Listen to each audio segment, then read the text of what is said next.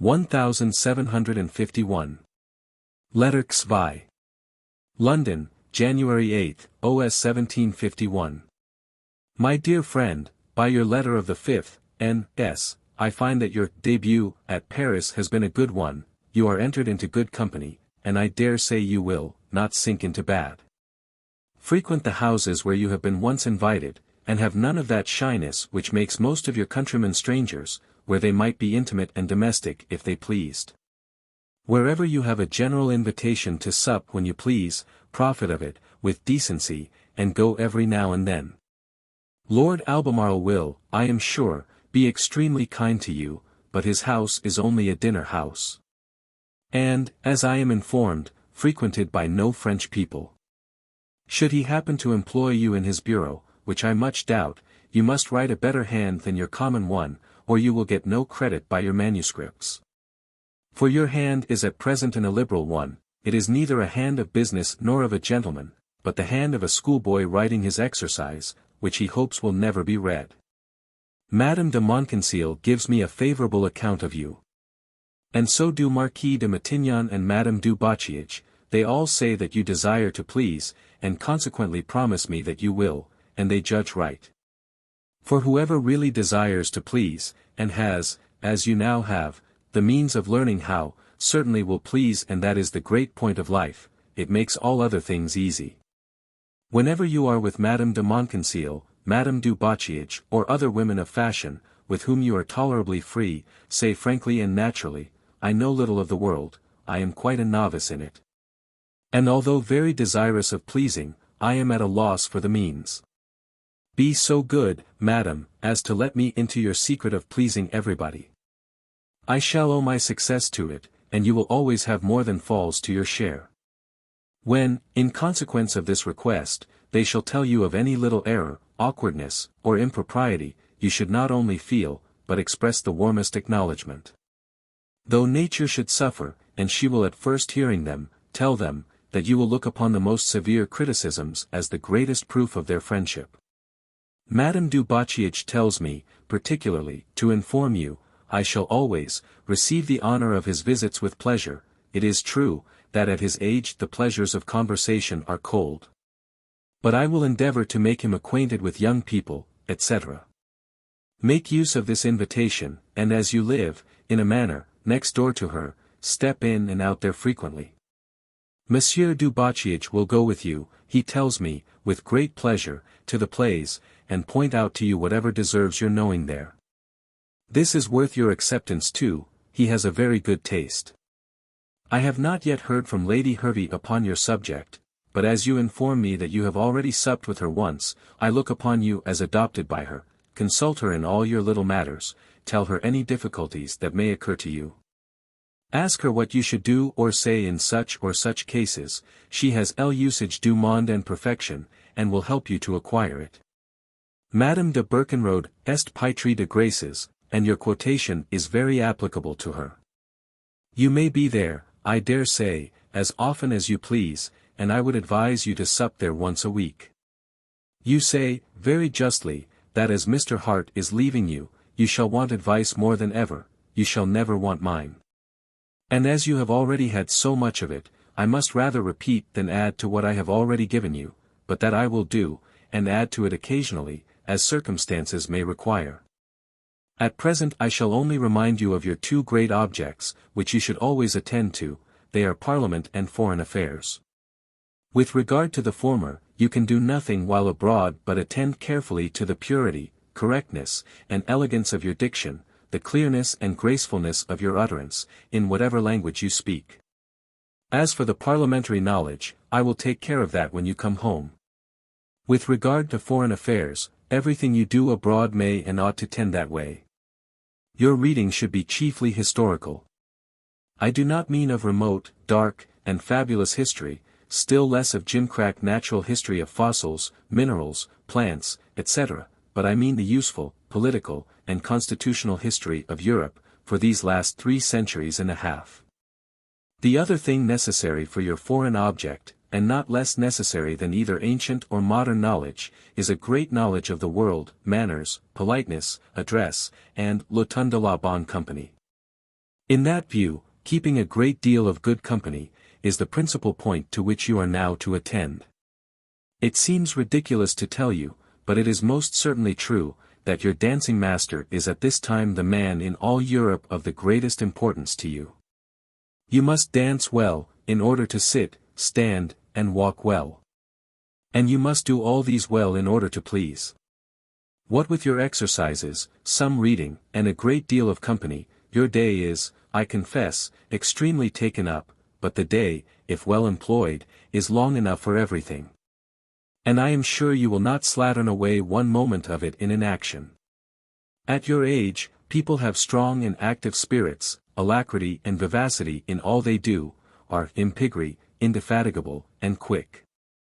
The difference is, that a young fellow of parts exerts all those happy dispositions in the pursuit of proper objects, endeavors to excel in the solid, and in the showish parts of life. Whereas a silly puppy, or a dull rogue, throws away all his youth and spirit upon trifles, where he is serious, or upon disgraceful vices, while he aims at pleasures. This I am sure will not be your case. Your good sense and your good conduct hitherto are your guarantees with me for the future. Continue only at Paris as you have begun, and your stay there will make you, what I have always wished you to be, as near perfection as our nature permits.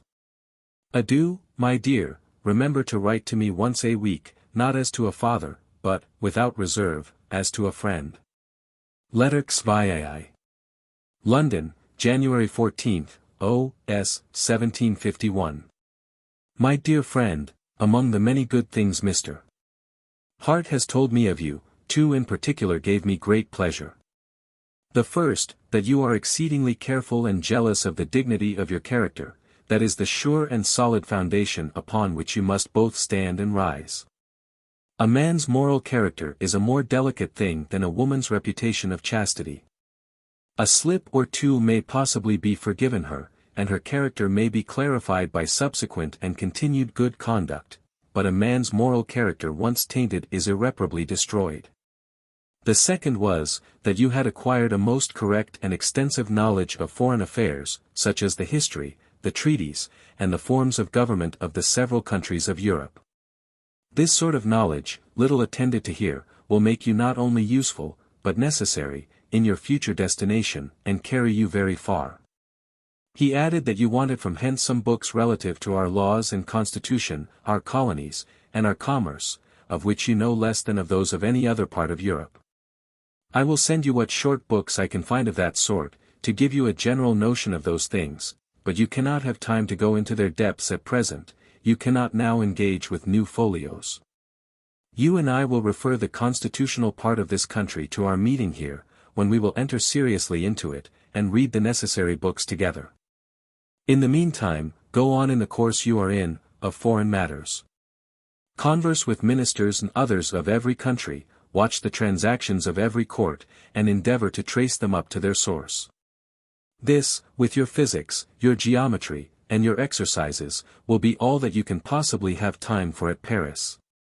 For you must allow a great deal for company and pleasures, it is they that must give you those manners, that address, that tournure of the beau monde, which will qualify you for your future destination. You must first please, in order to get the confidence, and consequently the secrets, of the courts and ministers for whom and with whom you negotiate. I will send you by the first opportunity a short book written by Lord Bolingbroke, under the name of Sir John Oldcastle, containing remarks upon the history of England, which will give you a clear general notion of our constitution, and which will serve you, at the same time, like all Lord Bolingbroke's works, for a model of eloquence and style.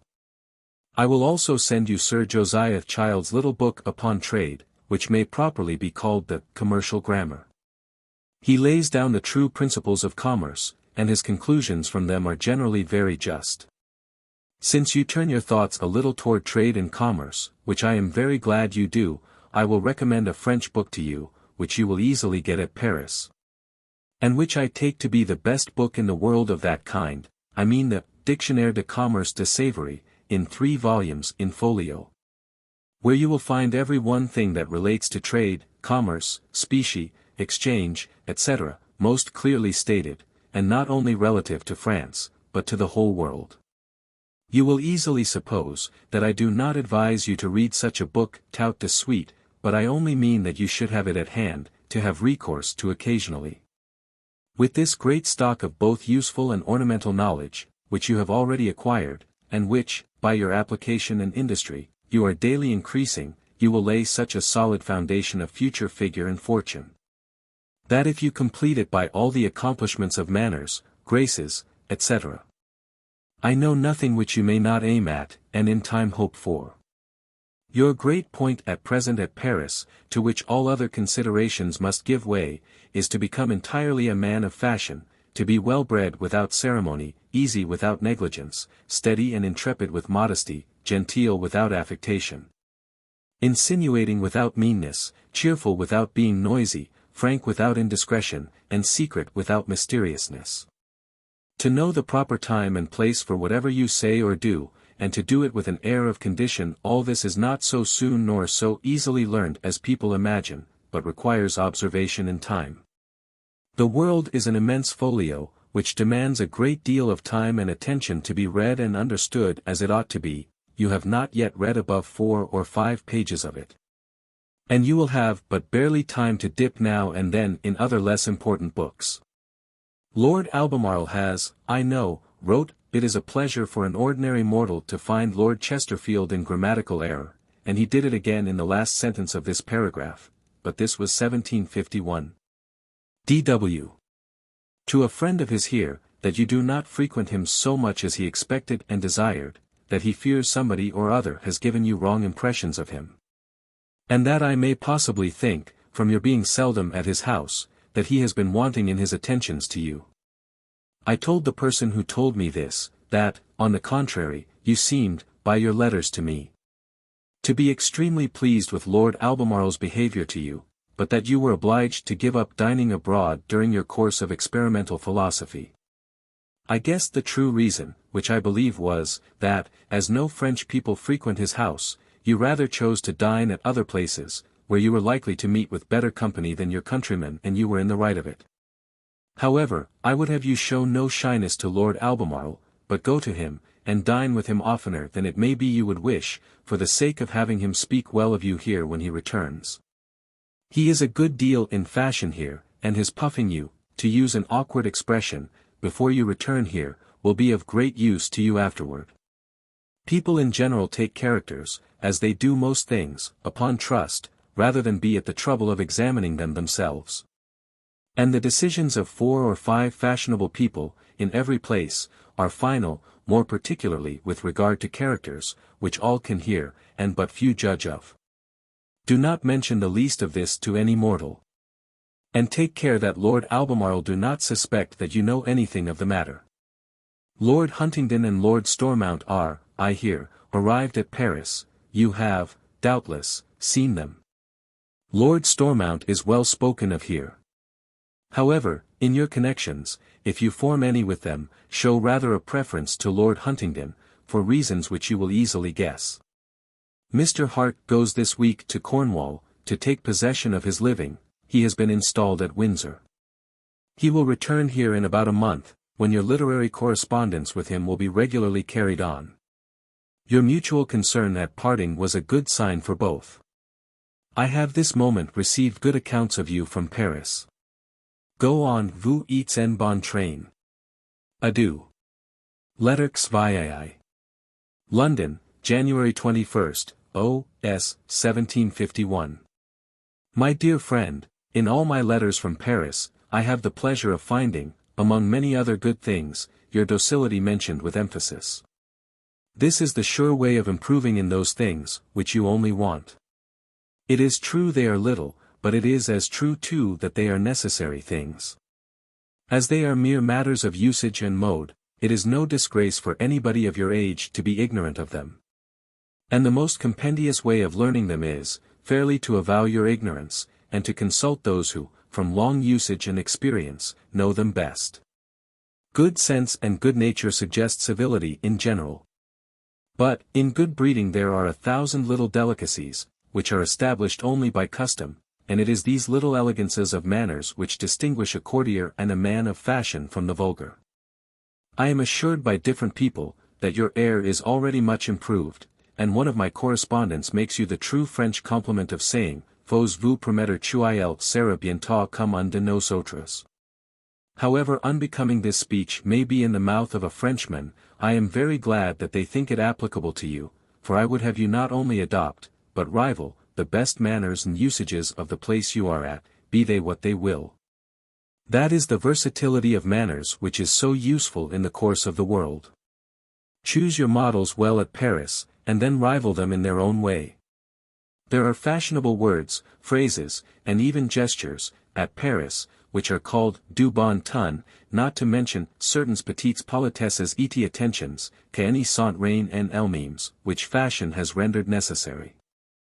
Make yourself master of all these things, and to such a degree, as to make the French say, Qu'on droit que c'est un François, and when hereafter you shall be at other courts, do the same thing there. And conform to the fashionable manners and usage of the place, that is what the French themselves are not apt to do, wherever they go, they retain their own manners, as thinking them the best. But, granting them to be so, they are still in the wrong not to conform to those of the place. One would desire to please, wherever one is. And nothing is more innocently flattering than an approbation, and an imitation of the people one converses with. I hope your colleges with Marcel go on prosperously. In these ridiculous, though, at the same time, really important lectures, pray attend, and desire your professor also to attend, more particularly to the chapter of the arms. It is they that decide of a man's being genteel or otherwise, more than any other part of the body. A twist or stiffness in the wrist, will make any man in Europe look awkward. The next thing to be attended to is, your coming into a room, and presenting yourself to a company. This gives the first impression, and the first impression is often a lasting one. Therefore, pray desire Professor Marcel to make you come in and go out of his room frequently, and in the supposition of different companies being there, such as ministers, women, mixed companies, etc. Those who present themselves well, have a certain dignity in their air, which, without the least seeming mixture of pride, at once engages, and is respected. I should not so often repeat, nor so long dwell upon such trifles, with anybody that had less solid and valuable knowledge than you have. Frivolous people attend to those things, par preference, they know nothing else. My fear with you is, that, from knowing better things, you should despise these too much, and think them of much less consequence than they really are, for they are of a great deal, and more especially to you. Pleasing and governing women may, in time, be of great service to you. They often please and govern others. Apropos, are you in love with Madame de Berkenrode still, or has some other taken her place in your affections? I take it for granted, that, qua tecumque domat Venus, non arabescendis adurat ignibus. Un arrangement honit side bien a un gallant In that case I recommend to you the utmost discretion, and the profoundest silence.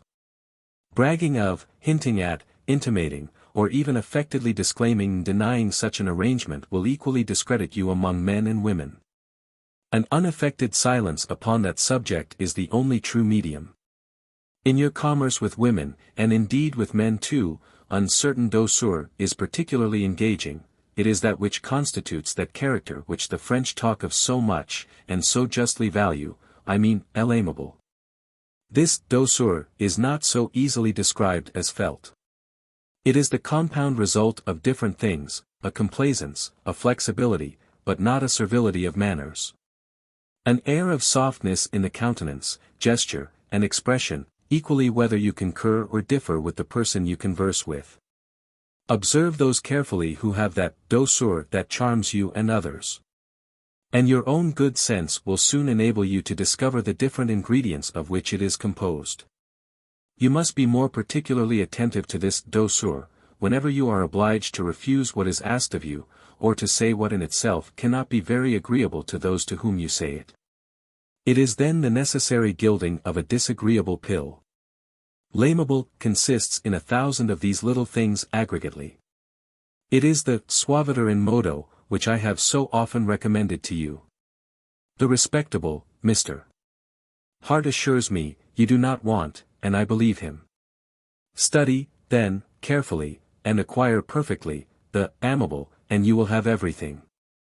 Abbé Guasco, who is another of your panegyrists, writes me word that he has taken you to dinner at Marquis de Saint-Germain's, where you will be welcome as often as you please, and the oftener the better. Profit of that, upon the principle of travelling in different countries, without changing places. He says, too, that he will take you to the Parliament, when any remarkable cause is to be tried. That is very well. Go through the several chambers of the Parliament, and see and hear what they are doing, join practice and observation to your theoretical knowledge of their rights and privileges. No Englishman has the least notion of them. I need not recommend you to go to the bottom of the constitutional and political knowledge of countries, for Mr. Hart tells me that you have a peculiar turn that way, and have informed yourself most correctly of them. I must now put some queries to you, as to a juris publici paridis, which I am sure you can answer me, and which I own I cannot answer myself. They are upon a subject now much talked of. First, are there any particular forms requisite for the election of a king of the Romans, different from those which are necessary for the election of an emperor? 2d. Is not a king of the Romans as legally elected by the votes of a majority of the electors, as by 2/3, or by the unanimity of the electors? 3d. Is there any particular law or constitution of the empire, that distinguishes, either in matter or in form, the election of a king of the Romans from that of an emperor? And is not the golden bull of Charles IV equally the rule for both? Fourth, were there not, at a meeting of a certain number of the electors, I have forgotten when, some rules and limitations agreed upon concerning the election of a king of the Romans? And were those restrictions legal, and did they obtain the force of law? How happy am I, my dear child, that I can apply to you for knowledge, and with a certainty of being rightly informed. It is knowledge, more than quick, flashy parts, that makes a man of business. A man who is master of his matter, twill, with inferior parts, be too hard in Parliament, and indeed anywhere else, for a man of better parts, who knows his subject but superficially, and if to his knowledge he joins eloquence and elocution, he must necessarily soon be at the head of that assembly. But without those two, no knowledge is sufficient. Lord Huntingdon writes me word that he has seen you, and that you have renewed your old school acquaintance. Tell me fairly your opinion of him, and of his friend Lord Stormount, and also of the other English people of fashion you meet with. I promise you inviolable secrecy on my part. You and I must now write to each other, as friends, and without the least reserve. There will for the future be 1,000 things in my letters, which I would not have any mortal living but yourself see or know. Those you will easily distinguish, and neither show nor repeat, and I will do the same by you. To come to another subject, for I have a pleasure in talking over every subject with you. How deep are you in Italian? Do you understand Ariosto, Tasso, Boccaccio and Machiavelli? If you do, you know enough of it and may know all the rest, by reading, when you have time. Little or no business is written in Italian, except in Italy. And if you know enough of it to understand the few Italian letters that may in time come in your way, and to speak Italian tolerably to those very few Italians who speak no French, give yourself no further trouble about that language till you happen to have full leisure to perfect yourself in it. It is not the same with regard to German. Your speaking and writing it well, will particularly distinguish you from every other man in England, and is, moreover, of great use to anyone who is, as probably you will be, employed in the empire. Therefore, pray cultivate them sedulously, by writing 4 or 5 lines of German every day, and by speaking it to every German you meet with. You have now got a footing in a great many good houses at Paris, in which I advise you to make yourself domestic. This is to be done by a certain easiness of carriage and a decent familiarity. Not by way of putting yourself upon the frivolous footing of being sans consequence, but by doing in some degree the honors of the house and table, calling yourself an badinant le galopin dici, saying to the masters or mistress, CCS de mon department. Je men charge, avois, que je men acquit a merveille. This sort of badinage has something engaging and liant in it, and begets that decent familiarity, which it is both agreeable and useful to establish in good houses and with people of fashion.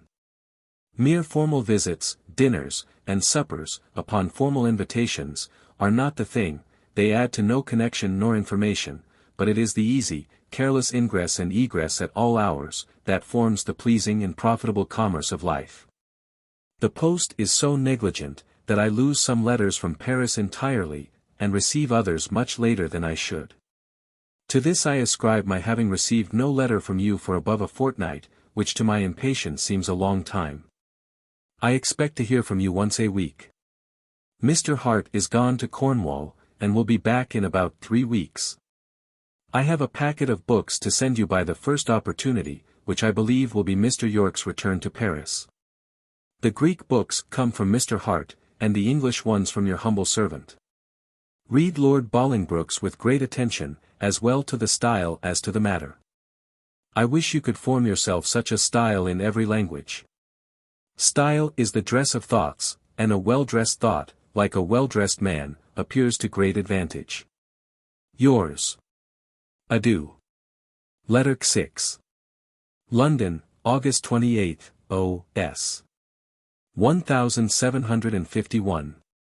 My dear friend, a bill for £90 sterling was brought me the other day, said to be drawn upon me by you. I scrupled paying it at first, not upon account of the sum, but because you had sent me no letter of advice. Which is always done in those transactions. And still more, because I did not perceive that you had signed it. The person who presented it, desired me to look again, and that I should discover your name at the bottom. Accordingly I looked again, and, with the help of my magnifying glass, did perceive that what I had first taken only for somebody's mark, was, in truth, your name, written in the worst and smallest hand I ever saw in my life. However, I paid it at a venture, though I would almost rather lose the money, than that such a signature should be yours. All gentlemen, and all men of business, write their names always in the same way, that their signature may be so well known as not to be easily counterfeited, and they generally sign in rather larger character than their common hand. Whereas your name was in a less, and a worse, than your common writing. This suggested to me the various accidents which may very probably happen to you, while you write so ill. For instance, if you were to write in such a character to the secretary's office, your letter would immediately be sent to the decipherer, as containing matters of the utmost secrecy, not fit to be trusted to the common character. If you were to write so to an antiquarian, he, knowing you to be a man of learning, would certainly try it by the runic, Celtic, or Sclavonian alphabet, never suspecting it to be a modern character. And, if you were to send a poulet to a fine woman, in such a hand, she would think that it really came from the pouleler, which, by the by, is the etymology of the word poulet. For Henry IV of France used to send billets due to his mistresses by his pouleler, under pretence of sending them chickens, which gave the name of poulets to those short, but expressive manuscripts. I have often told you that every man who has the use of his eyes and of his hand, can write whatever hand he pleases. And it is plain that you can, since you write both the Greek and German characters, which you never learned of a writing master, extremely well, though your common hand, which you learn of a master, is an exceedingly bad and illiberal one. Equally unfit for business or common use. I do not desire that you should write the labored, stiff character of a writing master. A man of business must write quick and well, and that depends simply upon use. I would therefore advise you to get some very good writing master at Paris, and apply to it for a month only, which will be sufficient, for, upon my word, the writing of a genteel plain hand of business is of much more importance than you think. You will say, it may be, that when you write so very ill, it is because you are in a hurry, to which I answer, why are you ever in a hurry? A man of sense may be in haste, but can never be in a hurry, because he knows that whatever he does in a hurry, he must necessarily do very ill. He may be in haste to dispatch an affair, but he will care not to let that haste hinder his doing it well. Little minds are in a hurry, when the object proves, as it commonly does, too big for them. They run, they hare, they puzzle, confound, and perplex themselves, they want to do everything at once, and never do it at all. But a man of sense takes the time necessary for doing the thing he is about, well. And his haste to dispatch a business only appears by the continuity of his application to it. He pursues it with a cool steadiness, and finishes it before he begins any other. I own your time is much taken up, and you have a great many different things to do, but remember that you had much better do half of them well and leave the other half undone, than do them all indifferently. Moreover, the few seconds that are saved in the course of the day, by writing ill instead of well, do not amount to an object of time by any means equivalent to the disgrace or ridicule of writing the scrawl of a common whore. Consider, that if your very bad writing could furnish me with matter of ridicule, what will it not do to others who do not view you in that partial light that I do? There was a pope, I think it was Cardinal Chigi, who was justly ridiculed for his attention to little things, and his inability in great ones, and therefore called Maximus in Minimis, and Minimus in Maximus. Why? Because he attended to little things when he had great ones to do. At this particular period of your life, and at the place you are now in, you have only little things to do. And you should make it habitual to you to do them well, that they may require no attention from you when you have, as I hope you will have, greater things to mind. Make a good handwriting familiar to you now, that you may hereafter have nothing but your matter to think of, when you have occasion to write to kings and ministers. Dance, dress, present yourself, habitually well now, that you may have none of those little things to think of hereafter, and which will be all necessary to be done well occasionally, when you will have greater things to do. As I am eternally thinking of everything that can be relative to you, one thing has occurred to me, which I think necessary to mention to you, in order to prevent the difficulties which it might otherwise lay you under. It is this: as you get more acquaintances at Paris, it will be impossible for you to frequent your first acquaintances so much as you did, while you had no others. As, for example, at your first début, I suppose you were chiefly at Madame Montconseil's, Lady Hervey's, and Madame du Boccier's. Now, that you have got so many other houses, you cannot be at theirs so often as you used.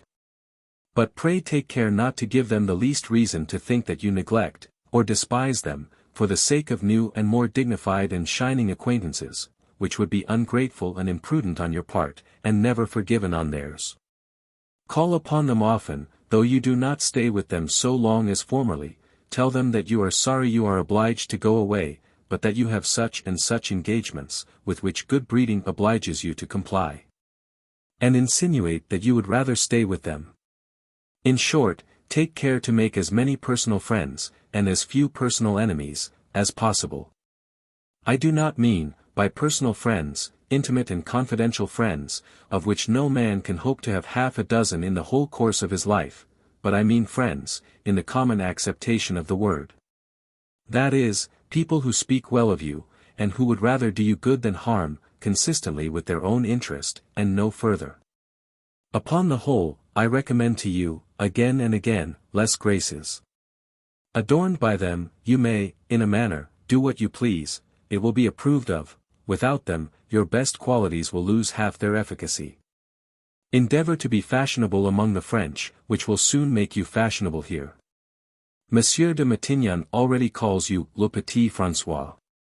If you can get that name generally at Paris, it will put you à la mode. Adieu, my dear child. Letter CXXX.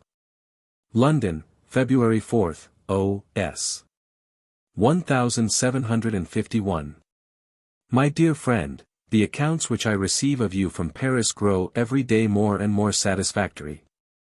Lord Albemarle has wrote a sort of panegyric of you, which has been seen by many people here, and which will be a very useful forerunner for you. Being in fashion is an important point for anybody anywhere. But it would be a very great one for you to be established in the fashion here before you return. Your business will be half done by it, as I am sure you would not give people reason to change their favorable presentiments of you. The good that is said of you will not, I am convinced, make you a coxcomb. And, on the other hand, the being thought still to want some little accomplishments, will, I am persuaded, not mortify you, but only animate you to acquire them. I will, therefore, give you both fairly.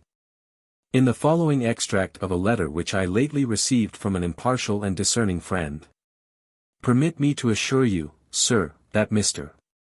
Stanhope will succeed. He has a great fund of knowledge, and an uncommonly good memory, although he does not make any parade of either the one or the other. He is desirous of pleasing, and he will please. He has an expressive countenance. His figure is elegant, although little. He has not the least awkwardness, though he has not as yet acquired all the graces requisite, which Marcel and the ladies will soon give him. In short, he wants nothing but those things, which, at his age, must unavoidably be wanting, I mean, a certain turn and delicacy of manners, which are to be acquired only by time, and in good company. Ready as he is, he will soon learn them. Particularly as he frequents such companies as are the most proper to give them. By this extract, which I can assure you is a faithful one, you and I have both of us the satisfaction of knowing how much you have, and how little you want. Let what you have give you, if possible, rather more seeming modesty, but at the same time more interior firmness and assurance, and let what you want, which you see is very attainable, redouble your attention and endeavors to acquire it. You have, in truth, but that one thing to apply to, and a very pleasing application it is, since it is through pleasures you must arrive at it. Company, suppers, balls, spectacles, which show you the models upon which you should form yourself, and all the little usages, customs, and delicacies, which you must adopt and make habitual to you, are now your only schools and universities. In which young fellows and fine women will give you the best lectures. Monsieur du Bocciage is another of your panegyrists, and he tells me that Madame Bocciage a pris avec vous le ton de mieux et de bon, and that you like it very well.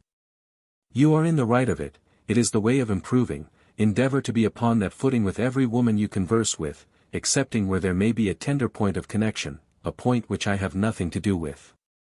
But if such a one there is, I hope she has not de mauvais ni de vilains bras, which I agree with you in thinking a very disagreeable thing. I have sent you, by the opportunity of Pollock the courier, who was once my servant, 2 little parcels of Greek and English books, and shall send you 2 more by Mr. York, but I accompany them with this caution, that as you have not much time to read, you should employ it in reading what is the most necessary, and that is, indisputably modern historical, geographical, chronological, and political knowledge. The present constitution, maxims, force, riches, trade, commerce, characters, parties, and cabals of the several courts of Europe. Many who are reckoned good scholars, though they know pretty accurately the governments of Athens and Rome, are totally ignorant of the constitution of any one country now in Europe, even of their own. Read just Latin and Greek enough to keep up your classical learning, which will be an ornament to you while young, and a comfort to you when old. But the true useful knowledge, and especially for you, is the modern knowledge above mentioned. It is that must qualify you both for domestic and foreign business, and it is to that, therefore, that you should principally direct your attention, and I know, with great pleasure, that you do so. I would not thus commend you to yourself, if I thought commendations would have upon you those ill effects, which they frequently have upon weak minds.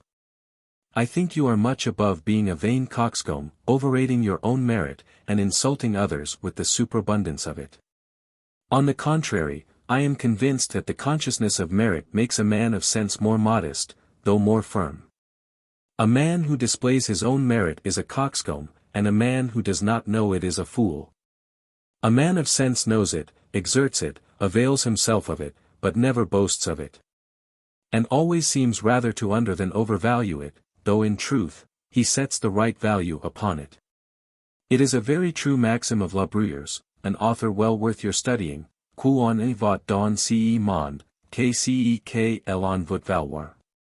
A man who is really diffident, timid, and bashful, be his merit what it will, never can push himself in the world, his despondency throws him into inaction, and the forward, the bustling, and the petulant, will always get the better of him. The manner makes the whole difference. What would be impudence in one manner, is only a proper and decent assurance in another. A man of sense, and of knowledge in the world, will assert his own rights, and pursue his own objects, as steadily and intrepidly as the most impudent man living, and commonly more so. But then he has art enough to give an outward air of modesty to all he does. This engages and prevails, while the very same things shock and fail, from the overbearing or impudent manner only of doing them. I repeat my maxim, suaviter in modo, sed fortiter in re. Would you know the characters, modes and manners of the latter end of the last age, which are very like those of the present, read La Bruyere. But would you know man, independently of modes, read La Rochefoucauld, who, I am afraid, paints him very exactly. Give the enclosed to Abbé Guasco, of whom you make good use, to go about with you, and see things. Between you and me, he has more knowledge than parts. Mais unhabile sate tire part one de tout, and everybody is good for something. President Montesquieu is, in every sense, a most useful acquaintance. He has parts, joined to great reading and knowledge of the world. Puisez dans cette source tant que vous pourrez. Adieu. May the graces attend you. For without them ogni fatica e vana.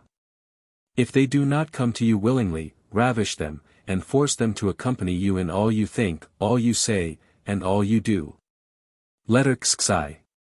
London, February 11th, O.S. 1751. My dear friend, when you go to the play, which I hope you do often, for it is a very instructive amusement, you must certainly have observed the very different effects which the several parts have upon you, according as they are well or ill acted. The very best tragedy of Corneille's, if well spoken and acted, interests, engages, agitates, and affects your passions. Love, terror, and pity alternately possess you. But, if ill-spoken and acted, it would only excite your indignation or your laughter. Why? It is still Corneille's, it is the same sense, the same matter, whether well or ill acted. It is, then, merely the manner of speaking and acting that makes this great difference in the effects. Apply this to yourself and conclude from it, that if you would either please in a private company, or persuade in a public assembly, air, looks, gestures, graces, enunciation, proper accents, just emphasis, and tuneful cadences are full as necessary as the matter itself. Let awkward, ungraceful, inelegant, and dull fellows say what they will in behalf of their solid matter and strong reasonings, and let them despise all those graces and ornaments which engage the senses and captivate the heart.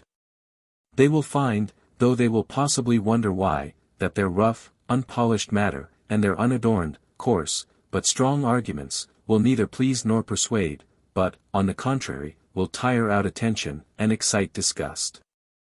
We are so made, we love to be pleased better than to be informed. Information is, in a certain degree, mortifying, as it implies our previous ignorance, it must be sweetened to be palatable.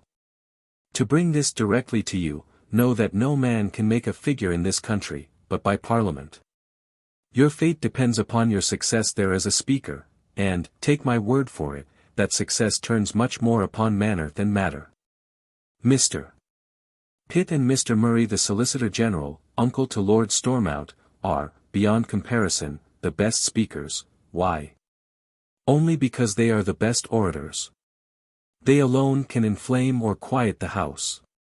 They alone are so attended to, in that numerous and noisy assembly, that you might hear a pin fall while either of them is speaking. Is it that their matter is better, or their argument stronger, than other people's? Does the House expect extraordinary informations from them? Not, in the least, but the House expects pleasure from them, and therefore attends, finds it, and therefore approves. Mr. Pitt, particularly, has very little parliamentary knowledge. His matter is generally flimsy, and his arguments often weak, but his eloquence is superior, his action graceful, his enunciation just and harmonious. His periods are well turned, and every word he makes use of is the very best, and the most expressive, that can be used in that place. This, and not his matter, made him paymaster, in spite of both king and ministers. From this draw the obvious conclusion. The same thing holds full as true in conversation. Where even trifles, elegantly expressed, well looked, and accompanied with graceful action, will ever please, beyond all the homespun, unadorned sense in the world. Reflect, on one side, how you feel within yourself, while you are forced to suffer the tedious, muddy, an ill-turned narration of some awkward fellow, even though the fact may be interesting. And, on the other hand, with what pleasure you attend to the relation of a much less interesting matter, when elegantly expressed, genteelly turned, and gracefully delivered. By attending carefully to all these agreements in your daily conversation, they will become habitual to you, before you come into Parliament, and you will have nothing then, to do, but to raise them a little when you come there. I would wish you to be so attentive to this object, that I would not have you speak to your footman, but in the very best words that the subject admits of, be the language what it will. Think of your words, and of their arrangement, before you speak, choose the most elegant, and place them in the best order. Consult your own ear, to avoid cacophony, and, what is very near as bad, monotony. Think also of your gesture and looks, when you are speaking even upon the most trifling subjects. The same things, differently expressed, looked, and delivered, cease to be the same things. The most passionate lover in the world cannot make a stronger declaration of love than the bourgeois gentilhomme does in this happy form of words, Mourir d'amour me font belle marquise vos beaux yeux. I defy anybody to say more. And yet I would advise nobody to say that, and I would recommend to you rather to smother and conceal your passion entirely than to reveal it in these words. Seriously, this holds in everything, as well as in that ludicrous instance. The French, to do them justice, attend very minutely to the purity, the correctness, and the elegance of their style in conversation and in their letters. Bien narrer is an object of their study.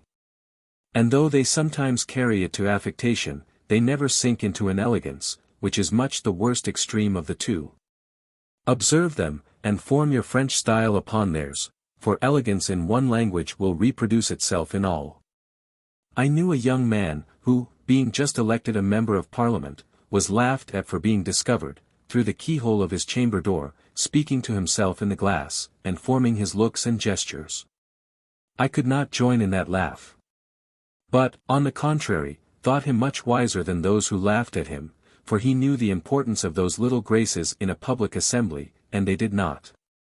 Your little person, which I am told, by the way, is not ill-turned, whether in a laced coat or a blanket, is specifically the same, but yet, I believe, you choose to wear the former, and you are in the right, for the sake of pleasing more. The worst-bred man in Europe, if a lady let fall her fan, would certainly take it up and give it her, the best-bred man in Europe could do no more. The difference, however, would be considerable, the latter would please by doing it gracefully. The former would be laughed at for doing it awkwardly. I repeat it again, and shall never cease repeating it to you, air, manners, graces, style, elegance, and all those ornaments, must now be the only objects of your attention. It is now, or never, that you must acquire them. Postpone, therefore, all other considerations, make them now your serious study, you have not one moment to lose. The solid and the ornamental united, are undoubtedly best. But were I reduced to make an option, I should without hesitation choose the latter. I hope you assiduously frequent Marcel, at that time the most celebrated dancing master at Paris. And carry graces from him. Nobody had more to spare than he had formerly. Have you learned to carve? For it is ridiculous not to carve well. A man who tells you gravely that he cannot carve, may as well tell you that he cannot blow his nose, it is both as necessary, and as easy. Make my compliments to Lord Huntingdon, whom I love and honor extremely, as I dare say you do. I will write to him soon, though I believe he has hardly time to read a letter, and my letters to those I love are, as you know by experience, not very short ones. This is one proof of it, and this would have been longer, if the paper had been so. Good night then, my dear child. Letter XXI. London, February 28, O.S. 1751. My dear friend, this epigram in Martial. Non amo te, sabiti, nec possum dicere quare. Hoc tantum possum dicere, non amo te. Or, I do not love thee dr. Fell. The reason why I cannot tell. But this I know and know full well. I do not love thee Dr. Fell. D.W.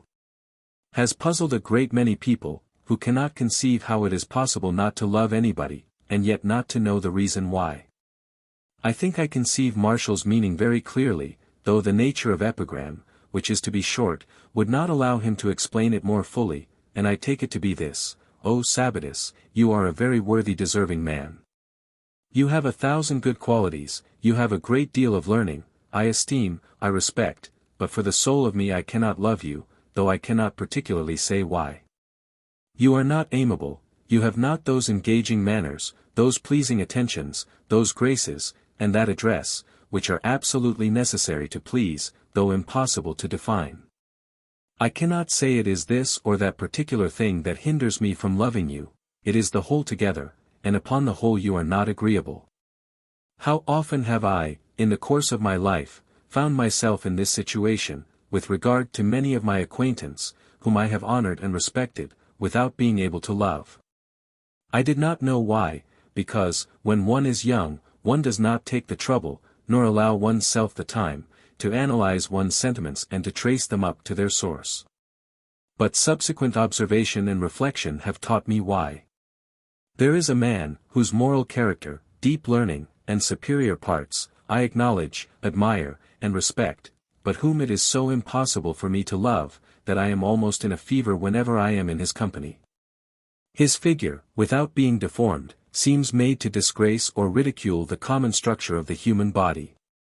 His legs and arms are never in the position which, according to the situation of his body, they ought to be in, but constantly employed in committing acts of hostility upon the graces.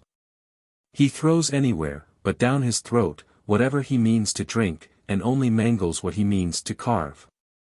Inattentive to all the regards of social life, he mistimes or misplaces everything.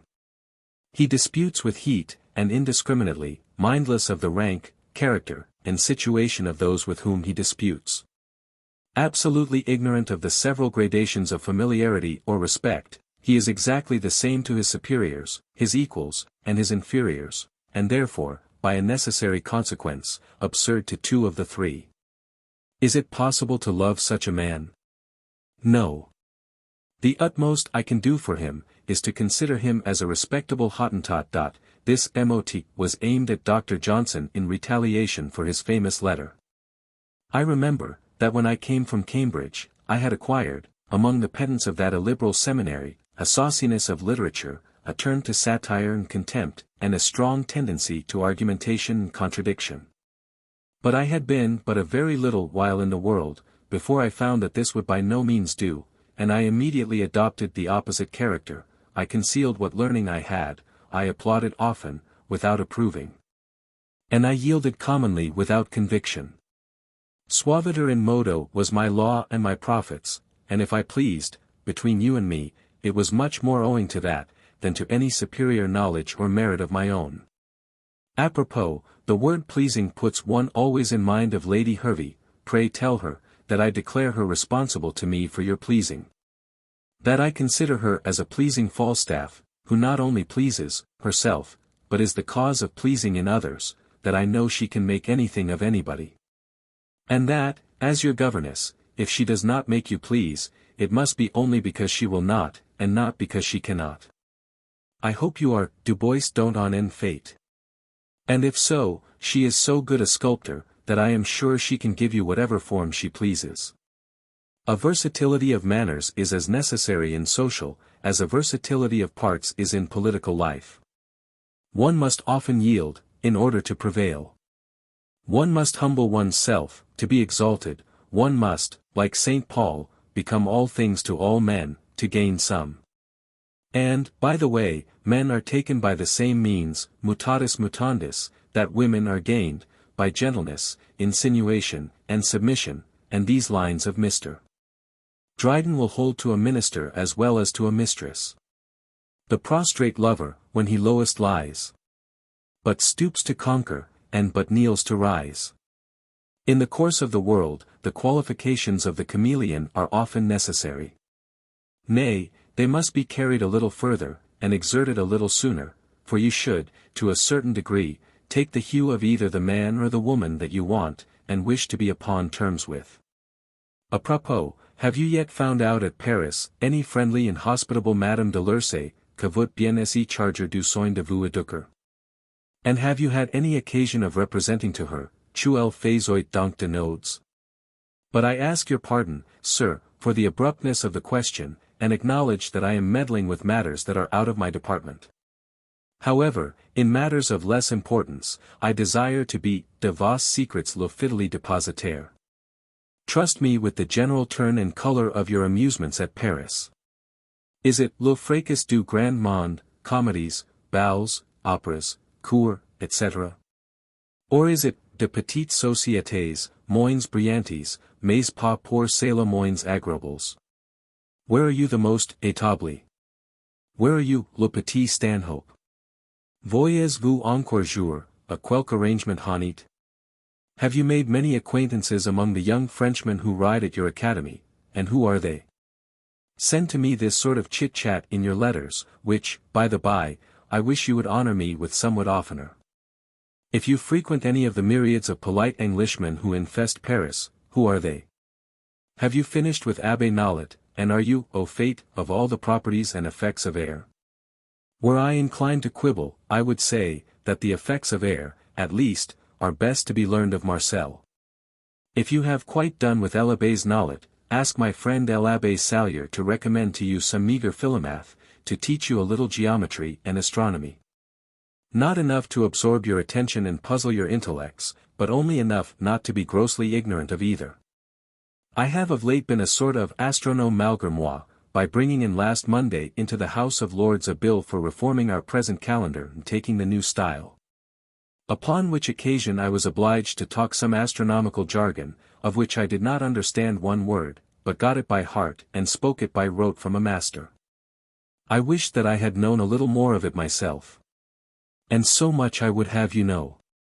But the great and necessary knowledge of all is, to know, yourself and others. This knowledge requires great attention and long experience. Exert the former, and may you have the latter. Adieu. P.S. I have this moment received your letters of the February 27th, and the 2d March, N.S. The seal shall be done as soon as possible. I am glad that you are employed in Lord Albemarle's bureau. It will teach you, at least, the mechanical part of that business, such as folding, entering, and docketing letters. For you must not imagine that you are let into the fin of the correspondence, nor indeed is it fit that you should, at your age. However, use yourself to secrecy as to the letters you either read or write, that in time you may be trusted with secret, very secret, separate, apart, etc. I am sorry that this business interferes with your writing. I hope it is seldom. But I insist upon its not interfering with your dancing master, who is at this time the most useful and necessary of all the masters you have or can have. Letter XXI. My dear friend, I mentioned to you, some time ago a sentence which I would most earnestly wish you always to retain in your thoughts, and observe in your conduct. It is, suaviter in modo, fortiter in re, gentleness of manners, with firmness of mind D.W. I do not know any one rule so unexceptionably useful and necessary in every part of life. I shall therefore take it for my text today, and as old men love preaching, and I have some right to preach to you, I here present you with my sermon upon these words. To proceed, then, regularly and pulpitically, I will first show you, my beloved, the necessary connection of the two members of my text suaviter in modo, fortiter in re. In the next place, I shall set forth the advantages and utility resulting from a strict observance of the precept contained in my text, and conclude with an application of the whole. The suaviter in modo alone would degenerate and sink into a mean, timid complaisance and passiveness, if not supported and dignified by the fortiter in re, which would also run into impetuosity and brutality, if not tempered and softened by the suaviter in modo. However, they are seldom united. The warm, choleric man, with strong animal spirits, despises the suaviter in modo, and thinks to carry all before him by the fortiter in re. He may, possibly, by great accident, now and then succeed, when he has only weak and timid people to deal with, but his general fate will be, to shock offend, be hated, and fail. On the other hand, the cunning, crafty man thinks to gain all his ends by the suaviter in modo only, he becomes all things to all men, he seems to have no opinion of his own and servilely adopts the present opinion of the present person. He insinuates himself only into the esteem of fools, but is soon detected, and surely despised by everybody else. The wise man, who differs as much from the cunning, as from the choleric man, alone joins the suaviter in modo with the fortiter in re. Now to the advantages arising from the strict observance of this precept. If you are in authority, and have a right to command, your commands delivered suaviter in modo will be willingly, cheerfully, and consequently well obeyed. Whereas, if given only fortiter, that is brutally, they will rather, as Tacitus says, be interrupted than executed.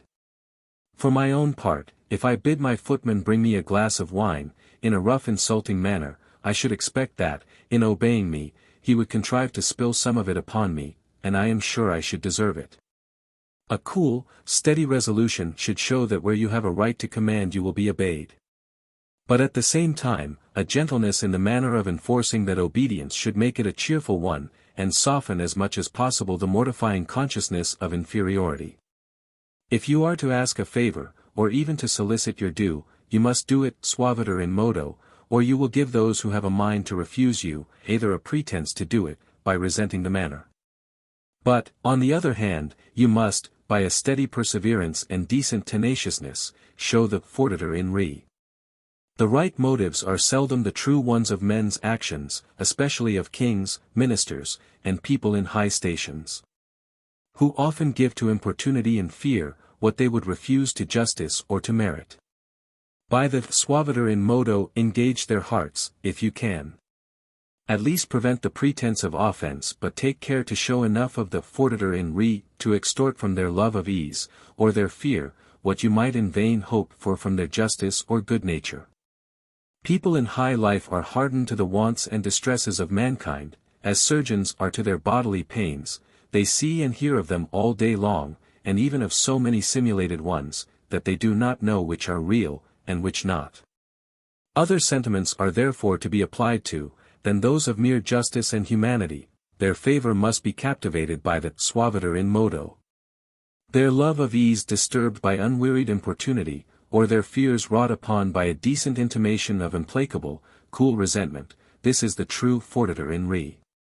This precept is the only way I know in the world of being loved without being despised, and feared without being hated.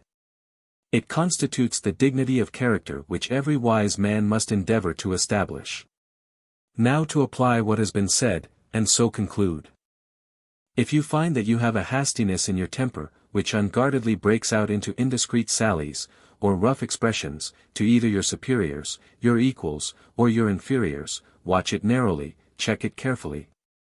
And call the suaviter in modo to your assistance, at the first impulse of passion, be silent till you can be soft. Labor even to get the command of your countenance so well, that those emotions may not be read in it, a most unspeakable advantage in business. On the other hand, let no complaisance, no gentleness of temper, no weak desire of pleasing on your part, no wheedling, coaxing, nor flattery, on other people's, make you recede one jot from any point that reason and prudence have bid you pursue. But return to the charge, persist, persevere, and you will find most things attainable that are possible. A yielding, timid meekness is always abused and insulted by the unjust and the unfeeling. But when sustained by the fortiter in re, is always respected, commonly successful. In your friendships and connections, as well as in your enmities, this rule is particularly useful.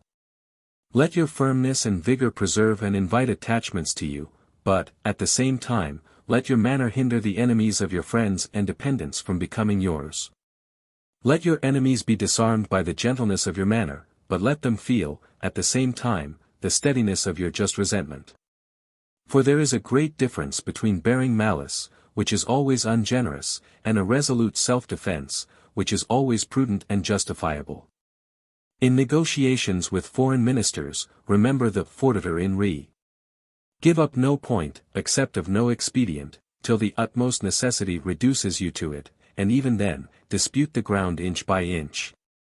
But then, while you are contending with the minister fortiter in re, remember to gain the man by the suaviter in modo. If you engage his heart, you have a fair chance for imposing upon his understanding, and determining his will. Tell him, in a frank, gallant manner, that your ministerial wrangles do not lessen your personal regard for his merit, but that, on the contrary, his zeal and ability in the service of his master, increase it. And that, of all things, you desire to make a good friend of so good a servant. By these means you may, and will very often be a gainer, you never can be a loser. Some people cannot gain upon themselves to be easy and civil to those who are either their rivals, competitors, or opposers, though, independently of those accidental circumstances, they would like and esteem them. They betray a shyness and an awkwardness in company with them, and catch at any little thing to expose them, and so, from temporary and only occasional opponents, make them their personal enemies. This is exceedingly weak and detrimental, as indeed is all humor in business, which can only be carried on successfully by unadulterated good policy and right reasoning. In such situations I would be more particularly and noblement, civil, easy, and frank with the man whose designs I traversed. This is commonly called generosity and magnanimity, but is, in truth, good sense and policy. The manner is often as important as the matter, sometimes more so. A favor may make an enemy, and an injury may make a friend, according to the different manner in which they are severally done. The countenance, the address, the words, the enunciation, the graces, add great efficacy to the suaviter in modo, and great dignity to the fortiter in re, and consequently they deserve the utmost attention. From what has been said, I conclude with this observation, that gentleness of manners, with firmness of mind, is a short, but full description of human perfection on this side of religious and moral duties. That you may be seriously convinced of this truth, and show it in your life and conversation, is the most sincere and ardent wish of, yours. Letter Xiv. London, March 11th, O.S. 1751. My dear friend, I received by the last post a letter from Abbe Guasco, in which he joins his representations to those of Lord Albemarle, against your remaining any longer in your very bad lodgings at the Academy. And, as I do not find that any advantage can arise to you from being intern in an academy which is full as far from the riding house and from all your other masters, as your lodgings will probably be, I agree to your removing to an Hotel Garni. The Abbé will help you to find one, as I desire him by the enclosed, which you will give him. I must, however, annex one condition to your going into private lodgings, which is an absolute exclusion of English breakfasts and suppers at them. The former consume the whole morning, and the latter employ the evenings very ill, in senseless toasting à l'angloise in their infernal claret. You will be sure to go to the riding house as often as possible, that is, whenever your new business at Lord Albemarle's does not hinder you. But, at all events, I insist upon your never missing Marcel, who is at present of more consequence to you than all the bureaus in Europe. For this is the time for you to acquire 2 ces petits reins, which, though in an arithmetical account, added to one another ad infinitum, they would amount to nothing, in the account of the world amount to a great and important sum.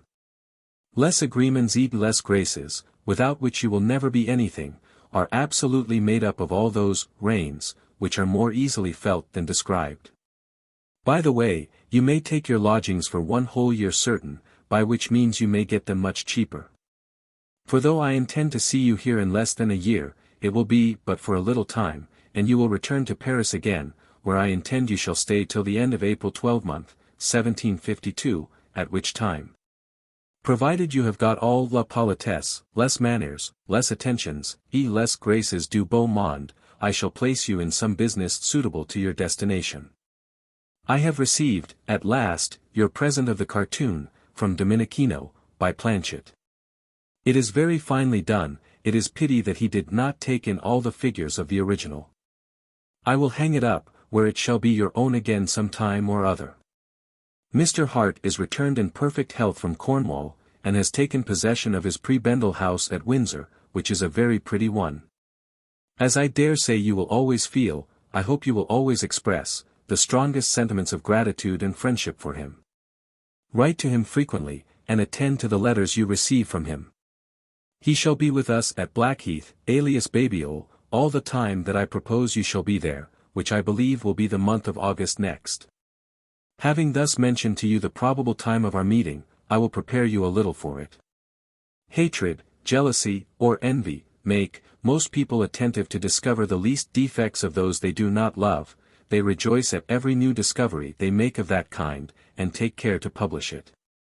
I thank God, I do not know what those three ungenerous passions are, having never felt them in my own breast. But love has just the same effect upon me, except that I conceal, instead of publishing, the defeats which my attention makes me discover in those I love. I curiously pry into them, I analyze them. And, wishing either to find them perfect, or to make them so, nothing escapes me, and I soon discover the least gradation toward or from that perfection. You must therefore expect the most critical examen that ever anybody underwent. I shall discover your least, as well as your greatest defects, and I shall very freely tell you of them, non quod odio habim sed quod amam. But I shall tell them you, tete-a-tete, and as missio not as to me, and I will tell them to nobody else. I think it but fair to inform you beforehand, where I suspect that my criticisms are likely to fall, and that is more upon the outward, than upon the inward man. I neither suspect your heart nor your head. But to be plain with you, I have a strange distrust of your air, your address, your manners, your tournure, and particularly of your enunciation and elegance of style. These will be all put to the trial. For while you are with me, you must do the honors of my house and table. The least inaccuracy or inelegance will not escape me, as you will find by a look at the time, and by a remonstrance afterward when we are alone. You will see a great deal of company of all sorts at Babiole, and particularly foreigners. Make, therefore, in the meantime, all these exterior and ornamental qualifications your peculiar care, and disappoint all my imaginary schemes of criticism. Some authors have criticized their own works first, in hopes of hindering others from doing it afterward, but then they do it themselves with so much tenderness and partiality for their own production, that not only the production itself, but the preventive criticism is criticized. I am not one of those authors, but, on the contrary, my severity increases with my fondness for my work, and if you will but effectually correct all the faults I shall find, I will insure you from all subsequent criticisms from other quarters. Are you got a little into the interior, into the constitution of things at Paris? Have you seen what you have seen thoroughly? For, by the way, few people see what they see, or hear what they hear. For example, if you go to Les Invalides, do you content yourself with seeing the building, the hall where 300 or 400 cripples dine, and the galleries where they lie? Or do you inform yourself of the numbers, the conditions of their admission, their allowance, the value and nature of the fund by which the whole is supported? This latter I call seeing, the former is only starting. Many people take the opportunity of les vacances, to go and see the empty rooms where the several chambers of the Parliament did sit, which rooms are exceedingly like all other large rooms. When you go there, let it be when they are full. See and hear what is doing in them, learn their respective constitutions, jurisdictions, objects, and methods of proceeding. Hear some causes tried in every one of the different chambers, approfondises les choses. I am glad to hear that you are so well at Marquis de Saint-Germain's, at that time ambassador from the King of Sardinia at the court of France, of whom I hear a very good character. How are you with the other foreign ministers at Paris? Do you frequent the Dutch ambassador or ambassadress? Have you any footing at the nuncios, or at the imperial and Spanish ambassadors? It is useful. Be more particular in your letters to me, as to your manner of passing your time, and the company you keep. Where do you dine and sup oftenest? Whose house is most your home? Adieu. Less graces, less graces. Letter CXXXV. London, March 18th, O.S. 1751. My dear friend, I acquainted you in a former letter, that I had brought a bill into the House of Lords for correcting and reforming our present calendar, which is the Julian, and for adopting the Gregorian. I will now give you a more particular account of that affair, from which reflections will naturally occur to you that I hope may be useful, and which I fear you have not made. It was notorious, that the Julian calendar was erroneous, and had overcharged the solar year with 11 days. Pope Gregory XIII corrected this error. His reformed calendar was immediately received by all the Catholic powers of Europe, and afterward adopted by all the Protestant ones, except Russia, Sweden, and England. It was not, in my opinion, very honorable for England to remain, in a gross and avowed error, especially in such company. The inconveniency of it was likewise felt by all those who had foreign correspondences, whether political or mercantile. I determined, therefore, to attempt the Reformation. I consulted the best lawyers and the most skillful astronomers, and we cooked up a bill for that purpose. But then my difficulty began. I was to bring in this bill, which was necessarily composed of law jargon and astronomical calculations, to both which I am an utter stranger. However, it was absolutely necessary to make the House of Lords think that I knew something of the matter, and also to make them believe that they knew something of it themselves, which they do not. For my own part, I could just as soon have talked Celtic or Sclavonian to them as astronomy, and they would have understood me full as well, so I resolved to do better than speak to the purpose, and to please instead of informing them. I gave them, therefore, only an historical account of calendars, from the Egyptian down to the Gregorian, amusing them now and then with little episodes. But I was particularly attentive to the choice of my words, to the harmony and roundness of my periods, to my elocution, to my action. This succeeded, and ever will succeed, they thought I informed, because I pleased them. And many of them said that I had made the whole very clear to them, when, God knows, I had not even attempted it. Lord Macclesfield, who had the greatest share in forming the bill, and who is one of the greatest mathematicians and astronomers in Europe, spoke afterward with infinite knowledge. And all the clearness that so intricate a matter would admit of, but as his words, his periods, and his utterance, were not near so good as mine, the preference was most unanimously, though most unjustly, given to me. This will ever be the case. Every numerous assembly is mob, let the individuals who compose it be what they will. Mere reason and good sense is never to be talked to a mob. Their passions, their sentiments, their senses, and their seeming interests, are alone to be applied to. Understanding they have collectively none, but they have ears and eyes, which must be flattered and seduced. And this can only be done by eloquence, tuneful periods, graceful action, and all the various parts of oratory. When you come into the House of Commons, if you imagine that speaking plain and unadorned sense and reason will do your business, you will find yourself most grossly mistaken. As a speaker, you will be ranked only according to your eloquence, and by no means according to your matter. Everybody knows the matter almost alike, but few can adorn it. I was early convinced of the importance and powers of eloquence. And from that moment I applied myself to it. I resolved not to utter one word, even in common conversation, that should not be the most expressive and the most elegant that the language could supply me with for that purpose. By which means I have acquired such a certain degree of habitual eloquence, that I must now really take some pains, if I would express myself very inelegantly. I want to inculcate this known truth into you, which, you seem by no means to be convinced of yet, that ornaments are at present your only objects. Your sole business now is to shine, not to weigh. Weight without luster is lead. You had better talk trifles elegantly to the most trifling woman, than coarse in elegant sense to the most solid man. You had better return a dropped fan genteelly, than give £1,000 awkwardly.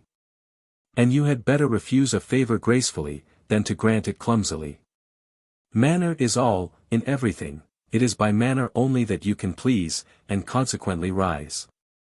All your Greek will never advance you from secretary to envoy, or from envoy to ambassador, but your address, your manner, your air, if good, very probably may. Marcel can be of much more use to you than Aristotle. I would, upon my word, much rather that you had Lord Bolingbroke's style and eloquence in speaking and writing, than all the learning of the Academy of Sciences, the Royal Society, and the 2 universities united. Having mentioned Lord Bolingbroke's style, which is, undoubtedly, infinitely superior to anybody's, I would have you read his works, which you have, over and over again, with particular attention to his style. Transcribe, imitate, emulate it, if possible. That would be of real use to you in the House of Commons, in negotiations, in conversation. With that, you may justly hope to please, to persuade, to seduce, to impose. And you will fail in those articles, in proportion as you fall short of it. Upon the whole, lay aside, during your year's residence at Paris, all thoughts of all that dull fellows call solid, and exert your utmost care to acquire what people of fashion call shining. Prenez éclat et le brillant d'un galant homme. Among the commonly called little things, to which you do not attend, your handwriting is one, which is indeed shamefully bad and illiberal. It is neither the hand of a man of business, nor of a gentleman, but of a truant schoolboy. As soon, therefore, as you have done with Abbé Nollet, pray get an excellent writing master, since you think that you cannot teach yourself to write what hand you please, and let him teach you to write a genteel, legible, liberal hand, and quick. Not the hand of a procureur or a writing master, but that sort of hand in which the first com is, in foreign bureaus commonly write, for I tell you truly, that were I Lord Albemarle, nothing should remain in my bureau written in your present hand. From hand to arms the transition is natural. Is the carriage and motion of your arms so too? The motion of the arms is the most material part of a man's air, especially in dancing. The feet are not near so material. If a man dances well from the waist upward, wears his hat well, and moves his head properly, he dances well. Do the women say that you dress well? For that is necessary too for a young fellow. Have you un gout vif, or a passion for anybody? I do not ask for whom, and Iphigenia would both give you the desire, and teach you the means to please. In a fortnight or 3 weeks you will see Sir Charles Hotham at Paris, in his way to Toulouse, where he is to stay a year or 2. Pray be very civil to him, but do not carry him into company, except presenting him to Lord Albemarle, for, as he is not to stay at Paris above a week, we do not desire that he should taste of that dissipation. You may show him a play and an opera. Adieu, my dear child. Letter XXV. London, March 25, O.S. 1751. My dear friend, what a happy period of your life is this. Pleasure is now, and ought to be, your business. While you were younger, dry rules, and unconnected words, were the unpleasant objects of your labors. When you grow older, the anxiety, the vexations, the disappointments inseparable from public business, will require the greatest share of your time and attention. Your pleasures may, indeed, conduce to your business, and your business will quicken your pleasures. But still your time must, at least, be divided, whereas now it is wholly your own, and cannot be so well employed as in the pleasures of a gentleman. The world is now the only book you want, and almost the only one you ought to read. That necessary book can only be read in company, in public places, at meals, and in ruelles. You must be in the pleasures, in order to learn the manners of good company. In premeditated, or informal business, people conceal, or at least endeavor to conceal, their characters, whereas pleasures discover them, and the heart breaks out through the guard of the understanding. Those are often propitious moments for skillful negotiators to improve. In your destination particularly, the able conduct of pleasures is of infinite use. To keep a good table, and to do the honors of it gracefully, and, sur le ton de la bonne compagnie, is absolutely necessary for a foreign minister. There is a certain light table chit-chat, useful to keep off improper and too serious subjects, which is only to be learned in the pleasures of good company. In truth it may be trifling. But, trifling as it is, a man of parts and experience of the world will give an agreeable turn to it. L'art de badiner agréablement is by no means to be despised. An engaging address, and turn to gallantry, is often a very great service to foreign ministers. Women have, directly or indirectly, a good deal to say in most courts. The late Lord Strafford governed, for a considerable time, the court of Berlin and made his own fortune, by being well with Madame de Wartenberg, the first king of Prussia's mistress. I could name many other instances of that kind. That sort of agreeable caquette de femmes, the necessary forerunners of closer conferences, is only to be got by frequenting women of the first fashion, et que donnent le ton. Let every other book then give way to this great and necessary book, the world, of which there are so many various readings, that it requires a great deal of time and attention to understand it well, contrary to all other books. You must not stay home, but go abroad to read it. And when you seek it abroad, you will not find it in booksellers' shops and stalls, but in courts, in hotels, at entertainments, balls, assemblies, spectacles, etc. Put yourself upon the footing of an easy, domestic, but polite familiarity and intimacy in the several French houses to which you have been introduced, cultivate them, frequent them, and show a desire of becoming enfant de la maison. Get acquainted as much as you can with les gens de cour, and observe, carefully, how politely they can differ, and how civilly they can hate, how easy and idle they can seem in the multiplicity of their business.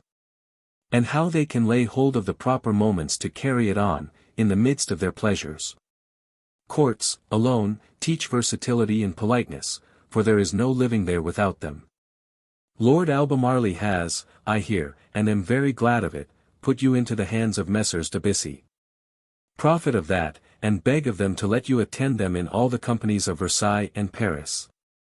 One of them, at least, will naturally carry you to Madame de la Vallerie's, unless he is discarded by this time, and Gelliot, a famous opera singer at Paris. Retaken. Tell them frankly, que vous cherchez à vous former, que vous êtes en mains de maîtres, sils violent bien sans donner la peine. Your profession has this agreeable peculiarity in it, which is, that it is connected with, and promoted by pleasures. And it is the only one in which a thorough knowledge of the world, polite manners, and an engaging address, are absolutely necessary.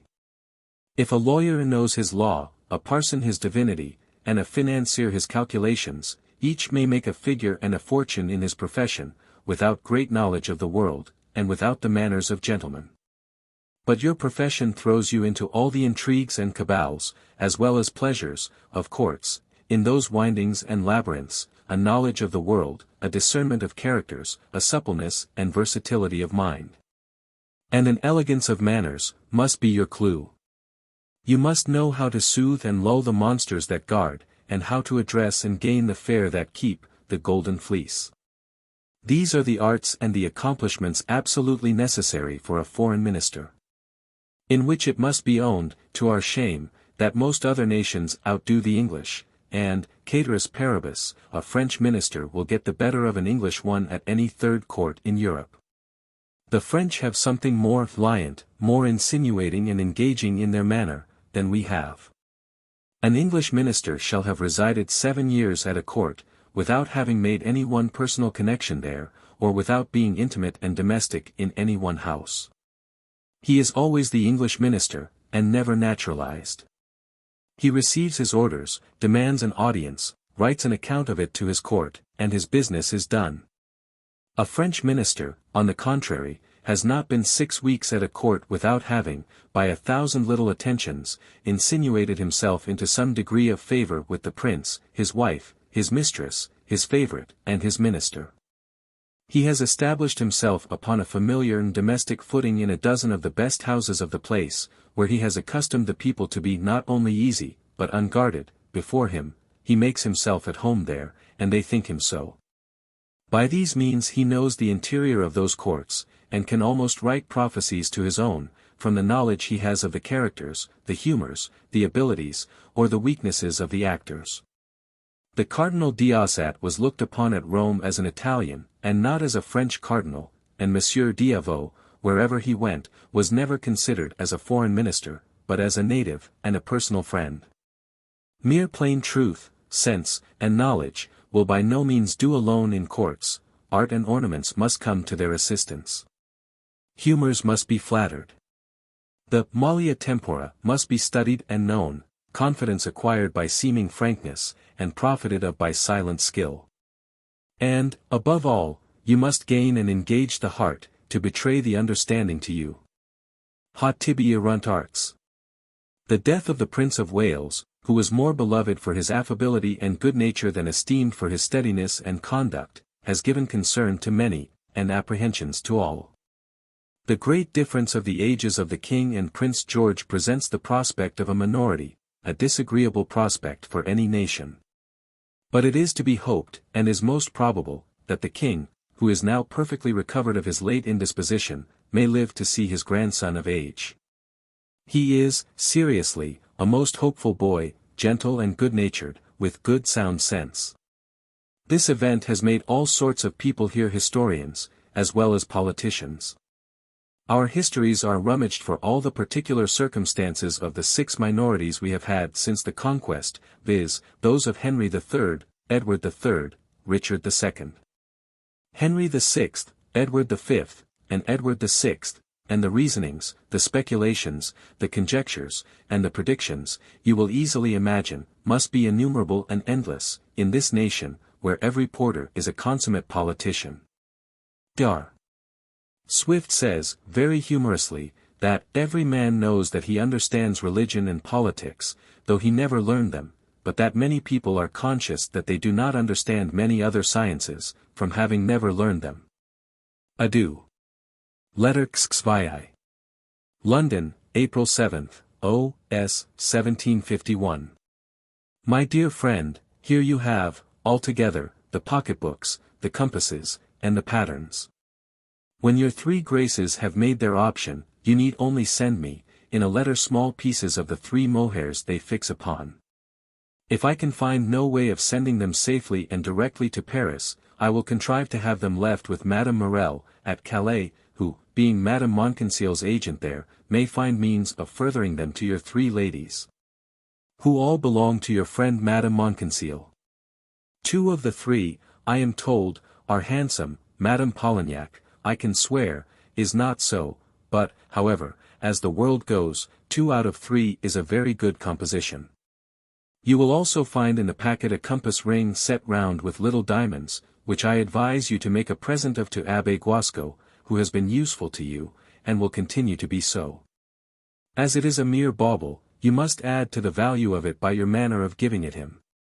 Show it him first, and, when he commends it, as probably he will, tell him that it is at his service, et que comme il est toujours par volide par chemins, Illinois est absolument nécessaire qu'il ait un boussole. All those little gallantries depend entirely upon the manner of doing them, as, in truth, what does not? The greatest favors may be done so awkwardly and bunglingly as to offend, and disagreeable things may be done so agreeably as almost to oblige. Endeavor to acquire this great secret. It exists, it is to be found, and is worth a great deal more than the grand secret of the alchemists would be if it were, as it is not, to be found. This is only to be learned in courts, where clashing views, jarring opinions, and cordial hatreds, are softened and kept within decent bounds by politeness and manners. Frequent, observe, and learn courts. Are you free of that of St. Cloud? Are you often at Versailles? Insinuate and wriggle yourself into favor at those places. L'Abbé de la Ville, my old friend, will help you at the latter, your 3 ladies may establish you in the former. The good breeding de la ville et de la cour, of the city and of the court, are different. But without deciding which is intrinsically the best, that of the court is, without doubt, the most necessary for you, who are to live, to grow, and to rise in courts. In 2 years' time, which will be as soon as you are fit for it, I hope to be able to plant you in the soil of a young court here, where, if you have all the address, the suppleness and versatility of a good courtier, you will have a great chance of thriving and flourishing. Young favor is easily acquired if the proper means are employed, and, when acquired, it is warm, if not durable, and the warm moments must be snatched and improved. Quid pour ci que en pentariver après. Do not mention this view of mine for you to any one mortal, but learn to keep your own secrets, which, by the way, very few people can do. If your course of experimental philosophy with Abbé Nolet is over, I would have you apply to Abbé Sallier, for a master to give you a general notion of astronomy and geometry. Of both of which you may know as much, as I desire you should, in 6 months' time. I only desire that you should have a clear notion of the present planetary system, and the history of all the former systems. Fontenelle's Pluralites de Mondes will almost teach you all you need know upon that subject. As for geometry, the 7 first books of Euclid will be a sufficient portion of it for you. It is right to have a general notion of those abstruse sciences, so as not to appear quite ignorant of them, when they happen, as sometimes they do, to be the topics of conversation. But a deep knowledge of them requires too much time, and engrosses the mind too much. I repeat it again and again to you, let the great book of the world be your principal study.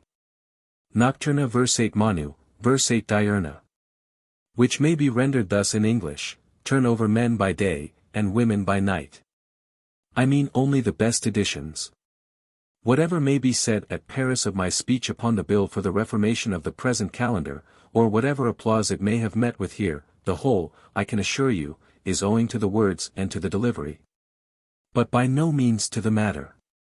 Which, as I told you in a former letter, I was not master of. I mention this again, to show you the importance of well-chosen words, harmonious periods, and good delivery. For, between you and me, Lord Macclefield's speech was, in truth, worth 1,000 of mine. It will soon be printed, and I will send it you. It is very instructive. You say, that you wish to speak but half as well as I did.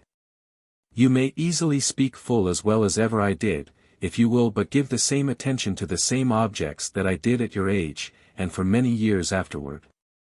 I mean correctness, purity, and elegance of style, harmony of periods, and gracefulness of delivery. Read over and over again the 3rd book of Cicero de Orator, in which he particularly treats of the ornamental parts of oratory.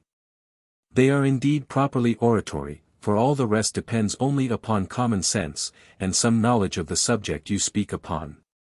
But if you would please, persuade, and prevail in speaking, it must be by the ornamental parts of oratory. Make them therefore habitual to you, and resolve never to say the most common things, even to your footman, but in the best words you can find, and with the best utterance. This, with less manners, la tournure, et less usages du beau monde, are the only 2 things you want. Fortunately, they are both in your power, may you have them both. Adieu. Letter XXVIII. London, April 15th, O.S. 1751. My dear friend, what success with the graces, and in the accomplishments, elegancies, and all those little nothings so indispensably necessary to constitute an amiable man. Do you take them, do you make a progress in them? The great secret is the art of pleasing, and that art is to be attained by every man who has a good fund of common sense. If you are pleased with any person, examine why, do as he does. And you will charm others by the same things which please you in him. To be liked by women, you must be esteemed by men, and to please men, you must be agreeable to women. Vanity is unquestionably the ruling passion in women. And it is much flattered by the attentions of a man who is generally esteemed by men. When his merit has received the stamp of their approbation, women make it current, that is to say, put him in fashion. On the other hand, if a man has not received the last polish from women, he may be estimable among men, but will never be amiable. The concurrence of the 2 sexes is as necessary to the perfection of our being, as to the formation of it. Go among women with the good qualities of your sex, and you will acquire from them the softness and the graces of theirs. Men will then add affection to the esteem which they before had for you. Women are the only refiners of the merit of men. It is true, they cannot add weight, but they polish and give luster to it. Apropos, I am assured, that Madame de Blot, although she has no great regularity of features, is, notwithstanding, excessively pretty. And that, for all that, she has as yet been scrupulously constant to her husband, though she has now been married above a year. Surely she does not reflect, that woman wants polishing. I would have you polish one another reciprocally. Force, assiduities, attentions, tender looks, and passionate declarations, on your side will produce some irresolute wishes, at least, on hers, and when even the slightest wishes arise, the rest will soon follow. As I take you to be the greatest juris peritus and politician of the whole Germanic body, I suppose you will have read the King of Prussia's letter to the Elector of Mayence, upon the election of a king of the Romans. And on the other side, a memorial entitled, impartial representation of what is just with regard to the election of a king of the Romans, etc. The first is extremely well written, but not grounded upon the laws and customs of the empire. The second is very ill written, at least in French, but well grounded. I fancy the author is some German, who has taken into his head that he understands French. I am, however, persuaded that the elegance and delicacy of the King of Prussia's letter will prevail with 2/3 of the public, in spite of the solidity and truth contained in the other piece. Such is the force of an elegant and delicate style. I wish you would be so good as to give me a more particular and circumstantial account of the method of passing your time at Paris. For instance, where it is that you dine every Friday, in company with that amiable and respectable old man, Fontenelle? Which is the house where you think yourself at home? For one always has such a one, where one is better established, and more at ease than anywhere else. Who are the young Frenchmen with whom you are most intimately connected? Do you frequent the Dutch ambassadors? Have you penetrated yet into Count Kaunitz's house? Has Monsieur de Pignatelli the honor of being one of your humble servants? And has the Pope's nuncio included you in the Jubilee? Tell me also freely how you are with Lord Huntingdon. Do you see him often? Do you connect yourself with him? Answer all these questions circumstantially in your first letter. I am told that Duclasse's book is not in vogue at Paris, and that it is violently criticized. I suppose that is because one understands it, and being intelligible is now no longer the fashion. I have a very great respect for fashion, but a much greater for this book, which is, all at once, true, solid, and bright. It contains even epigrams. What can one wish for more? Mr. will, I suppose, have left Paris by this time for his residence at Toulouse. I hope he will acquire manners there. I am sure he wants them. He is awkward, he is silent, and has nothing agreeable in his address, most necessary qualifications to distinguish one's self in business, as well as in the polite world. In truth, these two things are so connected, that a man cannot make a figure in business, who is not qualified to shine in the great world, and to succeed perfectly in either the one or the other, one must be in Utrunc Paratus. May you be that, my dear friend. And so we wish you a good night. P.S. Lord and Lady Blessington, with their son Lord Mountjoy, will be at Paris next week, in their way to the south of France. I send you a little packet of books by them. Pray go wait upon them, as soon as you hear of their arrival, and show them all the attentions you can. Letter 66. London, April 22nd, O.S. 1751. My dear friend, I apply to you now, as to the greatest virtuoso of this, or perhaps any other age. One whose superior judgment and distinguishing eye hindered the King of Poland from buying a bad picture at Venice, and whose decisions in the realms of virtu are final, and without appeal. Now to the point. I have had a catalogue sent me, d'une trente et l'aimable de tableaux de plus grands maîtres, appartenant au sieur Araignan Apron, valet de chambre de la reine, sur le quai de la Mégisserie, au coin de Archie Marion. There I observe 2 large pictures of Titian, as described in the enclosed page of the catalogue, number 18, which I should be glad to purchase upon 2 conditions. The first is, that they be undoubted originals of Titian, in good preservation. And the other that they come cheap. To ascertain the first, but without disparaging your skill, I wish you would get some undoubted connoisseurs to examine them carefully, and if, upon such critical examination, they should be unanimously allowed to be undisputed originals of Titian, and well preserved, then comes the second point, the price. I will not go above £200 sterling for the 2 together. But as much less as you can get them for. I acknowledge that £200 seems to be a very small sum for 2 undoubted Titians of that size. But, on the other hand, as large Italian pictures are now out of fashion at Paris, where fashion decides of everything, and as these pictures are too large for common rooms, they may possibly come within the price above limited. I leave the whole of this transaction, the price accepted, which I will not exceed, to your consummate skill and prudence, with proper advice joined to them. Should you happen to buy them for that price, carry them to your own lodgings, and get a frame made to the second, which I observe has none, exactly the same with the other frame, and have the old one new gilt. And then get them carefully packed up, and sent me by Rouen. I hear much of your conversing with les beaux esprits at Paris. I am very glad of it, it gives a degree of reputation, especially at Paris. And their conversation is generally instructive, though sometimes affected. It must be owned, that the polite conversation of the men and women of fashion at Paris, though not always very deep, is much less futile and frivolous than ours here. It turns at least upon some subject, something of taste, some point of history, criticism, and even philosophy, which, though probably not quite so solid as Mr. Locke's, is, however, better, and more becoming rational beings, than our frivolous dissertations upon the weather, or upon whist. Monsieur Duclos observes, and I think very justly, Chuilya a present en France un fermentation universelle de la raison que tend à se développer. Whereas, I am sorry to say, that here that fermentation seems to have been over some years ago, the spirit evaporated, and only the dregs left. Moreover, les beaux esprits at Paris are commonly well-bred, which ours very frequently are not. With the former your manners will be formed, with the latter, wit must generally be compounded for at the expense of manners. Are you acquainted with Marivaux, who has certainly studied, and is well acquainted with the heart? But who refines so much upon its plaisirs irréplaces, and describes them so affectedly, that he often is unintelligible to his readers, and sometimes so, I dare say, to himself.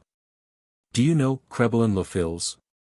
He is a fine painter and a pleasing writer, his characters are admirable and his reflections just. Frequent these people, and be glad, but not proud of frequenting them, never boast of it, as a proof of your own merit, nor insult, in a manner, other companies by telling them affectedly what you. Montesquieu and Fontenelle were talking of the other day.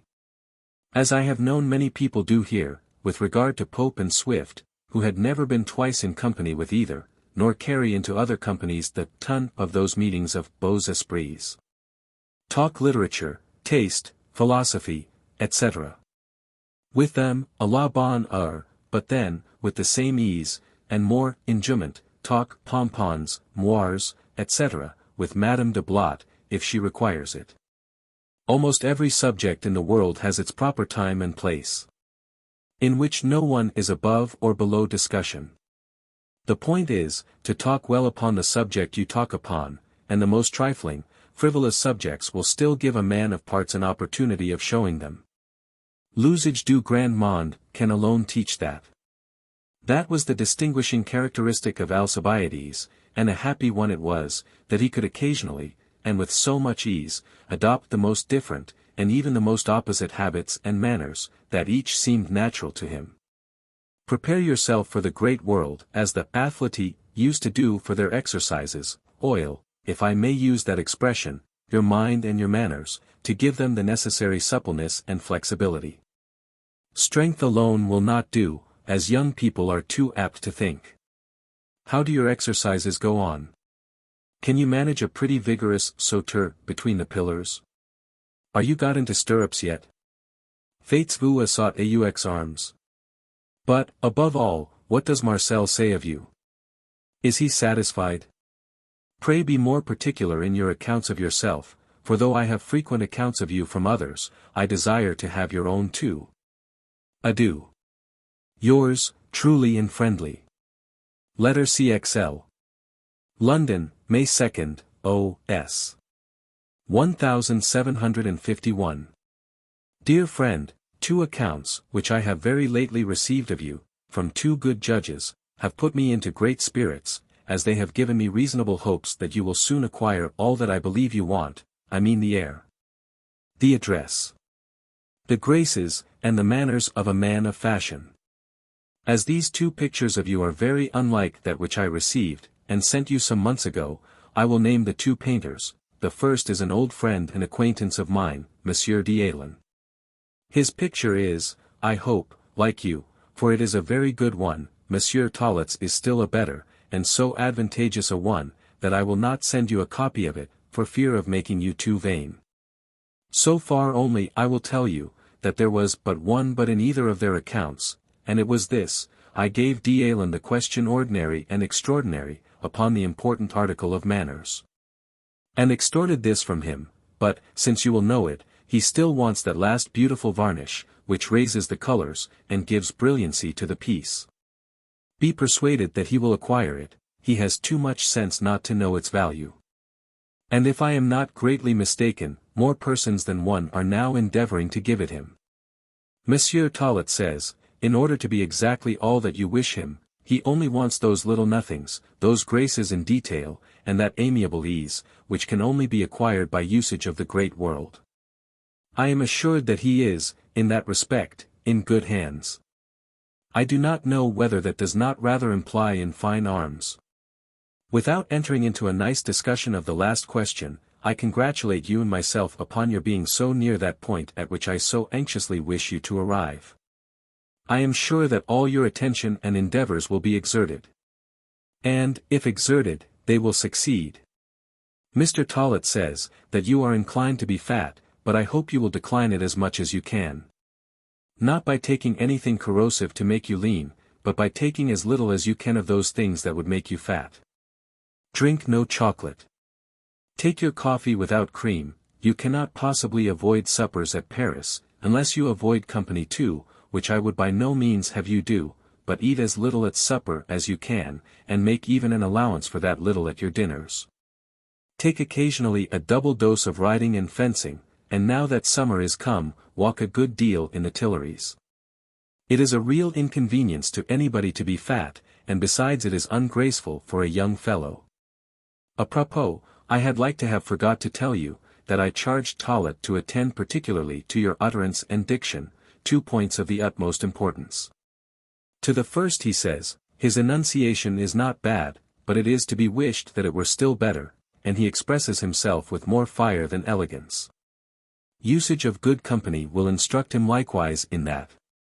These, I allow, are all little things, separately, but aggregately, they make a most important and great article in the account of a gentleman. In the House of Commons you can never make a figure without elegance of style, and gracefulness of utterance. And you can never succeed as a courtier at your own court, or as a minister at any other, without those innumerable petite reins don les manières, et don les attentions.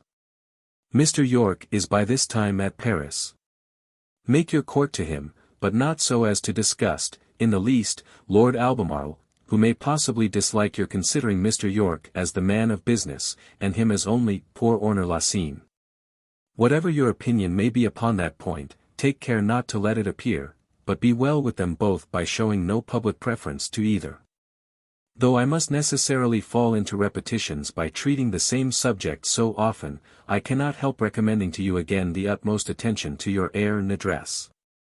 Apply yourself now to Marcel's lectures, as diligently as you did formerly to Professor Masco's, desire him to teach you every genteel attitude that the human body can be put into. Let him make you go in and out of his room frequently, and present yourself to him, as if you were by turns different persons, such as a minister, a lady, a superior, an equal, an inferior, etc. Learn to seat genteelly in different companies.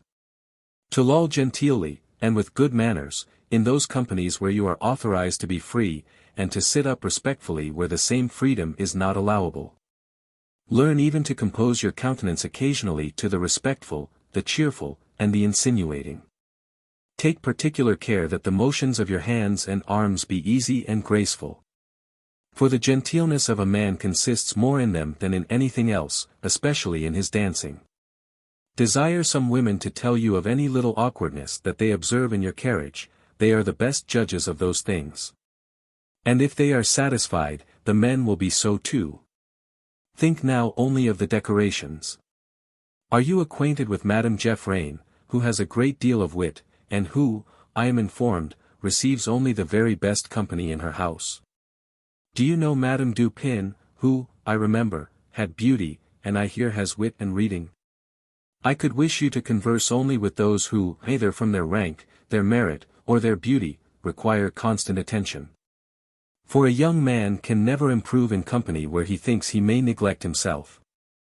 A new bow must be constantly kept bent. When it grows older, and has taken the right turn, it may now and then be relaxed. I have this moment paid your draft of L8975s, it was signed in a very good hand, which proves that a good hand may be written without the assistance of magic. Nothing provokes me much more, than to hear people indolently say that they cannot do, what is in everybody's power to do, if it be but in their will. Adieu. Letter CXLI. London, May 6, O.S. 1751. My dear friend, the best authors are always the severest critics of their own works, they revise, correct, file, and polish them, till they think they have brought them to perfection. Considering you as my work, I do not look upon myself as a bad author, and am therefore a severe critic. I examine narrowly into the least inaccuracy or inelegance, in order to correct, not to expose them, and that the work may be perfect at last. You are, I know, exceedingly improved in your air, address, and manners, since you have been at Paris. But still there is, I believe, room for further improvement before you come to that perfection which I have set my heart upon seeing you arrive at. Until that moment I must continue filing and polishing. In a letter that I received by last post, from a friend of yours at Paris, there was this paragraph: I have the honor to assure you, without flattery, that Mr. Stanhope succeeds beyond what might be expected from a person of his age. He goes into very good company, and that kind of manner, which was at first thought to be too decisive and peremptory, is now judged otherwise. Because it is acknowledged to be the effect of an ingenuous frankness, accompanied by politeness, and by a proper deference. He studies to please, and succeeds. Madame Dupuisier was the other day speaking of him with complacency and friendship. You will be satisfied with him in all respects. This is extremely well, and I rejoice at it. One little circumstance only may, and I hope will, be altered for the better.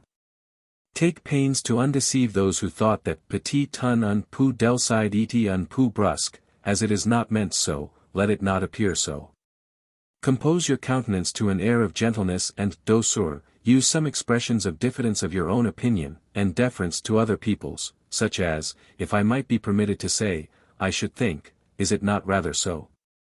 At least I have the greatest reason to be diffident of myself. Such mitigating, engaging words do by no means weaken your argument, but, on the contrary, make it more powerful by making it more pleasing. If it is a quick and hasty manner of speaking that people mistake pour decide et brusque, prevent their mistakes for the future by speaking more deliberately, and taking a softer tone of voice. As in this case you are free from the guilt, be free from the suspicion, too. Mankind, as I have often told you, are more governed by appearances than by realities. And with regard to opinion, one had better be really rough and hard, with the appearance of gentleness and softness, than just the reverse. Few people have penetration enough to discover, attention enough to observe, or even concern enough to examine beyond the exterior. They take their notions from the surface, and go no deeper. They commend, as the gentlest and best-natured man in the world, that man who has the most engaging exterior manner, though possibly they have been but once in his company. An air, a tone of voice, a composure of countenance to mildness and softness, which are all easily acquired, do the business, and without further examination, and possibly with the contrary qualities, that man is reckoned the gentlest, the modestest, and the best-natured man alive. Happy the man, who, with a certain fund of parts and knowledge, gets acquainted with the world early enough to make it his bubble, at an age when most people are the bubbles of the world. For that is the common case of youth. They grow wiser when it is too late, and, ashamed and vexed at having been bubbles so long, too often turn knaves at last. Do not therefore trust to appearances and outside yourself, but pay other people with them. Because you may be sure that 9 in 10 of mankind do, and ever will trust to them. This is by no means a criminal or blamable simulation, if not used with an ill intention. I am by no means blamable in desiring to have other people's good word, goodwill, and affection, if I do not mean to abuse them. Your heart, I know, is good, your sense is sound, and your knowledge extensive. What then remains for you to do? Nothing, but to adorn those fundamental qualifications, with such engaging and captivating manners, softness, and gentleness, as will endear you to those who are able to judge of your real merit, and which always stand in the stead of merit with those who are not. I do not mean by this to recommend to you le fait douceur, the insipid softness of a gentle fool. No, assert your own opinion, oppose other people's when wrong. But let your manner, your air, your terms, and your tone of voice, be soft and gentle, and that easily and naturally, not affectedly. Use palliatives when you contradict. Such as I may be mistaken, I am not sure, but I believe, I should rather think, etc.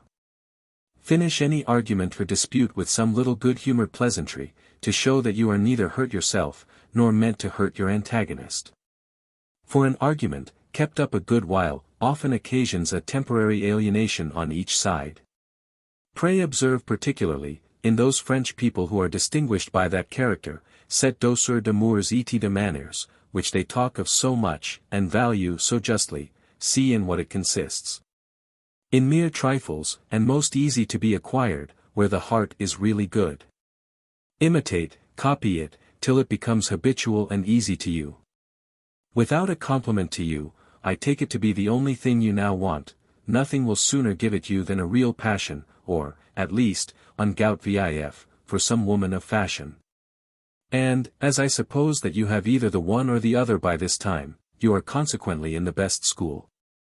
Besides this, if you were to say to Lady Hervey, Madame Montconseil, or such others as you look upon to be your friends, it is said that I have a kind of manner which is rather too decisive and too peremptory. It is not, however, my intention that it should be so. I entreat you to correct, and even publicly to punish me whenever I am guilty. Do not treat me with the least indulgence, but criticize to the utmost. So clear-sighted a judge as you has a right to be severe, and I promise you that the criminal will endeavor to correct himself. Yesterday I had 2 of your acquaintances to dine with me, Baron B. and his companion Monsieur S. I cannot say of the former, tu il est pitre de graces, and I would rather advise him to go and settle quietly at home, than to think of improving himself by further travels. Ce n'est pas le bois dont on en fait. His companion is much better, though he has a strong tocco di tedesco. They both spoke well of you, and so far I liked them both. How go you on with the amiable little blot? Does she listen to your battering tale? Are you numbered among the list of her admirers? Is Madame, your Madame de Lurcy? Does she sometimes not, and are you her Milecore? They say she has softness, sense, and engaging manners. In such an apprenticeship much may be learned. This whole passage, and several others, allude to Crevelin's Égarements du cœur et de l'esprit, a sentimental novel written about that time, and then much in vogue at Paris. A woman like her, who has always pleased, and often been pleased, can best teach the art of pleasing, that art, without which, ogni fatica vana. Marcel's lectures are no small part of that art, they are the engaging forerunner of all other accomplishments. Dress is also an article not to be neglected, and I hope you do not neglect it. It helps in the premier abord, which is often decisive. By dress, I mean your clothes being well made, fitting you, in the fashion and not above it, your hair well done, and a general cleanliness and spruceness in your person. I hope you take infinite care of your teeth. The consequences of neglecting the mouth are serious, not only to oneself, but to others. In short, my dear child, neglect nothing, a little more will complete the whole. Adieu. I have not heard from you these 3 weeks, which I think a great while. Letter Xlii. London, May 10th, O.S. 1751. My dear friend, I received yesterday, at the same time, your letters of the 4th and 11th, N.S. And being much more careful of my commissions than you are of yours, I do not delay one moment sending you my final instructions concerning the pictures. The man you allow to be a Titian, and in good preservation. The woman is an indifferent and a damaged picture, but as I want them for furniture for a particular room, companions are necessary, and therefore I am willing to take the woman for better for worse, upon account of the man. And if she is not too much damaged, I can have her tolerably repaired, as many a fine woman is, by a skilful hand here, but then I expect that the lady should be, in a manner, thrown into the bargain with the man. And, in this state of affairs, the woman being worth little or nothing, I will not go above 80 louis for the two together. As for the Rembrandt you mention, though it is very cheap, if good, I do not care for it. I love La Belle Nature. Rembrandt paints caricatures. Now for your own commissions, which you seem to have forgotten. You mention nothing of the patterns which you received by Monsieur Tollet, though I told you in a former letter, which you must have had before the date of your last, that I should stay till I received the patterns pitched upon by your ladies. For as to the instructions which you sent me in Madame Montconseil's hand, I could find no mohairs in London that exactly answered that description.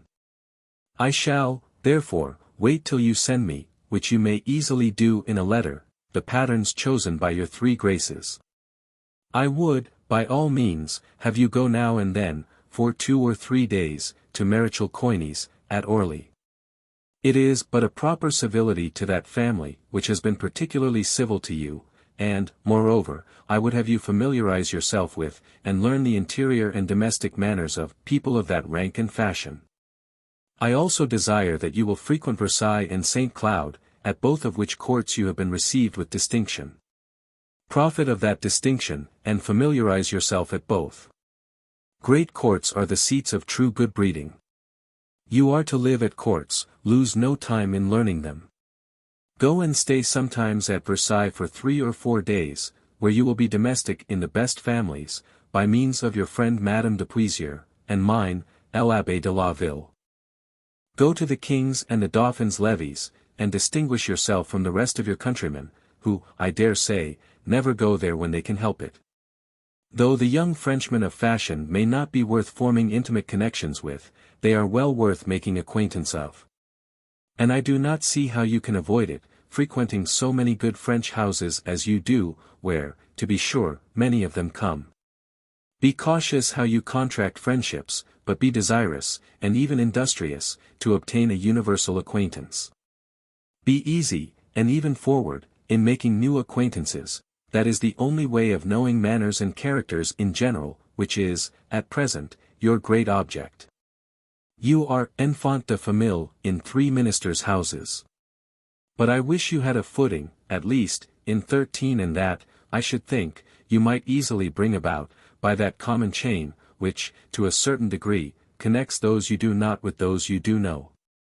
For instance, I suppose that neither Lord Albemarle, nor Marquis de Saint-Germain, would make the least difficulty to present you to Comte Kaunitz, the Nuncio, etc. Il faut être rompu du monde, which can only be done by an extensive, various, and almost universal acquaintance. When you have got your emaciated Philomath, I desire that his triangles, rhomboids, etc. may not keep you one moment out of the good company you would otherwise be in. Swallow all your learning in the morning, but digest it in company in the evenings. The reading of 10 new characters is more your business now, than the reading of 20 old books. Showish and shining people always get the better of all others, though ever so solid.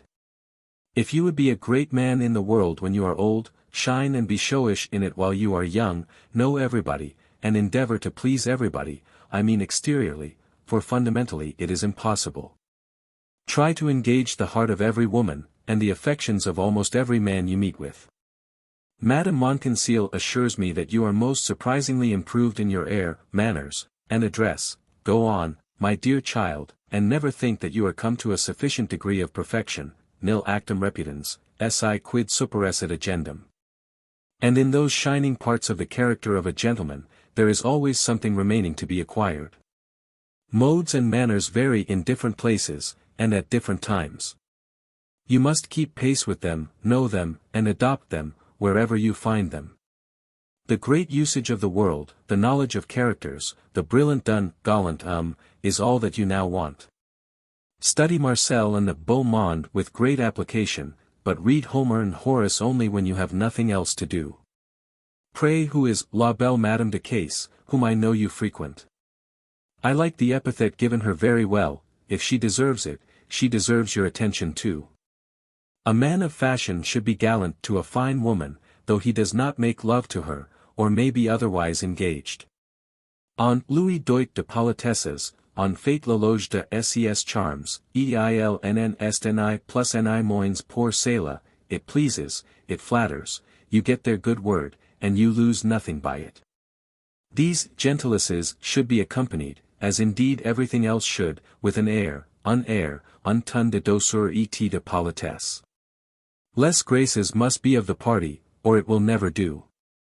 And they are so easily had, that it is astonishing to me that everybody has them not, they are sooner gained than any woman of common reputation and decency. Pursue them but with care and attention, and you are sure to enjoy them at last. Without them, I am sure, you will never enjoy anybody else. You observe, truly, that Mr. is gauche, it is to be hoped that will mend with keeping company. And is yet pardonable in him, as just come from school. But reflect what you would think of a man, who had been any time in the world, and yet should be so awkward. For God's sake, therefore, now think of nothing but shining, and even distinguishing yourself in the most polite courts, by your air, your address, your manners, your politeness, your douceur, your graces. With those advantages, and not without them, take my word for it, you will get the better of all rivals, in business as well as in ruelles. Adieu. Send me your patterns, by the next post, and also your instructions to Grevenkop about the seal, which you seem to have forgotten. Letter Xlii. London, May 16, O.S. 1751. My dear friend, in about 3 months from this day, we shall probably meet. I look upon that moment as a young woman does upon her bridal night, I expect the greatest pleasure, and yet cannot help fearing some little mixture of pain. My reason bids me doubt a little, of what my imagination makes me expect. In some articles I am very sure that my most sanguine wishes will not be disappointed, and those are the most material ones. In others, I fear something or other, which I can better feel than describe. However, I will attempt it. I fear the want of that amiable and engaging je ne sais quoi, which as some philosophers have, unintelligibly enough, said of the soul, is all in all, and all in every part, it should shed its influence over every word and action. I fear the want of that air, and first aboard, which suddenly lays hold of the heart, one does not know distinctly how or why. I fear an inaccuracy, or, at least, inelegance of diction, which will wrong, and lower, the best and justest matter. And, lastly, I fear an ungraceful, if not an unpleasant utterance, which would disgrace and vilify the whole. Should these fears be at present founded, yet the objects of them are, thank God, of such a nature, that you may, if you please, between this and our meeting, remove every one of them. All these engaging and endearing accomplishments are mechanical, and to be acquired by care and observation, as easily as turning, or any mechanical trade. A common country fellow, taken from the plough, and enlisted in an old corps, soon lays aside his shambling gait, his slouching air, his clumsy and awkward motions, and acquires the martial air, the regular motions, and whole exercise of the corps. And particularly of his right and left-hand man. How so? Not from his parts, which were just the same before as after he was enlisted, but either from a commendable ambition of being like, and equal to those he is to live with, or else from the fear of being punished for not being so. If then both or either of these motives change such a fellow, in about 6 months' time, to such a degree, as that he is not to be known again, how much stronger should both these motives be with you, to acquire, in the utmost perfection, the whole exercise of the people of fashion, with whom you are to live all your life. Ambition should make you resolve to be at least their equal in that exercise, as well as the fear of punishment, which most inevitably will attend the want of it. By that exercise, I mean the air, the manners, the graces, and the style of people of fashion. A friend of yours, in a letter I received from him by the last post, after some other commendations of you, says, it is surprising that, thinking with so much solidity as he does, and having so true and refined a taste, he should express himself with so little elegance and delicacy. He even totally neglects the choice of words and turn of phrases. This I should not be so much surprised or concerned at, if it related only to the English language, which hitherto you have had no opportunity of studying, and but few of speaking, at least to those who could correct your inaccuracies. But if you do not express yourself elegantly and delicately in French and German, both which languages I know you possess perfectly and speak eternally, it can be only from an unpardonable inattention to what you most erroneously think a little object, though, in truth, it is one of the most important of your life. Solidity and delicacy of thought must be given us, it cannot be acquired, though it may be improved, but elegance and delicacy of expression may be acquired by whoever will take the necessary care and pains. I am sure you love me so well that you would be very sorry when we meet, that I should be either disappointed or mortified. And I love you so well, that I assure you I should be both, if I should find you want any of those exterior accomplishments which are the indispensably necessary steps to that figure and fortune, which I so earnestly wish you may one day make in the world. I hope you do not neglect your exercises of riding, fencing, and dancing, but particularly the latter, for they all concur to deguder, and to give a certain air. To ride well, is not only a proper and graceful accomplishment for a gentleman, but may also save you many a fall hereafter. To fence well, may possibly save your life. And to dance well, is absolutely necessary in order to sit, stand, and walk well. To tell you the truth, my friend, I have some little suspicion that you now and then neglect or omit your exercises, for more serious studies. But now non est his locus, everything has its time, and this is yours for your exercises, for when you return to Paris I only propose your continuing your dancing, which you shall 2 years longer, if you happen to be where there is a good dancing master. Here I will see you take some lessons with your old master Desnoyers, who is our Marcel. What says Madame Dupin to you? I am told she is very handsome still, I know she was some few years ago. She has good parts, reading, manners, and delicacy, such an arrangement would be both creditable and advantageous to you. She will expect to meet with all the good breeding and delicacy that she brings, and as she is past the glare and éclat of youth, may be the more willing to listen to your story, if you tell it well. For an attachment, I should prefer her to La Petite Blot, and, for a mere gallantry, I should prefer La Petite Blot to her, so that they are consistent, et l'un n'empêche pas l'autre. Adieu. Remember la douceur et les graces. Lettres live. London, May 23, O.S. 1751. My dear friend, I have this moment received your letter of the 25th N.S. And being rather something more attentive to my commissions than you are to yours, return you this immediate answer to the question you ask me about the 2 pictures. I will not give 1 livre more than what I told you in my last. Having no sort of occasion for them, and not knowing very well where to put them if I had them. I wait with impatience for your final orders about the mohairs. The mercer persecuting me every day for 3 pieces which I thought pretty, and which I have kept by me eventually, to secure them in case your lady should pitch upon them. If I durst. What should hinder you from daring? One always dares if there are hopes of success, and even if there are none, one is no loser by daring. A man of fashion knows how, and when, to dare. He begins his approaches by distant attacks, by assiduities, and by attentions.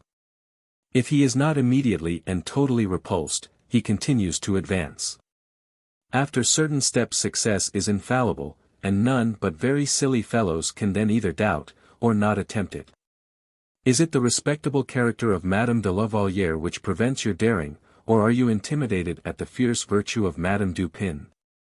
Does the invincible modesty of the handsome Madame Case discourage, more than her beauty invites you? Fie, for shame! Be convinced that the most virtuous woman, far from being offended at a declaration of love, is flattered by it, if it is made in a polite and agreeable manner. It is possible that she may not be propitious to your vows. That is to say, if she has a liking or a passion for another person. But, at all events, she will not be displeased with you for it, so that, as there is no danger, this cannot even be called daring. But if she attends, if she listens, and allows you to repeat your declaration, be persuaded that if you do not dare all the rest, she will laugh at you. I advise you to begin rather by Madame Dupin, who has still more than beauty enough for such a youngster as you. She has, besides, knowledge of the world, sense, and delicacy. As she is not so extremely young, the choice of her lovers cannot be entirely at her option. I promise you, she will not refuse the tender of your most humble services. Distinguish her, then, by attentions and by tender looks. Take favorable opportunities of whispering that you wish esteem and friendship were the only motives of your regard for her, but that it derives from sentiments of a much more tender nature, that you made not this declaration without pain. But that the concealing your passion was a still greater torment. I am sensible, that in saying this for the first time, you will look silly, abashed, and even express yourself very ill. So much the better. For, instead of attributing your confusion to the little usage you have of the world, particularly in these sort of subjects, she will think that excess of love is the occasion of it. In such a case, the lover's best friend is self-love. Do not then be afraid, behave gallantly. Speak well, and you will be heard.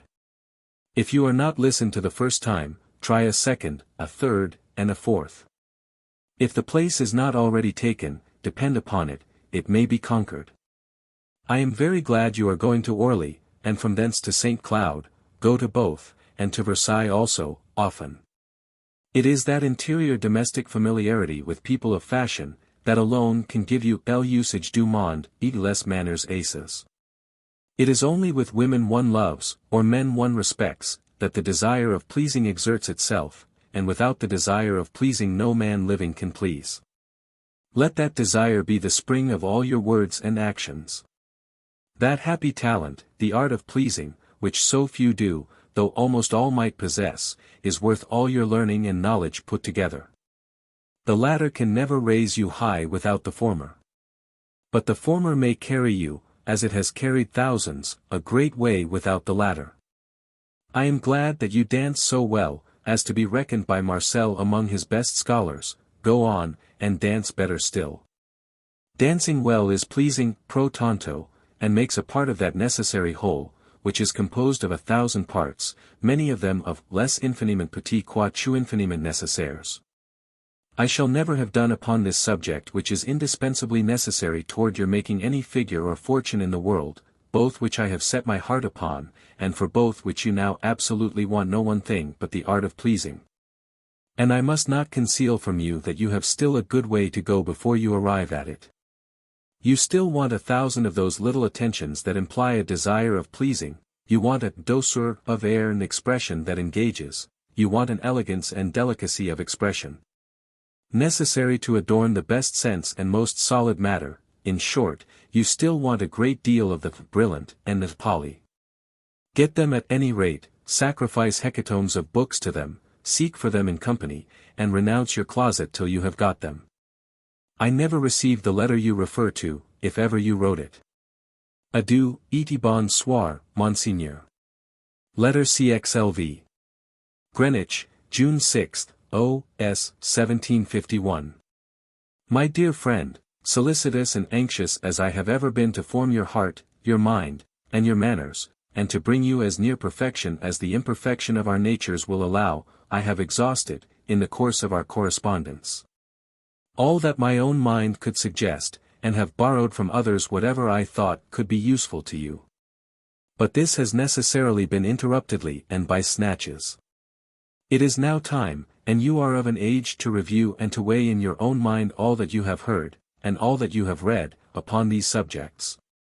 And to form your own character, your conduct, and your manners, for the rest of your life, allowing for such improvements as a further knowledge of the world will naturally give you.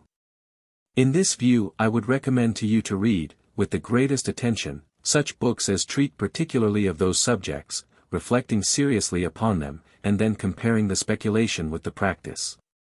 For example, if you read in the morning some of La Rochefoucauld's maxims, consider them, examine them well, and compare them with the real characters you meet with in the evening. Read La Bruyere in the morning, and see in the evening whether his pictures are like. Study the heart and the mind of man, and begin with your own. Meditation and reflection must lay the foundation of that knowledge, but experience and practice must, and alone can, complete it. Books, it is true, point out the operations of the mind, the sentiments of the heart, the influence of the passions. And so far they are of previous use, but without subsequent practice, experience, and observation, they are as ineffectual, and would even lead you into as many errors in fact, as a map would do. If you were to take your notions of the towns and provinces from their delineations in it, a man would reap very little benefit by his travels, if he made them only in his closet upon a map of the whole world. Next to the 2 books that I have already mentioned, I do not know a better for you to read, and seriously reflect upon, than Avis d'une Mere d'un Fils, par la Marquise de Lambert. She was a woman of a superior understanding and knowledge of the world, had always kept the best company, was solicitous that her son should make a figure and a fortune in the world, and knew better than anybody how to point out the means. It is very short, and will take you much less time to read, than you ought to employ in reflecting upon it, after you have read it. Her son was in the army, she wished he might rise there.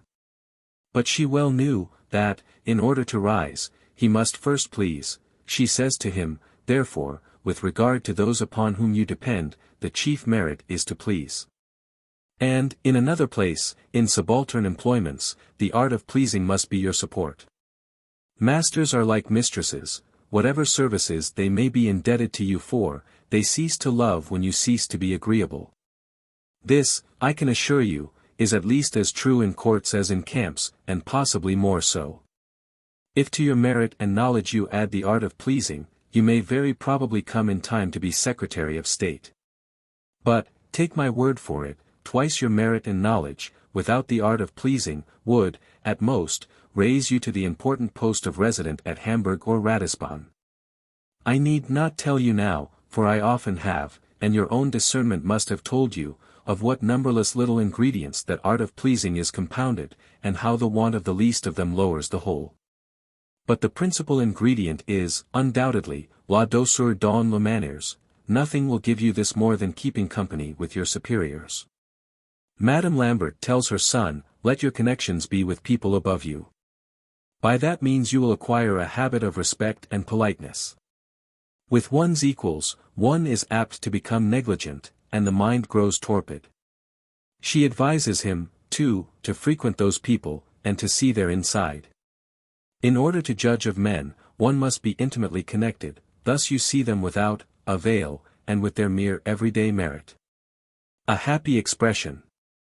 It was for this reason that I have so often advised you to establish and domesticate yourself, wherever you can, in good houses of people above you, that you may see their everyday character, manners, habits, etc. One must see people undressed to judge truly of their shape.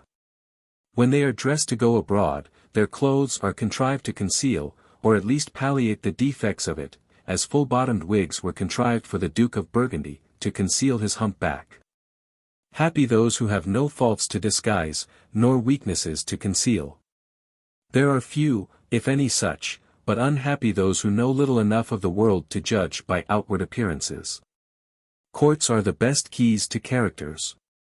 There every passion is busy, every art exerted, every character analyzed, jealousy, ever watchful, not only discovers, but exposes, the mysteries of the trade, so that even bystanders, why apprenant a diviner.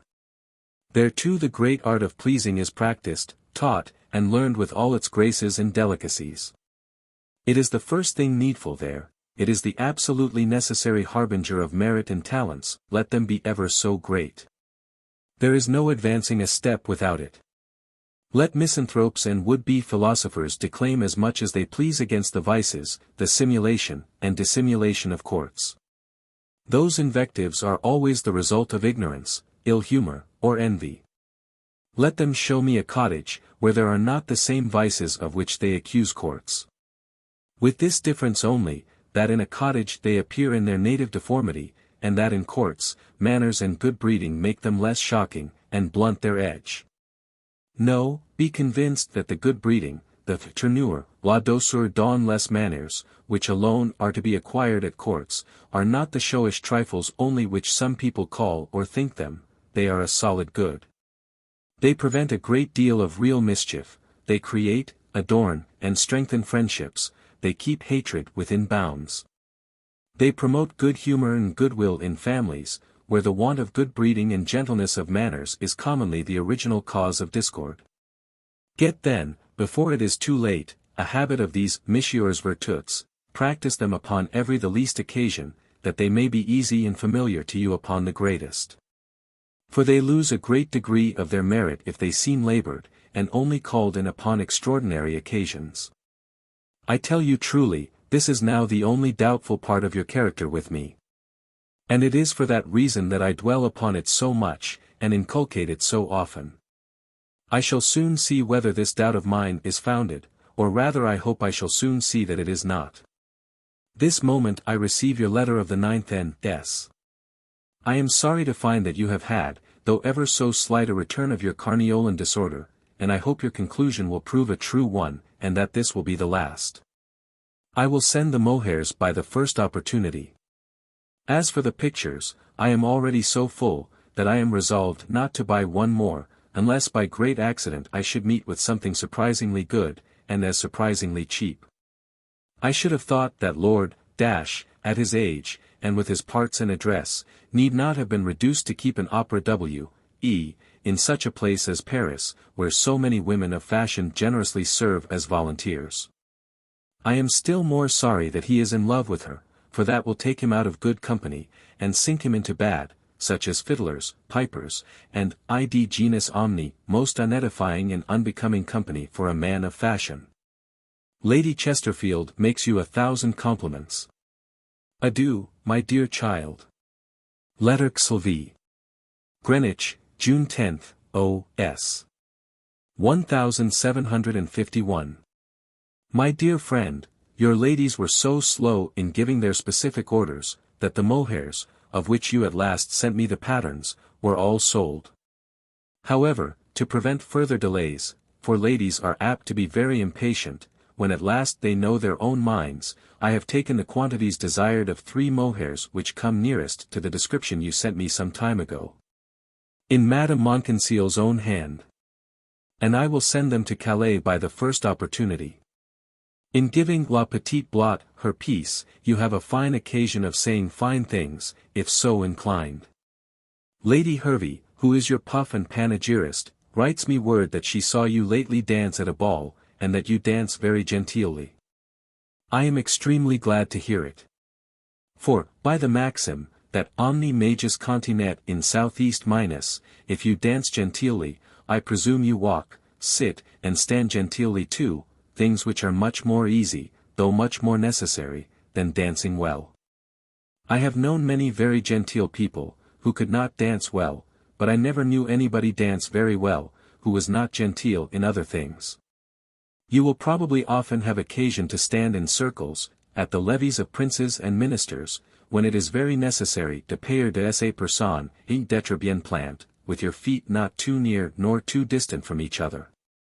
More people stand and walk, than sit genteelly.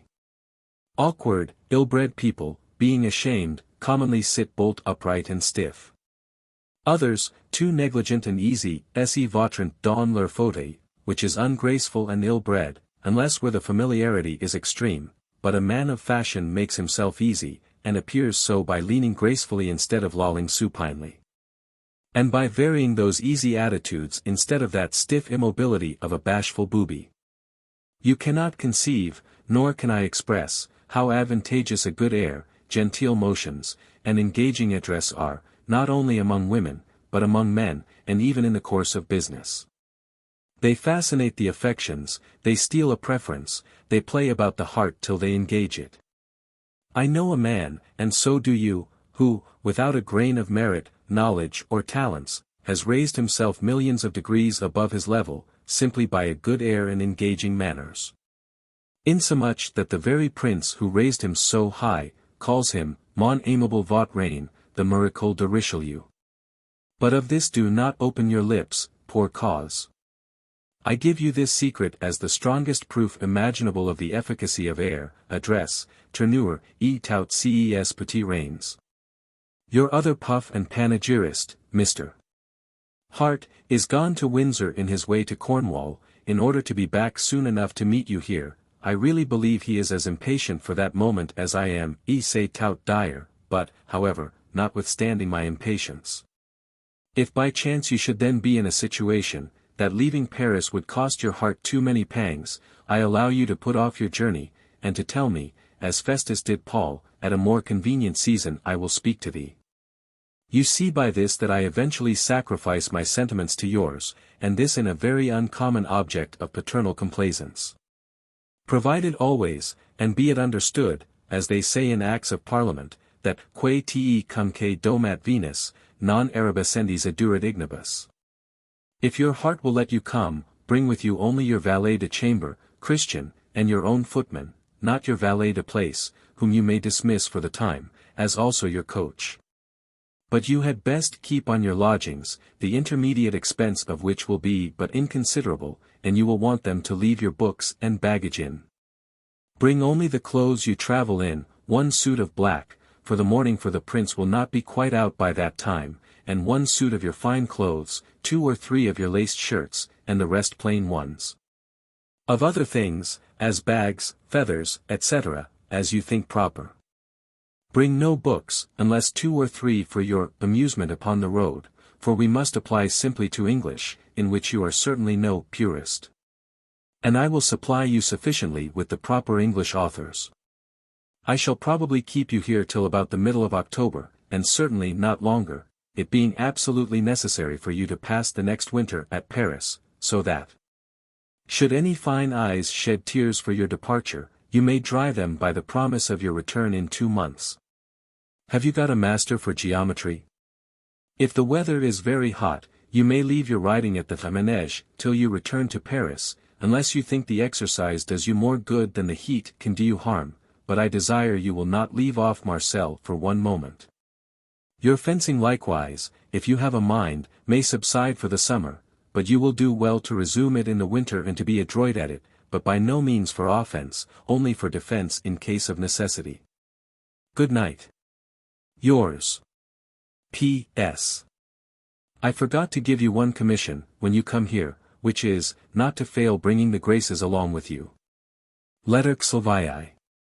Greenwich, June 13th, O.S. 1751. My dear friend, lest by instances, this single word implies decorum, good breeding, and propriety, are a most necessary part of the knowledge of the world. They consist in the relations of persons, things, time, and place. Good sense points them out, good company perfects them, supposing always an attention and a desire to please, and good policy recommends them. Were you to converse with a king, you ought to be as easy and unembarrassed as with your own valet de chamber, but yet, every look, word and action, should imply the utmost respect.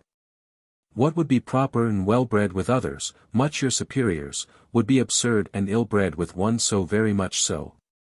You must wait till you are spoken to, you must receive, not give, the subject of conversation. And you must even take care that the given subject of such conversation do not lead you into any impropriety. The art would be to carry it, if possible, to some indirect flattery. Such as commending those virtues in some other person, in which that prince either thinks he does, or at least would be thought by others to excel. Almost the same precautions are necessary to be used with ministers, generals, etc., who expect to be treated with very near the same respect as their masters, and commonly deserve it better. There is, however, this difference, that one may begin the conversation with them, if on their side it should happen to drop, provided one does not carry it to any subject upon which it is improper either for them to speak, or be spoken to. In these 2 cases, certain attitudes and actions would be extremely absurd, because too easy, and consequently disrespectful. As, for instance, if you were to put your arms across in your bosom, twirl your snuff-box, trample with your feet, scratch your head, etc., it would be shockingly ill-bred in that company, and, indeed, not extremely well-bred in any other.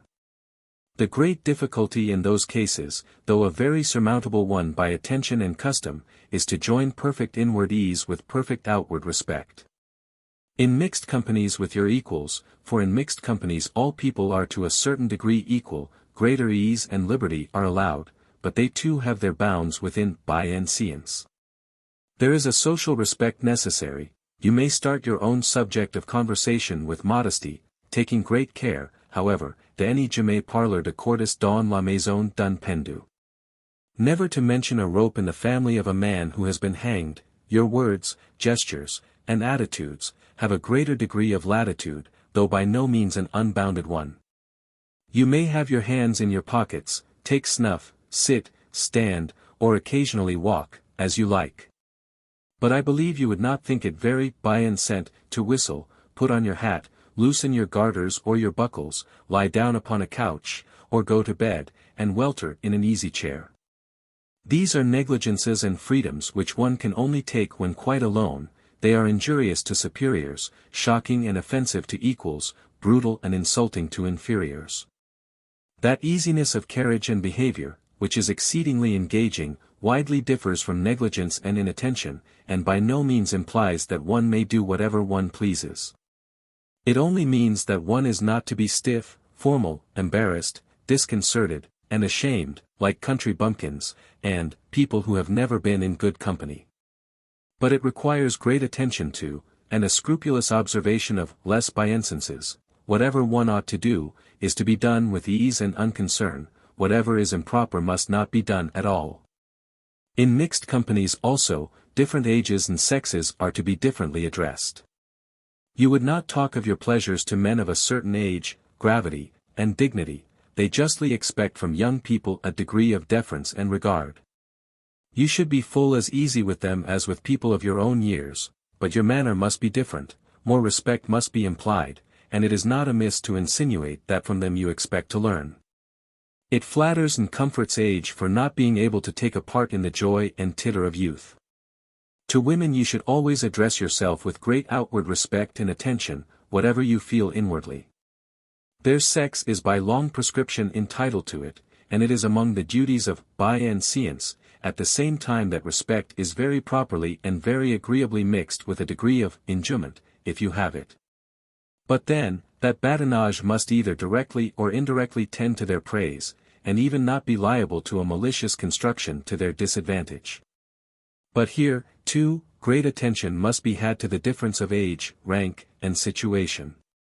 A mercale of 50 must not be played with like a young coquette of 15. Respect and serious enjoyment, if I may couple those two words, must be used with the former, and mere badinage, zest meme d'un peu de policinaire, is pardonable with the latter. Another important point of les bienséances, seldom enough attended to, is, not to run your own present humor and disposition indiscriminately against everybody, but to observe, conform to, and adopt them. For example, if you happen to be in high good humor and a flow of spirits, would you go and sing a pont neuf, a ballad, or cut a caper, to La Mercale de Coigny, the Pope's Nuncio, or Abbé Sallier? Or to any person of natural gravity and melancholy, or who at that time should be in grief? I believe not, as, on the other hand, I suppose, that if you were in low spirits or real grief, you would not choose to bewail your situation with la petite blot. If you cannot command your present humor and disposition, single out those to converse with, who happen to be in the humor the nearest to your own. Loud laughter is extremely inconsistent with les bienséances, as it is only the illiberal and noisy testimony of the joy of the mob at some very silly thing. A gentleman is often seen, but very seldom heard to laugh. Nothing is more contrary to les bienséances than horseplay, or jeu de main of any kind whatever, and has often very serious, sometimes very fatal consequences. Romping, struggling, throwing things at one another's head, are the becoming pleasantries of the mob, but degrade a gentleman, giuoco di mano, giuoco di villano, is a very true saying, among the few true sayings of the Italians. Peremptoriness and decision in young people is contraire aux bienséances, and they should seldom seem to assert, and always use some softening mitigating expression. Such as, silm est permis de laudire, je quoris plutat, si geos em explicar, which soften the manner, without giving up or even weakening the thing. People of more age and experience expect, and are entitled to, that degree of deference. There is a bienséance also with regard to people of the lowest degree. A gentleman observes it with his footman, even with the beggar in the street. He considers them as objects of compassion, not of insult. He speaks to neither dun ton brusque, but corrects the one coolly, and refuses the other with humanity. There is one occasion in the world in which le ton brusque is becoming a gentleman. In short, les biensences are another word for manners, and extend to every part of life. They are propriety, the graces should attend, in order to complete them. The graces enable us to do, genteelly and pleasingly, what les biensences require to be done at all. The latter are an obligation upon every man, the former are an infinite advantage and ornament to any man. May you unite both. Though you dance well, do not think that you dance well enough, and consequently not endeavor to dance still better. And though you should be told that you are genteel, still aim at being genteeler. If Marcel should, do not you be satisfied. Go on, court the graces all your lifetime, you will find no better friends at court, they will speak in your favor, to the hearts of princes, ministers, and mistresses. Now that all tumultuous passions and quick sensations have subsided with me, and that I have no tormenting cares nor boisterous pleasures to agitate me, my greatest joy is to consider the fair prospect you have before you, and to hope and believe you will enjoy it. You are already in the world, at an age when others have hardly heard of it. Your character is hitherto not only unblemished in its mortal part, but even unsullied by any low, dirty, and ungentlemanlike vice, and will, I hope, continue so. Your knowledge is sound, extensive and avowed, especially in everything relative to your destination. With such materials to begin with, what then is wanting? Not fortune, as you have found by experience. You have had, and shall have, fortune sufficient to assist your merit in your industry, and if I can help it, you never shall have enough to make you negligent of either. You have, too, mens sana in corpore sano, the greatest blessing of all. All, therefore, that you want is as much in your power to acquire, as to eat your breakfast when set before you. It is only that knowledge of the world, that elegance of manners, that universal politeness, and those graces which keeping good company, and seeing variety of places and characters, must inevitably, with the least attention on your part, give you. Your foreign destination leads to the greatest things, and your parliamentary situation will facilitate your progress. Consider, then, this pleasing prospect as attentively for yourself as I consider it for you. Labor on your part to realize it, as I will on mine to assist, and enable you to do it. Nullum numen abest, si sit prudentia. Adieu, my dear child. I count the days till I have the pleasure of seeing you. I shall soon count the hours, and at last the minutes, with increasing impatience. P.S. The mohairs are this day gone from hence for Calais, recommended to the care of Madame Morel, and directed, as desired, to the Comptroller General. The 3 pieces come to 680 French livres. Letter Xlvii. Greenwich, June 20th, O.S. 1751. My dear friend, so very few people, especially young travelers, see what they see, or hear what they hear, that though I really believe it may be unnecessary with you, yet there can be no harm in reminding you, from time to time, to see what you see, and to hear what you hear. That is, to see and hear as you should do. Frivolous, futile people, who make at least 3 parts in 4 of mankind, only desire to see and hear what their frivolous and futile precursors have seen and heard, as St. Peter's, the Pope, and High Mass, at Rome, Notre Dame, Versailles, the French King, and the French Comedy, in France. A man of part sees and hears very differently from these gentlemen, and a great deal more. He examines and informs himself thoroughly of everything he sees or hears, and, more particularly, as it is relative to his own profession or destination. Your destination is political. The object, therefore, of your inquiries and observations should be the political interior of things, the forms of government, laws, regulations, customs, trade, manufactures, etc., of the several nations of Europe.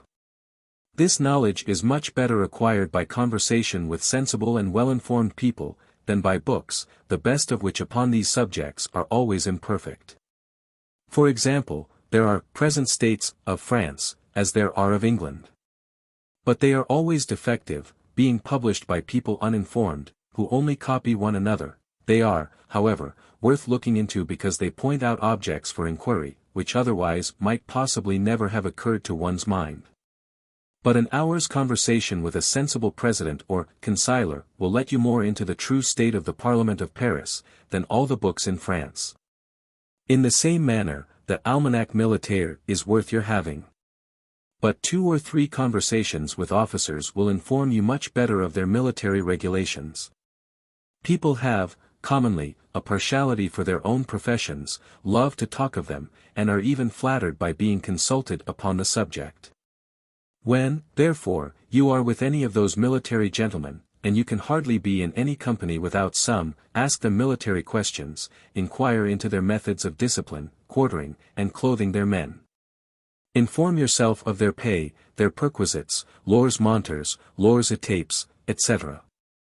Do the same as to the marine, and make yourself particularly master of that detail, which has, and always will have, a great relation to the affairs of England. And, in proportion as you get good informations, take minutes of them in writing. The regulations of trade and commerce in France are excellent, as appears but too plainly for us, by the great increase of both, within these 30 years. For not to mention their extensive commerce in both the East and West Indies, they have got the whole trade of the Levant from us. And now supply all the foreign markets with their sugars, to the ruin almost of our sugar colonies, as Jamaica, Barbados, and the Leeward Islands. Get, therefore, what informations you can of these matters also. Inquire too into their church matters, for which the present disputes between the court and the clergy give you fair and frequent opportunities. Know the particular rights of the Gallican Church, in opposition to the pretensions of the See of Rome. I need not recommend ecclesiastical history to you, since I hear that you study Dupin very assiduously. You cannot imagine how much this solid and useful knowledge of other countries will distinguish you in your own, where, to say the truth, it is very little known or cultivated, besides the great use it is of in all foreign negotiations. Not to mention that it enables a man to shine in all companies. When kings and princes have any knowledge, it is of this sort, and more particularly. And therefore it is the usual topic of their levee conversations, in which it will qualify you to bear a considerable part, it brings you more acquainted with them.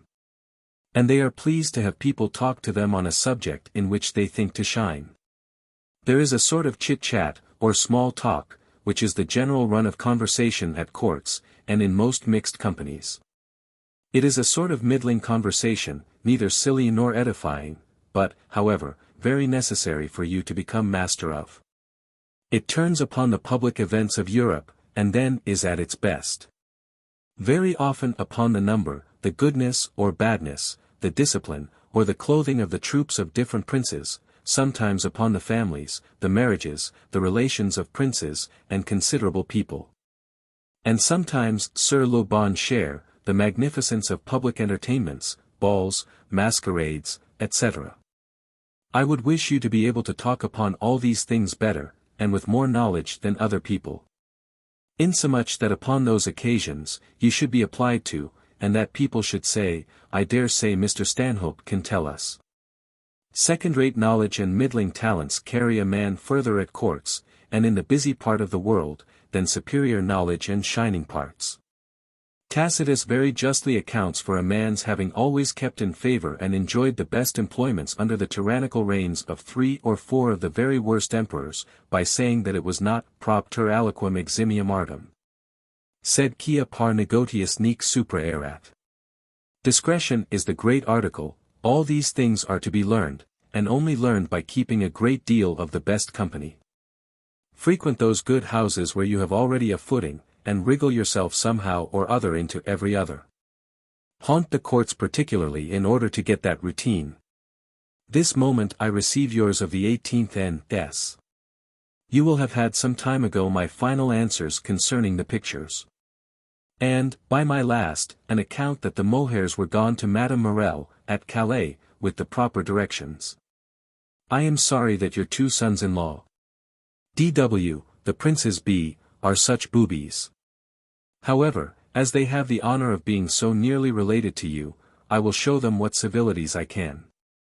I confess you have not time for long absences from Paris, at present, because of your various masters, all which I would have you apply to closely while you are now in that capital. But when you return thither, after the visit you intend me the honor of, I do not propose your having any master at all, except Marcel, once or twice a week. And then the courts will, I hope, be no longer strange countries to you. For I would have you run down frequently to Versailles and St. Cloud, for 3 or 4 days at a time. You know the Abbé de la Ville, who will present you to others, so that you will soon be fawful with the rest of the court. Court is the soil in which you are to grow and flourish, you ought to be well acquainted with the nature of it.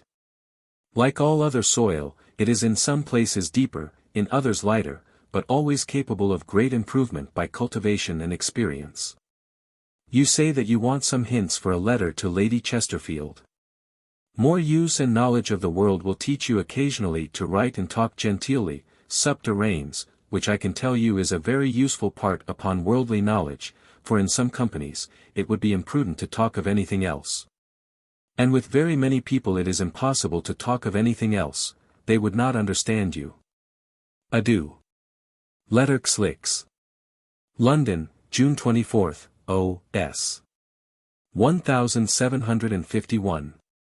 My dear friend, air, address, manners, and graces are of such infinite advantage to whoever has them, and so peculiarly and essentially necessary for you, that now, as the time of our meeting draws near, I tremble for fear I should not find you possessed of them.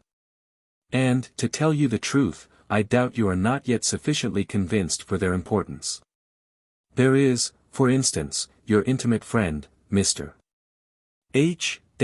who with great merit, deep knowledge, and 1,000 good qualities, will never make a figure in the world while he lives. Why? Merely for want of those external and showish accomplishments, which he began the world too late to acquire. And which, with his studious and philosophical turn, I believe he thinks are not worth his attention.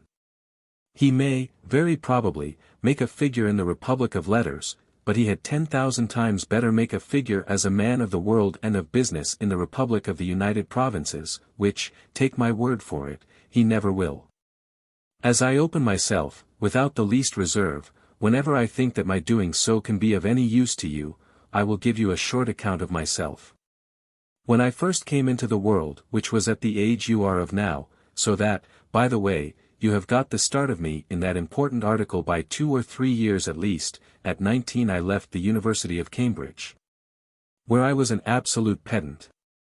When I talked my best, I quoted Horace, when I aimed at being facetious, I quoted Martial, and when I had a mind to be a fine gentleman, I talked Ovid. I was convinced that none but the ancients had common sense. That the classics contained everything that was either necessary, useful, or ornamental to men, and I was not without thoughts of wearing the toga virilis of the Romans, instead of the vulgar and illiberal dress of the moderns. With these excellent notions I went first to The Hague, where, by the help of several letters of recommendation, I was soon introduced into all the best company. And where I very soon discovered that I was totally mistaken in almost every one notion I had entertained. Fortunately, I had a strong desire to please, the mixed result of good nature and of vanity by no means blamable, and was sensible that I had nothing but the desire. I therefore resolved, if possible, to acquire the means, too. I studied attentively and minutely the dress, the air, the manner, the address, and the turn of conversation of all those whom I found to be the people in fashion, and most generally allowed to please. I imitated them as well as I could. If I heard that one man was reckoned remarkably genteel, I carefully watched his dress, motions and attitudes, and formed my own upon them. When I heard of another, whose conversation was agreeable and engaging, I listened and attended to the turn of it. I addressed myself, though de très mauvaise grâce, to all the most fashionable fine ladies. Confessed, and laughed with them at my own awkwardness and rawness, recommending myself as an object for them to try their skill in forming. By these means, and with a passionate desire of pleasing everybody, I came by degrees to please some. And, I can assure you, that what little figure I have made in the world, has been much more owing to that passionate desire of pleasing universally than to any intrinsic merit or sound knowledge I might ever have been master of. My passion for pleasing was so strong, and I am very glad it was so, that I own to you fairly, I wished to make every woman I saw in love with me, and every man I met with admire me. Without this passion for the object, I should never have been so attentive to the means, and I own I cannot conceive how it is possible for any man of good nature and good sense to be without this passion. Does not good nature incline us to please all those we converse with, of whatever rank or station they may be? And does not good sense and common observation show of what infinite use it is to please? Oh! But one may please by the good qualities of the heart, and the knowledge of the head, without that fashionable air, address, and manner, which is mere tinsel. I deny it. A man may be esteemed and respected, but I defy him to please without them. Moreover, at your age, I would not have contented myself with barely pleasing, I wanted to shine and to distinguish myself in the world as a man of fashion and gallantry, as well as business. And that ambition or vanity, call it what you please, was a right one, it hurt nobody, and made me exert whatever talents I had. It is the spring of 1,000 right and good things. I was talking you over the other day with one very much your friend, and who had often been with you, both at Paris and in Italy. Among the innumerable questions which you may be sure I asked him concerning you, I happened to mention your dress, for, to say the truth, it was the only thing of which I thought him a competent judge, upon which he said that you dressed tolerably well at Paris. But that in Italy you dressed so ill, that he used to joke with you upon it, and even to tear your clothes. Now, I must tell you, that at your age it is as ridiculous not to be very well dressed, as at my age it would be if I were to wear a white feather and red-heeled shoes. Dress is one of various ingredients that contribute to the art of pleasing. It pleases the eyes at least, and more especially of women. Address yourself to the senses, if you would please, dazzle the eyes, soothe and flatter the ears of mankind, engage their hearts, and let their reason do its worst against you. Suaviter in modo is the great secret. Whenever you find yourself engaged insensibly, in favor of anybody of no superior merit nor distinguished talents, examine, and see what it is that has made those impressions upon you, and you will find it to be that douceur, that gentleness of manners, that air and address, which I have so often recommended to you. And from thence draw this obvious conclusion, that what pleases you in them, will please others in you, for we are all made of the same clay, though some of the lumps are a little finer, and some a little coarser. But in general, the surest way to judge of others, is to examine and analyze one's self thoroughly. When we meet I will assist you in that analysis, in which every man wants some assistance against his own self-love. Adieu. Letter C.L. Greenwich, June 30th, O.S. 1751. My dear friend, pray give the enclosed to our friend the Abbé. It is to congratulate him upon his canonicat, which I am really very glad of, and I hope it will fatten him up to Boileau's chinoine. At present he is as meagre as an apostle or a prophet. By the way, has he ever introduced you to La Duchesse d'Aiguillon? If he has not, make him present you, and if he has, frequent her, and make her many compliments from me. She has uncommon sense and knowledge for a woman, and her house is the resort of one set of les beaux esprits. It is a satisfaction and a sort of credit to be acquainted with those gentlemen, and it puts a young fellow in fashion. A propos de beaux esprits, you have less entries at Lady Sandwich's, who, old as she was, when I saw her last, had the strongest parts of any woman I ever knew in my life. If you are not acquainted with her, either the Duchesse d'Aiguillon or Lady Hervey can, and I dare say will, introduce you. I can assure you, it is very well worth your while, both upon her own account, and for the sake of the people of wit and learning who frequent her. In such companies there is always something to be learned as well as manners. The conversation turns upon something above trifles, some point of literature, criticism, history, etc., is discussed with ingenuity in good manners, for I must do the French people of learning justice. They are not bears, as most of ours are, they are gentlemen. Our abbé writes me word that you were gone to Compiègne. I am very glad of it, other courts must form you for your own.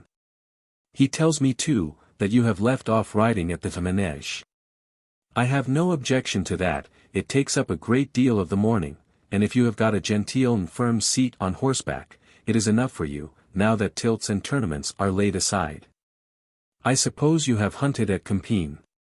The king's hunting there, I am told, is a fine sight. The French manner of hunting is gentlemanlike, ours is only for bumpkins and boobies. The poor beasts are here pursued and run down by much greater beasts than themselves, and the true British fox hunter is most undoubtedly a species appropriated and peculiar to this country, which no other part of the globe produces. I hope you apply the time you have saved from the riding house to useful more than to learned purposes, for I can assure you they are very different things. I would have you allow but 1 hour a day for Greek. And that more to keep what you have than to increase it. By Greek, I mean useful Greek books, such as Demosthenes, Thucydides, etc., and not the poets, with whom you are already enough acquainted. Your Latin will take care of itself. Whatever more time you may have for reading, pray bestow it upon those books which are immediately relative to your destination, such as modern history, in the modern languages, memoirs, anecdotes, letters, negotiations, etc. Collect also, if you can, authentically, the present state of all the courts and countries in Europe, the characters of the kings and princes, their wives, their ministers, and their W.S., their several views, connections, and interests. The state of their finances, their military force, their trade, manufactures, and commerce. That is the useful, the necessary knowledge for you, and indeed for every gentleman. But with all this, remember, that living books are much better than dead ones, and throw away no time, for it is thrown away, with the latter, which you can employ well with the former. For books must now be your only amusement, but, by no means your business. I had much rather that you were passionately in love with some determined coquette of condition, who would lead you a dance, fashion, supple, and polish you, than that you knew all Plato and Aristotle by heart, an hour at Versailles, Compiègne. Or St. Cloud, is now worth more to you than 3 hours in your closet, with the best books that ever were written. I hear the dispute between the court and the clergy is made up amicably, both parties have yielded something. The king being afraid of losing more of his soul, and the clergy more of their revenue. Those gentlemen are very skillful in making the most of the vices and the weaknesses of the laity. I hope you have read and informed yourself fully of everything relative to that affair. It is a very important question, in which the priesthood of every country in Europe is highly concerned. If you would be thoroughly convinced that their tithes are of divine institution, and their property the property of God himself, not to be touched by any power on earth, read Fra Paolo de Beneficius, an excellent and short book. For which, and some other treatise against the court of Rome, he was stilettoed, which made him say afterward, upon seeing an anonymous book written against him by order of the Pope, Conosco bene to style Romano. The Parliament of Paris, and the States of Languedoc, will, I believe, hardly scramble off, having only reason and justice, but no terrors on their side. Those are political and constitutional questions that well deserve your attention and inquiries. I hope you are thoroughly master of them. It is also worth your while to collect and keep all the pieces written upon those subjects. I hope you have been thanked by your ladies, at least, if not paid in money, for the mohairs, which I sent by a courier to Paris, some time ago, instead of sending them to Madame Morel, at Calais, as I told you I should. Do they like them? And do they like you the better for getting them? Le petit blot devrait au moins payer de sa personne. As for Madame de Polignac, I believe you will very willingly hold her excused from personal payment. Before you return to England, pray go again to Orly, for 2 or 3 days, and also to St. Cloud, in order to secure a good reception there at your return. Ask the Marquis de Matignon too, if he has any orders for you in England, or any letters or packets for Lord Bolingbroke. Adieu. Go on and prosper. Letter CLI. Greenwich, July 8, O.S. 1751. My dear friend, the last mail brought me your letter of the 3d July, N.S. I am glad that you are so well with Colonel York, as to be let into secret correspondences. Lord Albemarle's reserve to you is, I believe, more owing to his secretary than to himself, for you seem to be much in favour with him, and possibly too he has no very secret letters to communicate. However, take care not to discover the least dissatisfaction upon this score, make the proper acknowledgments to Colonel York, for what he does show you. But let neither Lord Albemarle or his people perceive the least coldness on your part, upon account of what they do not show you. It is very often necessary, not to manifest all one feels.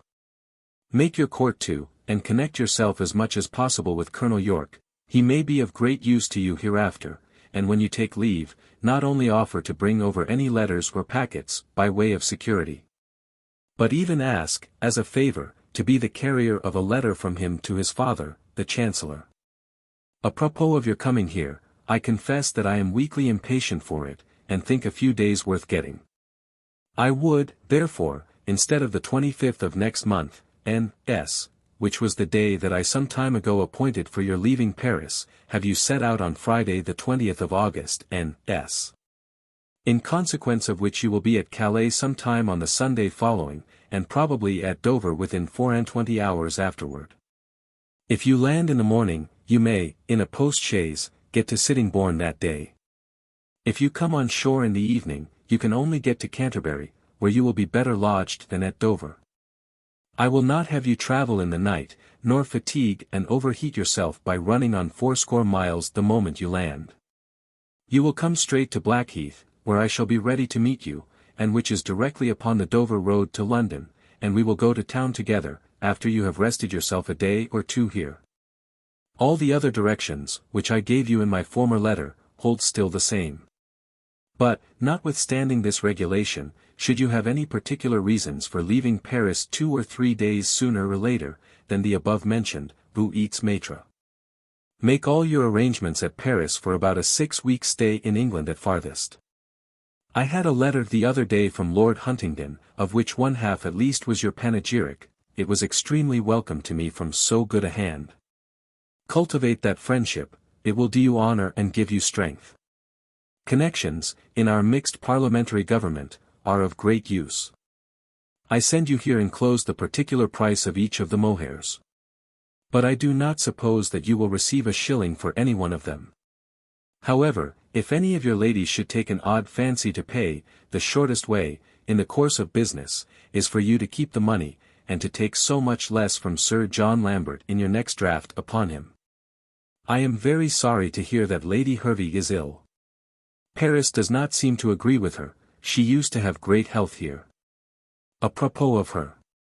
Remember, when you are with me, not to mention her but when you and I are quite alone, for reasons which I will tell you when we meet, but this is only between you and me, and I desire that you will not so much as hint it to her, or to anybody else. If old Kersey goes to the valley of Jehoshaphat, I cannot help it, it will be an ease to our friend Madame Montconseil, who I believe maintains her, and a little will not satisfy her in any way. Remember to bring your mother some little presents.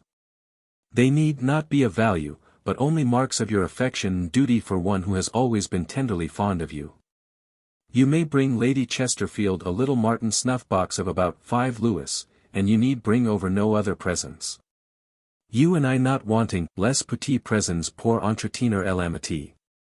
Since I wrote what goes before, I have talked you over minutely with Lord Albemarle, who told me, that he could very sincerely commend you upon every article but one.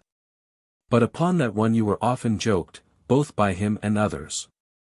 I desired to know what that was, he laughed and told me it was the article of dress, in which you were exceedingly negligent. Though he laughed, I can assure you that it is no laughing matter for you. And you will possibly be surprised when I assert, but, upon my word, it is literally true, that to be very well dressed is of much more importance to you, than all the Greek you know will, be of these 30 years.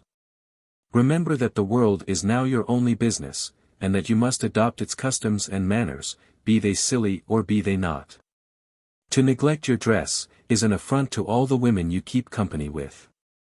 As it implies that you do not think them worth that attention which everybody else doth, they mind dress, and you will never please them if you neglect yours, and if you do not please the women, you will not please half the men you otherwise might.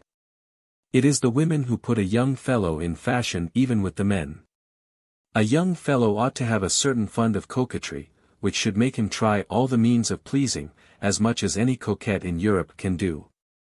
Old as I am, and little thinking of women, God knows, I am very far from being negligent of my dress, and why?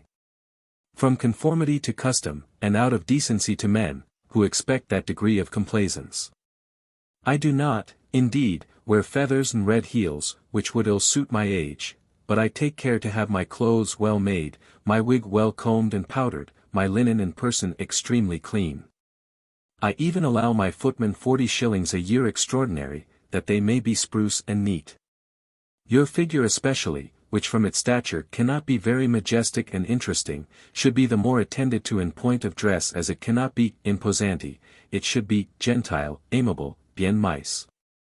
It will not admit of negligence and carelessness. I believe Mr. Hayes thinks that you have slighted him a little of late, since you have got into so much other company. I do not by any means blame you for not frequenting his house so much as you did at first, before you had got into so many other houses more entertaining and more instructing than his. On the contrary, you do very well. But, however, as he was extremely civil to you, take care to be so to him, and make up in manner what you omit in matter. See him, dine with him before you come away, and ask his commands for England. Your triangular seal is done, and I have given it to an English gentleman, who sets out in a week for Paris, and who will deliver it to Sir John Lambert for you. I cannot conclude this letter without returning again to the showish, the ornamental, the shining parts of your character, which, if you neglect, upon my word you will render the solid ones absolutely useless. Nay, such is the present turn of the world, that some valuable qualities are even ridiculous, if not accompanied by the gentler accomplishments. Plainness, simplicity, and Quakerism, either in dress or manners, will by no means do. They must both be laced and embroidered. Speaking, or writing sense, without elegance and turn, will be very little persuasive, and the best figure in the world, without air and address, will be very ineffectual. Some pedants may have told you that sound sense and learning stand in need of no ornaments, and, to support that assertion, elegantly quote the vulgar proverb, that good wine needs no bush. But surely the little experience you have already had of the world must have convinced you that the contrary of that assertion is true. All those accomplishments are now in your power, think of them, and of them only. I hope you frequent La Four Saint Laurent, which I see is now open. You will improve more by going there with your mistress, than by staying at home and reading Euclid with your geometry master. Adieu. Divertissez-vous, il n'y a rien de tel. Letter CLII. Greenwich, July 15th, O.S. 1751. My dear friend, as this is the last letter but one, that I think I shall write before I have the pleasure of seeing you here, it may not be amiss to prepare you a little for our interview, and for the time we shall pass together. Before kings and princes meet, ministers on each side adjust the important points of precedence, armchairs, right hand and left, etc., so that they know previously what they are to expect, what they have to trust to, and it is right they should. For they commonly envy or hate, but most certainly distrust each other. We shall meet upon very different terms, we want no such preliminaries. You know my tenderness, I know your affection. My only object, therefore, is to make your short stay with me as useful as I can to you, and yours, I hope, is to cooperate with me. Whether, by making it wholesome, I shall make it pleasant to you, I am not sure. Emetics and cathartics I shall not administer, because I am sure you do not want them, but for alteratives you must expect a great many, and I can tell you that I have a number of nostrums, which I shall communicate to nobody but yourself. To speak without a metaphor, I shall endeavor to assist your youth with all the experience that I have purchased, at the price of 57 years. In order to this, frequent reproofs, corrections, and admonitions will be necessary. But then, I promise you, that they shall be in a gentle, friendly, and secret manner, they shall not put you out of countenance in company, nor out of humor when we are alone. I do not expect that, at 19, you should have that knowledge of the world, those manners, that dexterity, which few people have at 29. But I will endeavor to give them you. And I am sure you will endeavor to learn them, as far as your youth, my experience, and the time we shall pass together, will allow. You may have many inaccuracies, and to be sure you have, for who has not at your age? Which few people will tell you of, and some nobody can tell you of but myself. You may possibly have others, too, which eyes less interested, and less vigilant than mine, do not discover. All those you shall hear of from one whose tenderness for you will excite his curiosity and sharpen his penetration. The smallest inattention or error in manners, the minutest inelegance of diction, the least awkwardness in your dress and carriage, will not escape my observation, nor pass without amicable correction. 2. The most intimate friends in the world, can freely tell each other their faults, and even their crimes, but cannot possibly tell each other of certain little weaknesses, awkwardnesses, and blindnesses of self-love. To authorize that unreserved freedom, the relation between us is absolutely necessary. For example, I had a very worthy friend, with whom I was intimate enough to tell him his faults. He had but few, I told him of them. He took it kindly of me, and corrected them. But then, he had some weaknesses that I could never tell him of directly, and which he was so little sensible of himself, that hints of them were lost upon him. He had a scrag neck, of about a yard long. Notwithstanding which, bags being in fashion, truly he would wear one to his wig, and did so, but never behind him, for, upon every motion of his head, his bag came forward over one shoulder or the other. He took it into his head too, that he must occasionally dance minuets, because other people did. And he did so, not only extremely ill, but so awkward, so disjointed, slim, so meagre, was his figure, that had he danced as well as ever Marcel did, it would have been ridiculous in him to have danced at all. I hinted these things to him as plainly as friendship would allow, and to no purpose, but to have told him the whole, so as to cure him, I must have been his father, which, thank God, I am not. As fathers commonly go, it is seldom a misfortune to be fatherless, and, considering the general run of sons, as seldom a misfortune to be childless. You and I form, I believe, an exception to that rule. For, I am persuaded that we would neither of us change our relation, were it in our power. You will, I both hope and believe, be not only the comfort, but the pride of my age. And, I am sure, I will be the support, the friend, the guide of your youth. Trust me without reserve, I will advise you without private interest or secret envy. Mr. Hart will do so too. But still there may be some little things proper for you to know, and necessary for you to correct, which even his friendship would not let him tell you of so freely as I should. And some, of which he may not possibly be so good a judge of as I am, not having lived so much in the great world. One principal topic of our conversation will be, not only the purity but the elegance of the English language. In both which you are very deficient. Another will be the constitution of this country, of which, I believe, you know less than of most other countries in Europe. Manners, attentions, and address, will also be the frequent subjects of our lectures. And whatever I know of that important and necessary art, the art of pleasing, I will unreservedly communicate to you. Dress too, which, as things are, I can logically prove, requires some attention, will not always escape our notice.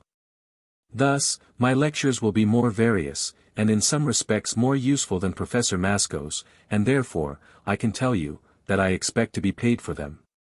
But, as possibly you would not care to part with your ready money, and as I do not think that it would be quite handsome in me to accept it, I will compound for the payment, and take it in attention and practice. Pray remember to part with all your friends, acquaintances, and mistresses, if you have any at Paris, in such a manner as may make them not only willing but impatient to see you there again. Assure them of your desire of returning to them. And do it in a manner that they may think you in earnest, that is, avec onction et un espèce d'attendrissement. All people say, pretty near the same things upon those occasions, it is the manner only that makes the difference. And that difference is great. Avoid, however, as much as you can, charging yourself with commissions, in your return from hence to Paris. I know, by experience, that they are exceedingly troublesome, commonly expensive, and very seldom satisfactory at last, to the persons who gave them. Some you cannot refuse, to people to whom you are obliged, and would oblige in your turn. But as to common fiddle-faddle commissions, you may excuse yourself from them with truth, by saying that you are to return to Paris through Flanders, and see all those great towns. Which I intend you shall do, and stay a week or 10 days at Brussels. Adieu. A good journey to you, if this is my last, if not, I can repeat again what I shall wish constantly. Letter Clyi. London, December 19th, O.S. 1751, note the date, which indicates that the sojourn with the author has ended. My dear friend, you are now entered upon a scene of business, where I hope you will one day make a figure. Use does a great deal, but care and attention must be joined to it. The first thing necessary in writing letters of business, is extreme clearness and perspicuity. Every paragraph should be so clear and unambiguous, that the dullest fellow in the world may not be able to mistake it, nor obliged to read it twice in order to understand it. This necessary clearness implies a correctness, without excluding an elegance of style. Tropes, figures, antitheses, epigrams, etc. would be as misplaced and as impertinent in letters of business, as they are sometimes, if judiciously used, proper and pleasing in familiar letters, upon common and trite subjects. In business, an elegant simplicity, the result of care, not of labor, is required. Business must be well, not affectedly dressed, but by no means negligently. Let your first attention be to clearness, and read every paragraph after you have written it, in the critical view of discovering whether it is possible that any one man can mistake the true sense of it, and correct it accordingly. Our pronouns and relatives often create obscurity or ambiguity, be therefore exceedingly attentive to them, and take care to mark out with precision their particular relations. For example, Mr. Johnson acquainted me that he had seen Mr. Smith, who had promised him to speak to Mr. Clark, to return him, Mr. Johnson, those papers, which he, Mr. Smith, had left some time ago with him, Mr.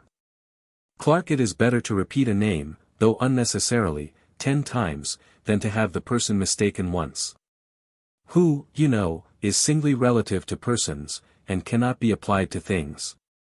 Which and that are chiefly relative to things, but not absolutely exclusive of persons, for one may say, the man that robbed or killed such a one, but it is better to say, the man who robbed or killed. One never says, the man or the woman which. Which and that, though chiefly relative to things, cannot be always used indifferently as to things, and the uovka must sometimes determine their place. For instance, the letter which I received from you, which you referred to in your last, which came by Lord Albemarle's messenger which I showed to such a one, I would change it thus, the letter that I received from you, which you referred to in your last, that came by Lord Albemarle's messenger, and which I showed to such a one. Business does not exclude, as possibly you wish it did, the usual terms of politeness and good breeding. But, on the contrary, strictly requires them, such as, I have the honor to acquaint your lordship, permit me to assure you, if I may be allowed to give my opinion, etc. For the minister abroad, who writes to the minister at home, writes to his superior, possibly to his patron, or at least to one who he desires should be so. Letters of business will not only admit of, but be the better for certain graces, but then, they must be scattered with a sparing and skilful hand, they must fit their place exactly. They must decently adorn without encumbering, and modestly shine without glaring. But as this is the utmost degree of perfection in letters of business, I would not advise you to attempt those embellishments, till you have first laid your foundation well. Cardinal d'Ossat's letters are the true letters of business. Those of Monsieur d'Avaux are excellent, Sir William Temple's are very pleasing, but, I fear, too affected. Carefully avoid all Greek or Latin quotations. And bring no precedents from the virtuous Spartans, the polite Athenians, and the brave Romans. Leave all that to feudal pedants. No flourishes, no declamation. But, I repeat it again, there is an elegant simplicity and dignity of style absolutely necessary for good letters of business. Attend to that carefully. Let your periods be harmonious, without seeming to be labored. And let them not be too long, for that always occasions a degree of obscurity. I should not mention correct orthography, but that you very often fail in that particular, which will bring ridicule upon you, for no man is allowed to spell ill. I wish too that your handwriting were much better, and I cannot conceive why it is not, since every man may certainly write whatever hand he pleases. Neatness in folding up, sealing, and directing your packets, is by no means to be neglected. Though, I dare say, you think it is. But there is something in the exterior, even of a packet, that may please or displease, and consequently worth some attention. You say that your time is very well employed. And so it is, though as yet only in the outlines, and first routine of business. They are previously necessary to be known, they smooth the way for parts and dexterity. Business requires no conjuration nor supernatural talents, as people unacquainted with it are apt to think. Method, diligence, and discretion, will carry a man, of good strong common sense, much higher than the finest parts, without them, can do. Par negotiis, nec supra, is the true character of a man of business, but then it implies ready attention and no absences, and a flexibility in versatility of attention from one object to another, without being engrossed by anyone. Be upon your guard against the pedantry and affectation of business which young people are apt to fall into, from the pride of being concerned in it young. They look thoughtful, complain of the weight of business, throw out mysterious hints, and seem big with secrets which they do not know. Do you, on the contrary, never talk of business but to those with whom you are to transact it? And learn to seem vacuous and idle, when you have the most business. Of all things, the volticialo, and the pensieri stretti, are necessary. Adieu.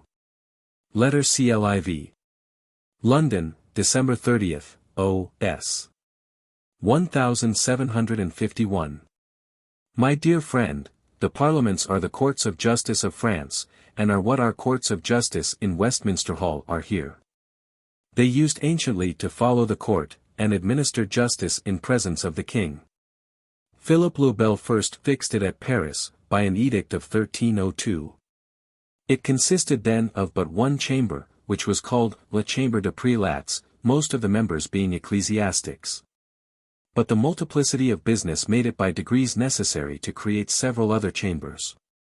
It consists now of 7 chambers. La Grande Chamber, which is the highest court of justice, and to which appeals lie from the others. Les 5 chambers d'enquêtes, which are like our common pleas, and court of exchequer. La Tournelle, which is the court for criminal justice, and answers to our old Bailey and King's Bench. There are in all 12 parliaments in France, 1. Paris 2. Toulouse 3. Grenoble 4. Bordeaux 5. Dijon 6. Rouen 7. Aix-en-Provence 8. Rennes-en-Bretagne 9. Pau-en-Navarre 10. Metz 11. Dole-en-Franche-Comté 12. Douai. There are 3 concile souverains, which may almost be called parliaments. They are those of Perpignan, Arras, Alsace. For further particulars of the French parliaments, read Bernard de la Rochefavin de Parlements de France, and other authors, who have treated that subject constitutionally. But what will be still better, converse upon it with people of sense and knowledge, who will inform you of the particular objects of the several chambers, and the businesses of the respective members, as les presidents. Les presidents a mortier, these last so called from their black velvet caps laced with gold, les maîtres traced de requites, les greffiers, le procureur général, les avocats généraux, les consilers, etc. The great point in dispute is concerning the powers of the Parliament of Paris in matters of state, and relatively to the Crown.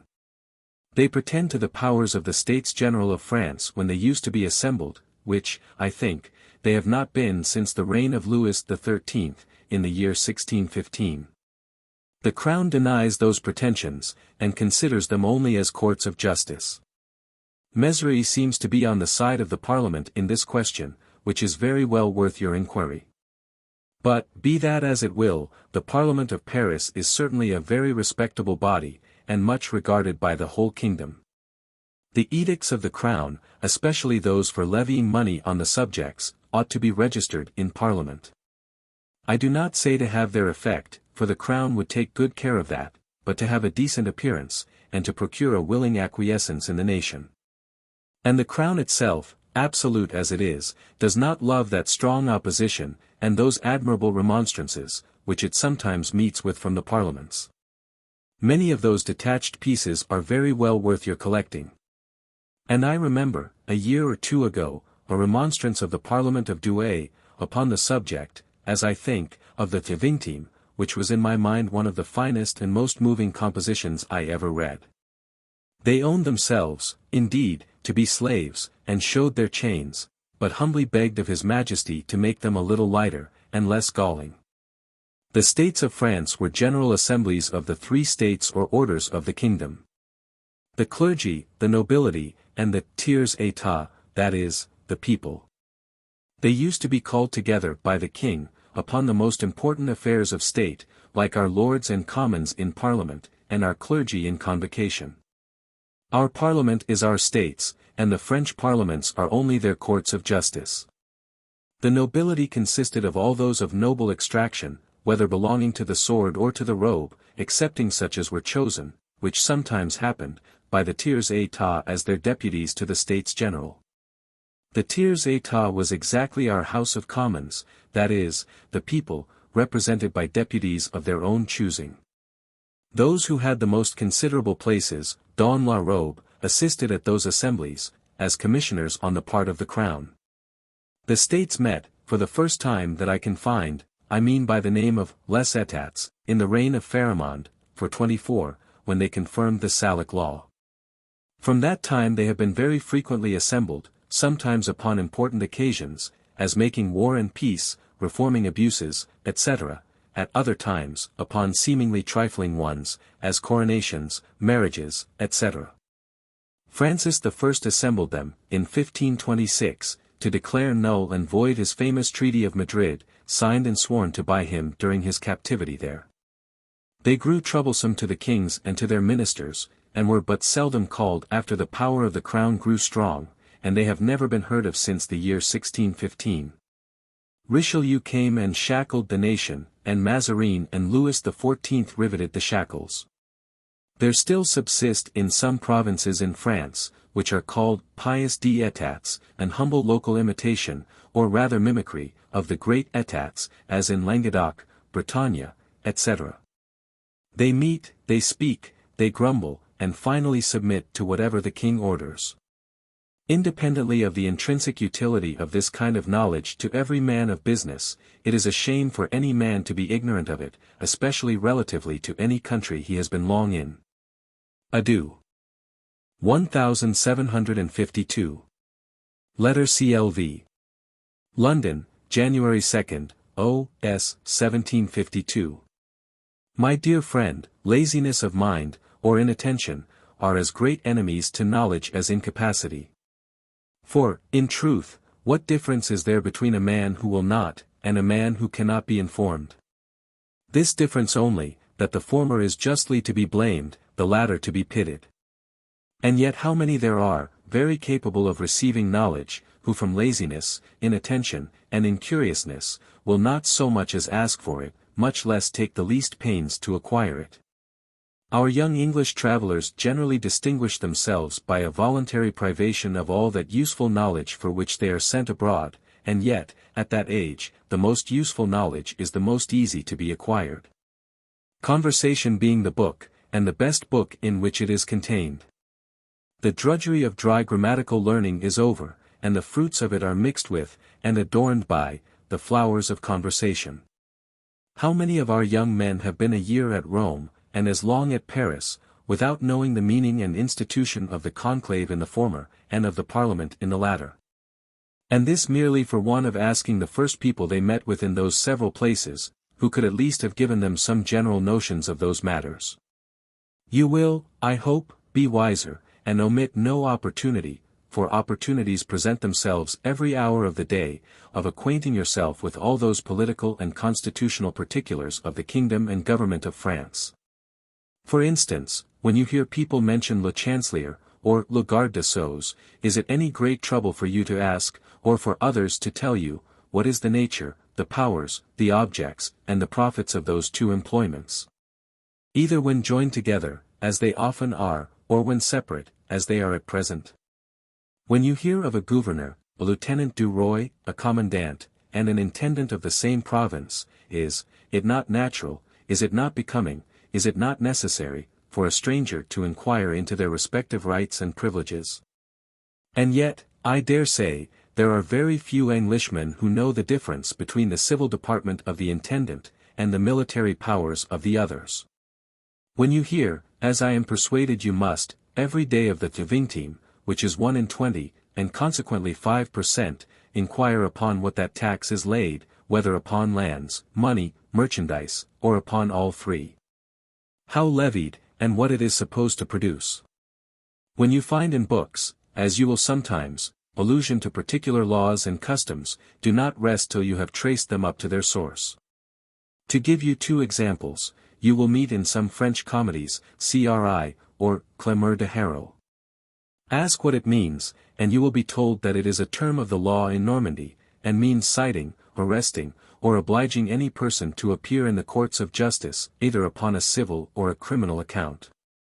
And that it is derived from Raoul, which Raoul was anciently Duke of Normandy, and a prince eminent for his justice. Insomuch, that when any injustice was committed, the cry immediately was, Venez, a Raoul, which words are now corrupted and jumbled into Haro. Another, Le Val du Chapon, that is, a certain district of ground immediately contiguous to the mansion seat of a family, and answers to what we call in English domains. It is in France computed at about 1,600 feet round the house, that being supposed to be the extent of the capon's flight from La Basse-Cour. This little district must go along with the mansion seat, however the rest of the estate may be divided. I do not mean that you should be a French lawyer.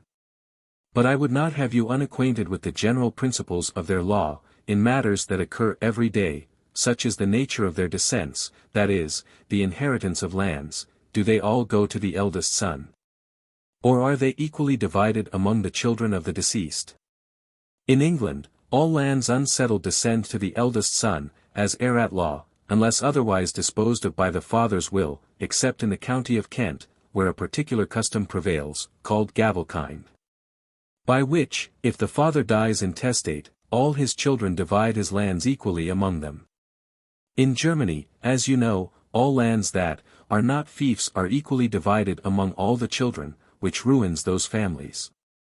But all male fiefs of the empire descend unalienably to the next male heir, which preserves those families. In France, I believe, descents vary in different provinces. The nature of marriage contracts deserves inquiry. In England, the general practice is, the husband takes all the wife's fortune, and in consideration of it settles upon her a proper pin money, as it is called, that is, an annuity during his life, and a jointure after his death. In France it is not so, particularly at Paris, where la communauté de biens is established. Any married woman at Paris, if you are acquainted with one, can inform you of all these particulars. These and other things of the same nature, are the useful and rational objects of the curiosity of a man of sense and business. Could they only be attained by laborious researches in folio books, and worm-eaten manuscripts, I should not wonder at a young fellow's being ignorant of them.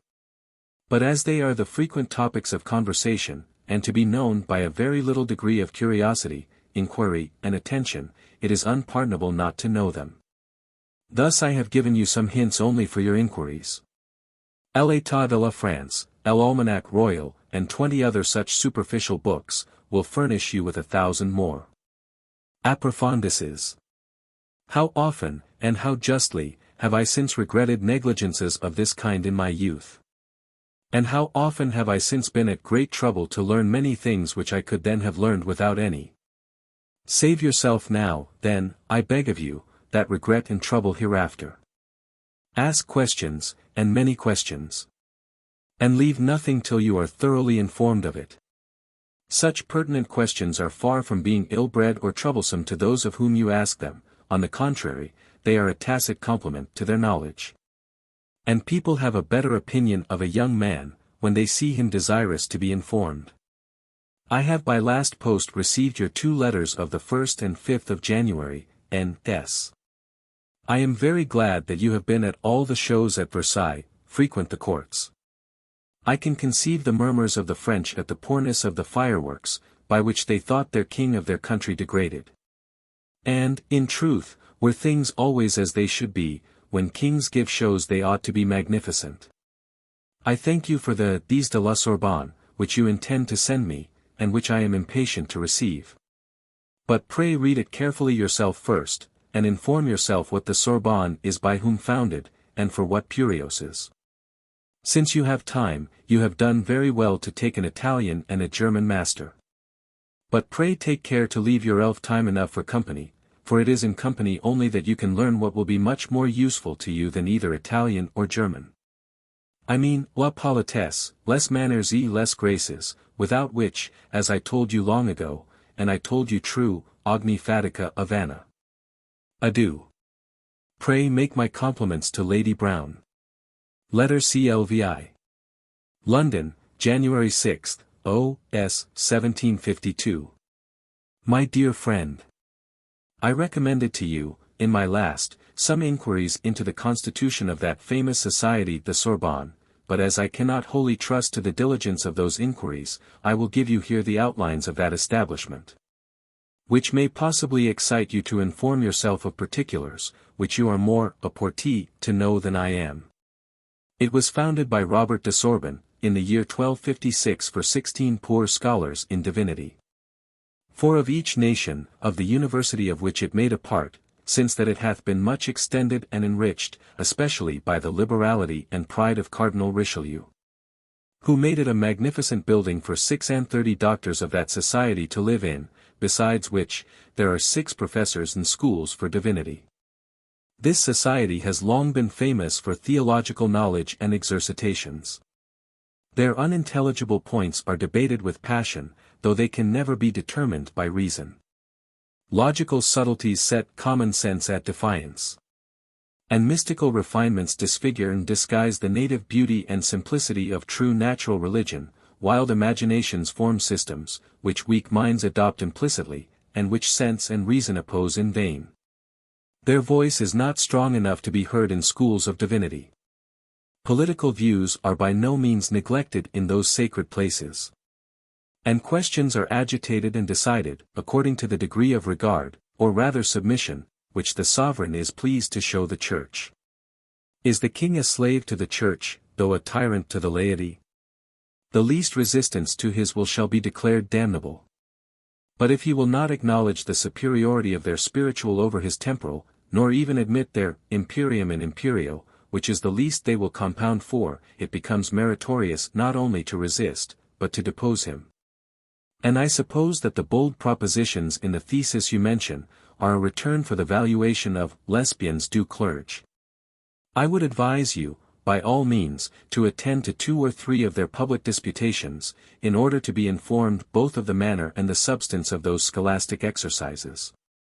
Pray remember to go to all those kind of things.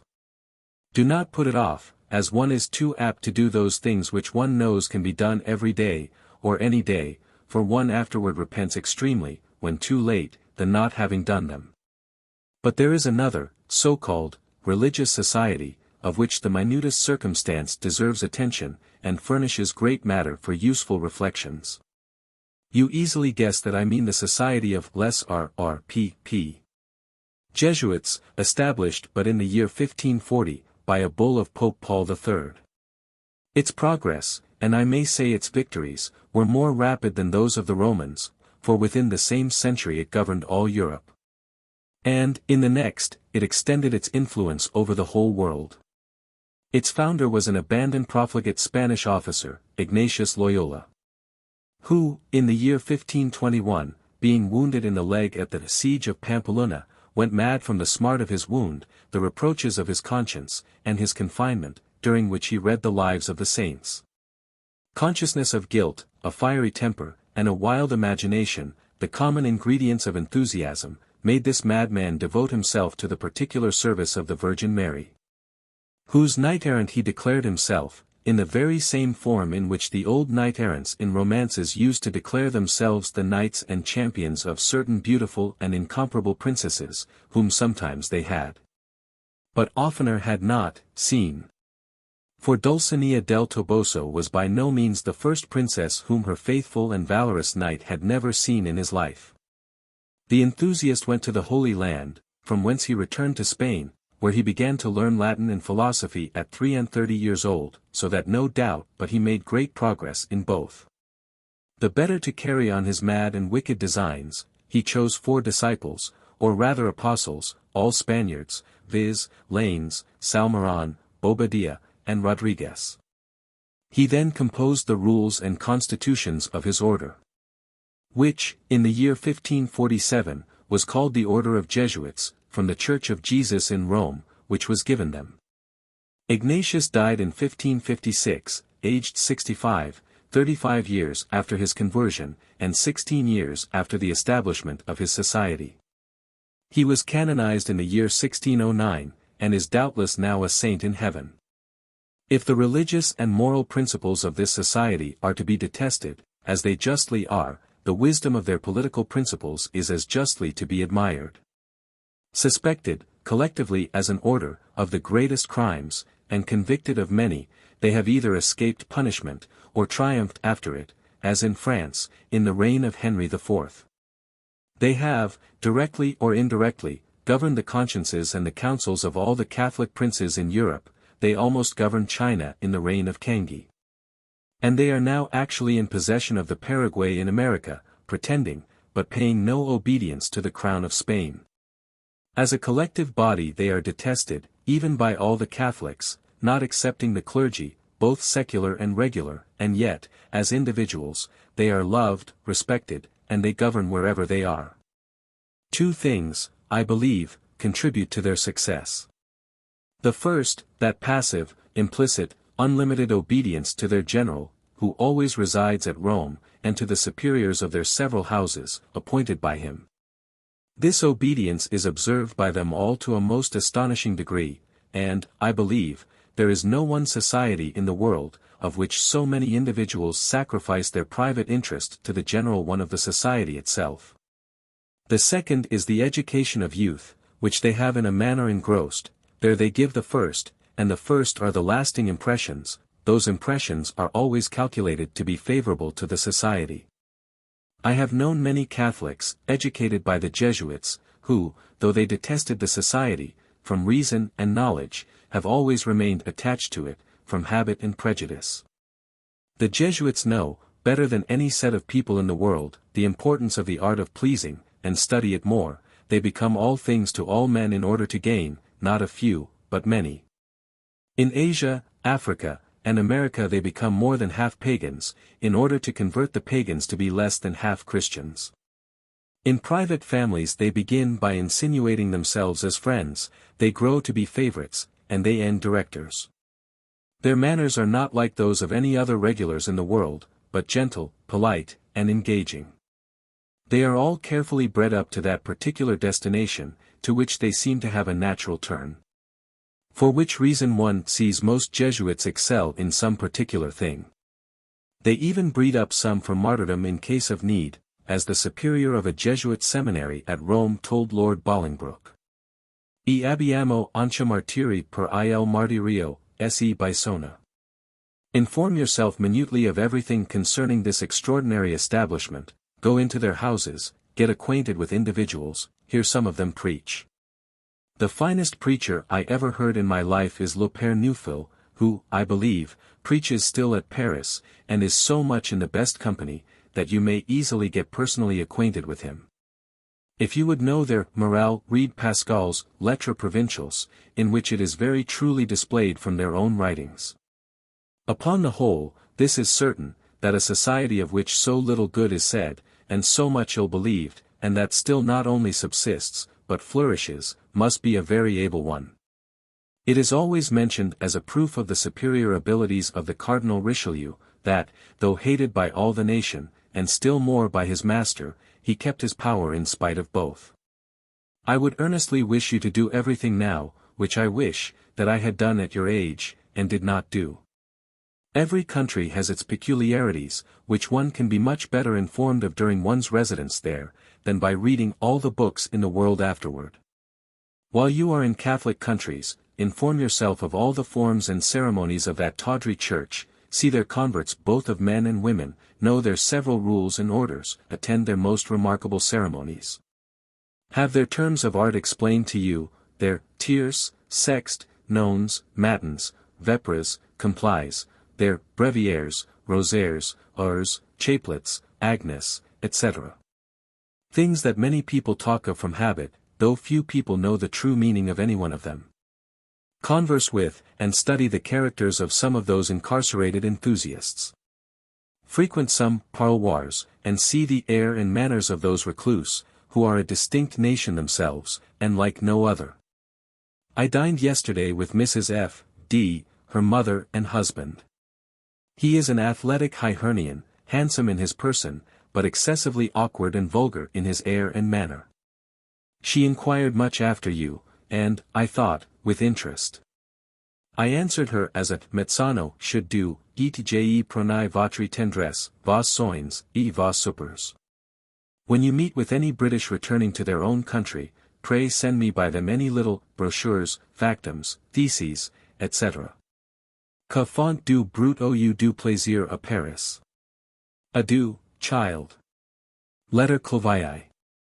London, January 23, O.S. 1752. My dear friend, have you seen the new tragedy of Varon, written by the Vicomte de Grave? And at that time the general topic of conversation at Paris. And what do you think of it? Let me know, for I am determined to form my taste upon yours.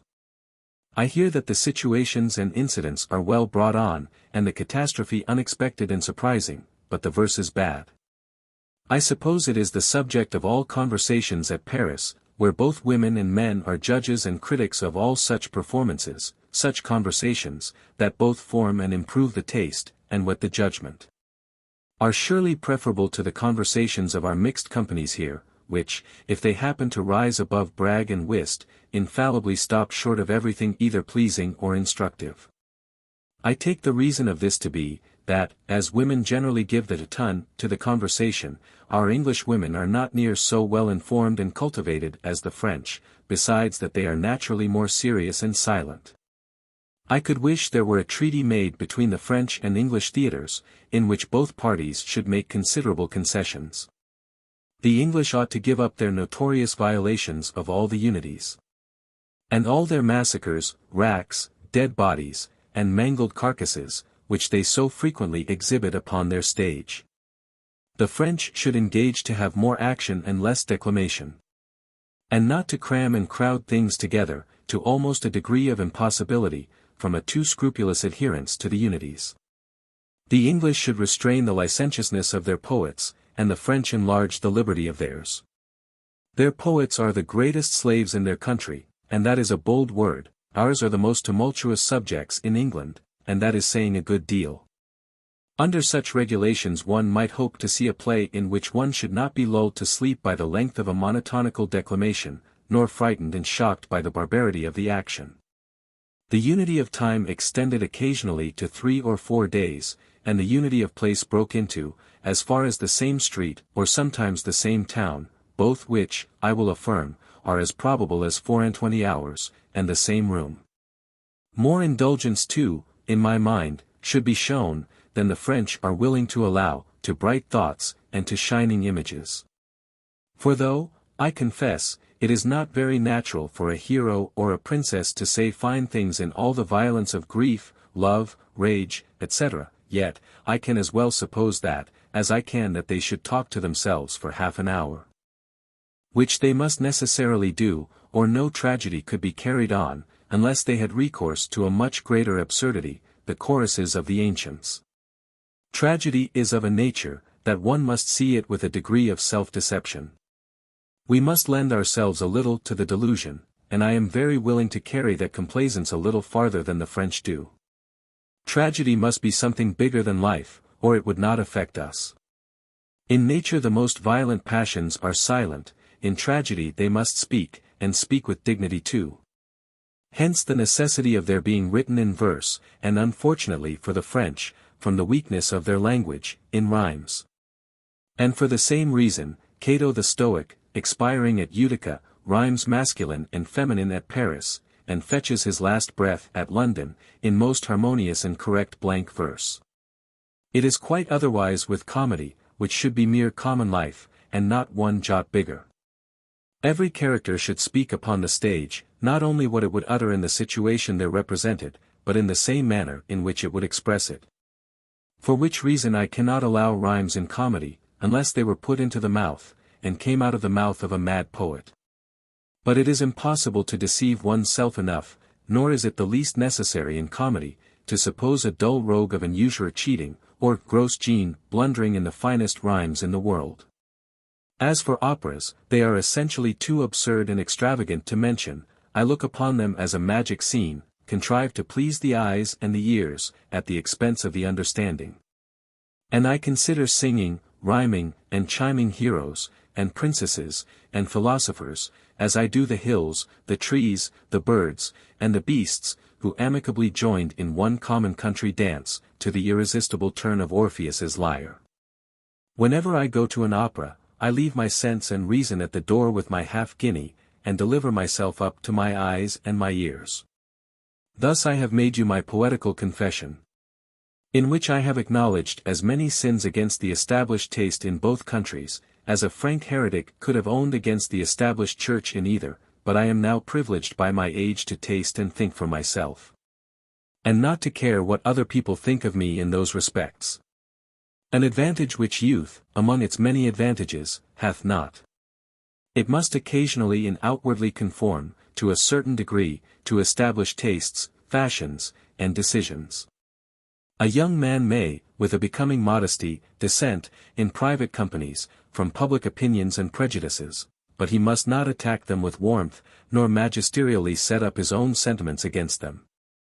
Endeavor to hear, and know all opinions. Receive them with complaisance, form your own with coolness, and give it with modesty. I have received a letter from Sir John Lambert, in which he requests me to use my interest to procure him the remittance of Mr. Spencer's money, when he goes abroad, and also desires to know to whose account he is to place the postage of my letters. I do not trouble him with a letter in answer, since you can execute the commission. Pray make my compliments to him, and assure him that I will do all I can to procure him Mr. Spencer's business, but that his most effectual way will be by Messrs. Hoare, who are Mr. Spencer's cashiers, and who will undoubtedly have their choice upon whom they will give him his credit. As for the postage of the letters, your purse and mine being pretty near the same, do you pay it, over and above your next draft. Your relations, the Princes B. will soon be with you at Paris, for they leave London this week. Whenever you converse with them, I desire it may be in Italian, that language not being yet familiar enough to you. By our printed papers, there seems to be a sort of compromise between the King and the Parliament, with regard to the affairs of the hospitals, by taking them out of the hands of the Archbishop of Paris, and placing them in Monsieur d'Argenson's. If this be true, that compromise, as it is called, is clearly a victory on the side of the court, and a defeat on the part of the Parliament. For if the Parliament had a right, they had it as much to the exclusion of Monsieur d'Argenson as of the Archbishop. Adieu. Letter Clovii. London, February 6, O.S. 1752. My dear friend, your criticism of Varon is strictly just, but, in truth, severe. You French critics seek for a fault as eagerly as I do for a beauty. You consider things in the worst light, to show your skill, at the expense of your pleasure. I view them in the best, that I may have more pleasure, though at the expense of my judgment. A trumper et demi is prettily said. And, if you please, you may call Varon, un-Normand, and Sostrate, un-Manceau, vaut un Normandie demi. And, considering the denouement in the light of trick upon trick, it would undoubtedly be below the dignity of the buskin, and fitter for the sock. But let us see if we cannot bring off the author. The great question upon which all turns, is to discover and ascertain who Cleonice really is. There are doubts concerning her état, how shall they be cleared? Had the truth been extorted from Varon, who alone knew, by the rack, it would have been a true tragical denouement. But that would probably not have done with Varon, who is represented as a bold, determined, wicked, and at that time desperate fellow, for he was in the hands of an enemy who he knew could not forgive him, with common prudence or safety. The rack would, therefore, have extorted no truth from him, but he would have died enjoying the doubts of his enemies, and the confusion that must necessarily attend those doubts. A stratagem is therefore thought of to discover what force and terror could not, and the stratagem such as no king or minister would disdain, to get at an important discovery. If you call that stratagem a trick, you vilify it, and make it comical. But call that trick a stratagem, or a measure, and you dignify it up to tragedy, so frequently do ridicule or dignity turn upon one single word. It is commonly said, and more particularly by Lord Shaftesbury, that ridicule is the best test of truth. For that it will not stick where it is not just. I deny it. A truth learned in a certain light and attacked in certain words, by men of wit and humour, may, and often doth, become ridiculous, at least so far that the truth is only remembered and repeated for the sake of the ridicule. The overturn of Mary of Medicis into a river, where she was half drowned, would never have been remembered if Madame de Verneuil, who saw it, had not said La Reine Boit. Pleasure or malignity often gives ridicule a weight which it does not deserve. The versification, I must confess, is too much neglected and too often bad, but, upon the whole, I read the play with pleasure. If there is but a great deal of wit and character in your new comedy, I will readily compound for its having little or no plot. I chiefly mind dialogue and character in comedies. Let dull critics feed upon the carcasses of plays. Give me the taste and the dressing. I am very glad you went to Versailles to see the ceremony of creating the Prince de Condé Chevalier de l'Ordre. And I do not doubt but that upon this occasion you informed yourself thoroughly of the institution and rules of that order. If you did, you were certainly told it was instituted by Henry III. Immediately after his return, or rather his flight from Poland, he took the hint of it at Venice, where he had seen the original manuscript of an order of the Vesti. Esprit au droit d'essai, which had been instituted in 1352, by Louis d'Anjou, King of Jerusalem and Sicily, and husband to Jane, Queen of Naples, Countess of Provence. This order was under the protection of St. Nicholas de Bari, whose image hung to the collar. Henry III found the order of St. Michael prostituted and degraded, during the civil wars. He therefore joined it to his new order of the Saint-Esprit, and gave them both together. For which reason every knight of the Saint-Esprit is now called Chevalier de Ordres du Roi. The number of the knights hath been different, but is now fixed to 100, exclusive of the sovereign. There are many officers who wear the riband of this order, like the other knights. And what is very singular is, that these officers frequently sell their employments, but obtain leave to wear the blue riband still, though the purchasers of those offices wear it also. As you will have been a great while in France, people will expect that you should be au fait of all these sort of things relative to that country. But the history of all the orders of all countries is well worth your knowledge. The subject occurs often, and one should not be ignorant of it, for fear of some such accident as happened to a solid Dane at Paris, who, upon seeing L'Ordre du Saint-Esprit, said, Notre Saint-Esprit chez nous c'est un éléphant. Almost all the princes in Germany have their orders too, not dated, indeed, from any important events, or directed to any great object, but because they will have orders, to show that they may. As some of them, who have the jusquidendi monedi, borrow 10 shillings worth of gold to coin a ducat. However, wherever you meet with them, inform yourself, and minute down a short account of them. They take in all the colours of Sir Isaac Newton's prisms. N.B. When you inquire about them, do not seem to laugh. I thank you for le mandement de Monseigneur l'Archevêque, it is very well drawn, and becoming an archbishop. But pray do not lose sight of a much more important object, I mean the political disputes between the king and the parliament, and the king and the clergy, they seem both to be patching up. But, however, get the whole clue to them, as far as they have gone. I received a letter yesterday from Madame Montconseil, who assures me you have gained ground, du côté de Manières, and that she looks upon you to be plus tuer moitié chemin. I am very glad to hear this, because, if you are got above halfway of your journey, surely you will finish it, and not faint in the course. Why do you think I have this affair so extremely at heart, and why do I repeat it so often? Is it for your sake, or for mine? You can immediately answer yourself that question, you certainly have, I cannot possibly have any interest in it.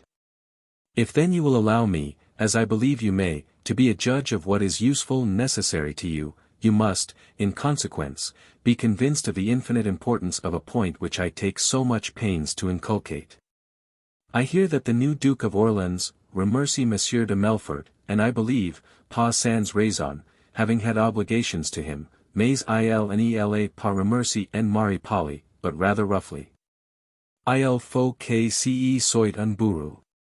I am told, too, that people get bits of his father's rags, by way of relies. I wish them joy, they will do them a great deal of good. See from hence what weaknesses human nature is capable of, and make allowances for such in all your plans and reasonings. Study the characters of the people you have to do with, and know what they are, instead of thinking them what they should be. Address yourself generally to the senses, to the heart, and to the weaknesses of mankind, but very rarely to their reason. Good night or good morrow to you, according to the time you shall receive this letter from, yours. Letter CLAX. London, February 14th, O.S. 1752. My dear friend, in a month's time, I believe I shall have the pleasure of sending you, and you will have the pleasure of reading, a work of Lord Bolingbroke's, in 2 volumes octavo, upon the use of history, in several letters to Lord Hyde. Then Lord Cornbury. It is now put into the press. It is hard to determine whether this work will instruct or please most. The most material historical facts, from the great era of the Treaty of Munster, are touched upon, accompanied by the most solid reflections. And adorned by all that elegance of style which was peculiar to himself, and in which, if Cicero equals, he certainly does not exceed him. But every other writer falls short of him. I would advise you almost to get this book by heart. I think you have a turn to history, you love it, and have a memory to retain it, this book will teach you the proper use of it. Some people load their memories indiscriminately with historical facts, as others do their stomachs with food, and bring out the one, and bring up the other, entirely crude and undigested. You will find in Lord Bolingbroke's book an infallible specific against that epidemical complaint that, it is important to remember that at this time Lord Bolingbroke's philosophical works had not appeared. Which accounts for Lord Chesterfield's recommending to his son, in this, as well as in some foregoing passages, the study of Lord Bolingbroke's writings. I remember a gentleman who had read history in this thoughtless and undistinguishing manner, and who, having travelled, had gone through the Valtelline. He told me that it was a miserable poor country, and therefore it was, surely, a great error in Cardinal Richelieu to make such a rout, and put France to so much expense about it. Had my friend read history as he ought to have done, he would have known that the great object of that great minister was to reduce the power of the House of Austria.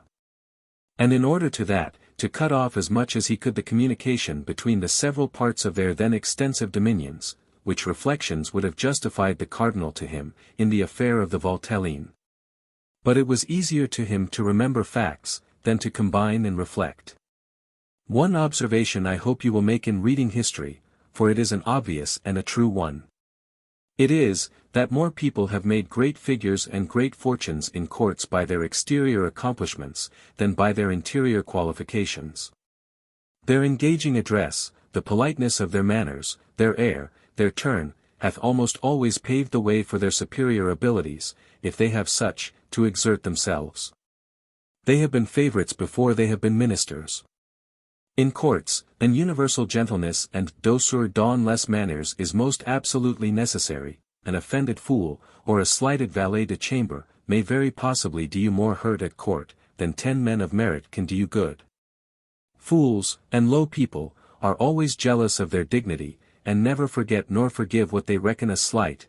On the other hand, they take civility and a little attention as a favor.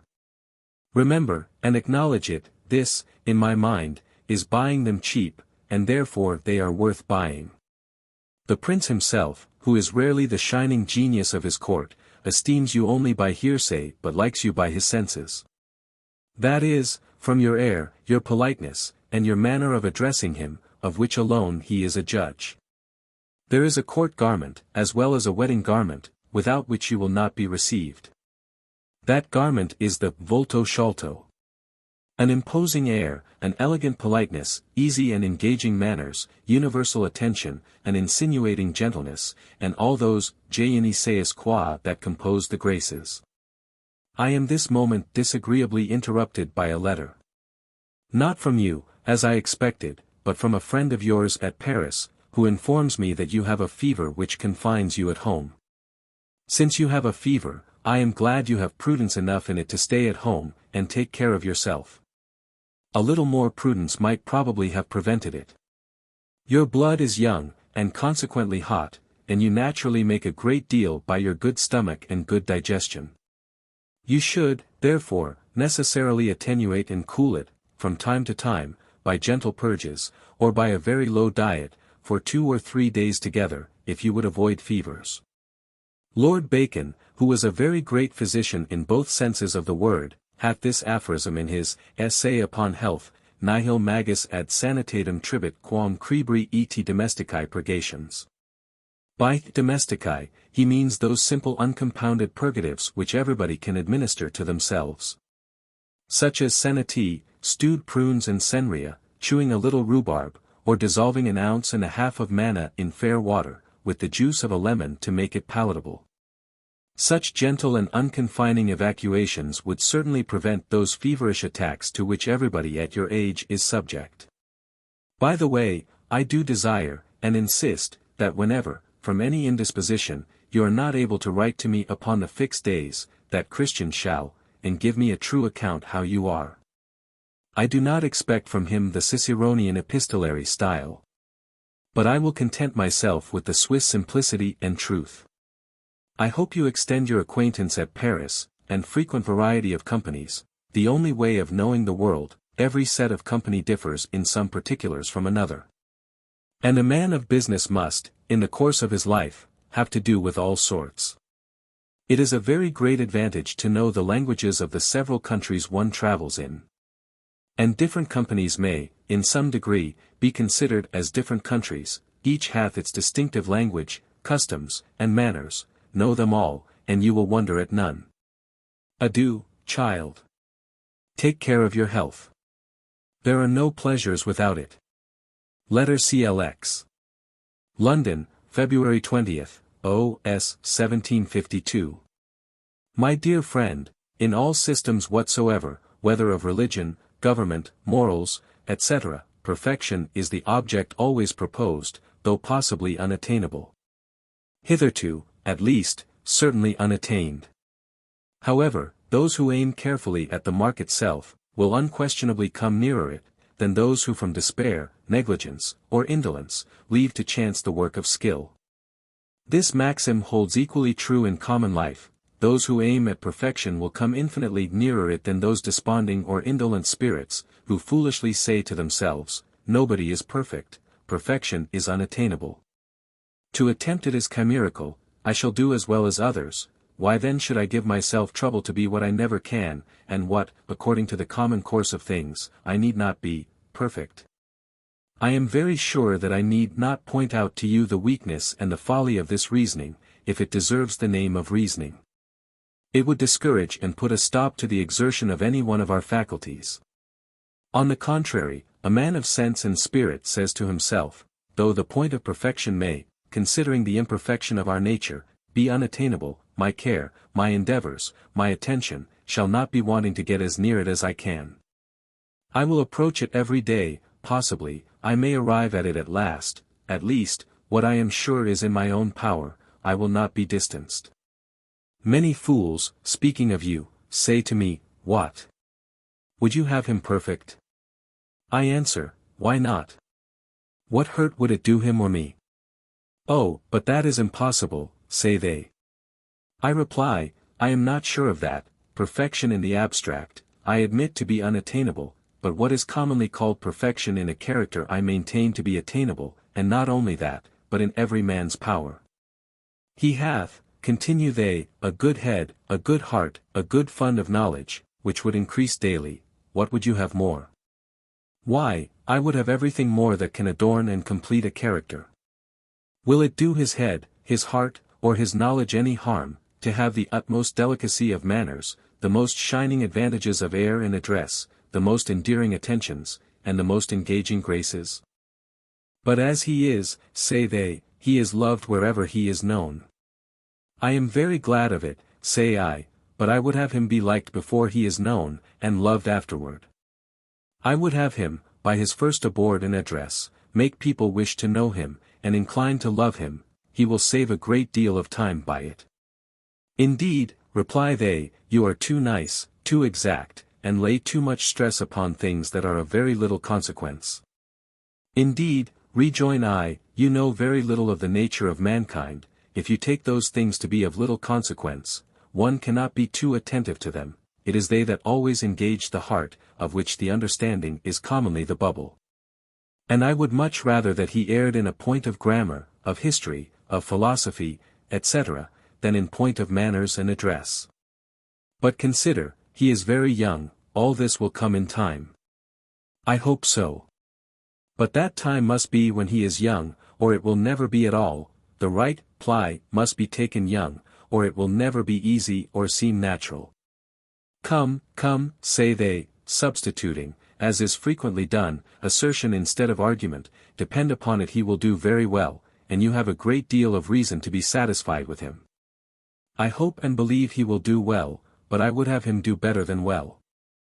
I am very well pleased with him, but I would be more, I would be proud of him. I would have him have luster as well as weight. Did you ever know anybody that reunited all these talents? Yes, I did. Lord Bolingbroke joined all the politeness, the manners, and the graces of a courtier, to the solidity of a statesman, and to the learning of a pedant. He was omnis homo. And pray what should hinder my boy from being so too, if he hath, as I think he hath, all the other qualifications that you allow him? Nothing can hinder him, but neglect of or inattention to, those objects which his own good sense must tell him are, of infinite consequence to him, and which therefore I will not suppose him capable of either neglecting or despising. This, to tell you the whole truth, is the result of a controversy that passed yesterday, between Lady Hervey and myself, upon your subject, and almost in the very words. I submit the decision of it to yourself. Let your own good sense determine it, and make you act in consequence of that determination. The receipt to make this composition is short and infallible, here I give it to you. Take variety of the best company, wherever you are. Be minutely attentive to every word and action, imitate respectively those whom you observe to be distinguished and considered for any one accomplishment, then mix all those several accomplishments together, and serve them up yourself to others. I hope your fair, or rather your brown American is well. I hear that she makes very handsome presents, if she is not so herself. I am told there are people at Paris who expect, from this secret connection, to see in time a volume of letters, superior to Madame de Graffigny's Peruvian ones. I lay in my claim to one of the first copies. Francis's Jeannie, Francis's Eugenia, hath been acted twice, with most universal applause. Tonight is his third night, and I am going to it. I did not think it would have succeeded so well, considering how long our British audiences have been accustomed to murder, racks, and poison, in every tragedy, but it affected the heart so much, that it triumphed over habit and prejudice. All the women cried, and all the men were moved. The prologue, which is a very good one, was made entirely by Garrick. The epilogue is old Cibber's, but corrected, though not enough, by Francis. He will get a great deal of money by it. And, consequently, be better able to lend you sixpence, upon any emergency. The Parliament of Paris, I find by the newspapers, has not carried its point concerning the hospitals, and, though the king hath given up the archbishop, yet as he has put them under the management and direction du Grand Conseil. The Parliament is equally out of the question. This will naturally put you upon inquiring into the constitution of the Grand Conseil.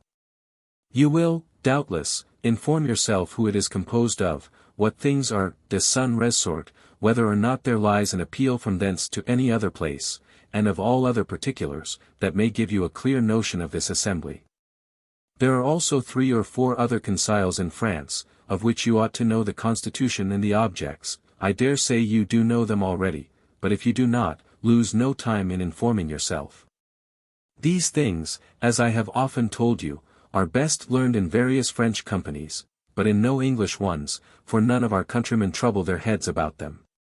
To use a very trite image, collect, like the bee, your store from every quarter. In some companies, parmi les fermiers généraux nommant, you may, by proper inquiries, get a general knowledge, at least, of les affaires de finances. When you are with de gens de robe, suck them with regard to the constitution, and civil government, and sic de cateris. This shows you the advantage of keeping a great deal of different French company. An advantage much superior to any that you can possibly receive from loitering and sauntering away evenings in any English company at Paris, not even excepting Lord A. Love of ease, and fear of restraint, to both which I doubt you are, for a young fellow, too much addicted, may invite you among your countrymen, but pray withstand those mean temptations, et prenez sur vous.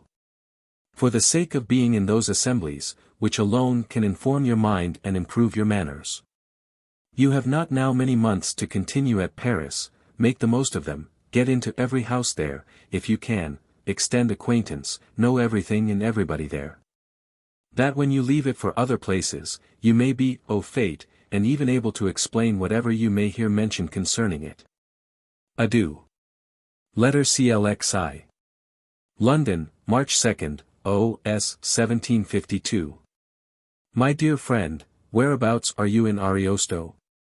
Or have you gone through that most ingenious contexture of truth and lies, of serious and extravagant, of knights-errant, magicians, and all that various matter which he announces in the beginning of his poem? Le don, I cavalier, l'arme. Gli amori. Le cortesi, l'audaci impresso io canto. I am by no means sure that Homer had superior invention, or excelled more in description than Ariosto. What can be more seducing and voluptuous, than the description of Alcina's person and palace? What more ingeniously extravagant, than the search made in the moon for Orlando's lost wits, and the account of other peoples that were found there? The whole is worth your attention, not only as an ingenious poem, but as the source of all modern tales, novels, fables, and romances, as Ovid's Metamorphoses was of the ancient ones. Besides, that when you have read this work, nothing will be difficult to you in the Italian language. You will read Tasso's Jerusalem, and the Decameron di Boccaccio, with great facility afterward.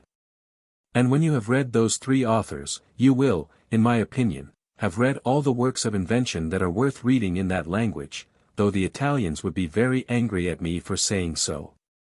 A gentleman should know those which I call classical works, in every language, such as Boileau, Corneille, Racine, Molière, etc., in French, Milton, Dryden, Pope, Swift, etc., in English, and the 3 authors above mentioned in Italian.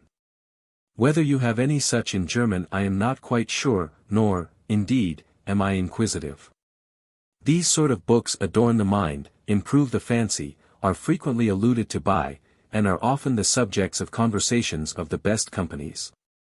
As you have languages to read, and memory to retain them, the knowledge of them is very well worth the little pains it will cost you, and will enable you to shine in company. It is not pedantic to quote and allude to them, which it would be with regard to the ancients. Among the many advantages which you have had in your education, I do not consider your knowledge of several languages as the least.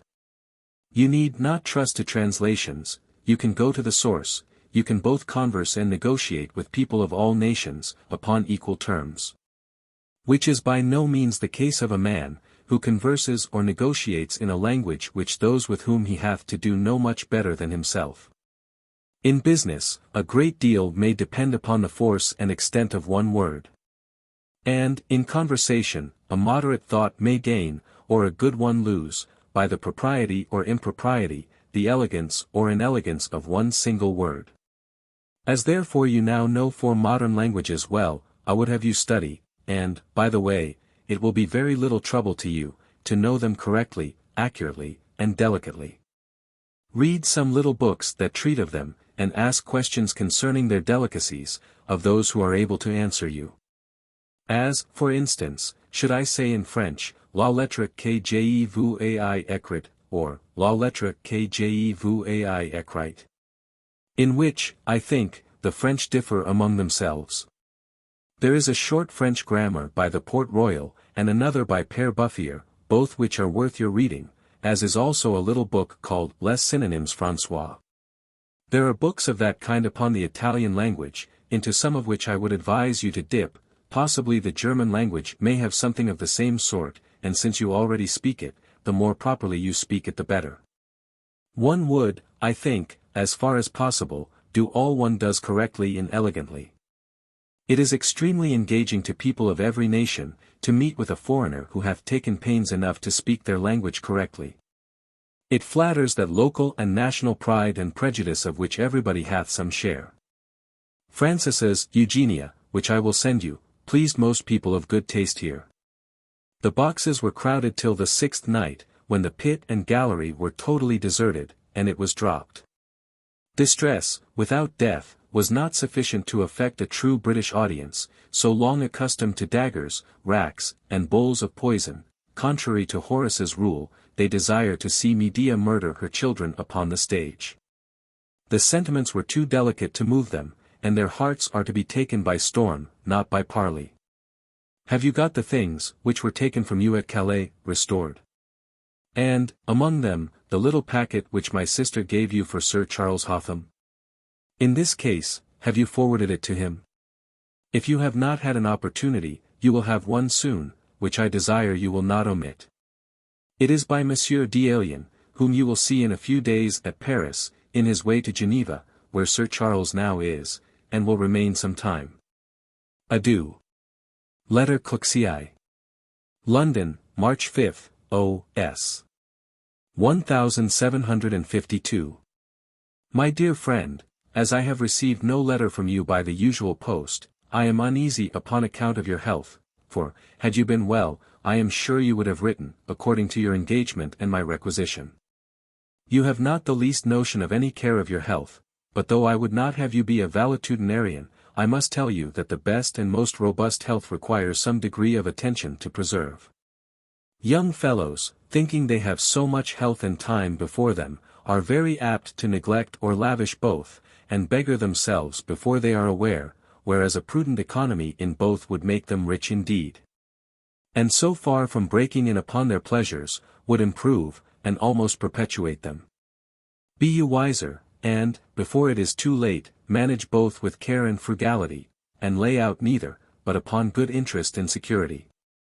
I will now confine myself to the employment of your time, which, though I have often touched upon formerly, is a subject that, from its importance, will bear repetition.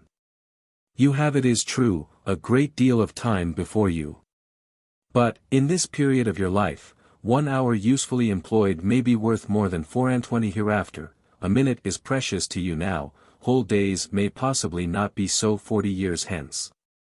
Whatever time you allow, or can snatch for serious reading, I say snatch, because company and the knowledge of the world is now your chief object, employ it in the reading of some one book, and that a good one.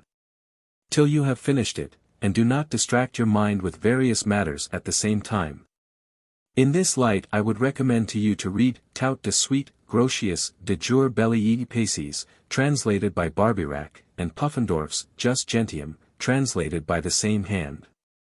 For accidental quarters of hours, read works of invention, wit and humor, of the best, and not of trivial authors, either ancient or modern. Whatever business you have, do it the first moment you can. Never by halves, but finish it without interruption, if possible. Business must not be sauntered and trifled with, and you must not say to it, as Felix did to Paul, at a more convenient season I will speak to thee.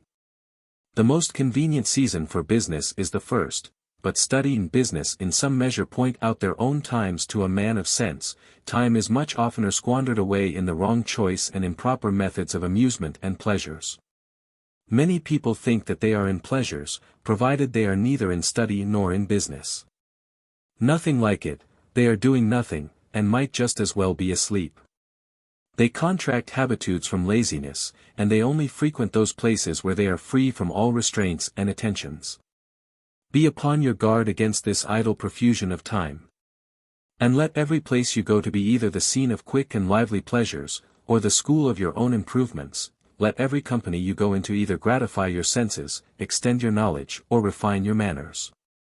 Have some decent object of gallantry in view at some places, frequent others, where people of wit and taste assemble, get into others, where people of superior rank and dignity command respect and attention from the rest of the company. But pray frequent no neutral places, from mere idleness and indolence. Nothing forms a young man so much as being used to keep respectable and superior company, where a constant regard and attention is necessary. It is true, this is at first a disagreeable state of restraint, but it soon grows habitual, and consequently easy, and you are amply paid for it, by the improvement you make, and the credit it gives you. What you said some time ago was very true, concerning Le Palais Royal. To one of your age the situation is disagreeable enough, you cannot expect to be much taken notice of, but all that time you can take notice of others. Observe their manners, decipher their characters, and insensibly you will become one of the company. All this I went through myself, when I was of your age. I have sat hours in company without being taken the least notice of. But then I took notice of them, and learned in their company how to behave myself better in the next, till by degrees I became part of the best companies myself. But I took great care not to lavish away my time in those companies where there were neither quick pleasures nor useful improvements to be expected. Sloth, indolence, and mollesse are pernicious and unbecoming a young fellow. Let them be your resource 40 years hence at soonest. Determine, at all events, and however disagreeable it may to you in some respects, and for some time, to keep the most distinguished and fashionable company of the place you are at, either for their rank, or for their learning. Or le bel esprit et le gout. This gives you credentials to the best companies, wherever you go afterward. Pray, therefore, no indolence, no laziness, but employ every minute in your life in active pleasures, or useful employments. Address yourself to some woman of fashion and beauty, wherever you are, and try how far that will go. If the place be not secured beforehand, and garrisoned, 9 times in 10 you will take it. By attentions and respect you may always get into the highest company, and by some admiration and applause, whether merited or not, you may be sure of being welcome among les savants et les beaux esprits. There are but these 3 sorts of company for a young fellow, there being neither pleasure nor profit in any other. My uneasiness with regard to your health is this moment removed by your letter of the 8th N.S. which, by what accident I do not know, I did not receive before.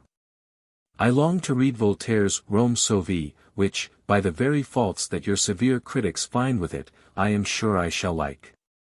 For I will at any time give up a good deal of regularity for a great deal of brilliant, and for the brilliant surely nobody is equal to Voltaire. Catalan's conspiracy is an unhappy subject for a tragedy. It is too single, and gives no opportunity to the poet to excite any of the tender passions. The whole is one intended act of horror. Crebillon was sensible of this defect, and to create another interest, most absurdly made Catalan in love with Cicero's daughter, and her with him. I am very glad that you went to Versailles, and dined with Monsieur de Saint-Contest. That is company to learn les bons manners in, and it seems you had les bons morceaux into the bargain. Though you were no part of the King of France's conversation with the foreign ministers, and probably not much entertained with it, do you think that it is not very useful to you to hear it? And to observe the turn and manners of people of that sort? It is extremely useful to know it well. The same in the next rank of people, such as ministers of state, etc. In whose company, though you cannot yet, at your age, bear a part, and consequently be diverted, you will observe and learn, what hereafter it may be necessary for you to act. Tell Sir John Lambert that I have this day fixed Mr. Spencer's having his credit upon him. Mr. Hoare had also recommended him. I believe Mr. Spencer will set out next month for some place in France, but not Paris. I am sure he wants a great deal of France, for at present he is most entirely English, and you know very well what I think of that. And so we bid you heartily good night. Letter Cooksey. London, March 16th, O.S. 1752. My dear friend, how do you go on with the most useful and most necessary of all studies, the study of the world? Do you find that you gain knowledge? And does your daily experience at once extend and demonstrate your improvement? You will possibly ask me how you can judge of that yourself. I will tell you a sure way of knowing. Examine yourself and see whether your notions of the world are changed, by experience, from what they were 2 years ago in theory. For that alone is one favorable symptom of improvement. At that age, I remember it in myself, every notion that one forms is erroneous, one hath seen few models, and those none of the best, to form oneself upon. One thinks that everything is to be carried by spirit and vigor, that art is meanness, and that versatility and complaisance are the refuge of pusillanimity and weakness. This most mistaken opinion gives an indelicacy, a brusquerie, and a roughness to the manners. Fools, who can never be undeceived, retain them as long as they live. Reflection, with a little experience, makes men of sense shake them off soon. When they come to be a little better acquainted with themselves, and with their own species, they discover that plain right reason is, 9 times in 10, the fettered and shackled attendant of the triumph of the heart and the passions. And, consequently, they address themselves 9 times in 10 to the conqueror, not to the conquered, and conquerors, you know, must be applied to in the gentlest, the most engaging, and the most insinuating manner. Have you found out that every woman is infallibly to be gained by every sort of flattery, and every man by one sort or other? Have you discovered what variety of little things affect the heart, and how surely they collectively gain it? If you have made some progress. I would try a man's knowledge of the world, as I would a schoolboy's knowledge of Horace, not by making him construe Maecenas Atavis Edite Regibus, which he could do in the first form, but by examining him as to the delicacy and curiosa felicitas of that poet. A man requires very little knowledge and experience of the world, to understand glaring, high-colored, and decided characters. They are but few, and they strike at first, but to distinguish the almost imperceptible shades, and the nice gradations of virtue and vice, sense and folly, strength and weakness, of which characters are commonly composed, demands some experience, great observation, and minute attention. In the same cases, most people do the same things, but with this material difference, upon which the success commonly turns: a man who hath studied the world knows when to time, and where to place them. He hath analyzed the characters he applies to, and adapted his address and his arguments to them. But a man, of what is called plain good sense, who hath only reasoned by himself, and not acted with mankind, mistimes, misplaces, runs precipitately and bluntly at the mark, and falls upon his nose in the way. In the common manners of social life, every man of common sense hath the rudiments, the ABC of civility. He means not to offend, and even wishes to please, and, if he hath any real merit, will be received and tolerated in good company. But that is far from being enough, for, though he may be received, he will never be desired; though he does not offend, he will never be loved. But, like some little, insignificant, neutral power, surrounded by great ones, he will neither be feared nor courted by any, but, by turns, invaded by all, whenever it is their interest. A most contemptible situation. Whereas, a man who hath carefully attended to, and experienced, the various workings of the heart, and the artifices of the head, and who, by one shade, can trace the progression of the whole color, Who can, at the proper times, employ all the several means of persuading the understanding, and engaging the heart, may and will have enemies, but will and must have friends. He may be opposed, but he will be supported too. His talents may excite the jealousy of some, but his engaging arts will make him beloved by many more. He will be considerable, he will be considered. Many different qualifications must conspire to form such a man, and to make him at once respectable and amiable. The least must be joined to the greatest, the latter would be unavailing without the former. And the former would be futile and frivolous, without the latter. Learning is acquired by reading books. But the much more necessary learning, the knowledge of the world, is only to be acquired by reading men, and studying all the various editions of them. Many words in every language are generally thought to be synonymous. But those who study the language attentively will find, that there is no such thing. They will discover some little difference, some distinction between all those words that are vulgarly called synonymous. One hath always more energy, extent, or delicacy, than another. It is the same with men, all are in general, and yet no two in particular, exactly alike. Those who have not accurately studied, perpetually mistake them. They do not discern the shades and gradations that distinguish characters seemingly alike. Company, various company, is the only school for this knowledge. You ought to be, by this time, at least in the third form of that school, from whence the rise to the uppermost is easy and quick, but then you must have application and vivacity. And you must not only bear with, but even seek restraint in most companies, instead of stagnating in one or two only, where indolence and love of ease may be indulged. In the plan which I gave you in my last, that letter is missing.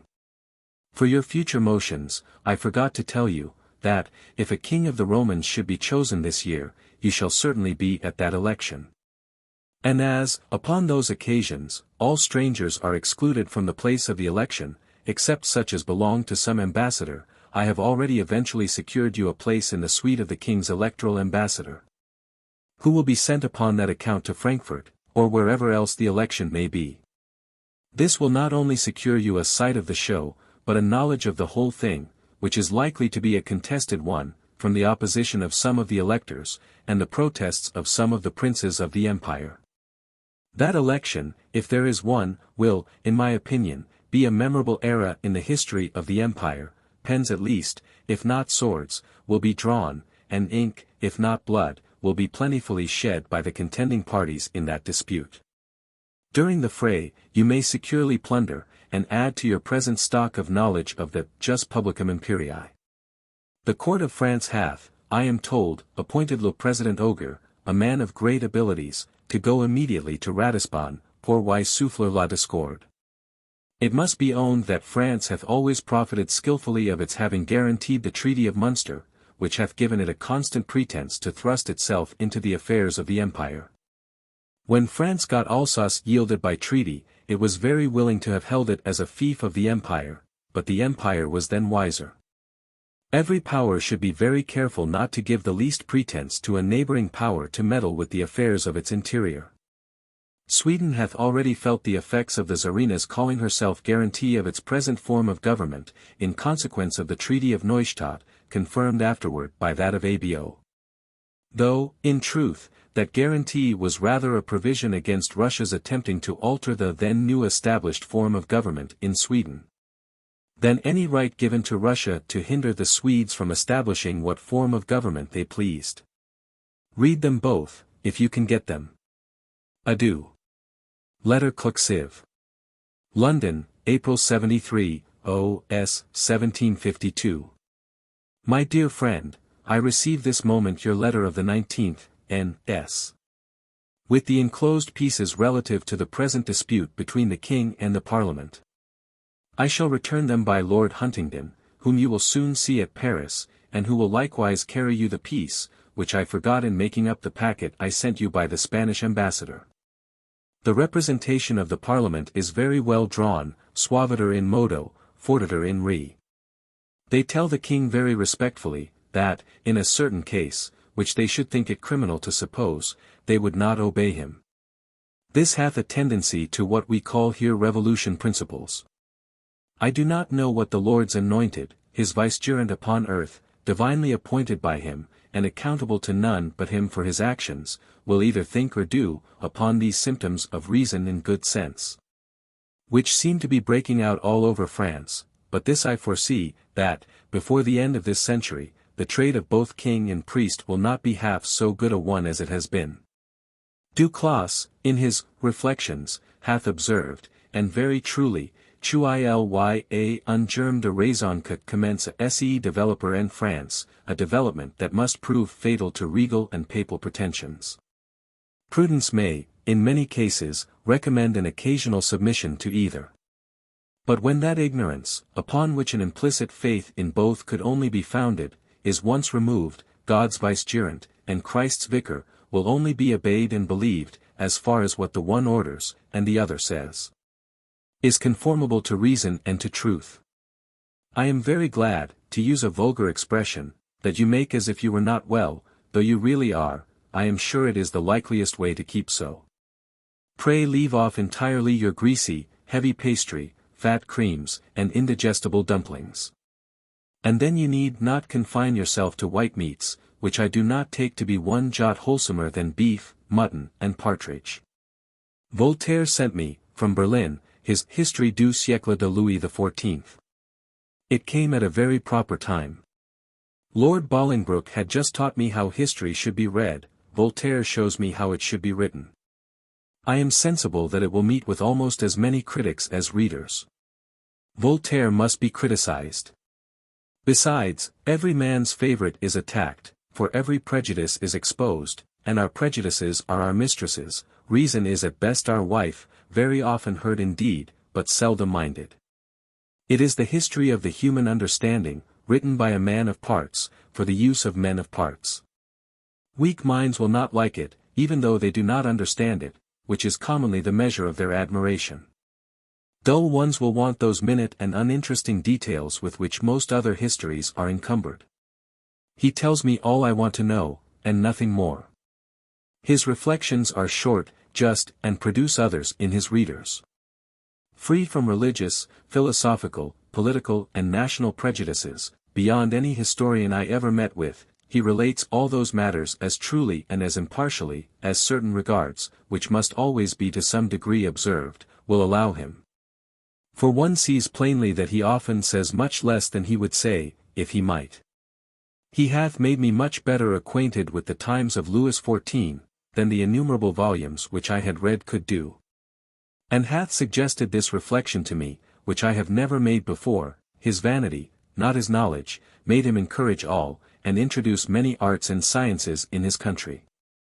He opened in a manner the human understanding in France, and brought it to its utmost perfection. His age equalled in all, and greatly exceeded in many things, pardon me, pedants, the Augustan.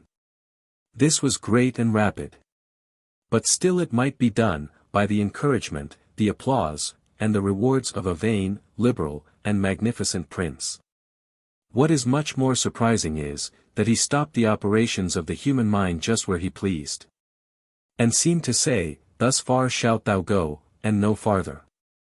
For, a bigot to his religion, and jealous of his power, free and rational thoughts upon either, never entered into a French head during his reign. And the greatest geniuses that ever any age produced, never entertained a doubt of the divine right of kings, or the infallibility of the Church. Poets, orators, and philosophers, ignorant of their natural rights, cherished their chains.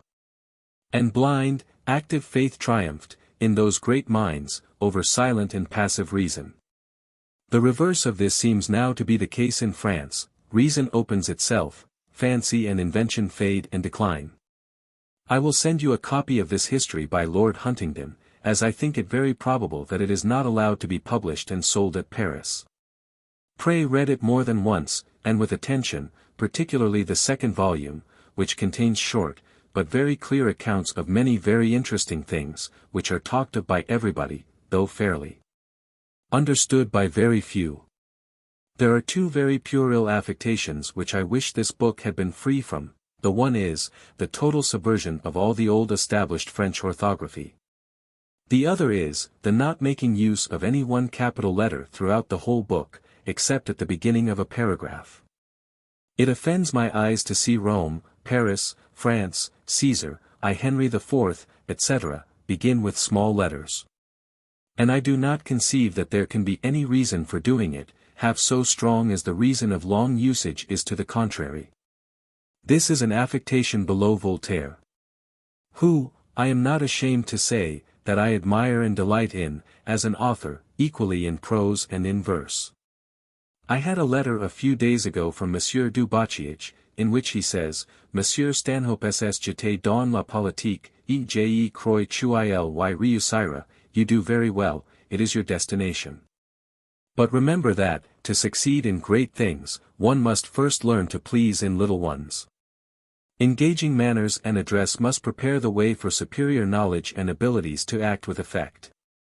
The late Duke of Marlborough's manners and address prevailed with the first King of Prussia, to let his troops remain in the army of the Allies, when neither their representations, nor his own share in the common cause could do it.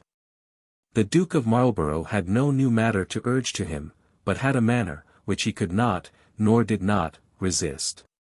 Voltaire, among 1,000 little delicate strokes of that kind, says of the Duc de la Feuillade, Chuil etoitlehome le plus brillant et le plus aimable du royaume, et quoique gendre du general et minister Illinois avoit pour Louis la faveur publique. Various little circumstances of that sort will often make a man of great real merit be hated, if he hath not address and manners to make him be loved. Consider all your own circumstances seriously. And you will find that, of all arts, the art of pleasing is the most necessary for you to study and possess. A silly tyrant said, Oderant modo timant, a wise man would have said, Modo amant nihil timendum est mihi. Judge from your own daily experience, of the efficacy of that pleasing je sais quoi, when you feel, as you and everybody certainly does, that in men it is more engaging than knowledge, in women than beauty.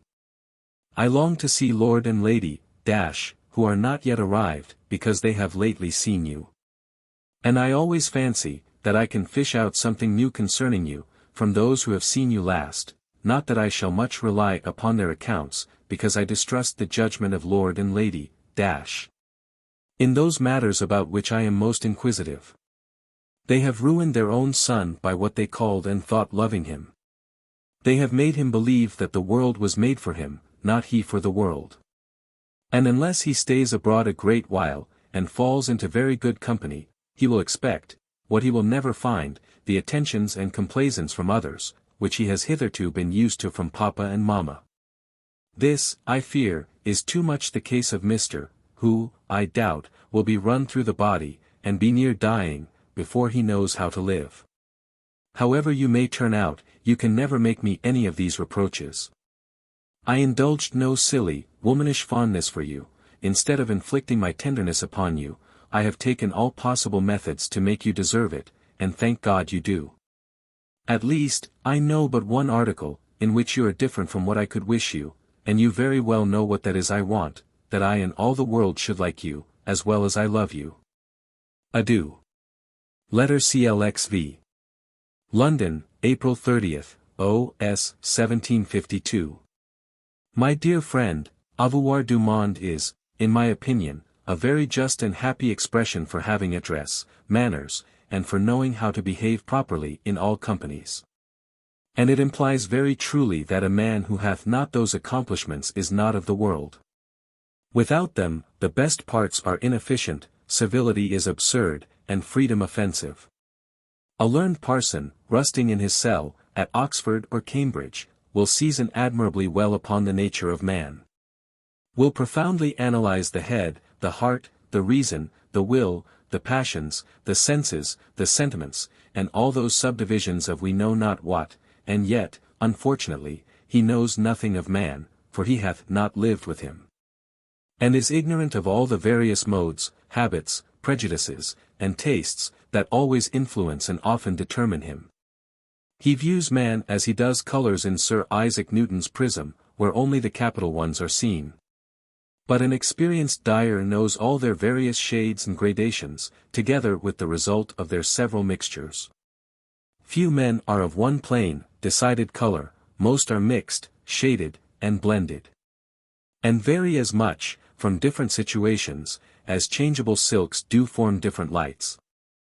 The man, du monde, knows all this from his own experience and observation. The conceited, cloistered philosopher knows nothing of it from his own theory.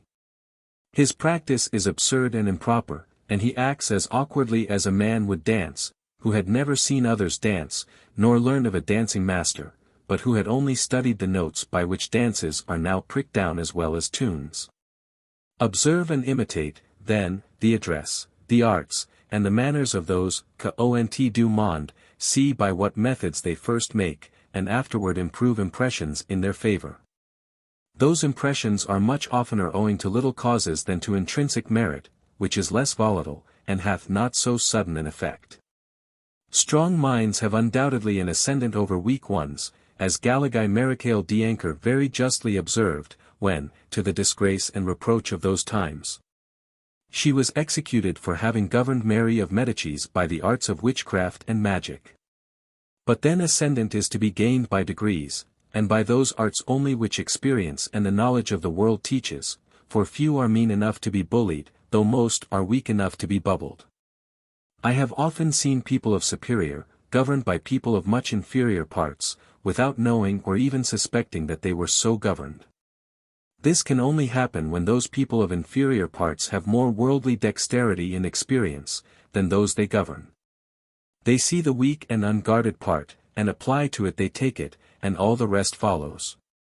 Would you gain either men or women, and every man of sense desires to gain both, il faut du monde. You have had more opportunities than ever any man had, at your age, of acquiring monde. You have been in the best companies of most countries, at an age when others have hardly been in any company at all. You are master of all those languages, which John Trott seldom speaks at all, and never well. Consequently you need be a stranger nowhere.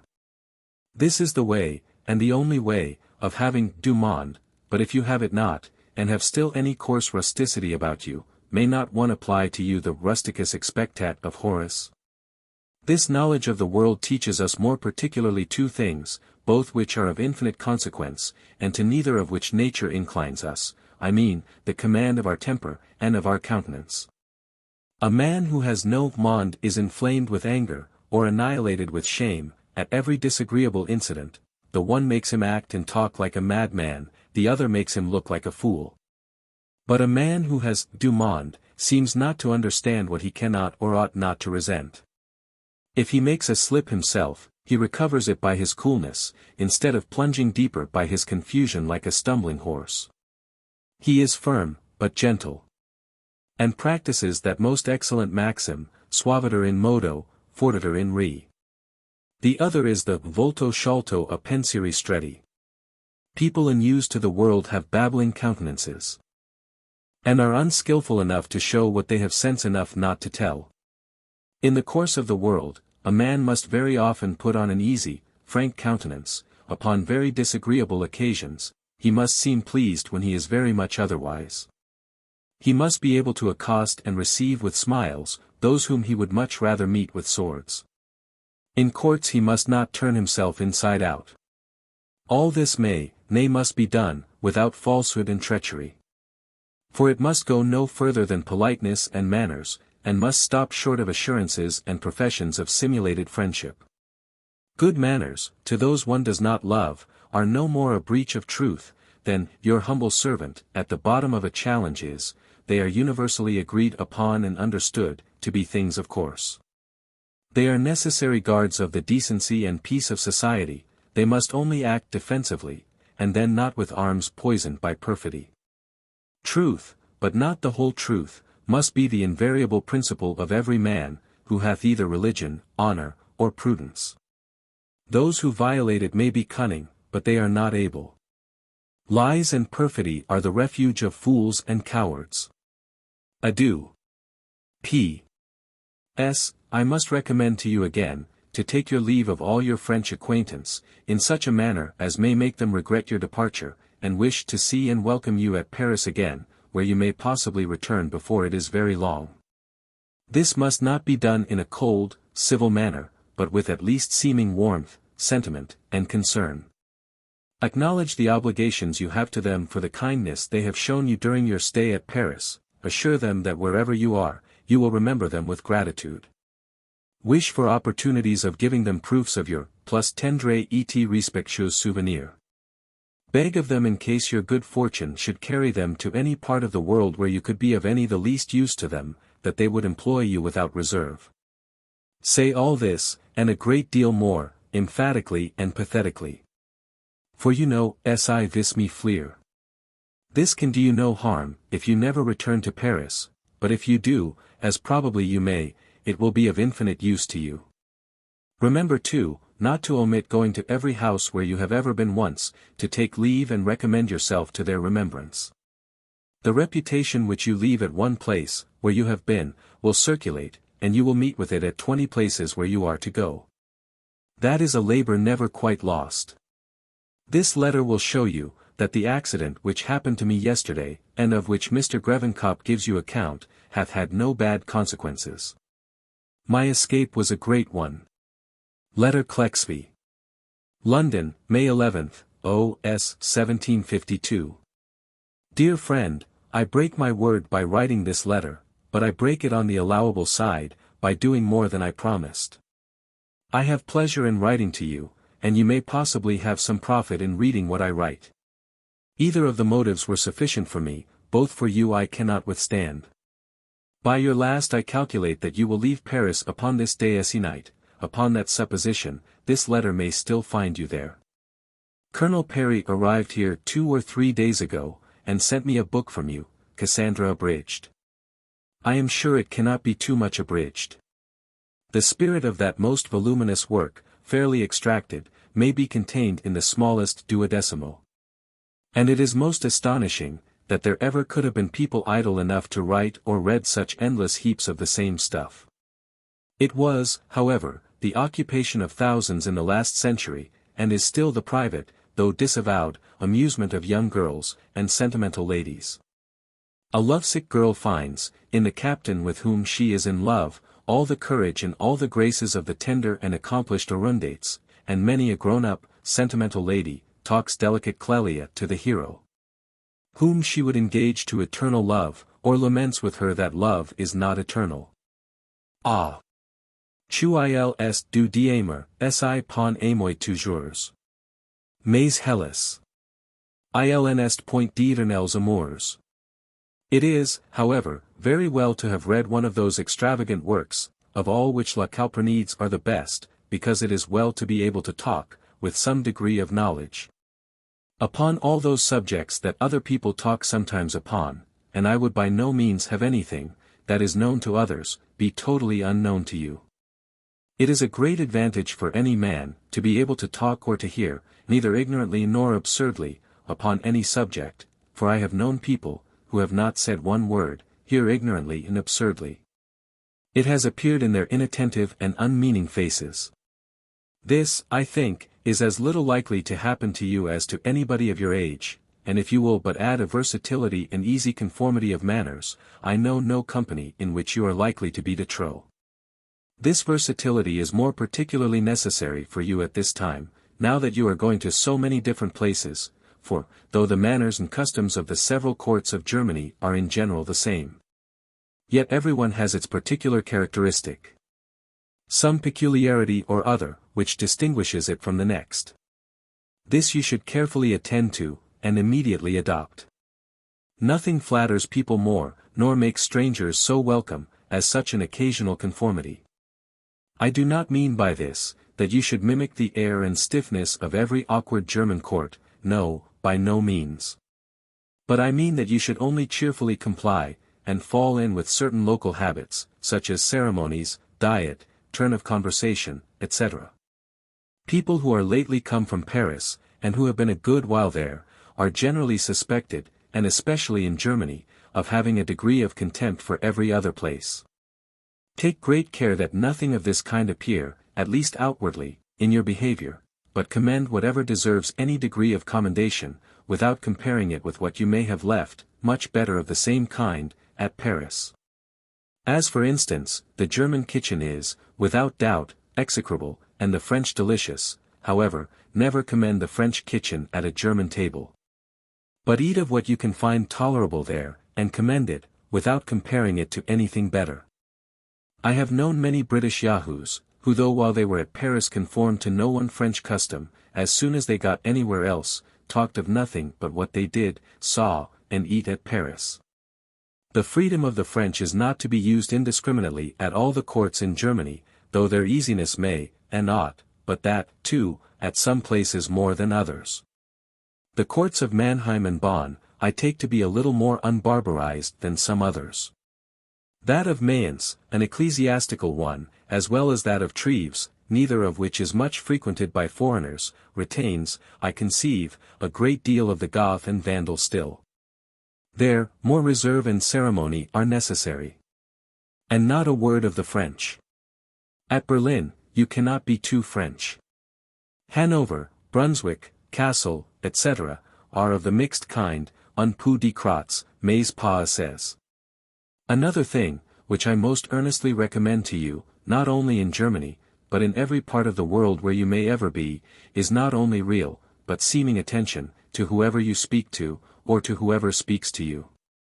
There is nothing so brutally shocking, nor so little forgiven, as a seeming inattention to the person who is speaking to you, and I have known many a man knocked down, for, in my opinion, a much lighter provocation than that shocking inattention which I mean.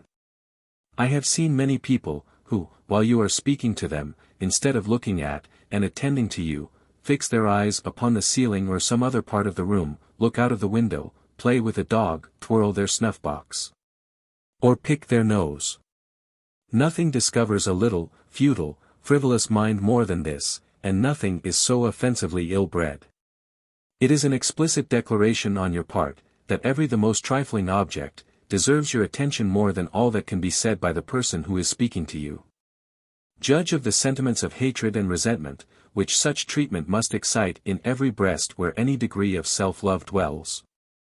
And I am sure I never yet met with that breast where there was not a great deal, I repeat it again and again, for it is highly necessary for you to remember it, that sort of vanity and self-love is inseparable from human nature, whatever may be its rank or condition. Even your footmen will sooner forget and forgive a beating, than any manifest mark of slight and contempt. Be therefore, I beg of you, not only really, but seemingly and manifestly attentive to whoever speaks to you. Nay, more, take their ton, and tune yourself to their unison. Be serious with the serious, gay with the gay, and trifle with the triflers. In assuming these various shapes, endeavor to make each of them seem to sit easy upon you, and even to appear to be your own natural one. This is the true and useful versatility, of which a thorough knowledge of the world at once teaches the utility and the means of acquiring. I am very sure, at least I hope, that you will never make use of a silly expression, which is the favorite expression, and the absurd excuse of all fools and blockheads, I cannot do such a thing. A thing by no means either morally or physically impossible.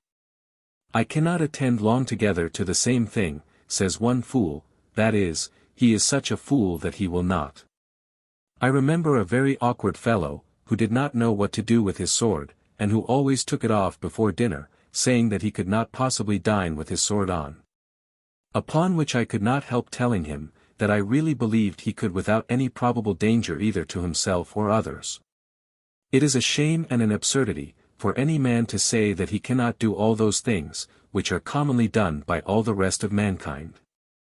Another thing that I must earnestly warn you against is laziness, by which more people have lost the fruit of their travels than, perhaps, by any other thing. Pray be always in motion.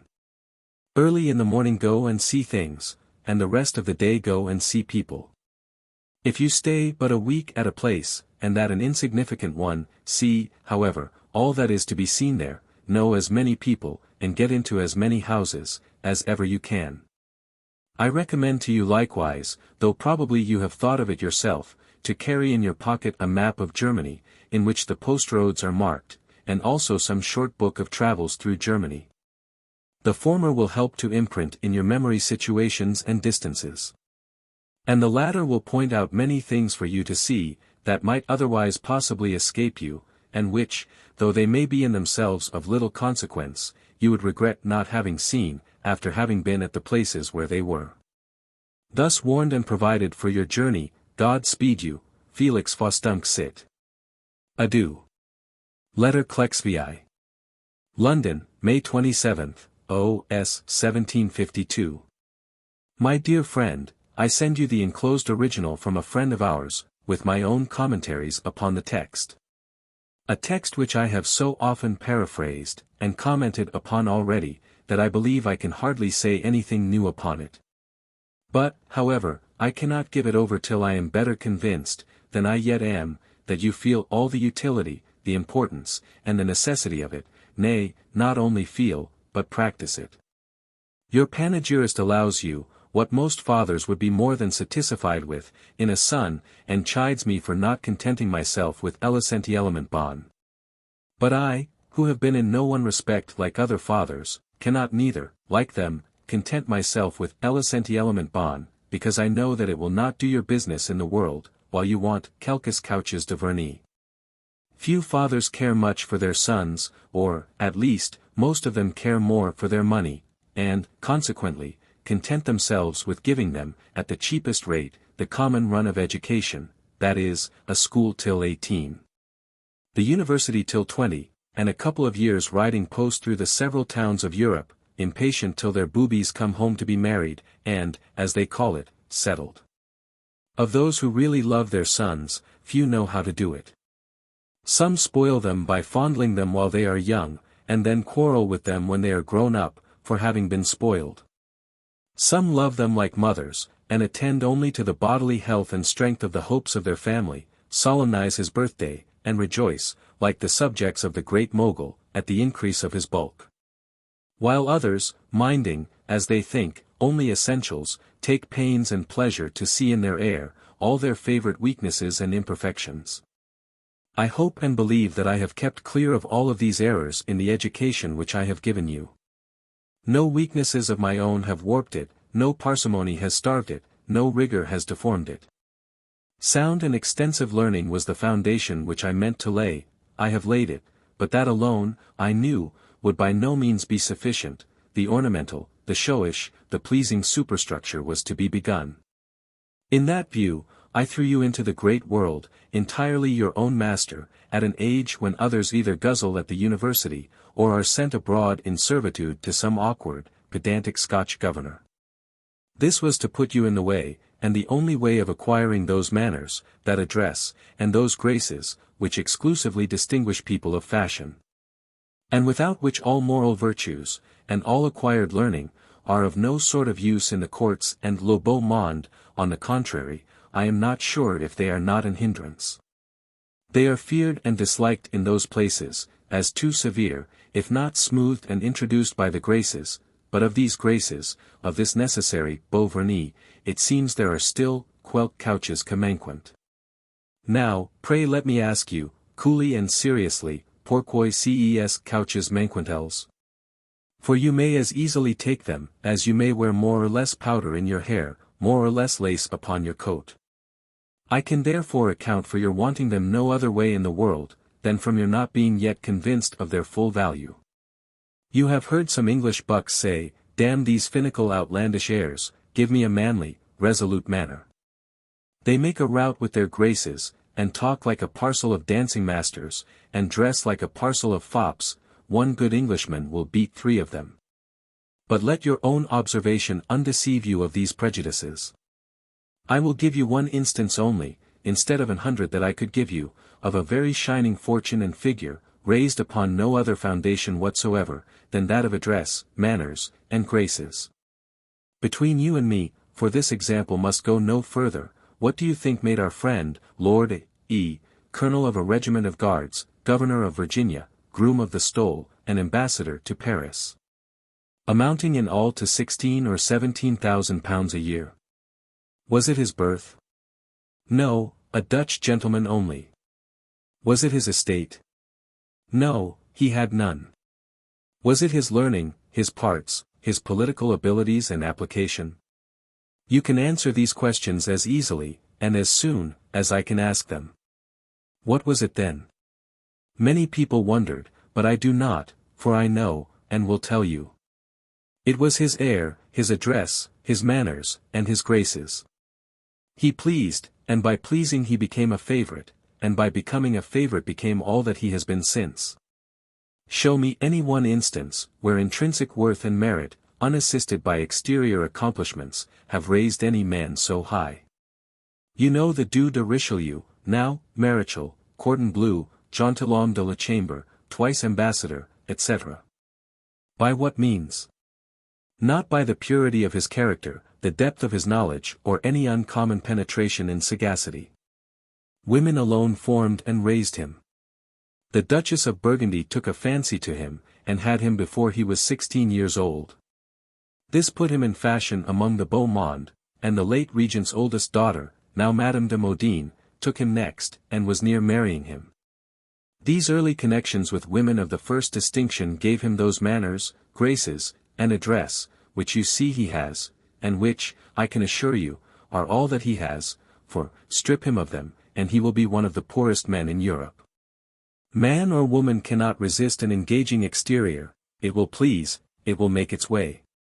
You want, it seems, but quelques couches, for God's sake, lose no time in getting them, and now you have gone so far, complete the work. Think of nothing else till that work is finished, unwearied application will bring about anything, and surely your application can never be so well employed as upon that object, which is absolutely necessary to facilitate all others.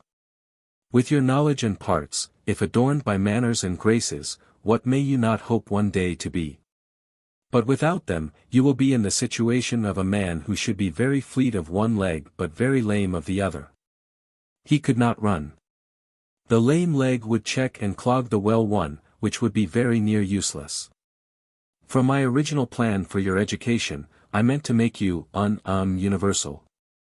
What depends on me is executed, the little that remains undone depends singly upon you. Do not then disappoint, when you can so easily gratify me. It is your own interest which I am pressing you to pursue, and it is the only return that I desire for all the care and affection of, yours. Letter Clexvii. London, May 31st, O.S. 1752. My dear friend, the world is the book, and the only one to which, at present, I would have you apply yourself, and the thorough knowledge of it will be of more use to you, than all the books that ever were read. Lay aside the best book whenever you can go into the best company, and depend upon it, you change for the better. However, as the most tumultuous life, whether of business or pleasure, leaves some vacant moments every day, in which a book is the refuge of a rational being. I mean now to point out to you the method of employing those moments, which will and ought to be but few, in the most advantageous manner. Throw away none of your time upon those trivial, futile books, published by idle or necessitous authors, for the amusement of idle and ignorant readers. Such sort of books swarm and buzz about one every day, flap them away, they have no sting. Certum pete finem, have some one object for those leisure moments, and pursue that object invariably till you have attained it, and then take some other. For instance, considering your destination, I would advise you to single out the most remarkable and interesting eras of modern history, and confine all your reading to that era. If you pitch upon the Treaty of Munster, and that is the proper period to begin with, in the course which I am now recommending, do not interrupt it by dipping and deviating into other books, unrelated to it. But consult only the most authentic histories, letters, memoirs, and negotiations, relative to that great transaction.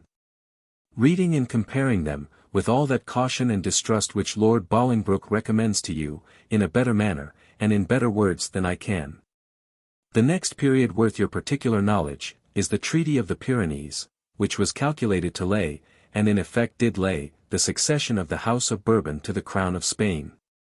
Pursue that in the same manner, singling, out of the millions of volumes written upon that occasion, the 2 or 3 most authentic ones, and particularly letters, which are the best authorities in matters of negotiation. Next come the treaties of Nimeguen and Ryswick, postscripts in a manner to those of Munster and the Pyrenees. Those 2 transactions have had great light thrown upon them by the publication of many authentic and original letters and pieces. The concessions made at the Treaty of Ryswick, by the then triumphant Louis XIV, astonished all those who viewed things only superficially. But, I should think, must have been easily accounted for by those who knew the state of the Kingdom of Spain, as well as of the health of its king, Charles II, at that time. The interval between the conclusion of the Peace of Ryswick, and the breaking out of the Great War in 1702, though a short, is a most interesting one.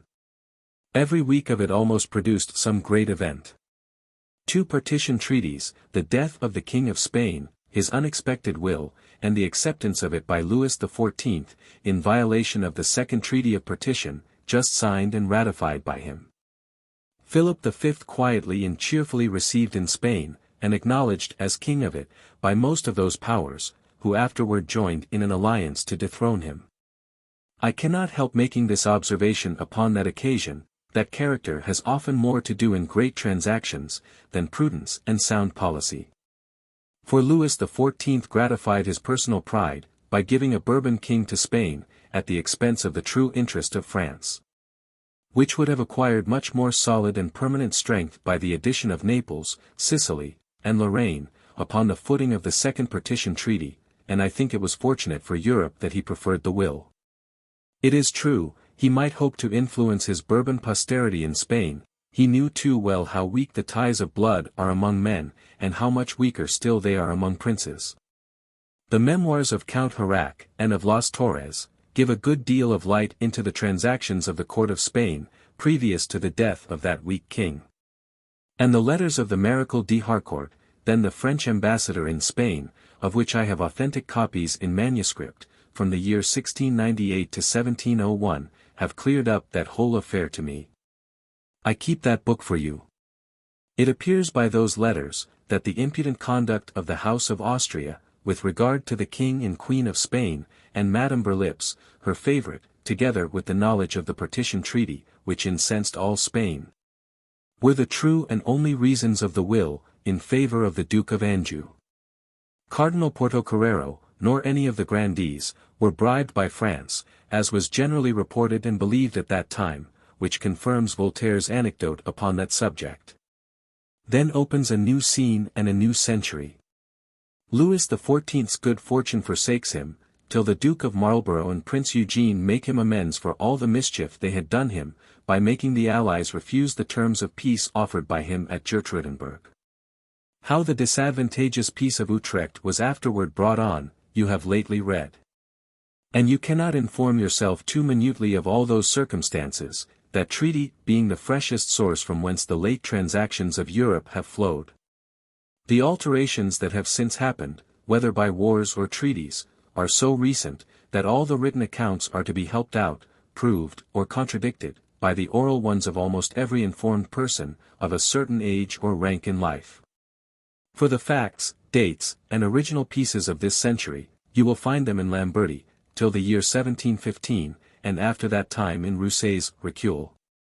I do not mean that you should plod hours together in researches of this kind. No, you may employ your time more usefully, but I mean, that you should make the most of the moments you do employ, by method, and the pursuit of one single object at a time. Nor should I call it a digression from that object, if when you meet with clashing and jarring pretensions of different princes to the same thing, you had immediately recourse to other books, in which those several pretensions were clearly stated. On the contrary, that is the only way of remembering those contested rights and claims, for, were a man to read tout de suite Schwetterus's Theatrum Pretensionum, he would only be confounded by the variety, and remember none of them. Whereas, by examining them occasionally, as they happen to occur either in the course of your historical reading, or as they are agitated in your own times, you will retain them. By connecting them with those historical facts which occasioned your inquiry. For example, had you read, in the course of 2 or 3 folios of pretensions, those, among others, of the 2 kings of England and Prussia to Ostfriese, it is impossible, that you should have remembered them. But now, that they are become the debated object at the Diet at Ratisbon, and the topic of all political conversations, if you consult both books and persons concerning them, and inform yourself thoroughly, you will never forget them as long as you live. You will hear a great deal of them on one side, at Hanover, and as much on the other side, afterward, at Berlin, hear both sides, and form your own opinion, but dispute with neither. Letters from foreign ministers to their courts, and from their courts to them, are, if genuine, the best and most authentic records you can read, as far as they go. Cardinal d'Ossat's, President Jeannin's, d'Estrades', Sir William Temple's, will not only inform your mind, but form your style. Which, in letters of business, should be very plain and simple, but, at the same time, exceedingly clear, correct, and pure. All that I have said may be reduced to these 2 or 3 plain principles. First, that you should now read very little, but converse a great deal. 2d, to read no useless, unprofitable books. And 3d, that those which you do read, may all tend to a certain object, and be relative to, and consequential of each other. In this method, half an hour's reading every day will carry you a great way. People seldom know how to employ their time to the best advantage till they have too little left to employ. But if, at your age, in the beginning of life, people would but consider the value of it, and put every moment to interest, it is incredible what an additional fund of knowledge and pleasure such an economy would bring in. I look back with regret upon that large sum of time, which, in my youth, I lavished away idly, without either improvement or pleasure. Take warning betimes, and enjoy every moment. Pleasures do not commonly last so long as life, and therefore should not be neglected, and the longest life is too short for knowledge, consequently every moment is precious. I am surprised at having received no letter from you since you left Paris. I still direct this to Strasbourg, as I did my 2 last. I shall direct my next to the post-house at Mayence, unless I receive, in the meantime, contrary instructions from you. Adieu. Remember less attentions, they must be your passports into good company. Letter Clex. London, June, O.S. 1752.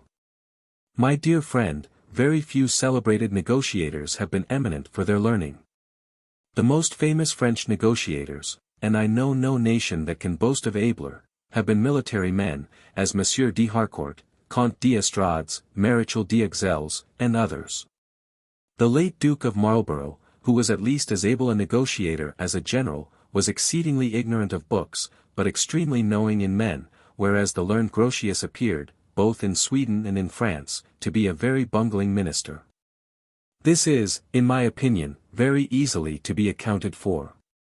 A man of very deep learning must have employed the greatest part of his time in books, and a skilful negotiator must necessarily have employed much the greater part of his time with man. The sound scholar, when dragged out of his dusty closet into business, acts by book, and deals with men as he has read of them. Not as he has known them by experience. He follows Spartan and Roman precedents, in what he falsely imagines to be similar cases, whereas 2 cases never were, since the beginning of the world, exactly alike. And he would be capable, where he thought spirit and vigor necessary, to draw a circle round the persons he treated with, and to insist upon a categorical answer before they went out of it, because he had read, in the Roman history, that once upon a time some Roman ambassador did so. No, a certain degree of learning may help, but no degree of learning will ever make a skillful minister, whereas a great knowledge of the world, of the characters, passions, and habits of mankind, has, without 1 grain of learning, made 1,000. Military men have seldom much knowledge of books, their education does not allow it, but what makes great amends for that want is, that they generally know a great deal of the world, they are thrown into it young. They see variety of nations and characters, and they soon find, that to rise, which is the aim of them all, they must first please. These concurrent causes almost always give them manners and politeness. In consequence of which, you see them always distinguished at courts, and favored by the women. I could wish that you had been of an age to have made a campaign or 2 as a volunteer. It would have given you an attention, a versatility, and an alertness, all which I doubt you want, and a great want it is. A foreign minister has not great business to transact every day. So that his knowledge and his skill in negotiating are not frequently put to the trial, but he has that to do every day, and every hour of the day, which is necessary to prepare and smooth the way for his business. That is, to insinuate himself by his manners, not only into the houses, but into the confidence of the most considerable people of that place, to contribute to their pleasures, and insensibly not to be looked upon as a stranger himself. A skilful minister may very possibly be doing his master's business full as well, in doing the honors gracefully and genteelly of a ball or a supper, as if he were laboriously writing a protocol in his closet. The Maréchal de Harcourt, by his magnificence, his manners, and his politeness, blunted the edge of the long aversion which the Spaniards had to the French. The court and the grandees were personally fond of him, and frequented his house, and were at least insensibly brought to prefer a French to a German yoke, which I am convinced would never have happened, had Comte d'Hirac been Maréchal de Harcourt, or the Maréchal de Harcourt Comte d'Hirac. The Comte d'Estrades had, by ses manners polis et liantes, formed such connections, and gained such an interest in the Republic of the United Provinces, that Monsieur de Witt, the then pensionary of Holland, often applied to him to use his interest with his friend, both in Holland and the other provinces, whenever he, de Witt, had a difficult point which he wanted to carry. This was certainly not brought about by his knowledge of books, but of men. Dancing, fencing, and riding, with a little military architecture, were no doubt the top of his education. And if he knew that collegium in Latin signified college in French, it must have been by accident. But he knew what was more useful. From 13 years old he had been in the great world, and had read men and women so long, that he could then read them at sight. Talking the other day, upon this and other subjects, all relative to you, with one who knows and loves you very well, and expressing my anxiety and wishes that your exterior accomplishments, as a man of fashion, might adorn, and at least equal your intrinsic merit as a man of sense and honor, the person interrupted me, and said, "Set your heart at rest. That never will or can happen. It is not in character, that gentleness, that douceur, those attentions which you wish him to have, are not in his nature, and do what you will, nay, let him do what he will, he can never acquire them. Nature may be a little disguised and altered by care, but can by no means whatsoever be totally forced and changed." I denied this principle to a certain degree, but admitting, however, that in many respects our nature was not to be changed, and asserting, at the same time, that in others it might by care be very much altered and improved, so as in truth to be changed. That I took those exterior accomplishments, which we had been talking of, to be mere modes, and absolutely depending upon the will, and upon custom.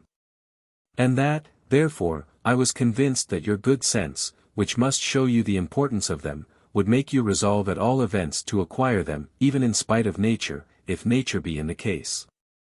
Our dispute, which lasted a great while, ended as Voltaire observes that disputes in England are apt to do, in a wager of 50 guineas, which I myself am to decide upon honor, and of which this is a faithful copy.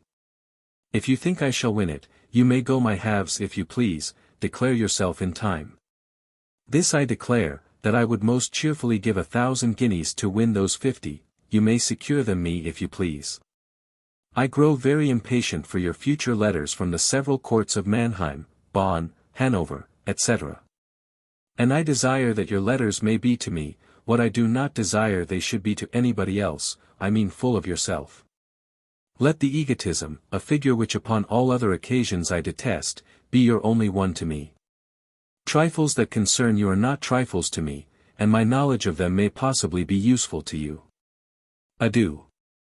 Less graces, less graces, less graces. Letter CLXX.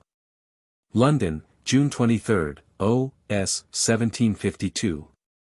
My dear friend, I direct this letter to Mayence, where I think it is likely to meet you, supposing, as I do, that you stayed 3 weeks at Mannheim, after the date of your last from thence.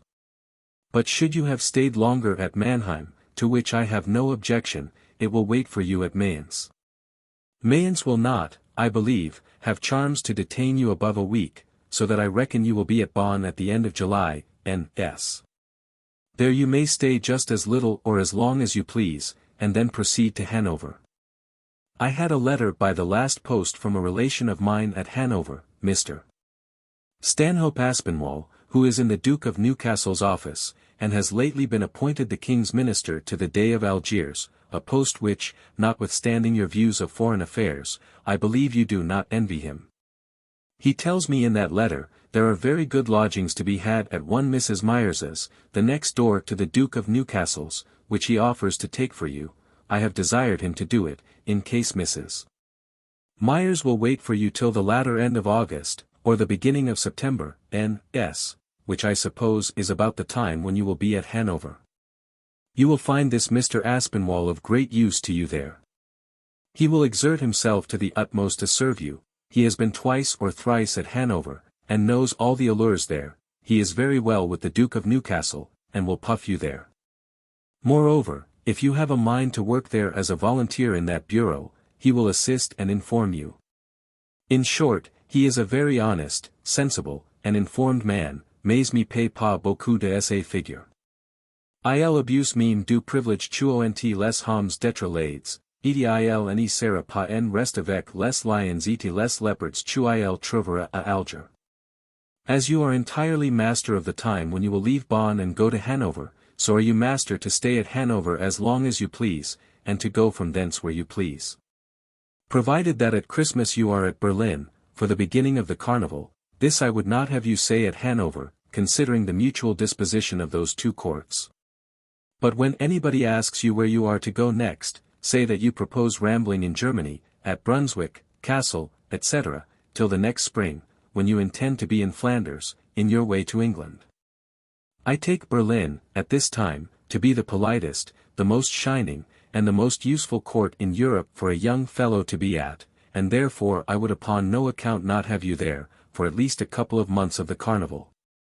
If you are as well received, and pass your time as well at Bonn as I believe you will, I would advise you to remain there till about the 20th of August, N.S., in 4 days you will be at Hanover. As for your stay there, it must be shorter or longer, according to certain circumstances which you know of. Supposing them, at the best, then, stay within a week or 10 days of the King's return to England. But supposing them at the worst, your stay must not be too short, for reasons which you also know. No resentment must either appear or be suspected, therefore, at worst, I think you must remain there a month, and at best, as long as ever you please. But I am convinced that all will turn out very well for you there. Everybody is engaged or inclined to help you, the ministers, English and German, the principal ladies, and most of the foreign ministers. So that I may apply to you, nullum numen abest, si sit prudentia. Duperron will, I believe, be back there from Turin much about the time you get there. Pray be very attentive to him, and connect yourself with him as much as ever you can.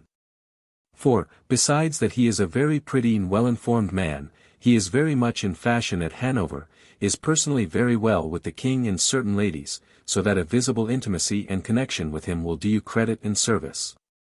Pray cultivate Monsieur Hop, the Dutch minister, who has always been very much my friend, and will, I am sure, be yours. His manners, it is true, are not very engaging, he is rough, but he is sincere.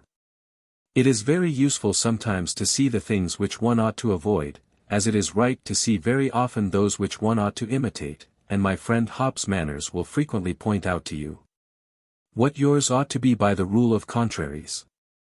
Congreve points out a sort of critics, to whom he says that we are doubly obliged. Rules for good writing they with pains indite. Then show us what is bad, by what they write. It is certain that Monsieur Hop, with the best heart in the world, and 1,000 good qualities, has 1,000 enemies, and hardly a friend, simply from the roughness of his manners. N.B. I heartily wish you could have stayed long enough at Mannheim to have been seriously and desperately in love with Madame de Taxis, who, I suppose, is a proud, insolent, fine lady, and who would consequently have expected attentions little short of adoration. Nothing would do you more good than such a passion. And I live in hopes that somebody or other will be able to excite such an one in you. Your hour may not yet be come, but it will come. Love has not been unaptly compared to the smallpox which most people have sooner or later. Iphigenia had a wonderful effect upon Simon. I wish some Hanover Iphigenia may try her skill upon you. I recommend to you again, though I have already done it twice or thrice, to speak German, even affectedly, while you are at Hanover. which will show that you prefer that language, and be of more use to you there with somebody, than you can imagine. When you carry my letters to Monsieur Munchausen and Monsieur Schwiegelt, address yourself to them in German. The latter speaks French very well, but the former extremely ill. Show great attention to Madame Munchausen's daughter, who is a great favorite. Those little trifles please mothers, and sometimes fathers, extremely. Observe, and you will find, almost universally, that the least things either please or displease most, because they necessarily imply either a very strong desire of obliging, or an unpardonable indifference about it. I will give you a ridiculous instance enough of this truth, from my own experience. When I was ambassador the first time in Holland, Count de Wassenaer and his wife, people of the first rank and consideration, had a little boy of about 3 years old, of whom they were exceedingly fond. In order to make my court to them, I was so too, and used to take the child often upon my lap, and play with him. One day his nose was very dirty, upon which I took out my handkerchief and wiped it for him. This raised a loud laugh, and they called me a very handy nurse. But the father and mother were so pleased with it, that to this day it is an anecdote in the family, and I never receive a letter from Count Wassenaer, but he makes me the compliments du morveau gu j mouche autrefois. Who, by the way, I am assured, is now the prettiest young fellow in Holland. Where one would gain people, remember that nothing is little. Adieu. Letter Kluxai. London, June 26, O.S. 1752. My dear friend, as I have reason to fear, from your last letter of the 18th, N.S., from Mannheim, that all, or at least most of my letters to you, since you left Paris, have miscarried. I think it requisite, at all events, to repeat in this the necessary parts of those several letters, as far as they relate to your future motions. I suppose that this will either find you, or be but a few days before you at Bonn, where it is directed, and I suppose too, that you have fixed your time for going from thence to Hanover. If things turn out well at Hanover, as in my opinion they will, ci sta bene non si muova, stay there till a week or 10 days before the king sets out for England. But, should they turn out ill, which I cannot imagine, stay, however, a month, that your departure may not seem a step of discontent or peevishness, the very suspicion of which is by all means to be avoided. Whenever you leave Hanover, be it sooner or be it later, where would you go? Le Padrone, and I give you your choice, would you pass the months of November and December at Brunswick, Castle, etc.? Would you choose to go for a couple of months to Ratisbon, where you would be very well recommended to, and treated by the king's electoral minister, the Baron de Bear, and where you would improve your jus publicum? Or would you rather go directly to Berlin, and stay there till the end of the carnival? 2 or 3 months at Berlin are, considering all circumstances, necessary for you, and the carnival months are the best. Pour le reste décides en dernier ressort, et sans appel comme diabus. Let me know your decree, when you have formed it. Your good or ill success at Hanover will have a very great influence upon your subsequent character, figure, and fortune in the world. Therefore I confess that I am more anxious about it, than ever bride was on her wedding night, when wishes, hopes, fears, and doubts, tumultuously agitate, please, and terrify her. It is your first crisis, the character which you will acquire there will, more or less, be that which will abide by you for the rest of your life. You will be tried and judged there, not as a boy, but as a man. And from that moment there is no appeal for character, it is fixed. To form that character advantageously, you have 3 objects particularly to attend to: your character as a man of morality, truth, and honor; your knowledge in the objects of your destination, as a man of business, and your engaging and insinuating address, air and manners, as a courtier, the sure and only steps to favor. Merit at courts, without favor, will do little or nothing. Favor, without merit, will do a good deal, but favor and merit together will do everything. Favor at courts depends upon so many, such trifling, such unexpected, and unforeseen events, that a good courtier must attend to every circumstance, however little, that either does, or can happen. He must have no absences, no distractions. He must not say, I did not mind it, who would have thought it? He ought both to have minded, and to have thought it.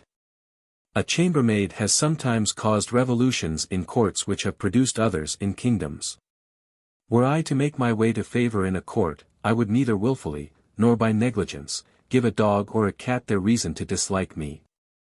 2 Pies Greaches, well instructed, you know, made the fortune of de Luynes with Louis XIII. Every step a man makes at court requires as much attention and circumspection, as those which were made formerly between hot plowshares, in the ordeal, or fiery trials.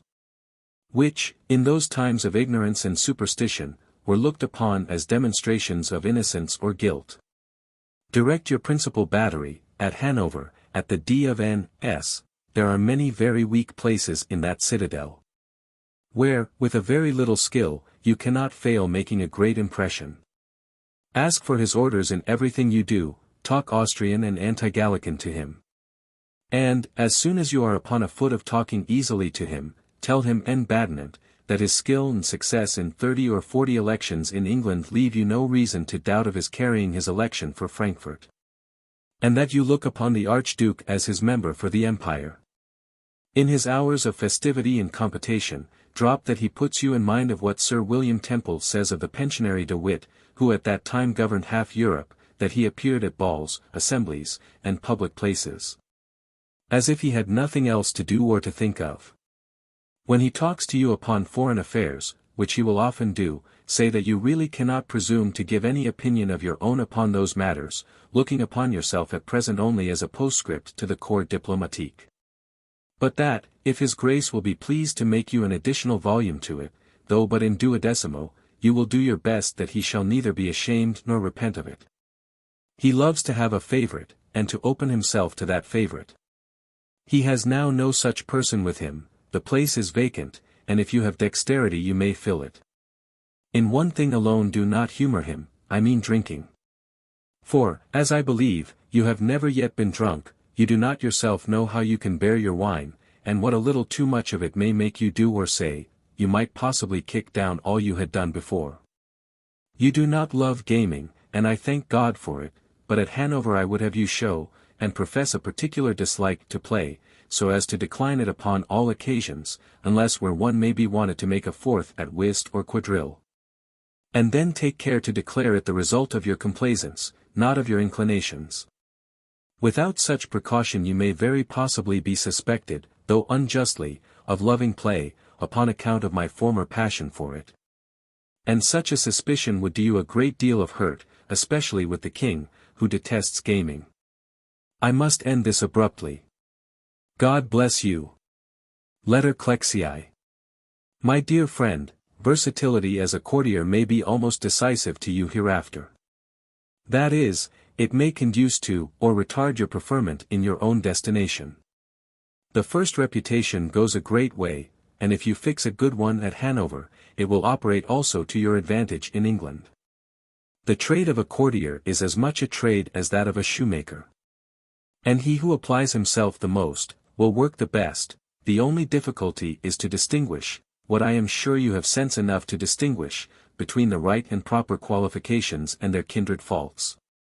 For there is but a line between every perfection and its neighboring imperfection. As, for example, you must be extremely well-bred and polite, but without the troublesome forms and stiffness of ceremony.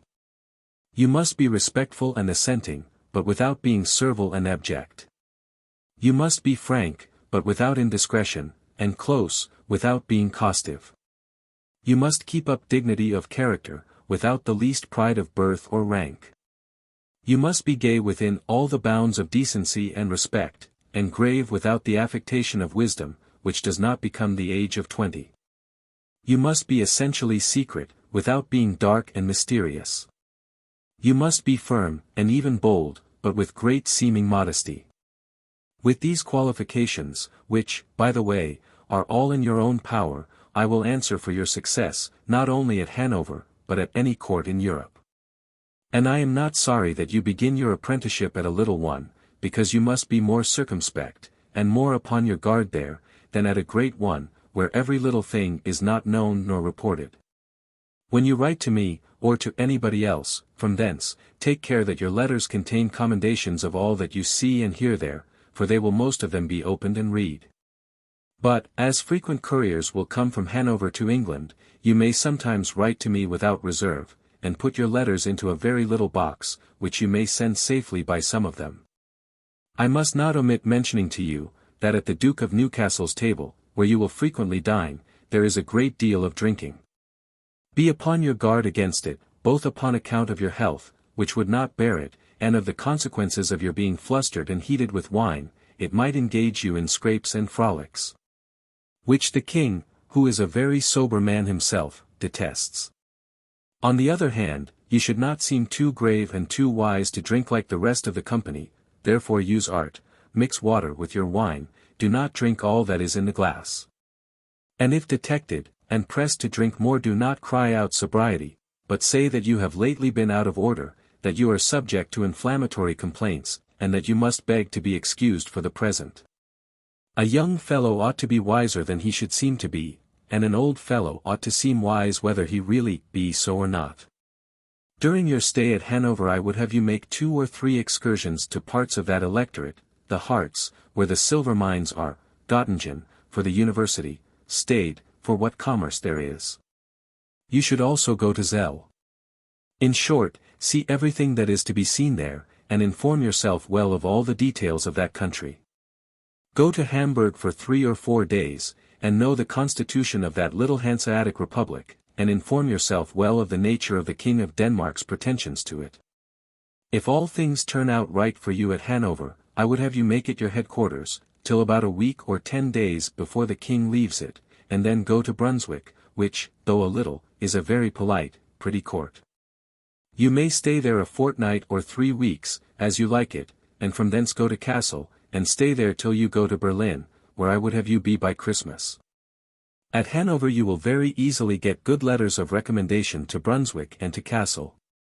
You do not want any to Berlin, however, I will send you one for Voltaire.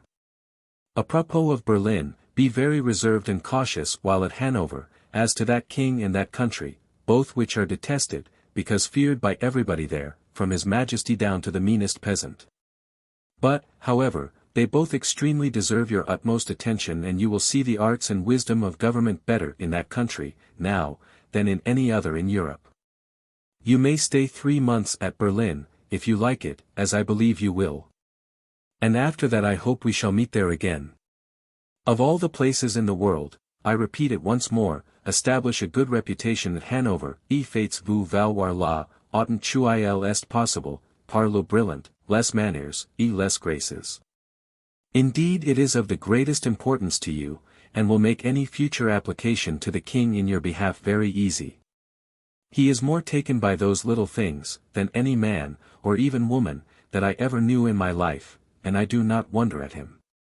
In short, exert to the utmost all your means and powers to please, and remember that he who pleases the most, will rise the soonest and the highest. Try but once the pleasure and advantage of pleasing, and I will answer that you will never more neglect the means. I send you herewith 2 letters, the one to Monsieur Munchausen, the other to Monsieur Schwiegelt, an old friend of mine, and a very sensible knowing man. They will both, I am sure, be extremely civil to you, and carry you into the best company. And then it is your business to please that company. I never was more anxious about any period of your life, than I am about this, your Hanover expedition, it being of so much more consequence to you than any other. If I hear from thence, that you are liked and loved there, for your air, your manners, and address, as well as esteemed for your knowledge, I shall be the happiest man in the world. Judge then what I must be, if it happens otherwise. Adieu. Letter Cooksii. London, July 21st, O.S. 1752. My dear friend, by my calculation this letter may probably arrive at Hanover 3 or 4 days before you. And as I am sure of its arriving there safe, it shall contain the most material points that I have mentioned in my several letters to you since you left Paris, as if you had received but few of them, which may very probably be the case. As for your stay at Hanover, it must not in all events be less than a month, but if things turn out to your satisfaction, it may be just as long as you please. From thence you may go wherever you like. For I have so good an opinion of your judgment, that I think you will combine and weigh all circumstances, and choose the properest places.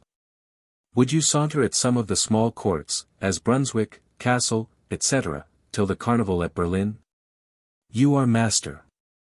Would you pass a couple of months at Ratisbon, which might not be ill employed? A la bonne heure.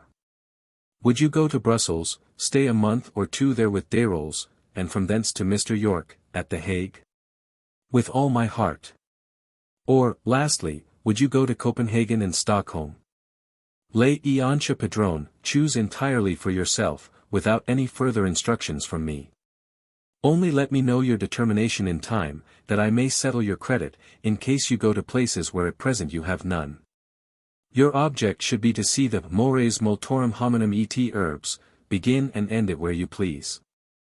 By what you have already seen of the German courts, I am sure you must have observed that they are much more nice and scrupulous, in points of ceremony, respect and attention, than the greater courts of France and England. You will, therefore, I am persuaded, attend to the minutest circumstances of address and behavior, particularly during your stay at Hanover, which, I will repeat it, though I have said it often to you already, is the most important preliminary period of your whole life. Nobody in the world is more exact, in all points of good breeding, than the king, and it is the part of every man's character, that he informs himself of first. The least negligence, or the slightest inattention, reported to him, may do you infinite prejudice, as their contraries would service. If Lord Albemarle, as I believe he did, trusted you with the secret affairs of his department, let the Duke of Newcastle know that he did so, which will be an inducement to him to trust you too, and possibly to employ you in affairs of consequence. Tell him that, though you are young, you know the importance of secrecy in business, and can keep a secret. That I have always inculcated this doctrine into you, and have, moreover, strictly forbidden you ever to communicate, even to me, any matters of a secret nature, which you may happen to be trusted with in the course of business. As for business, I think I can trust you to yourself, but I wish I could say as much for you with regard to those exterior accomplishments, which are absolutely necessary to smooth and shorten the way to it. Half the business is done, when one has gained the heart and the affections of those with whom one is to transact it. Air and address must begin, manners and attention must finish that work. I will let you into one secret concerning myself, which is, that I owe much more of the success which I have had in the world to my manners, than to any superior degree of merit or knowledge. I desired to please, and I neglected none of the means. This, I can assure you, without any false modesty, is the truth. You have more knowledge than I had at your age, but then I had much more attention and good breeding than you. Call it vanity, if you please, and possibly it was so. But my great object was to make every man I met with like me, and every woman love me. I often succeeded, but why? By taking great pains, for otherwise I never should. My figure by no means entitled me to it, and I had certainly an uphill game. Whereas your countenance would help you, if you made the most of it, and proscribed for ever the guilty, gloomy, and funereal part of it. Dress, address, and air, would become your best countenance, and make your little figure pass very well. If you have time to read at Hanover, pray let the books you read be all relative to the history and constitution of that country, which I would have you know as correctly as any Hanoverian in the whole electorate. Inform yourself of the powers of the states, and of the nature and extent of the several judicatures, the particular articles of trade and commerce of Bremen, Harburg, and Stade, the details and value of the mines of the Harz. 2 or 3 short books will give you the outlines of all these things, and conversation turned upon those subjects will do the rest, and better than books can. Remember of all things to speak nothing but German there. Make it, to express myself pedantically, your vernacular language, seem to prefer it to any other, call it your favorite language, and study to speak it with purity and elegance, if it has any. This will not only make you perfect in it, but will please, and make your court there better than anything. Apropos of languages, did you improve your Italian while you were at Paris, or did you forget it? Had you a master there? And what Italian books did you read with him? If you are master of Italian, I would have you afterward, by the first convenient opportunity, learn Spanish, which you may very easily, and in a very little time do. You will then, in the course of your foreign business, never be obliged to employ, pay, or trust any translator for any European language. As I love to provide eventually for everything that can possibly happen, I will suppose the worst that can befall you at Hanover. In that case I would have you go immediately to the Duke of Newcastle, and beg his Grace's advice, or rather orders, what you should do, adding, that his advice will always be orders to you. You will tell him that though you are exceedingly mortified, you are much less so than you should otherwise be, from the consideration that being utterly unknown to his his objection could not be personal to you, and could only arise from circumstances which it was not in your power either to prevent or remedy. That if his Grace thought that your continuing any longer there would be disagreeable, you entreated him to tell you so, and that upon the whole, you referred yourself entirely to him, whose orders you should most scrupulously obey. But this precaution, I dare say, is ex abundanti, and will prove unnecessary. However, it is always right to be prepared for all events, the worst as well as the best. It prevents hurry and surprise, two dangerous situations in business. For I know no one thing so useful, so necessary in all business, as great coolness, steadiness, and sang-froid. They give an incredible advantage over whoever one has to do with. I have received your letter of the 15th, N.S. from Mayence, where I find that you have diverted yourself much better than I expected. I am very well acquainted with Count Cobensel's character, both of parts and business. He could have given you letters to Bonn, having formerly resided there himself. You will not be so agreeably electrified where this letter will find you, as you were both at Mannheim and Mayence, but I hope you may meet with a second German Mrs. F. D., who may make you forget the two former ones, and practice your German. Such transient passions will do you no harm, but, on the contrary, a great deal of good. They will refine your manners and quicken your attention. They give a young fellow du brillant, and bring him into fashion, which last is a great article at setting out in the world. I have wrote, about a month ago, to Lord Albemarle, to thank him for all his kindnesses to you. But pray have you done as much? Those are the necessary attentions which should never be omitted, especially in the beginning of life, when a character is to be established. That ready wit, which you so partially allow me, and so justly Sir Charles Williams, may create many admirers, but, take my word for it, it makes few friends. It shines and dazzles like the noonday sun, but, like that too, is very apt to scorch. And therefore is always feared. The milder morning and evening light and heat of that planet soothe and calm our minds. Good sense, complaisance, gentleness of manners, attentions and graces are the only things that truly engage, and durably keep the heart at long run. Never seek for wit, if it presents itself, well and good. But, even in that case, let your judgment interpose, and take care that it be not at the expense of anybody.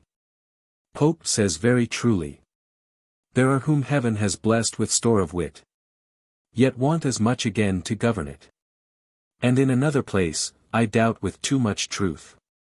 For wit and judgment ever are at strife, though meant each other's aid, like man and wife.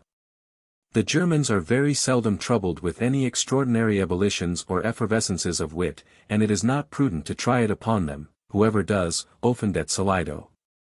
Remember to write me very minute accounts of all your transactions at Hanover, for they excite both my impatience and anxiety.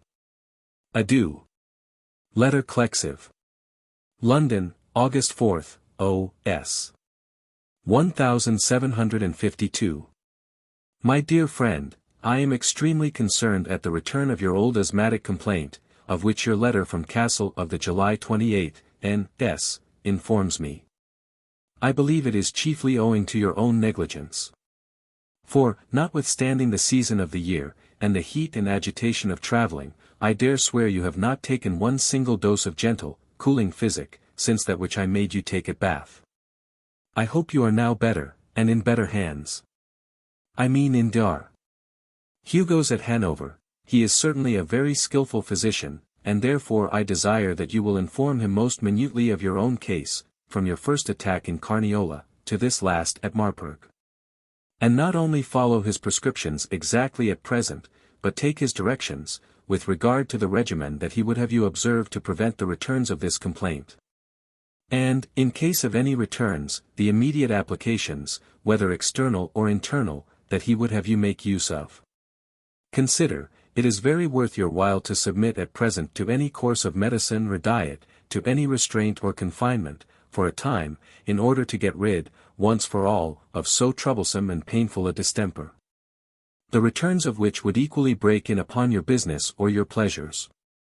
Notwithstanding all this, which is plain sense and reason, I much fear that, as soon as ever you are got out of your present distress, you will take no preventive care, by a proper course of medicines and regimen. But, like most people of your age, think it impossible that you ever should be ill again. However, if you will not be wise for your own sake, I desire you will be so for mine, and most scrupulously observe Dr. Hugo's present and future directions. Hanover, where I take it for granted you are, is at present the seat and center of foreign negotiations. There are ministers from almost every court in Europe. And you have a fine opportunity of displaying with modesty, in conversation, your knowledge of the matters now in agitation.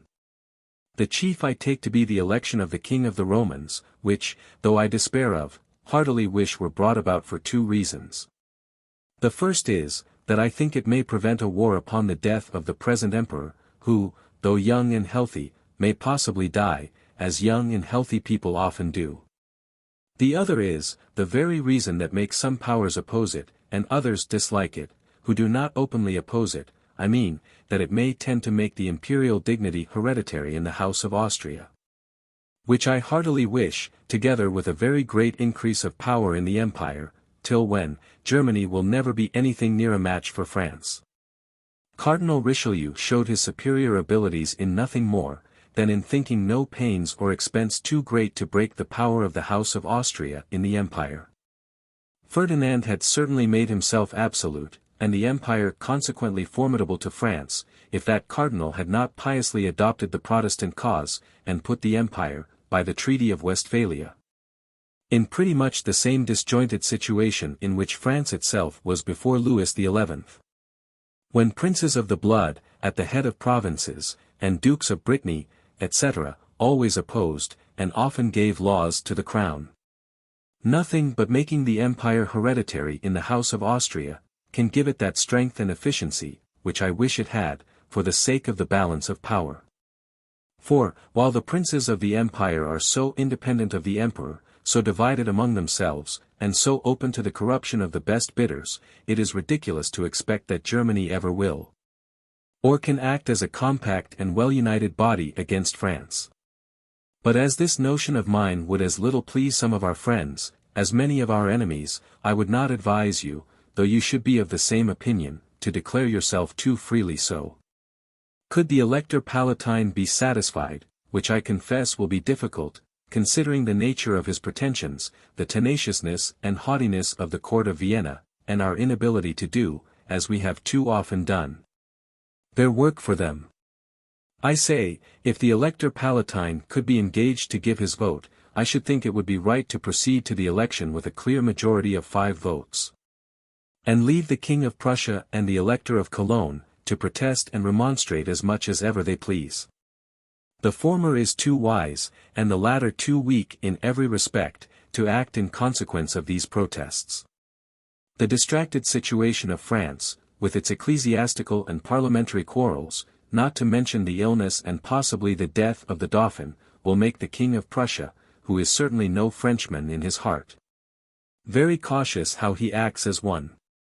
The Elector of Saxony will be influenced by the King of Poland, who must be determined by Russia, considering his views upon Poland, which, by the by, I hope he will never obtain, I mean, as to making that crown hereditary in his family. As for his sons having it by the precarious tenure of election, by which his father now holds it, à la bonne heure. But, should Poland have a good government under hereditary kings, there would be a new devil raised in Europe, that I do not know who could lay. I am sure I would not raise him, though on my own side for the present. I do not know how I came to trouble my head so much about politics today, which has been so very free from them for some years. I suppose it was because I knew that I was writing to the most consummate politician of this, and his age. If I err, you will set me right, si quid novisti rectius istis, candidus imperti, etc.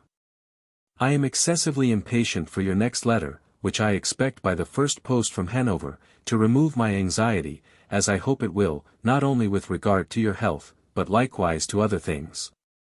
In the meantime, in the language of a pedant, but with the tenderness of a parent, jubeo te bene volere.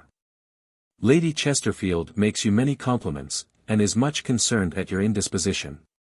Letter CLXXV.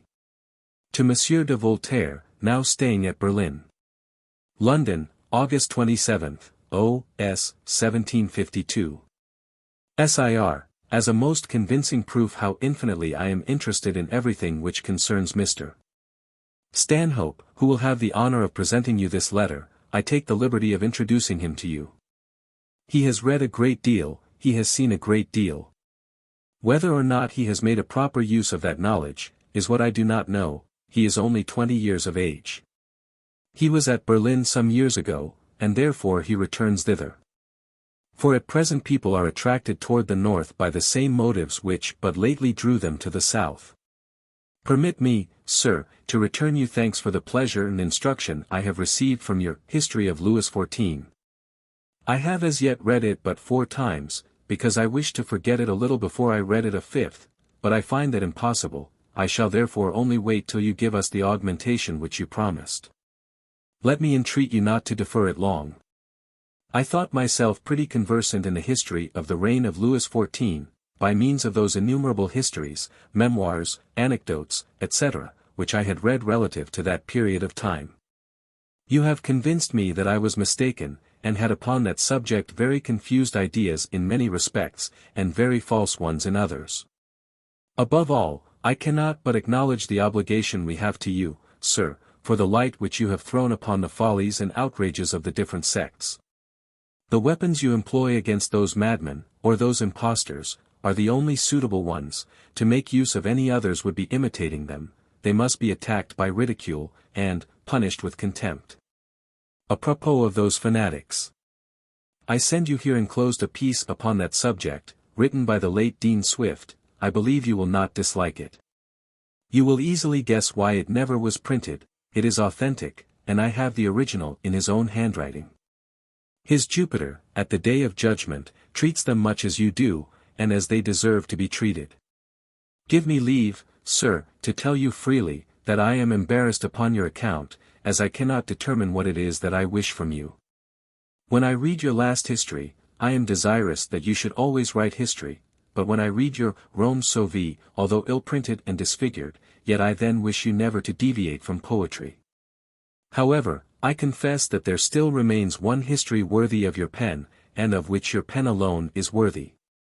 You have long ago given us the history of the greatest and most outrageous madman. I ask your pardon if I cannot say the greatest hero of Europe. You have given us latterly the history of the greatest king. Give us now the history of the greatest and most virtuous man in Europe. I should think it degrading to call him king. To you this cannot be difficult, he is always before your eyes. Your poetical invention is not necessary to his glory, as that may safely rely upon your historical candor. The first duty of an historian is the only one he need require from his, ne quid falsi dicere audit, ne quid veri non audit. Adieu, sir. I find that I must admire you every day more and more. But I also know that nothing ever can add to the esteem and attachment with which I am actually, your most humble and most obedient servant, Chesterfield. Letter Klexvi. London, September 19, 1752. My dear friend, since you have been at Hanover, your correspondence has been both unfrequent and laconic. You made indeed one great effort in folio on the 18th, with a postscript of the 22d August, N.S. And since that, vous avez rate in quarto. On the August 31st, N.S., you give me no informations of what I want chiefly to know, which is, what Dr. Hugo, whom I charged you to consult, said of your asthmatic complaint, and what he prescribed you to prevent the returns of it, and also what is the company that you keep there, who has been kind and civil to you, and who not. You say that you go constantly to the parade, and you do very well, for though you are not of that trade, yet military matters make so great a part both of conversation and negotiation, that it is very proper not to be ignorant of them.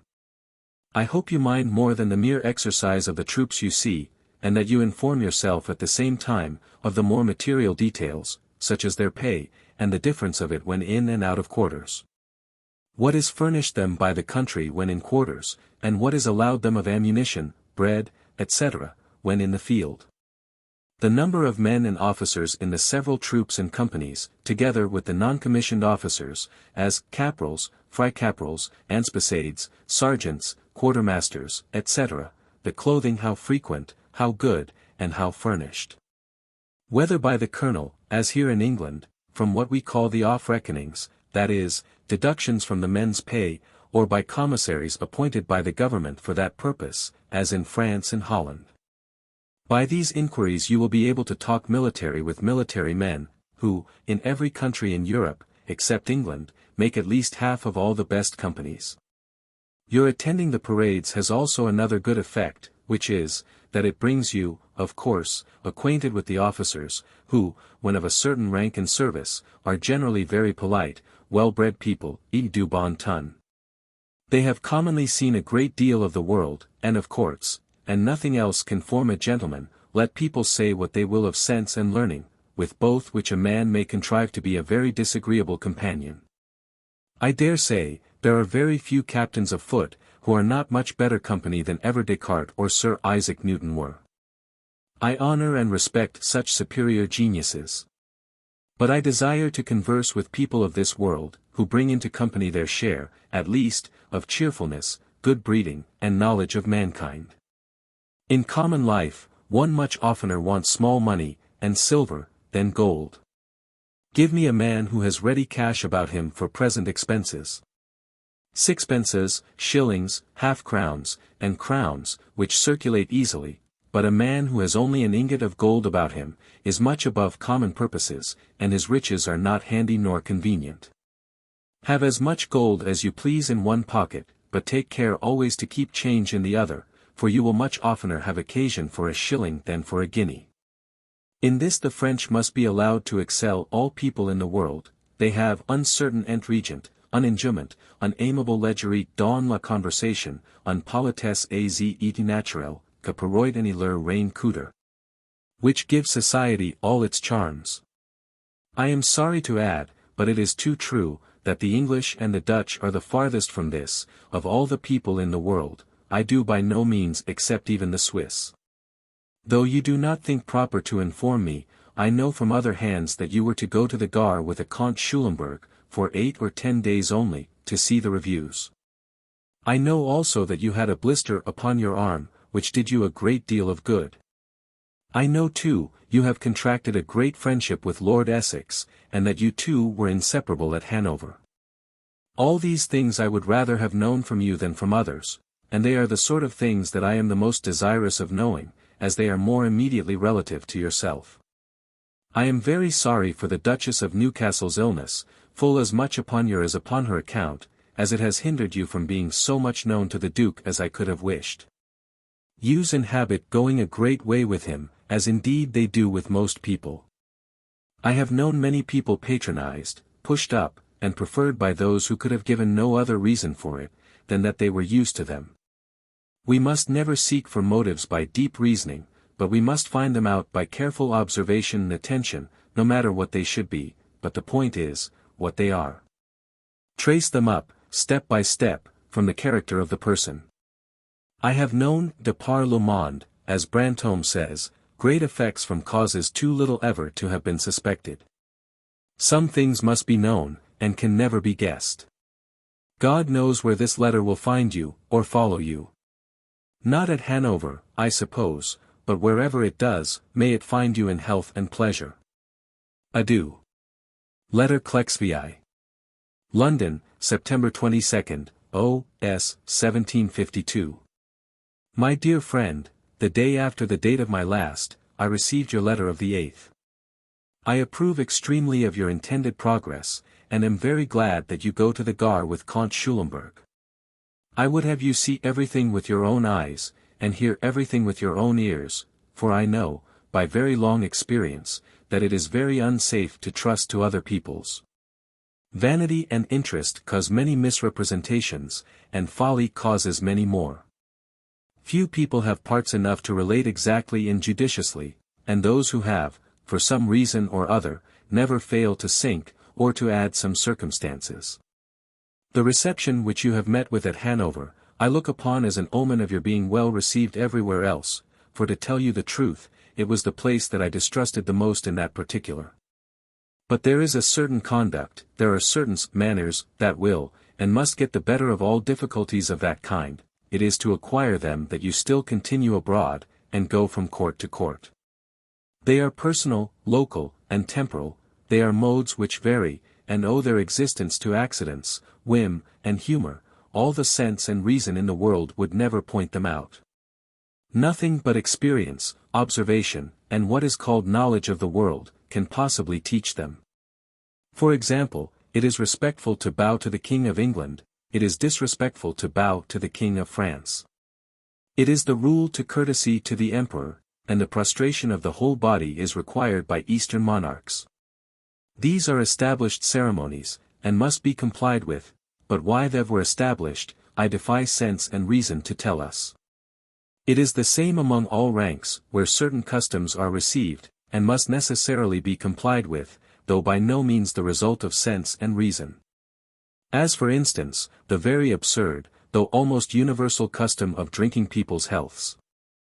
Can there be anything in the world less relative to any other man's health, than my drinking a glass of wine? Common sense certainly never pointed it out. But yet common sense tells me I must conform to it. Good sense bids one be civil and endeavor to please, though nothing but experience and observation can teach one the means, properly adapted to time, place, and persons. This knowledge is the true object of a gentleman's travelling, if he travels as he ought to do. By frequenting good company in every country, he himself becomes of every country, he is no longer an Englishman, a Frenchman, or an Italian. But he is an European, he adopts, respectively, the best manners of every country, and is a Frenchman at Paris, an Italian at Rome, an Englishman at London. This advantage, I must confess, very seldom accrues to my countrymen from their travelling. As they have neither the desire nor the means of getting into good company abroad, for, in the first place, they are confoundedly bashful, and, in the next place, they either speak no foreign language at all, or if they do, it is barbarously.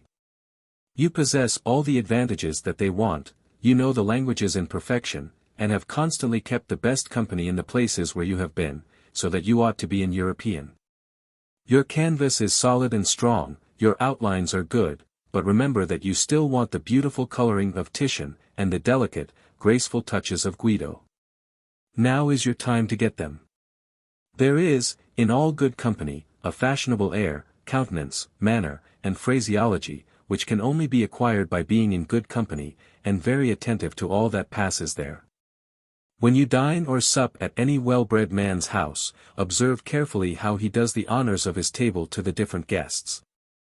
Attend to the compliments of congratulation or condolence that you hear a well-bred man make to his superiors, to his equals, and to his inferiors. Watch even his countenance and his tone of voice, for they all conspire in the main point of pleasing. There is a certain distinguishing diction of a man of fashion. He will not content himself with saying, like John Trott, to a new married man, "Sir, I wish you much joy," or to a man who lost his son, "Sir, I am sorry for your loss," and both with a countenance equally unmoved. But he will say in effect the same thing in a more elegant and less trivial manner, and with a countenance adapted to the occasion. He will advance with warmth, vivacity, and a cheerful countenance, to the new married man, and embracing him, perhaps say to him, "If you do justice to my attachment to you, you will judge of the joy that I feel upon this occasion. Better than I can express it," etc. To the other in affliction, he will advance slowly, with a grave composure of countenance, in a more deliberate manner, and with a lower voice, perhaps say, I hope you do me the justice to be convinced that I feel whatever you feel, and shall ever be affected where you are concerned. Your aboard, I must tell you, was too cold and uniform. I hope it is now mended. It should be respectfully open and cheerful with your superiors, warm and animated with your equals, hearty and free with your inferiors. There is a fashionable kind of small talk which you should get, which, trifling as it is of use in mixed companies, and at table, especially in your foreign department, where it keeps off certain serious subjects, that might create disputes, or at least coldness for a time. Upon such occasions it is not amiss to know how to parley cuisine, and to be able to dissert upon the growth and flavor of wines. These, it is true, are very little things, but they are little things that occur very often, and therefore should be said avec gentillesse et grace.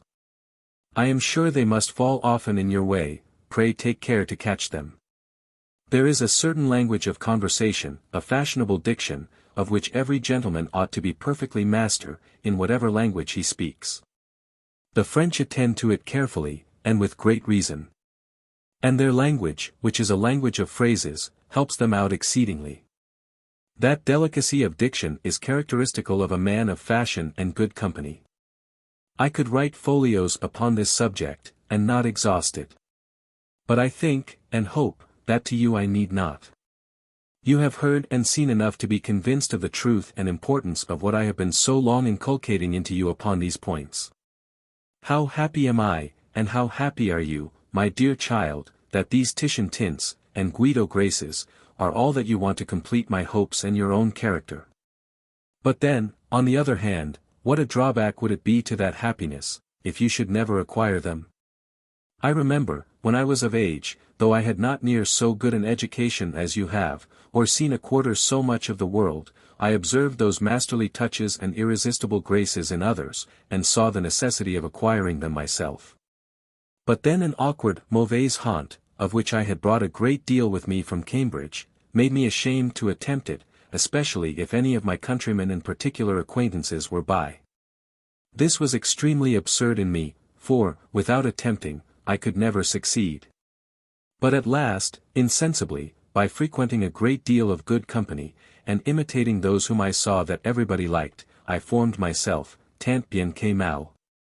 For God's sake, let this last fine varnish, so necessary to give luster to the whole piece, be the sole and single object now of your utmost attention.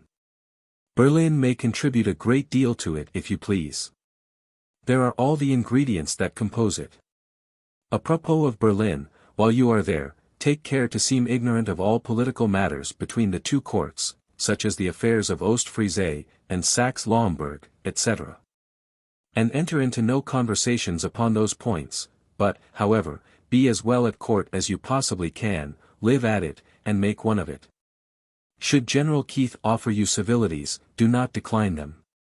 But return them, however, without being enfant de la maison chez Louis, say, de Chores Flatiuses of the royal family, and especially of his Prussian Majesty, to those who are the most like to repeat them. In short, make yourself well there, without making yourself ill somewhere else. Make compliments from me to Algarotti, and converse with him in Italian. I go next week to the bath, for a deafness, which I have been plagued with these 4 or 5 months, and which I am assured that pumping my head will remove. This deafness, I own, has tried my patience. As it has cut me off from society, at an age when I had no pleasures but those left. In the meantime, I have, by reading and writing, made my eyes supply the defect of my ears. Madam H., I suppose, entertained both yours alike. However, I am very glad that you were well with her, for she is a good prone use, and puffs are very useful to a young fellow at his entrance into the world. If you should meet with Lord Pembroke again, anywhere, make him many compliments from me. And tell him that I should have written to him, but that I knew how troublesome an old correspondent must be to a young one. He is much commended in the accounts from Hanover. You will stay at Berlin just as long as you like it, and no longer. And from thence you are absolutely master of your own motions, either to the Hague, or to Brussels. But I think that you had better go to the Hague first, because that from thence Brussels will be in your way to Calais, which is a much better passage to England than from Helvoetsluys. The 2 courts of The Hague and Brussels are worth your seeing. And you will see them both to advantage, by means of Colonel York and Dayrolls. Adieu. Here is enough for this time. Letter Cooks VII. London, September 26, 1752. My dear friend, as you chiefly employ, or rather wholly engross my thoughts, I see every day, with increasing pleasure, the fair prospect which you have before you. I had 2 views in your education. They draw nearer and nearer, and I have now very little reason to distrust your answering them fully. Those 2 were, parliamentary and foreign affairs. In consequence of those views, I took care, first, to give you a sufficient stock of sound learning, and next, an early knowledge of the world. Without making a figure in Parliament, no man can make any in this country. And eloquence alone enables a man to make a figure in Parliament, unless, it be a very mean and contemptible one, which those make there who silently vote, and who do pedibus ire in sententiam. Foreign affairs, when skilfully managed, and supported by a parliamentary reputation, lead to whatever is most considerable in this country. You have the languages necessary for that purpose, with a sufficient fund of historical and treaty knowledge, that is to say, you have the matter ready, and only want the manner. Your objects being thus fixed, I recommend to you to have them constantly in your thoughts, and to direct your reading, your actions, and your words, to those views. Most people think only ex re nata, and few ex professo. I would have you do both, but begin with the latter. I explain myself, lay down certain principles, and reason and act consequently from them. As, for example, say to yourself, I will make a figure in Parliament, and in order to do that, I must not only speak, but speak very well. Speaking mere common sense will by no means do, and I must speak not only correctly but elegantly. And not only elegantly but eloquently. In order to do this, I will first take pains to get an habitual, but unaffected, purity, correctness and elegance of style in my common conversation.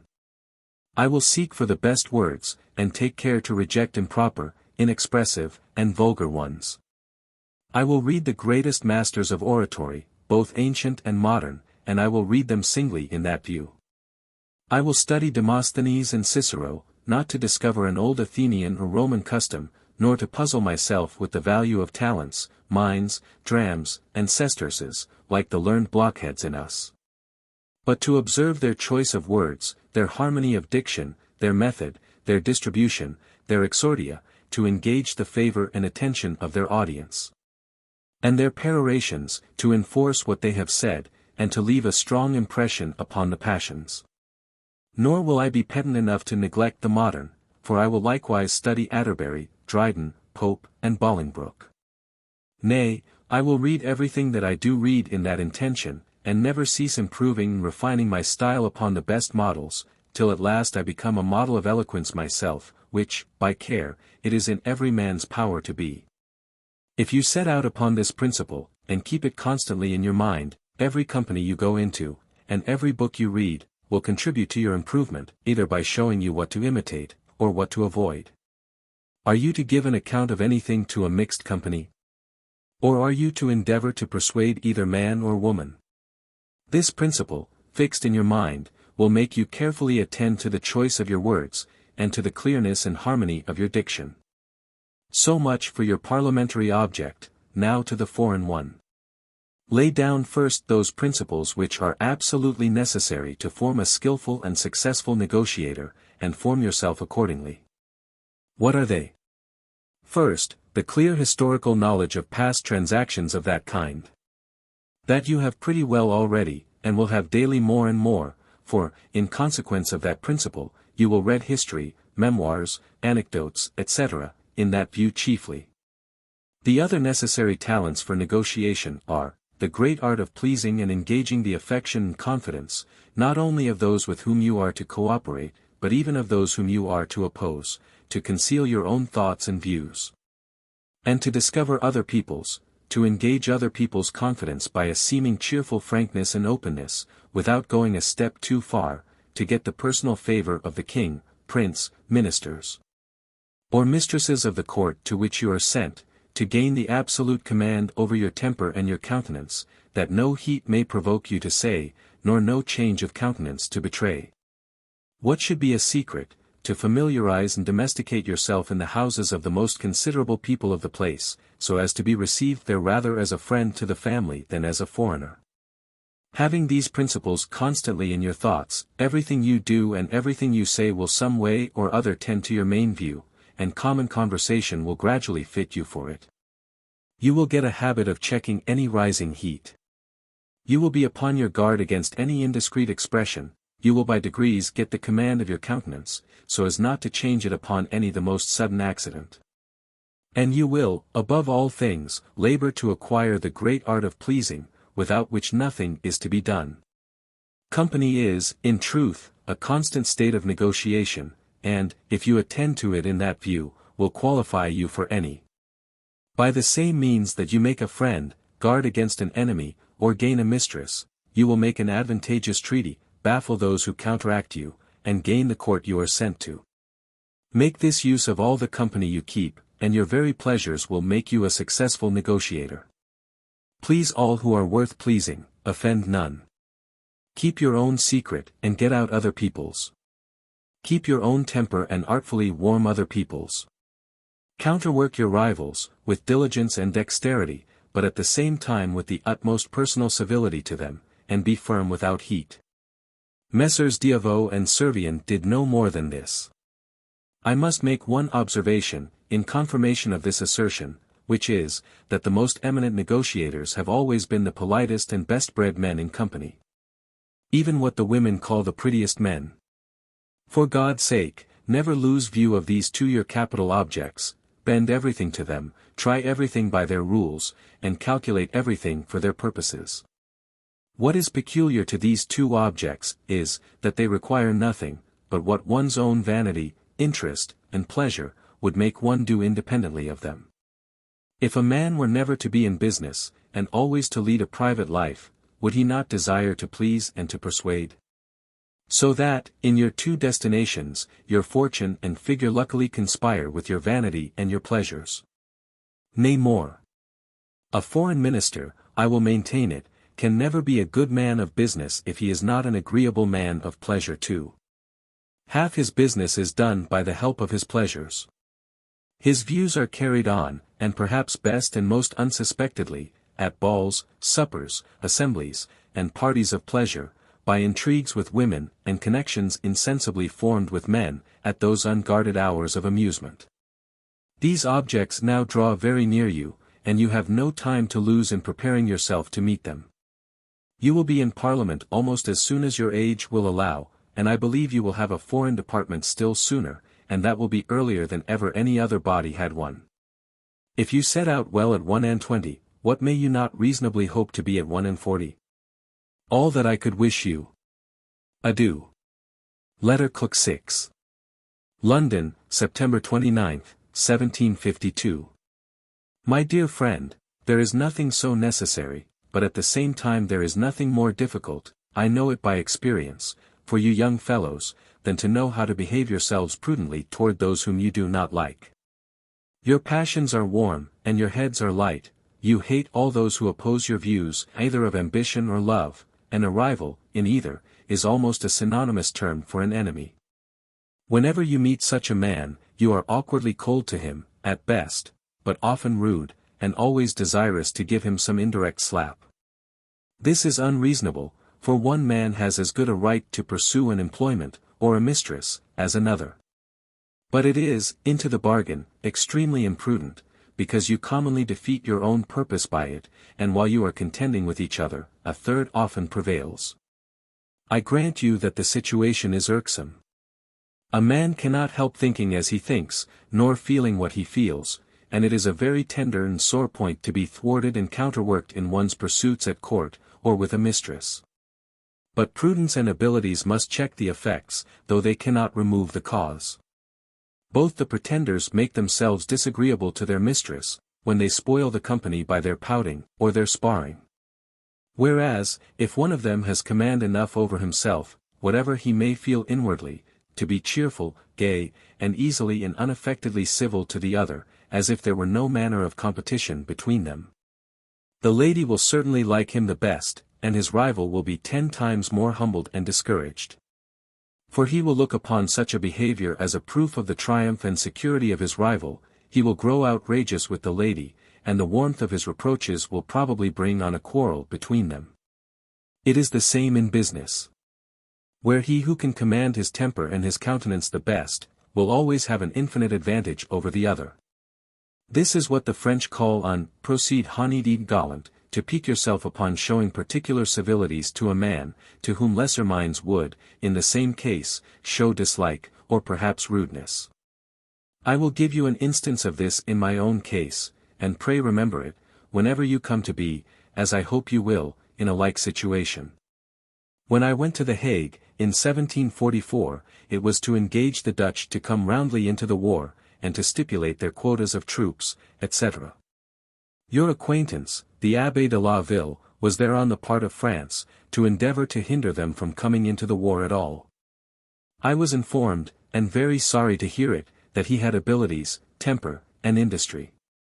We could not visit, our two masters being at war, but the first time I met him at a third place, I got somebody to present me to him.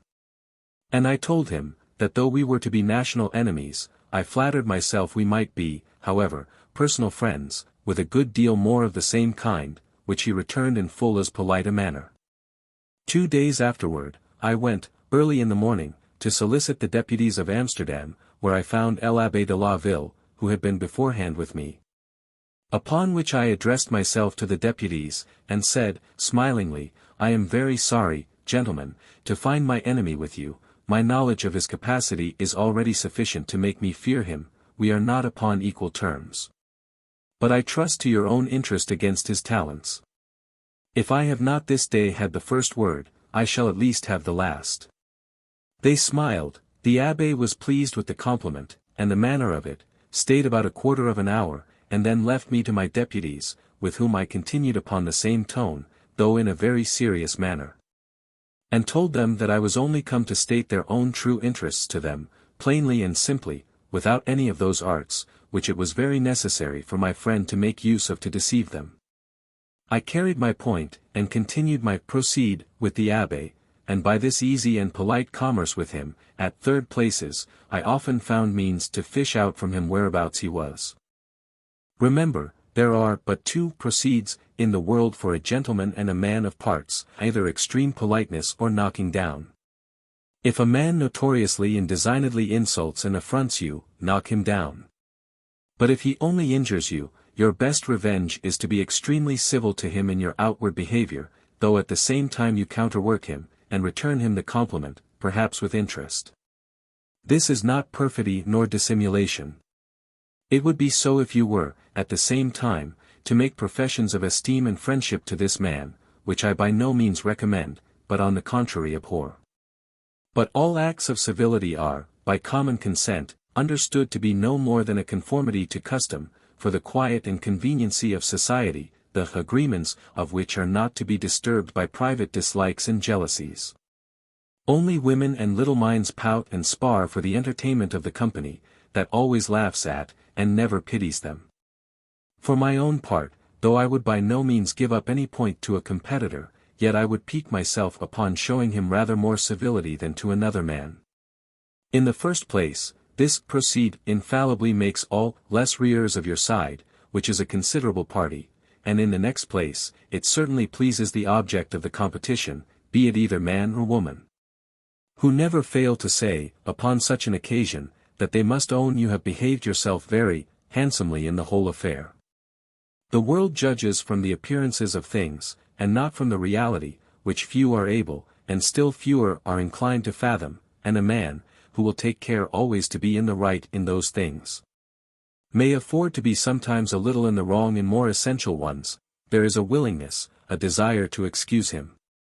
With 9 people in 10, good breeding passes for good nature, and they take attentions for good offices. At courts there will be always coldnesses, dislikes, jealousies, and hatred, the harvest being but small in proportion to the number of laborers. But then, as they arise often, they die soon, unless they are perpetuated by the manner in which they have been carried on, more than by the matter which occasioned them. The turns and vicissitudes of courts frequently make friends of enemies, and enemies of friends. You must labor, therefore, to acquire that great and uncommon talent of hating with good breeding and loving with prudence. To make no quarrel irreconcilable by silly and unnecessary indications of anger, and no friendship dangerous, in case it breaks, by a wanton, indiscreet, and unreserved confidence. Few, especially young, people know how to love, or how to hate. Their love is an unbounded weakness, fatal to the person they love. Their hate is a hot, rash, and imprudent violence, always fatal to themselves. 19 fathers in 20, and every mother, who had loved you half as well as I do, would have ruined you, whereas I always made you feel the weight of my authority, that you might one day know the force of my love. Now, I both hope and believe, my advice will have the same weight with you from choice that my authority had from necessity. My advice is just 28 years older than your own, and consequently, I believe you think, rather better. As for your tender and pleasurable passions, manage them yourself, but let me have the direction of all the others. Your ambition, your figure, and your fortune, will, for some time at least, be rather safer in my keeping than in your own. Adieu. Letter CLXXX. Bath, October 4, 1752. My dear friend, I consider you now as at the court of Augustus, where, if ever the desire of pleasing animated you, it must make you exert all the means of doing it. You will see there, full as well, I dare say, as Horace did at Rome, how states are defended by arms, adorned by manners, and improved by laws. Nay, you have an Horace there as well as an Augustus. I need not name Voltaire, can nil molitor inept. As Horace himself said of another poet.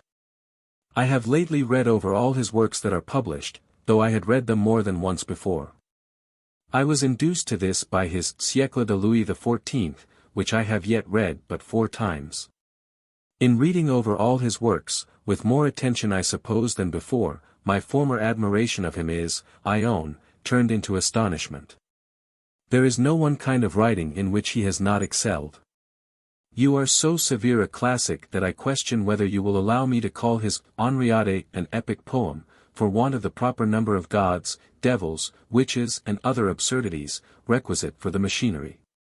Which machinery is, it seems, necessary to constitute the epopee. But whether you do or not, I will declare, though possibly to my own shame, that I never read any epic poem with near so much pleasure. I am grown old, and have possibly lost a great deal of that fire which formerly made me love fire in others at any rate, and however attended with smoke. But now I must have all sense, and cannot, for the sake of 5 righteous lines, forgive 1,000 absurd ones. In this disposition of mind, judge whether I can read all Homer through tout de suite. I admire its beauties. But, to tell you the truth, when he slumbers, I sleep. Virgil, I confess, is all sense, and therefore I like him better than his model. But he is often languid, especially in his 5 or 6 last books, during which I am obliged to take a good deal of snuff. Besides, I profess myself an ally of Turnus against the pious Aeneas, who, like many soi-disant pious people, does the most flagrant injustice and violence in order to execute what they impudently call the will of heaven. But what will you say, when I tell you truly, that I cannot possibly read our countryman Milton through? I acknowledge him to have some most sublime passages, some prodigious flashes of light. But then you must acknowledge that light is often followed by darkness visible, to use his own expression. Besides, not having the honor to be acquainted with any of the parties in this poem, except the man and the woman, the characters and speeches of 12 or 2 of angels and of as many devils, are as much above my reach as my entertainment. Keep this secret for me, for if it should be known, should be abused by every tasteless pedant, and every solid divine in England. Whatever I have said to the disadvantage of these 3 poems, holds much stronger against Tasso's Jerusalem. It is true he has very fine and glaring rays of poetry. But then they are only meteors, they dazzle, then disappear, and are succeeded by false thoughts, poor Concetti, and absurd impossibilities, witness the fish and the parrot. Extravagancies unworthy of an heroic poem, and would much better have become Ariosto, who professes le coglionerie. I have never read the L'Usiade of Camoens, except in prose translation, consequently I have never read it at all, so shall say nothing of it. But the Henriade is all sense from the beginning to the end, often adorned by the justest and liveliest reflections, the most beautiful descriptions, the noblest images, and the sublimest sentiments. Not to mention the harmony of the verse, in which Voltaire undoubtedly exceeds all the French poets. Should you insist upon an exception in favor of Racine, I must insist, on my part, that he at least equals him. What hero ever interested more than Henry IV, who, according to the rules of epic poetry, carries on one great and long action, and succeeds in it at last? What descriptions ever excited more horror than those, first of the massacre, and then of the famine at Paris? Was love ever painted with more truth and morbidezza, than in the 9th book? Not better, in my mind, even in the 4th of Virgil. Upon the whole, with all your classical rigor, if you will but suppose St. Louis a god, a devil, or a witch, and that he appears in person, and not in a dream, the Henriade will be an epic poem, according to the strictest statute laws of the epopee, but in my court of equity it is one as it is. I could expatiate as much upon all his different works, but that I should exceed the bounds of a letter and run into a dissertation. How delightful is his history of that northern brute, the King of Sweden, for I cannot call him a man. And I should be sorry to have him pass for a hero, out of regard to those true heroes, such as Julius Caesar, Titus, Trajan, and the present King of Prussia, who cultivated and encouraged arts and sciences. Whose animal courage was accompanied by the tender and social sentiments of humanity, and who had more pleasure in improving, than in destroying their fellow creatures. What can be more touching, or more interesting, what more nobly thought, or more happily expressed, than all his dramatic pieces? What can be more clear and rational than all his philosophical letters? And whatever was so graceful, and gentle, as all his little poetical trifles?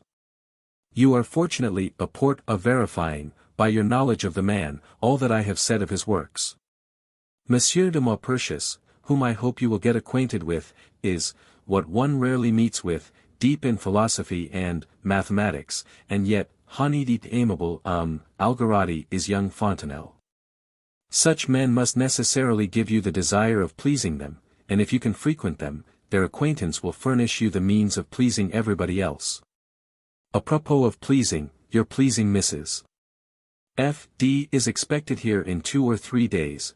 I will do all that I can for you with her. I think you carried on the romance to the 3rd or 4th volume, I will continue it to the 11th. But as for the 12th and last, you must come and conclude it yourself. Non sum qualis eram. Good night to you, child, for I am going to bed, just at the hour at which I suppose you are going to live, at Berlin. Letter Clexi. Bath, November 11th, O.S. 1752. My dear friend, it is a very old and very true maxim, that those kings reign the most secure and the most absolute, who reign in the hearts of their people. Their popularity is a better guard than their army, and the affections of their subjects a better pledge of their obedience than their fears. This rule is, in proportion, full as true, though upon a different scale, with regard to private people. A man who possesses that great art of pleasing universally, and of gaining the affections of those with whom he converses, possesses a strength which nothing else can give him, a strength which facilitates and helps his rise. And which, in case of accidents, breaks his fall. Few people of your age sufficiently consider this great point of popularity, and when they grow older and wiser, strive in vain to recover what they have lost by their negligence. There are 3 principal causes that hinder them from acquiring this useful strength: pride, inattention, and mauvaise honte. The first I cannot suspect you of, it is too much below your understanding. You cannot, and I am sure you do not think yourself superior by nature to the Savoyard who cleans your room, or the footman who cleans your shoes, but you may rejoice, and with reason, at the difference that fortune has made in your favor. Enjoy all those advantages, but without insulting those who are unfortunate enough to want them, or even doing anything unnecessarily that may remind them of that want. For my own part, I am more upon my guard as to my behavior to my servants, and others who are called my inferiors, than I am toward my equals, for fear of being suspected of that mean and ungenerous sentiment of desiring to make others feel that difference which fortune has, and perhaps too, undeservedly, made between us. Young people do not enough attend to this, and falsely imagine that the imperative mood, and a rough tone of authority in decision, are indications of spirit and courage. Inattention is always looked upon, though sometimes unjustly, as the effect of pride and contempt, and where it is thought so, is never forgiven. In this article, young people are generally exceedingly to blame, and offend extremely. Their whole attention is engrossed by their particular set of acquaintance, and by some few glaring and exalted objects of rank, beauty, or parts. All the rest they think so little worth their care, that they neglect even common civility toward them. I will frankly confess to you, that this was one of my great faults when I was of your age. Very attentive to please that narrow court circle in which I stood enchanted, I considered everything else as bourgeois, and unworthy of common civility. I paid my court assiduously and skilfully enough to shining and distinguished figures, such as ministers, wits, and beauties, but then I most absurdly and imprudently neglected, and consequently offended all others. By this folly I made myself 1,000 enemies of both sexes, who, though I thought them very insignificant, found means to hurt me essentially where I wanted to recommend myself the most. I was thought proud, though I was only imprudent. A general easy civility and attention to the common run of ugly women, and of middling men, both which I sillily thought, called, and treated, as odd people, would have made me as many friends, as by the contrary conduct I made myself enemies. All this too was a pure pert, for I might equally, and even more successfully, have made my court, when I had particular views to gratify. I will allow that this task is often very unpleasant, and that one pays, with some unwillingness, that tribute of attention to dull and tedious men, and to old and ugly women. But it is the lowest price of popularity and general applause, which are very well worth purchasing were they much dearer. I conclude this head with this advice to you: gain, by particular assiduity in address, the men and women you want. And, by an universal civility and attention, please everybody so far as to have their good word, if not their goodwill, or, at least, as to secure a partial neutrality. Mauvaise honte not only hinders young people from making a great many friends, but makes them a great many enemies. They are ashamed of doing the thing they know to be right, and would otherwise do, for fear of the momentary laugh of some fine gentleman or lady, or of some mauvaise plaisant. I have been in this case, and have often wished an obscure acquaintance at the devil, for meeting and taking notice of me when I was in what I thought and called fine company. I have returned their notice shyly, awkwardly, and consequently offensively. For fear of a momentary joke, not considering, as I ought to have done, that the very people who would have joked upon me at first, would have esteemed me the more for it afterward. An example explains a rule best. Suppose you were walking in the Tuileries with some fine folks, and that you should unexpectedly meet your old acquaintance, little crooked Grierson, what would you do? I will tell you what you should do, by telling you what I would now do in that case myself. I would run up to him, and embrace him, say some kind of things to him, and then return to my company. There I should be immediately asked, Mais tuist que c'est donc que ce petit sapage que vous avez embrassé si tendrement? Pour cela, elle accolade et charmante, with a great deal more festivity of that sort. To this I should answer, without being the least ashamed, but en badinant, O je vous dirai tas que c'est un petit ami que je tiens incognito, que son mérite, et que, à force d'être connu, fait oublier sa figure. Que me donnerez-vous, et je vous le présenterai? And then, with a little more seriousness, I would add, Mais dieleurs c'est que je n'y décevais jamais mes connaissances, à cause de leur état ou de leur figure. Il faut avoir bien peu de sentiments pour le faire. This would at once put an end to that momentary pleasantry, and give them all a better opinion of me than they had before. Suppose another case, and that some of the finest ladies du bon ton should come into a room, and find you sitting by, and talking politely to la vieille Marquise de Bellefonds, the joke would, for a moment, turn upon that tête-à-tête, "Eh bien. Avez-vous à la fin fixed la belle Marquise? La partie est-elle faite pour la petite maison? Le super sera galant sans doute, mais any feiste donc point scrupule de séduire une jeune et aimable personne comme celle-là?" To this I should answer, la partie n'était pas encore tout à fait lit, vous nous avez interrompu, mais avec le temps qu'est fait on. Dès lors maquesvis de mes amours tant qu'il vous plaira, je vous dirai que je respecte tant les jeunes dames, que je respecte même les vieilles, pour elle avoir été. Après cela il y a souvent de liaisons entre les vieilles et les jeunes. This would at once turn the pleasantry into an esteem for your good sense and your good breeding. Pursue steadily, and without fear or shame, whatever your reason tells you is right, and what you see is practiced by people of more experience than yourself, and of established characters of good sense and good breeding. After all this, perhaps you will say, that it is impossible to please everybody. I grant it, but it does not follow that one should not therefore endeavor to please as many as one can. Nay, I will go further, and admit that it is impossible for any man not to have some enemies. But this truth from long experience I assert, that he who has the most friends and the fewest enemies, is the strongest. Will rise the highest with the least envy, and fall, if he does fall, the gentlest, and the most pitied. This is surely an object worth pursuing. Pursue it according to the rules I have here given you. I will add one observation more, and two examples to enforce it, and then, as the parsons say, conclude.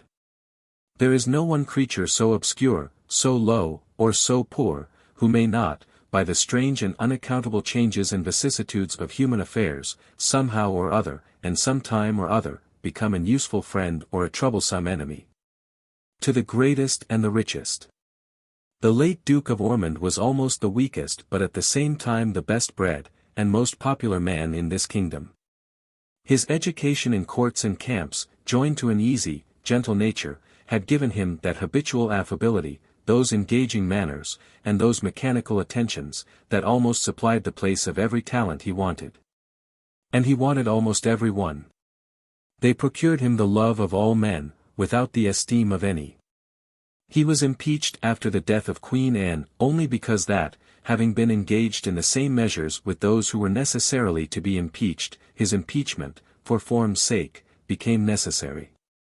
But he was impeached without acrimony, and without the least intention that he should suffer, notwithstanding the party violence of those times.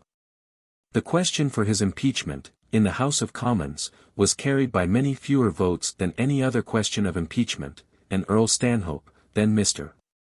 Stanhope, and Secretary of State, who impeached him, very soon after negotiated and concluded his accommodation with the late king, to whom he was to have been presented the next day.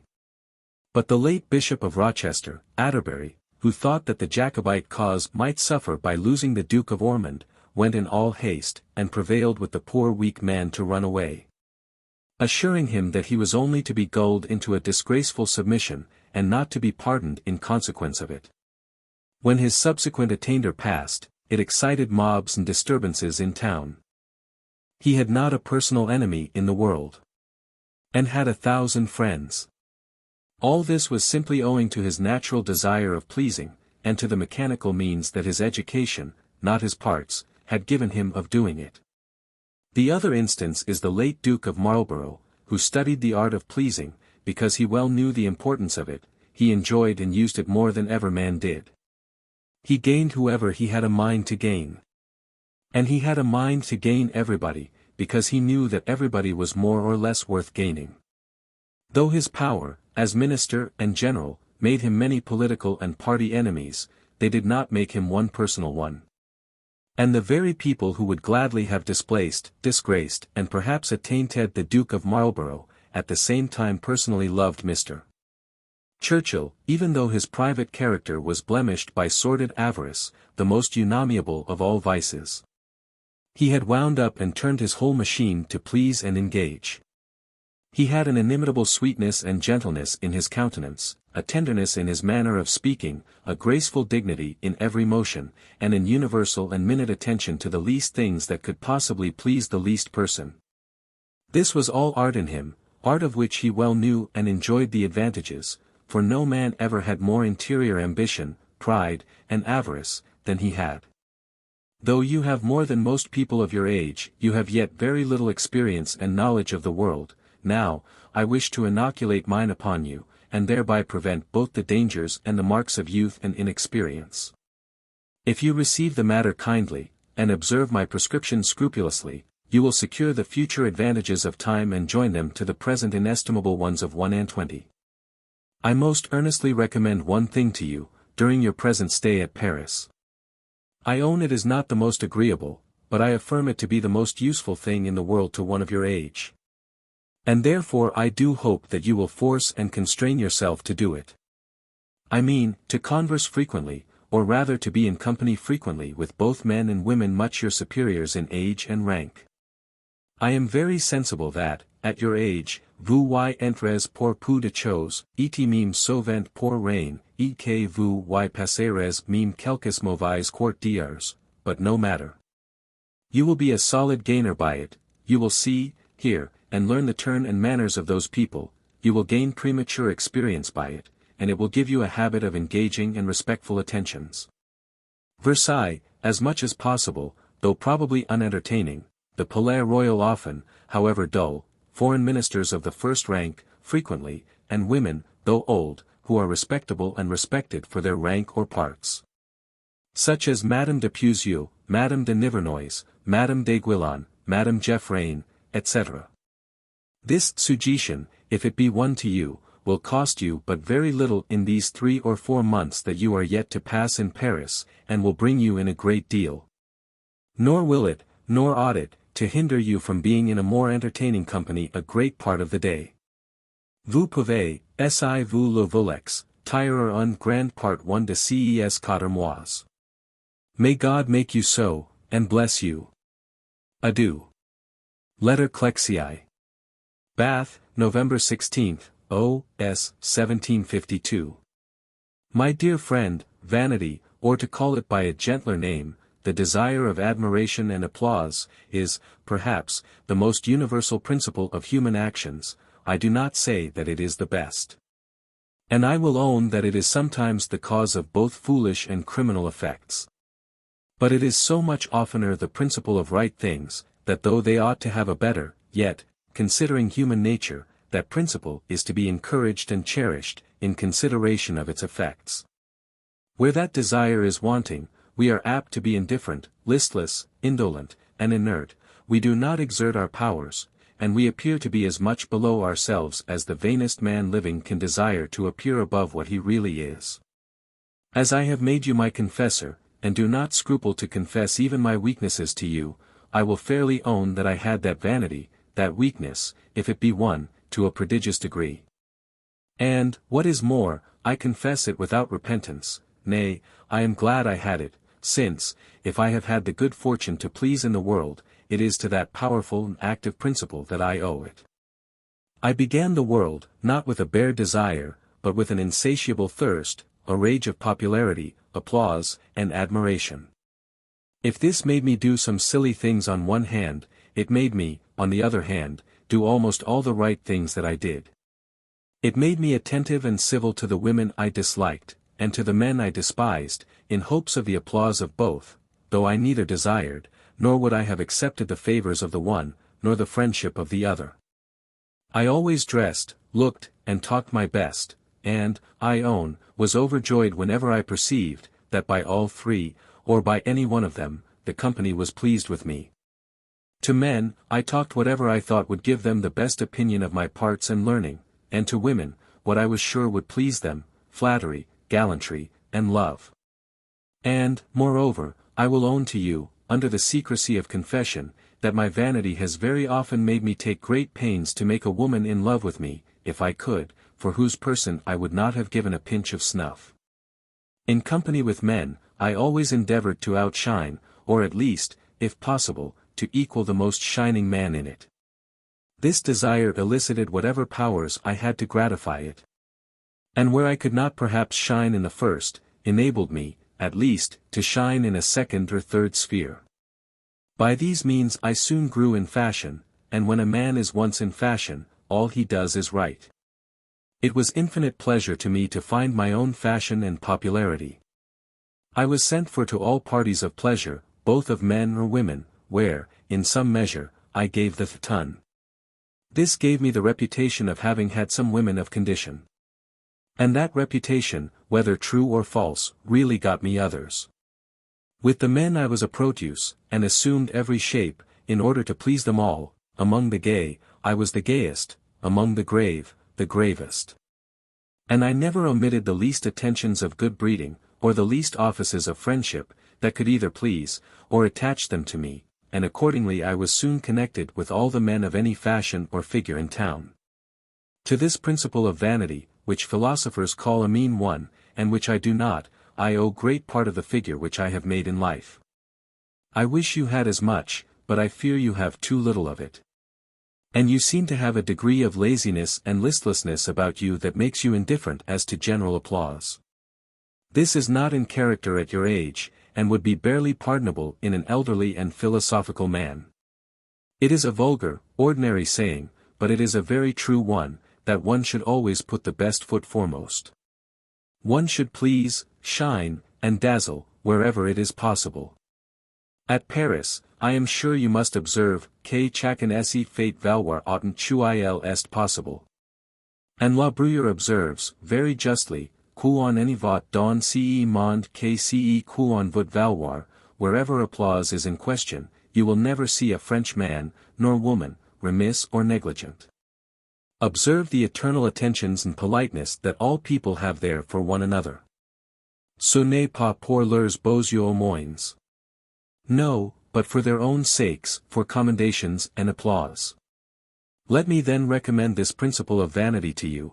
Act upon it, mio periculo, I promise you it will turn to your account.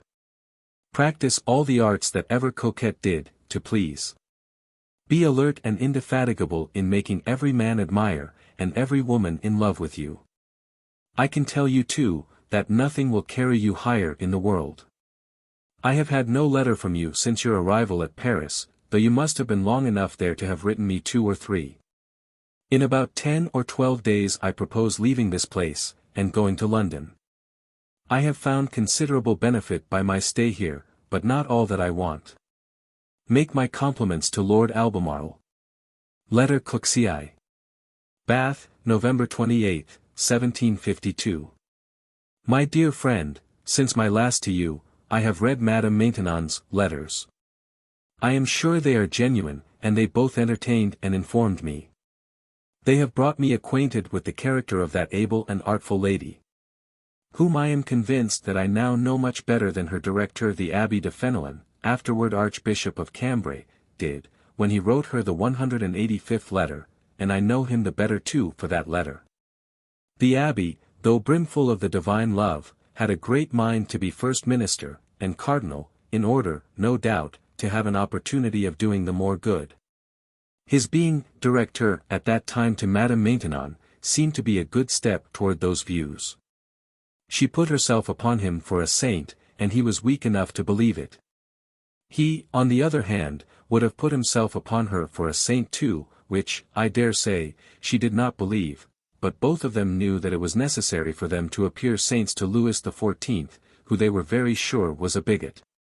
It is to be presumed, nay, indeed, it is plain by that 185th letter that Madame Maintenon had hinted to her director some scruples of conscience, with relation to her commerce with the king. And which I humbly apprehend to have been only some scruples of prudence, at once to flatter the bigot character, and increase the desires of the king. The pious Abbé, frightened out of his wits, lest the king should impute to the director any scruples or difficulties which he might meet with on the part of the lady, writes her the above-mentioned letter, in which he not only bids her not tease the king by advice and exhortations, but to have the utmost submission to his will, and, that she may not mistake the nature of that submission, he tells her it is the same that Sarah had for Abraham. To which submission Isaac perhaps was owing. No bawd could have written a more seducing letter to an innocent country girl, than that the director did to his penitent, who I dare say had no occasion for his good advice. Those who would justify the good director, alias the pimp, in this affair, must not attempt to do it by saying that the king and Madame Maintenon were at that time privately married, that the director knew it, and that this was the meaning of his enigma. That is absolutely impossible, for that private marriage must have removed all scruples between the parties.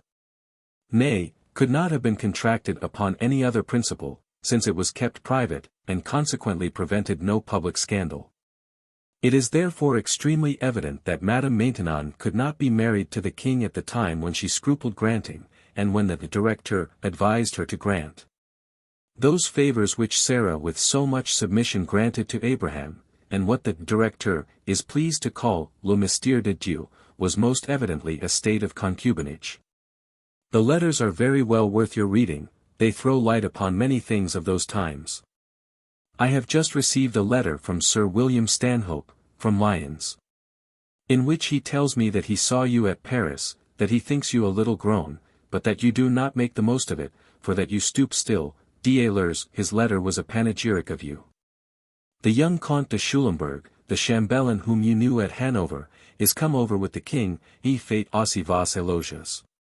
Though, as I told you in my last, I have done buying pictures, by way of virtu, yet there are some portraits of remarkable people that would tempt me. For instance, if you could by chance pick up at Paris, at a reasonable price, and undoubted originals, whether heads, half-lengths, or whole lengths, no matter, of Cardinals Richelieu, Mazarin, and Retz, Monsieur de Turenne, le Grand Prince de Condé, Mesdames de Montespan, de Fontanges, de Montbazon, de Savine, de Maintenon, de Chevreuse, de Longueville, d'Aulon, etc., I should be tempted to purchase them. I am sensible that they can only be met with, by great accident, at family sales and auctions, so I only mention the affair to you eventually. I do not understand, or else I do not remember, what affair you mean in your last letter, which you think will come to nothing, and for which, you say, I had once a mind that you should take the road again. Explain it to me. I shall go to town in 4 or 5 days, and carry back with me a little more hearing than I brought. But yet, not half enough for common wants. One wants ready pocket money much oftener than one wants great sums, and to use a very odd expression, I want to hear at sight. I love everyday senses, everyday wit and entertainment. A man who is only good on holydays is good for very little. Adieu. Letter Clexive. Christmas Day, 1752. My dear friend, a tyrant with legions at his command may say, oderant modo timant. Though he is a fool if he says it, and a greater fool if he thinks it. But a private man who can hurt but few, though he can please many, must endeavor to be loved, for he cannot be feared in general. Popularity is his only rational and sure foundation. The goodwill, the affections, the love of the public, can alone raise him to any considerable height. Should you ask me how he is to acquire them, I will answer, by desiring them. No man ever deserved, who did not desire them, and no man both deserved and desired them who had them not, though many have enjoyed them merely by desiring, and without deserving them. You do not imagine, I believe, that I mean by this public love the sentimental love of either lovers or intimate friends. No, that is of another nature, and confined to a very narrow circle. But I mean that general goodwill which a man may acquire in the world, by the arts of pleasing respectively exerted according to the rank, the situation, and the turn of mind of those whom he hath to do with. The pleasing impressions which he makes upon them will engage their affections and their good wishes, and even their good offices as far, that is, as they are not inconsistent with their own interests. For further than that you are not to expect from 3 people in the course of your life, even were it extended to the patriarchal term. Could I revert to the age of 20, and carry back with me all the experience that 40 years more have taught me, I can assure you, that I would employ much the greatest part of my time in engaging the goodwill, and in insinuating myself into the predilection of people in general, instead of directing my endeavors to please, as I was too apt to do, to the man whom I immediately wanted, or the woman I wished for, exclusively of all others. For if one happens, and it will sometimes happen to the ablest man, to fail in his views with that man or that woman, one is at a loss to know whom to address one's self to next, having offended in general. By that exclusive and distinguished particular application, I would secure a general refuge in the goodwill of the multitude, which is a great strength to any man, for both ministers and mistresses choose popular and fashionable favorites. A man who solicits a minister, backed by the general goodwill and good wishes of mankind, solicits with great weight and great probability of success. And a woman is strangely biased in favor of a man whom she sees in fashion, and hears everybody speak well of. This useful art of insinuation consists merely of various little things. A graceful motion, a significant look, a trifling attention, an obliging word dropped, a propos, air, dress, and 1,000 other undefinable things, all severally little ones, joined together, make that happy and inestimable composition. The art of pleasing. I have in my life seen many a very handsome woman who has not pleased me, and many very sensible men who have disgusted me. Why? Only for want of those 1,000 little means to please, which those women, conscious of their beauty, and those men of their sense, have been grossly enough mistaken to neglect. I never was so much in love in my life, as I was with a woman who was very far from being handsome, but then she was made up of graces, and had all the arts of pleasing.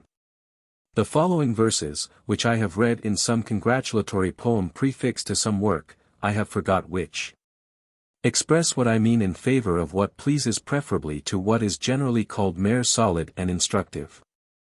I would an author like a mistress try.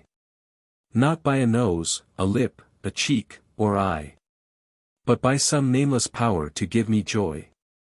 Lady Chesterfield bids me make you many compliments. She showed me your letter of recommendation of La Vestres, with which I was very well pleased. There is a pretty turn in it. I wish you would always speak as genteelly.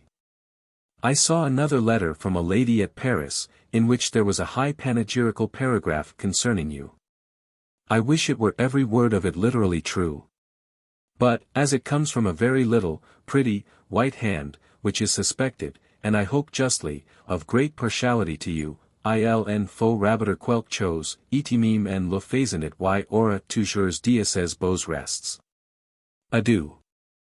1753 to 1754. Letter CLXXXV. London, New Year's Day, 1753. My dear friend, it is now above a fortnight since I have received a letter from you. I hope, however, that you are well, but engrossed by the business of Lord Albemarle's bureau in the mornings, and by business of a genteeler nature in the evenings. For I willingly give up my own satisfaction to your improvement, either in business or manners. Here have been lately imported from Paris 2 gentlemen, who, I find, were much acquainted with you, their Comte Zinzendorf, and Monsieur Clarent the academician. The former is a very pretty man, well bred, and with a great deal of useful knowledge, for those two things are very consistent. I examined him about you, thinking him a competent judge. He told me, que vous parlez l'allemand comme un allemand. Que vous saviez le droit public de l'empire parfaitement bien, que vous aviez le goût sur et de connaissances fort étendues. I told him that I knew all this very well, but that I wanted to know whether you had l'air, less manners, less attentions, en fin le brillant d'un honnête homme. His answer was, mais oui en vérité, c'est fort bien. This, you see, is but cold in comparison of what I do wish, and of what you ought to wish. Your friend Clarent interposed, and said, mais je vous assure qu'il est fort poli, to which I answered, je le crois bien, vis-à-vis de l'épons vos amis. Je vous recuse pour juge, jusqu'à ce que vous ayez delépon, au moins dix ans, parmi les honnêtes gens. These testimonies in your favor are such as perhaps you are satisfied with, and think sufficient, but I am not. They are only the cold depositions of disinterested and unconcerned witnesses, upon a strict examination. When, upon a trial, a man calls witnesses to his character, and that those witnesses only say that they never heard, nor do not know any ill of him, it intimates at best a neutral and insignificant, though innocent character.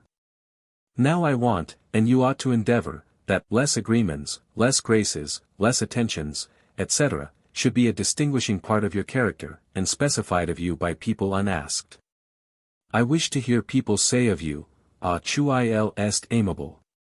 Quelles manners, quelles graces, quel art declare." Nature, thank God, has given you all the powers necessary, and if she has not yet, I hope in God she will give you the will of exerting them. I have lately read with great pleasure Voltaire's 2 little histories of Les Croisades, and L'Esprit Humain, which I recommend to your perusal, if you have not already read them. They are bound up with a most poor performance called Micromegas, which is said to be Voltaire's too, but I cannot believe it, it is so very unworthy of him, it consists only of thoughts stolen from Swift, but miserably mangled and disfigured.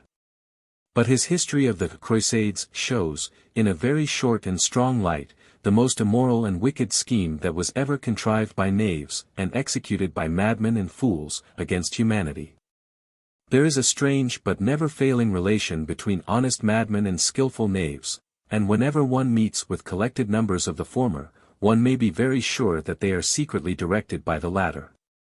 The popes, who have generally been both the ablest and the greatest knaves in Europe, wanted all the power and money of the East, for they had all that was in Europe already. The times and the minds favored their design, for they were dark and uniformed, and Peter the Hermit, at once a knave and a madman, was a fine papal tool for so wild and wicked an undertaking. I wish we had good histories of every part of Europe, and indeed of the world, written upon the plan of Voltaire's De l'Esprit Humain. For, I own, I am provoked at the contempt which most historians show for humanity in general. One would think by them that the whole human species consisted but of about 150 people. Called and dignified, commonly very undeservedly too, by the titles of emperors, kings, popes, generals, and ministers. I have never seen in any of the newspapers any mention of the affairs of the Cevennes, or Grenoble, which you gave me an account of some time ago, and the Duc de Mirepoix pretends, at least, to know nothing of either. Were they false reports? Or does the French court choose to stifle them? I hope that they are both true, because I am very willing that the cares of the French government should be employed and confined to themselves. Your friend, the Electress Palatine, has sent me 6 wild boars' heads, and other pieces de sa chasse, in return for the fans, which she approved of extremely. This present was signified to me by one Mr. Harold, who wrote me a letter in very indifferent English. I suppose he is a Dane who has been in England. Mr. Hart came to town yesterday, and dined with me today. We talked you over. And I can assure you, that though a parson, and no member du beau monde, he thinks all the most shining accomplishments of it full as necessary for you as I do. His expression was, that is all that he wants. But if he wants that, considering his situation and destination, he might as well want everything else. This is the day when people reciprocally offer and receive the kindest and the warmest wishes, though, in general, without meaning them on one side, or believing them on the other. They are formed by the head, in compliance with custom, though disavowed by the heart, in consequence of nature. His wishes upon this occasion are the best that are the best turned. You do not, I am sure, doubt the truth of mine, and therefore I will express them with a Quaker-like simplicity. May this new year be a very new one indeed to you, may you put off the old, and put on the new man. But I mean the outward, not the inward man. With this alteration, I might justly sum up all my wishes for you in these words. Di tibi denthanos, de tu nam quitera sums. This minute, I receive your letter of the 26th past, which gives me a very disagreeable reason for your late silence. By the symptoms which you mention of your illness, I both hope and believe that it was wholly owing to your own want of care. You are rather inclined to be fat, you have naturally a good stomach, and you eat at the best tables. Which must of course make you plethoric, and upon my word you will be very subject to these accidents, if you will not, from time to time, when you find yourself full, heated, or your head aching, take some little, easy, preventive purge. That would not confine you. Such as chewing a little rhubarb when you go to bed at night, or some senna tea in the morning. You do very well to live extremely low, for some time, and I could wish, though I do not expect it, that you would take one gentle vomit. For those giddinesses and swimmings in the head always proceed from some foulness of the stomach. However, upon the whole, I am very glad that your old complaint has not mixed itself with this, which I am fully convinced arises simply from your own negligence. Adieu. I am sorry for Monsieur Cuz, upon his sister's account. Letter Clexby. London, January 15, 1753. My dear friend, I never think my time so well employed, as when I think it employed to your advantage. You have long had the greatest share of it, you now engross it. The moment is now decisive. The piece is going to be exhibited to the public. The mere outlines and the general coloring are not sufficient to attract the eyes and to secure applause, but the last finishing, artful, and delicate strokes are necessary. Skillful judges will discern and acknowledge their merit, the ignorant will, without knowing why, feel their power. In that view, I have thrown together, for your perusal, some maxims, or, to speak more properly, observations on men and things. For I have no merit as to the invention, I am no system-monger, and, instead of giving way to my imagination, I have only consulted my memory, and my conclusions are all drawn from facts, not from fancy. Most maxim-mongers have preferred the prettiness to the justness of a thought, and the turn to the truth, but I have refused myself to everything that my own experience did not justify and confirm. I wish you would consider them seriously, and separately, and recur to them again, pro re nata, in similar cases. Young men are as apt to think themselves wise enough, as drunken men are to think themselves sober enough. They look upon spirit to be a much better thing than experience, which they call coldness. They are but half mistaken, for though spirit, without experience, is dangerous, experience, without spirit, is languid and defective. Their union, which is very rare, is perfection. You may join them, if you please, for all my experience is at your service, and I do not desire one grain of your spirit in return. Use them both, and let them reciprocally animate and check each other.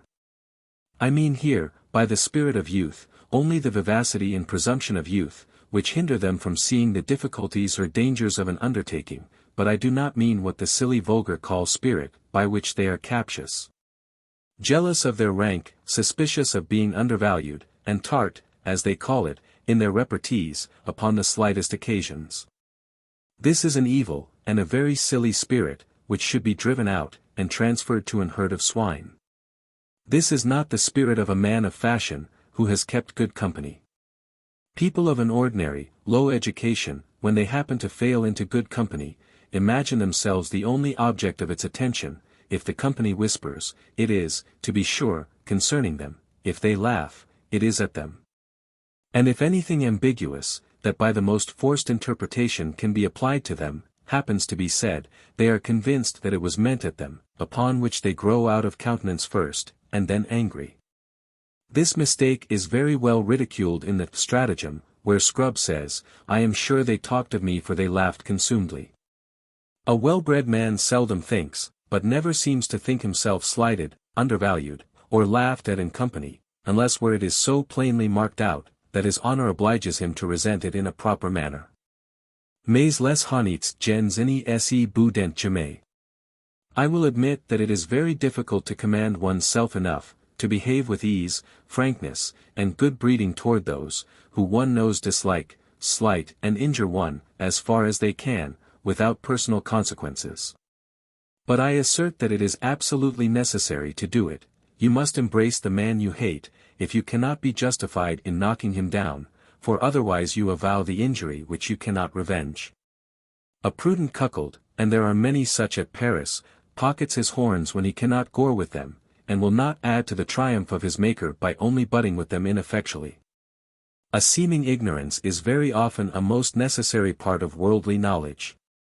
It is, for instance, commonly advisable to seem ignorant of what people offer to tell you, and when they say, have you not heard of such a thing? To answer no, and to let them go on, though you know it already. Some have a pleasure in telling it, because they think that they tell it well, others have a pride in it, as being the sagacious discoverers. And many have a vanity in showing that they have been, though very undeservedly, trusted. All these would be disappointed, and consequently displeased, if you said yes. Seem always ignorant, unless to one's most intimate friend, of all matters of private scandal and defamation, though you should hear them 1,000 times. For the parties affected always look upon the receiver to be almost as bad as the thief, and, whenever they become the topic of conversation, seem to be a skeptic, though you are really a serious believer, and always take the extenuating part. But all this seeming ignorance should be joined to thorough and extensive private informations, and, indeed, it is the best method of procuring them. For most people have such a vanity in showing a superiority over others, though but for a moment, and in the merest trifles, that they will tell you what they should not, rather than not show that they can tell what you did not know. Besides that, such seeming ignorance will make you pass for incurious and consequently undesigning. However, fish for facts, and take pains to be well informed of everything that passes. But fish judiciously, and not always, nor indeed often, in the shape of direct questions, which always put people upon their guard, and, often repeated, grow tiresome. But sometimes take the things that you would know for granted. Upon which somebody will, kindly and officiously, set you right, sometimes say that you have heard so, and at other times seem to know more than you do, in order to know all that you want, but avoid direct questioning as much as you can. All these necessary arts of the world require constant attention, presence of mind, and coolness. Achilles, though invulnerable, never went to battle but completely armed. Courts are to be the theaters of your wars, where you should be always as completely armed, and even with the addition of a heel piece. The least inattention, the least distraction, may prove fatal. I would fain see you what pedants call omnis homo, and what Pope much better calls all accomplished. You have the means in your power, add the will, and you may bring it about.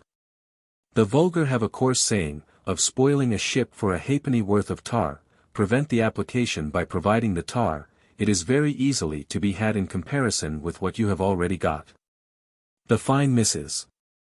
Pitt, who it seems saw you often at Paris, speaking of you the other day, said, in French, for she speaks little English. Whether it is that you did not pay the homage due to her beauty, or that it did not strike you as it does others, I cannot determine, but I hope she had some other reason than truth for saying it. I will suppose that you did not care a pin for her. But, however, she surely deserved a degree of propitiatory adoration from you, which I am afraid you neglected. Had I been in your case, I should have endeavored, at least, to have supplanted Mr. Mackay in his office of nocturnal reader to her. I played at cards, 2 days ago, with your friend Mrs. Fitzgerald, and her most sublime mother, Mrs. Seagrave. They both inquired after you, and Mrs. Fitzgerald said, she hoped you went on with your dancing. I said, yes, and that you assured me, you had made such considerable improvements in it, that you had now learned to stand still, and even upright. Your virtuosa, La Signora Vestri, sung here the other day, with great applause. I presume you are intimately acquainted with her merit. Good night to you, whoever you pass it with. I have this moment received a packet, sealed with your seal, though not directed by your hand, for Lady Hervey. No letter from you. Are you not well? Letter Clexvi. London, May 27th, O.S. 1753. My dear friend, I have this day been tired, jaded, nay, tormented, by the company of a most worthy, sensible, and learned man, a near relation of mine, who dined and passed the evening with me.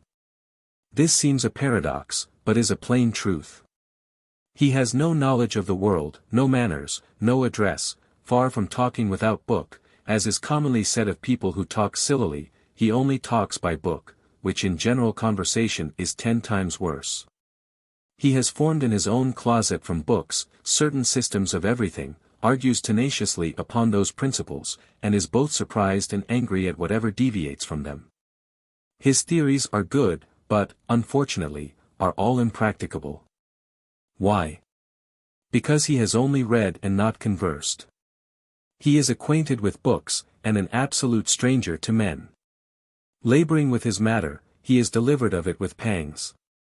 He hesitates, stops in his utterance, and always expresses himself inelegantly. His actions are all ungraceful. So that, with all his merit and knowledge, I would rather converse 6 hours with the most frivolous tittle-tattle woman who knew something of the world, than with him. The preposterous notions of a systematical man who does not know the world, tire the patience of a man who does. It would be endless to correct his mistakes, nor would he take it kindly, for he has considered everything deliberately, and is very sure that he is in the right. Impropriety is a characteristic, and a never-failing one, of these people.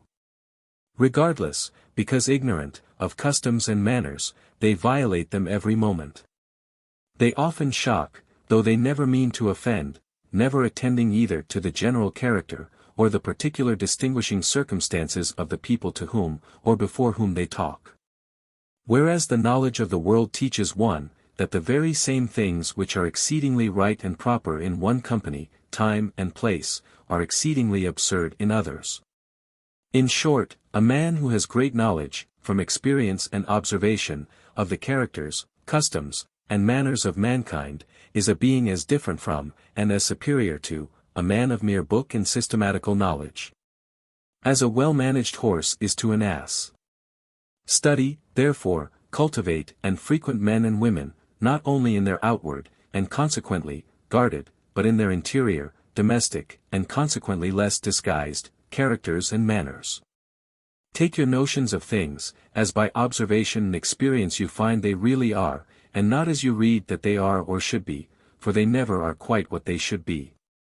For this purpose do not content yourself with general and common acquaintance, but wherever you can, establish yourself, with a kind of domestic familiarity, in good houses.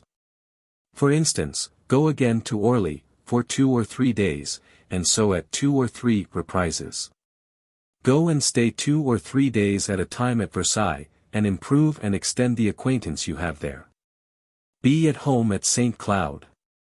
And, whenever any private person of fashion invites you to pass a few days at his country house, accept of the invitation. This will necessarily give you a versatility of mind, and a facility to adopt various manners and customs. For everybody desires to please those in whose house they are, and people are only to be pleased in their own way. Nothing is more engaging than a cheerful and easy conformity to people's particular manners, habits, and even weaknesses. Nothing, to use a vulgar expression, should come amiss to a young fellow. He should be, for good purposes, what Alcibiades was commonly for bad ones, a Proteus, assuming with ease, and wearing with cheerfulness, any shape. Heat, cold, luxury, abstinence, gravity, gaiety, ceremony, easiness, learning, trifling, business, and pleasure, are modes which he should be able to take, lay aside, or change occasionally, with as much ease as he would take or lay aside his hat. All this is only to be acquired by use and knowledge of the world, by keeping a great deal of company, analyzing every character, and insinuating yourself into the familiarity of various acquaintance. A generous ambition to make a figure in the world, necessarily gives the desire of pleasing. The desire of pleasing points out, to a great degree, the means of doing it. And the art of pleasing is, in truth, the art of rising, of distinguishing one's self, of making a figure and a fortune in the world. But without pleasing, without the graces, as I have told you 1,000 times, ogni fatica e vana. You are now but 19, an age at which most of your countrymen are illiberally getting drunk in port, at the university. You have greatly got the start of them in learning. And if you can equally get the start of them in the knowledge and manners of the world, you may be very sure of outrunning them in court and parliament, as you set out much earlier than they. They generally begin but to see the world at 21, you will by that age have seen all Europe. They set out upon their travels unlicked cubs, and in their travels they only lick one another, for they seldom go into any other company. They know nothing but the English world, and the worst part of that too, and generally very little of any but the English language. And they come home, at 3 or 24, refined and polished, as is said in one of Congreve's plays, like Dutch skippers from a whale fishing. The care which has been taken of you, and, to do you justice, the care that you have taken of yourself, has left you, at the age of 19 only, nothing to acquire but the knowledge of the world, manners, address, and those exterior accomplishments. But they are great and necessary acquisitions, to those who have sense enough to know their true value. And you're getting them before you are 21, and before you enter upon the active and shining scene of life, will give you such an advantage over all your contemporaries, that they cannot overtake you, they must be distanced. You may probably be placed about a young prince, who will probably be a young king. There all the various arts of pleasing, the engaging address, the versatility of manners, the brilliant, the graces, will outweigh, and yet outrun all solid knowledge and unpolished merit. Oil yourself, therefore, and be both supple and shining, for that race, if you would be first, or early at the goal. Ladies will most probably too have something to say there, and those who are best with them will probably be best somewhere else. Labor this great point, my dear child, indefatigably. Attend to the very smallest parts, the minutest graces, the most trifling circumstances, that can possibly concur in forming the shining character of a complete gentleman, ungallant de cour, a man of business and pleasure. Estimé de hommes, recherché de femmes, aime de tout le monde. In this view, observe the shining part of every man of fashion, who is liked and esteemed. Attend to, and imitate that particular accomplishment for which you hear him chiefly celebrated and distinguished, then collect those various parts, and make yourself a mosaic of the whole. No one body possesses everything, and almost everybody possesses some one thing worthy of imitation, only choose your models well, and in order to do so, choose by your ear more than by your eye. The best model is always that which is most universally allowed to be the best, though in strictness it may possibly not be so. We must take most things as they are, we cannot make them what we would, nor often what they should be. And where moral duties are not concerned, it is more prudent to follow than to attempt to lead. Adieu. Letter Cooks Vithi. Bath, October 3, 1753. My dear friend, you have set out well at The Hague. You are in love with Madame Munter, which I am very glad of, you are in the fine company there, and I hope one of it, for it is not enough, at your age, to be merely in good company. But you should, by your address and attentions, make that good company think you one of them. There is a tribute due to beauty, even independently of further views. Which tribute I hope you paid with alacrity to Madame Munter and Madame Degenfeld. Depend upon it, they expected it, and were offended in proportion as that tribute seemed either unwillingly or scantily paid. I believe my friend Kroningen admits nobody now to his table, for fear of their communicating the plague to him, or at least the bite of a mad dog. Pray profit of the entrées libres that the French ambassador has given you. Frequent him, and speak to him. I think you will not do amiss to call upon Mr. Bush, at Aix-la-Chapelle, since it is so little out of your way. And you will do still better, if you would, which I know you will not, drink those waters for 5 or 6 days only, to scour your stomach and bowels a little. I am sure it would do you a great deal of good. Mr. Bush can, doubtless, give you the best letters to Munich, and he will naturally give you some to Count Praising, or Count Sinsheim, and such sort of grave people. But I could wish that you would ask him for some to young fellows of pleasure, or fashionable coquettes, that, you may be dans el honnête debauche de Munich. A propos of your future motions. I leave you in a great measure the master of them, so shall only suggest my thoughts to you upon that subject. You have 3 electoral courts in view, Bonn, Munich, and Mannheim. I would advise you to see 2 of them rather cursorily, and fix your tabernacle at the 3rd, whichever that may be, for a considerable time. For instance, should you choose, as I fancy you will, to make Mannheim the place of your residence, stay only 10 or 12 days at Bonn, and as long at Munich, and then go and fix at Mannheim. And so, vice versa, if you should like Bonn or Munich better than you think you would Mannheim, make that the place of your residence, and only visit the other 2. It is certain that no man can be much pleased himself, or please others much, in any place where he is only a bird of passage for 8 or 10 days. Neither party thinking it worth while to make an acquaintance, still less to form any connection, for so short a time, but when months are the case, a man may domesticate himself pretty well, and very soon not be looked upon as a stranger. This is the real utility of traveling, when, by contracting a familiarity at any place, you get into the inside of it, and see it in its undress. That is the only way of knowing the customs, the manners, and all the little characteristical peculiarities that distinguish one place from another, but then this familiarity is not to be brought about by cold, formal visits of half an hour, no. You must show a willingness, a desire, an impatience of forming connections, il faut sy prêter, y mettre du liant, du désir de plaire. Whatever you do approve, you must be lavish in your praises of. And you must learn to commend what you do not approve of, if it is approved of there. You are not much given to praise, I know. But it is because you do not yet know how extremely people are engaged by a seeming sanction to their own opinions, prejudices, and weaknesses, even in the merest trifles.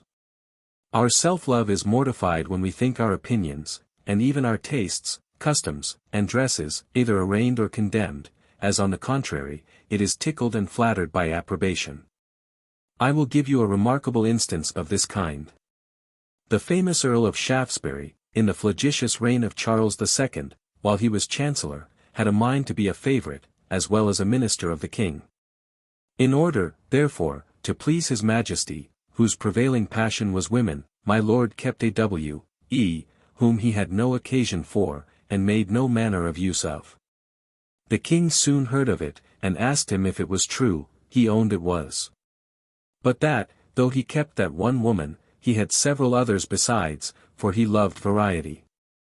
A few days afterward, the king, at his public levee, saw Lord Shaftesbury at some distance, and said in the circle, one would not think that that little, weak man is the greatest whoremaster in England, but I can assure you that he is. Upon Lord Shaftesbury's coming into the circle, there was a general smile. The king said, "This is concerning you, my lord." "Me, sir," answered the Chancellor, with some surprise. "Yes, you," answered the king. "For I had just said that you were the greatest whoremaster in England. Is it not true?" "Of a subject, sir," replied Lord Shaftesbury, "perhaps I am. It is the same in everything. We think a difference of opinion, of conduct, of manners, a tacit reproach, at least, upon our own. We must therefore use ourselves to a ready conformity to whatever is neither criminal nor dishonorable. Whoever differs from any general custom, is supposed both to think, and proclaim himself wiser than the rest of the world, which the rest of the world cannot bear, especially in a young man.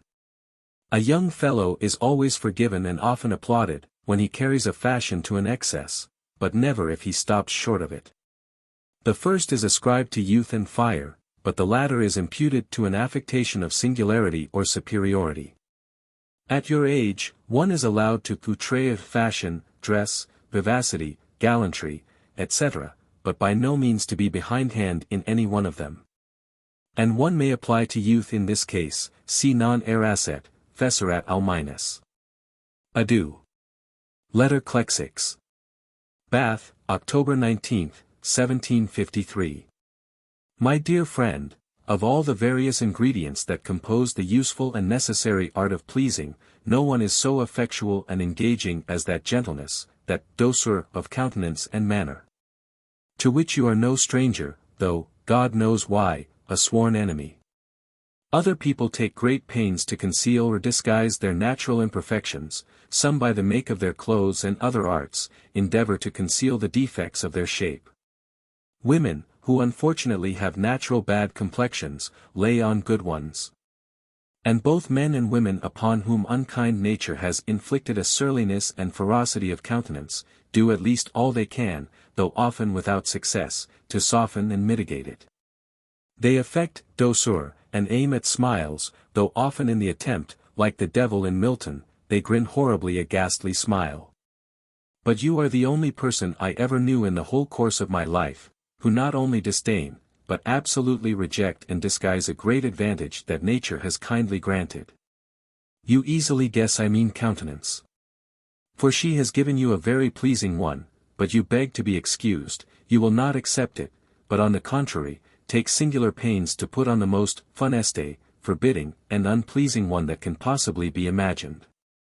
This one would think impossible, but you know it to be true. If you imagine that it gives you a manly, thoughtful, and decisive air, as some, though very few of your countrymen do, you are most exceedingly mistaken. For it is at best the air of a German corporal, part of whose exercise is to look fierce, and to blaze me up. You will say, perhaps, what, am I always to be studying my countenance, in order to wear this douceur? I answer, no. Do it but for a fortnight, and you never will have occasion to think of it more. Take but half the pains to recover the countenance that nature gave you, that you must have taken to disguise and deform it as you have, and the business will be done. Accustom your eyes to a certain softness, of which they are very capable, and your face to smiles, which become it more than most faces I know. Give all your motions, too, an air of douceur, which is directly the reverse of their present celerity and rapidity. I wish you would adopt a little of l'air du couvent, you very well know what I mean, to a certain degree. It has something extremely engaging, there is a mixture of benevolence, affection, and unction in it, it is frequently really sincere, but is almost always thought so, and consequently pleasing. Will you call this trouble? It will not be half an hour's trouble to you in a week's time. But suppose it be, pray tell me, why did you give yourself the trouble of learning to dance so well as you do? It is neither a religious, moral, or civil duty. You must own, that you did it then singly to please, and you were, in the right on't. Why do you wear fine clothes, and curl your hair? Both are troublesome, lank locks, and plain flimsy rags are much easier. This then you also do in order to please, and you do very right. But then, for God's sake, reason and act consequentially, and endeavor to please in other things too, still more essential. And without which the trouble you have taken in those is wholly thrown away. You show your dancing, perhaps 6 times a year, at most, but you show your countenance and your common motions every day, and all day. Which then, I appeal to yourself, ought you to think of the most, and care to render easy, graceful, and engaging. Douceur of countenance and gesture can alone make them so. You are by no means ill-natured. And would you then most unjustly be reckoned so? Yet your common countenance intimates, and would make anybody who did not know you, believe it. Apropos of this, I must tell you what was said the other day to a fine lady whom you know, who is very good-natured in truth, but whose common countenance implies ill nature, even to brutality. It was Miss H. N., Lady M. Y.'s niece, whom you have seen both at Blackheath and at Lady Hervey's. Lady M. Y. was saying to me that you had a very engaging countenance when you had a mind to it, but that you had not always that mind. Upon which Miss H. N. said, that she liked your countenance best, when it was as glum as her own. Why then, replied Lady M. Y., you two should marry, for while you both wear your worst countenances, nobody else will venture upon either of you. And they call her now Mrs. Stanhope. To complete this douceur of countenance and motions, which I so earnestly recommend to you, you should carry it also to your expressions and manner of thinking, mettez y toujours de l'effectueux de l'onction. Take the gentle, the favorable, the indulgent side of most questions. I own that the manly and sublime John Trott, your countryman, seldom does. But, to show his spirit and decision, takes the rough and harsh side, which he generally adorns with an oath, to seem more formidable. This he only thinks fine, for to do John justice, he is commonly as good-natured as anybody. These are among the many little things which you have not, and I have, lived long enough in the world to know of what infinite consequence they are in the course of life. Reason then, I repeat it again, within yourself, consequentially. And let not the pains you have taken, and still take, to please in some things be a pure pert, by your negligence of, and inattention to others of much less trouble, and much more consequence.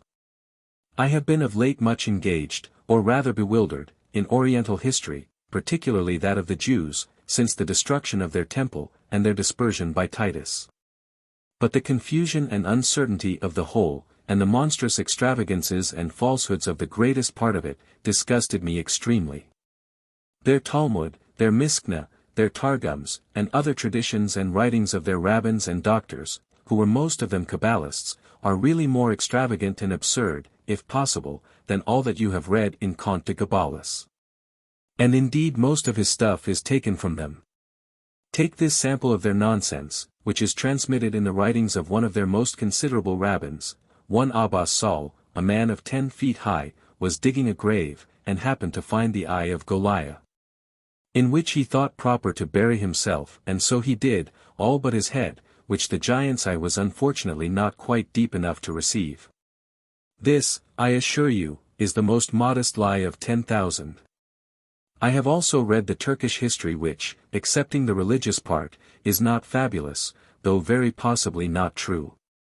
For the Turks, having no notion of letters and being, even by their religion, forbid the use of them, except for reading and transcribing the Quran, they have no historians of their own, nor any authentic records nor memorials for other historians to work upon.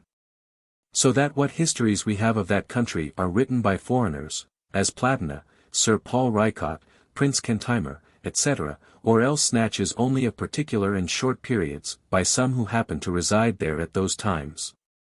Such as Busbequius, whom I have just finished. I like him, as far as he goes, much the best of any of them, but then his account is, properly, only an account of his own embassy, from the Emperor Charles V to Solomon the Magnificent. However, there he gives, episodically, the best account I know of the customs and manners of the Turks, and of the nature of that government, which is a most extraordinary one.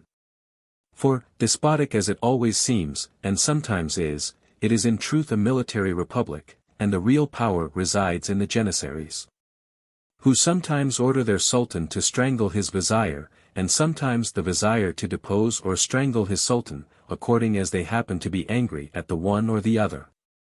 I own I am glad that the capital strangler should, in his turn, be strangleable, and now and then strangled.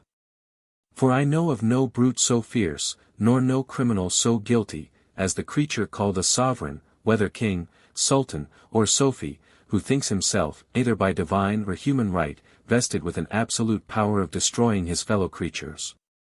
Or who, without inquiring into his right, lawlessly exerts that power.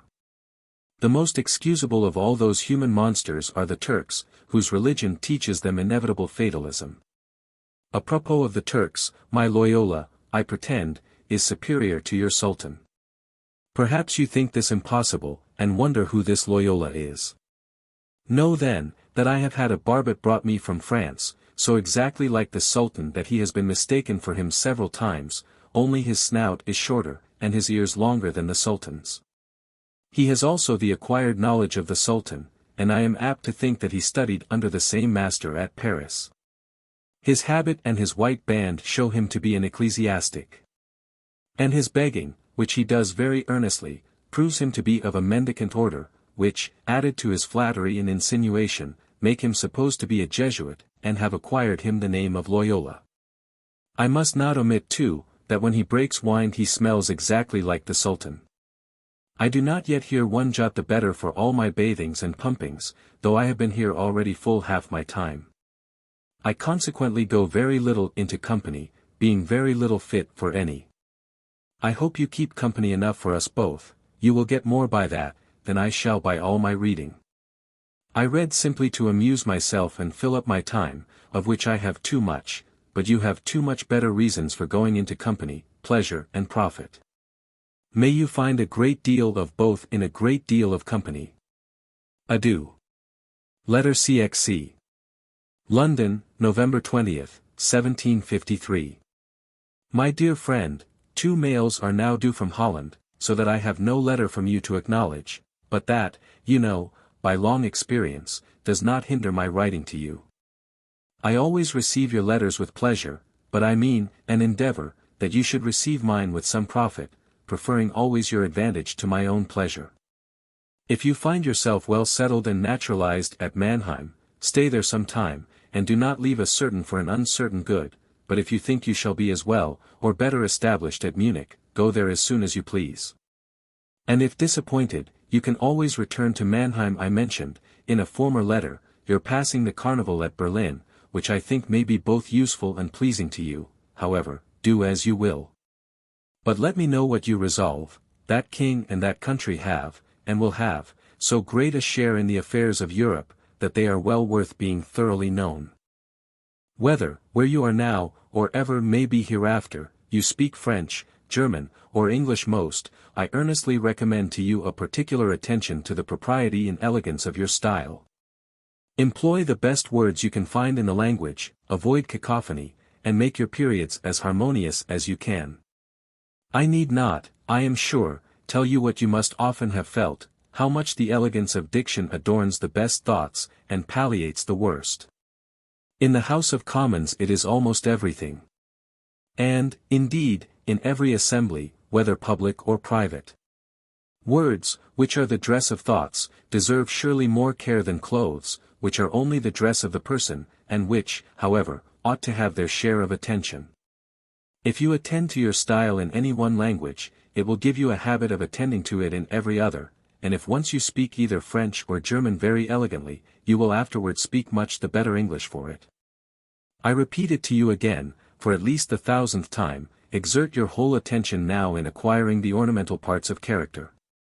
People know very little of the world, and talk nonsense. When they talk of plainness and solidity unadorned, they will do in nothing. Mankind has been long out of a state of nature, and the golden age of native simplicity will never return.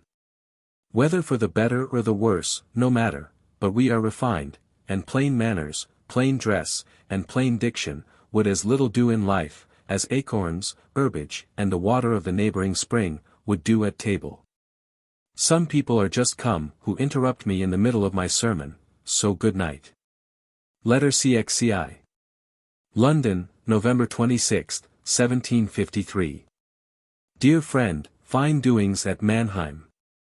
If one may give credit to the weekly histories of Monsieur Roderigue, the finest writer among the moderns, not only de chasses brillantes et nombreuses de opéras ou les acteurs se surpassent les jours de saints de l'Aee.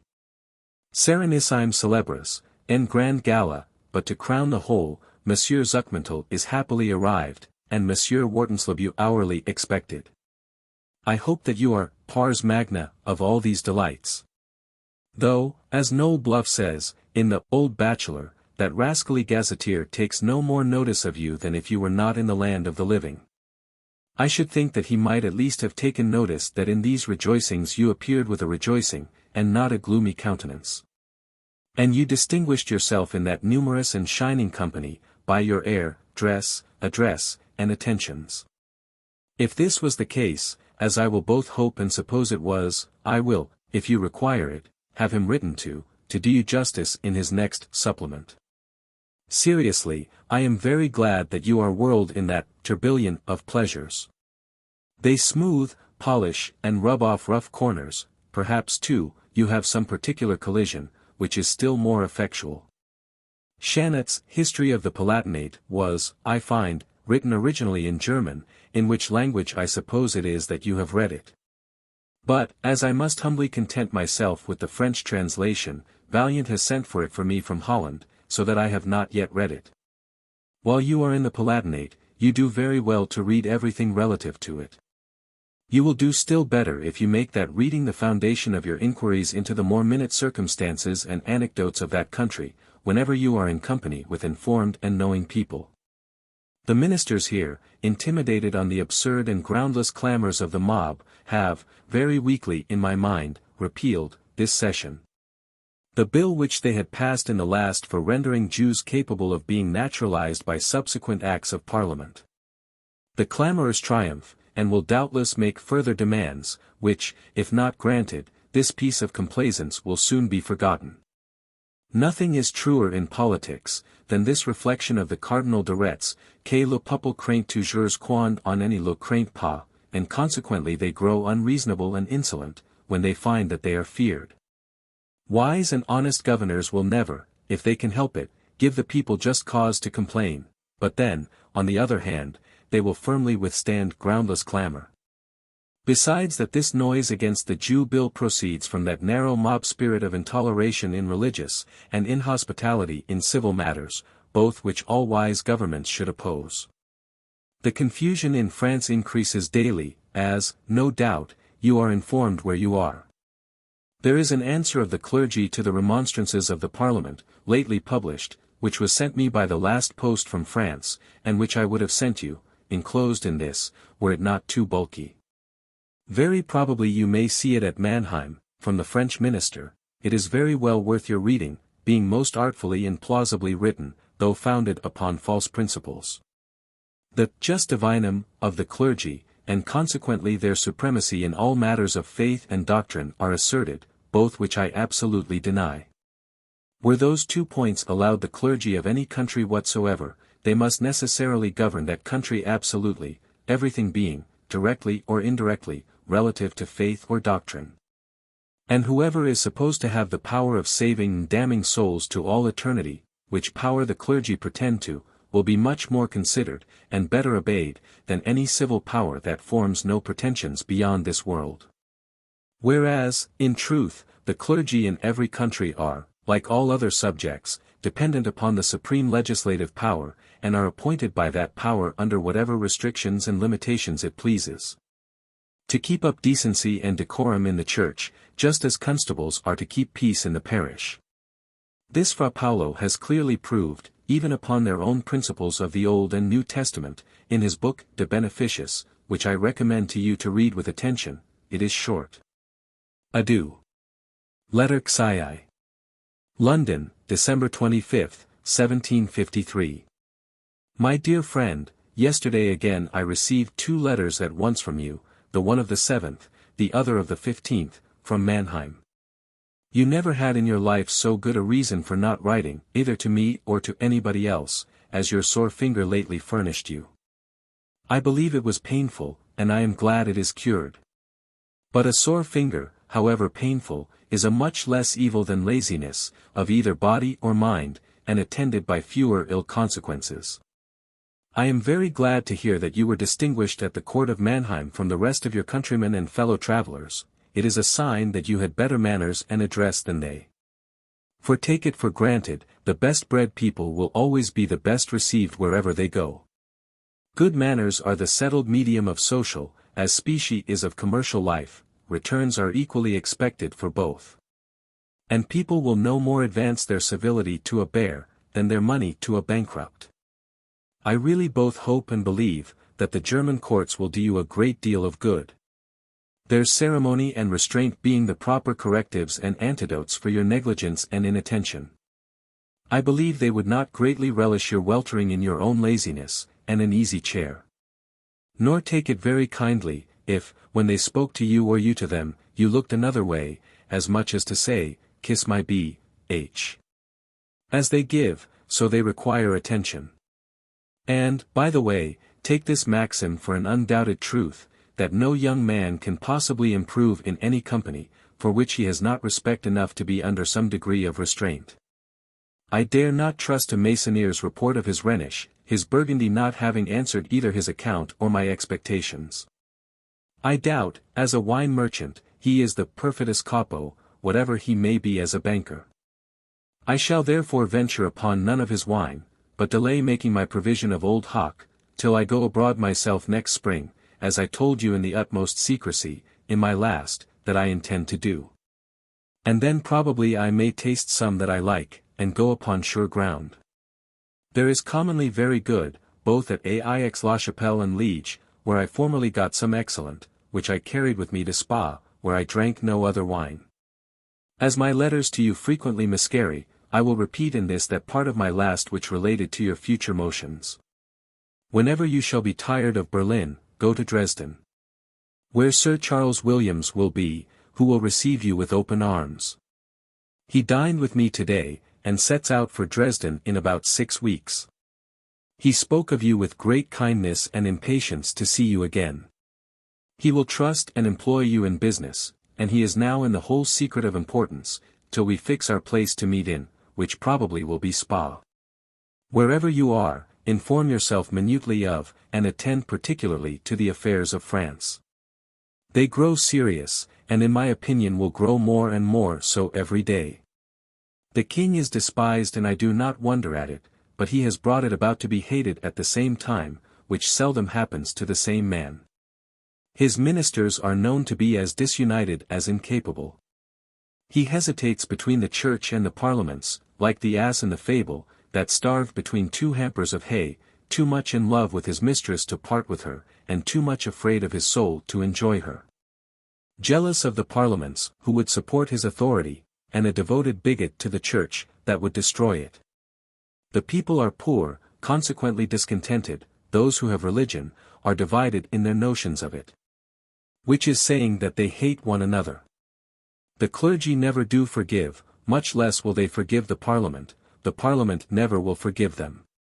The army must, without doubt, take, in their own minds at last, different parts in all these disputes, which upon occasion would break out.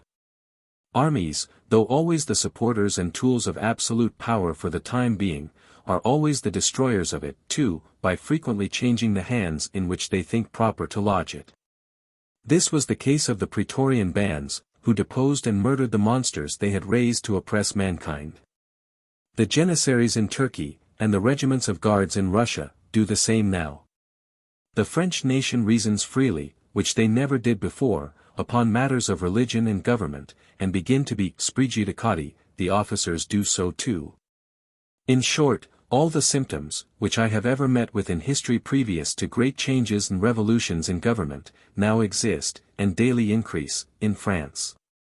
I am glad of it, the rest of Europe will be the quieter, and have time to recover. England, I am sure, wants rest, for it wants men and money, the Republic of the United Provinces wants both still more, the other powers cannot well dance, when neither France, nor the maritime powers, can, as they used to do, pay the piper. The first squabble in Europe, that I foresee, will be about the crown of Poland, should the present king die, and therefore I wish his majesty a long life and a merry Christmas. So much for foreign politics. But, apropos of them, pray take care, while you are in those parts of Germany, to inform yourself correctly of all the details, discussions, and agreements, which the several wars, confiscations, bans, and treaties occasioned between the Bavarian and Palatine electorates. They are interesting and curious. I shall not, upon the occasion of the approaching New Year, repeat to you the wishes which I continue to form for you. You know them all already, and you know that it is absolutely in your power to satisfy most of them. Among many other wishes, this is my most earnest one, that you would open the new year with a most solemn and devout sacrifice to the graces, who never reject those that supplicate them with fervor. Without them, let me tell you, that your friend Dame Fortune will stand you in little stead. May they all be your friends. Adieu. Letter Xai. London, January 15, 1754. My dear friend, I have this moment received your letter of the 26th past from Munich. Since you are got so well out of the distress and dangers of your journey from Mannheim, I am glad that you were in them. Condis I deleti. Memory di peen. Ne sia bene. Chi mal non soffri. They were but little samples of the much greater distress and dangers which you must expect to meet within your great, and I hope, long journey through life. In some parts of it, flowers are scattered, with profusion, the road is smooth, and the prospect pleasant, but in others, and I fear the greater number, the road is rugged, beset with thorns and briars, and cut by torrents. Gather the flowers in your way, but, at the same time, guard against the briars that are either mixed with them, or that most certainly succeed them. I thank you for your wild boar, who, now he is dead, I assure him, se laissera bien manger malgré tout il en 8. Though I am not so sure that I should have had that personal valor which so successfully distinguished you in single combat with him, which made him bite the dust like Homer's heroes, and, to conclude my period sublimely, put him into that pickle, from which I propose eating him. At the same time that I applaud your valor, I must do justice to your modesty, which candidly admits that you were not overmatched, and that your adversary was about your own age and size. A Maracassin, being under a year old, would have been below your indignation. Bête de Campagne, being under 2 years old, was still, in my opinion, below your glory. But I guess that your enemy was unragged, that is, from 2 to 3 years old, an age and size which, between man and boar, answer pretty well to yours. If accidents of bad roads or waters do not detain you at Munich, I do not fancy that pleasures will, and I rather believe you will seek for, and find them, at the carnival at Berlin.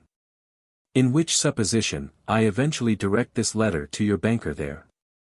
While you are at Berlin, I earnestly recommend it to you again and again. Pray care to see, hear, know, and mind, everything there. The ablest prince in Europe is surely an object that deserves attention, and the least thing that he does, like the smallest sketches of the greatest painters, has its value, and a considerable one too.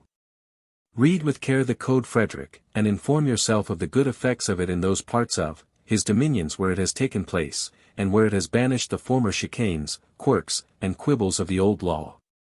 Do not think any detail too minute or trifling for your inquiry and observation.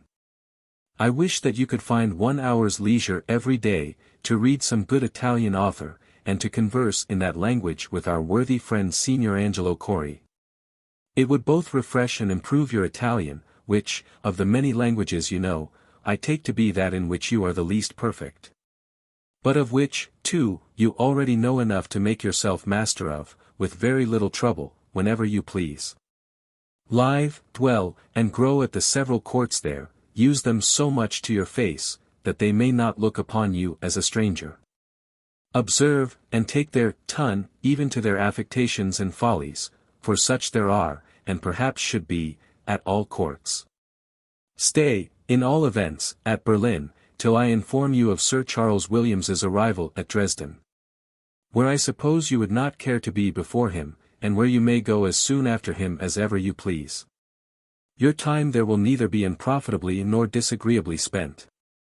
He will introduce you into all the best company, though he can introduce you to none so good as his own. He has of late applied himself very seriously to foreign affairs, especially those of Saxony and Poland.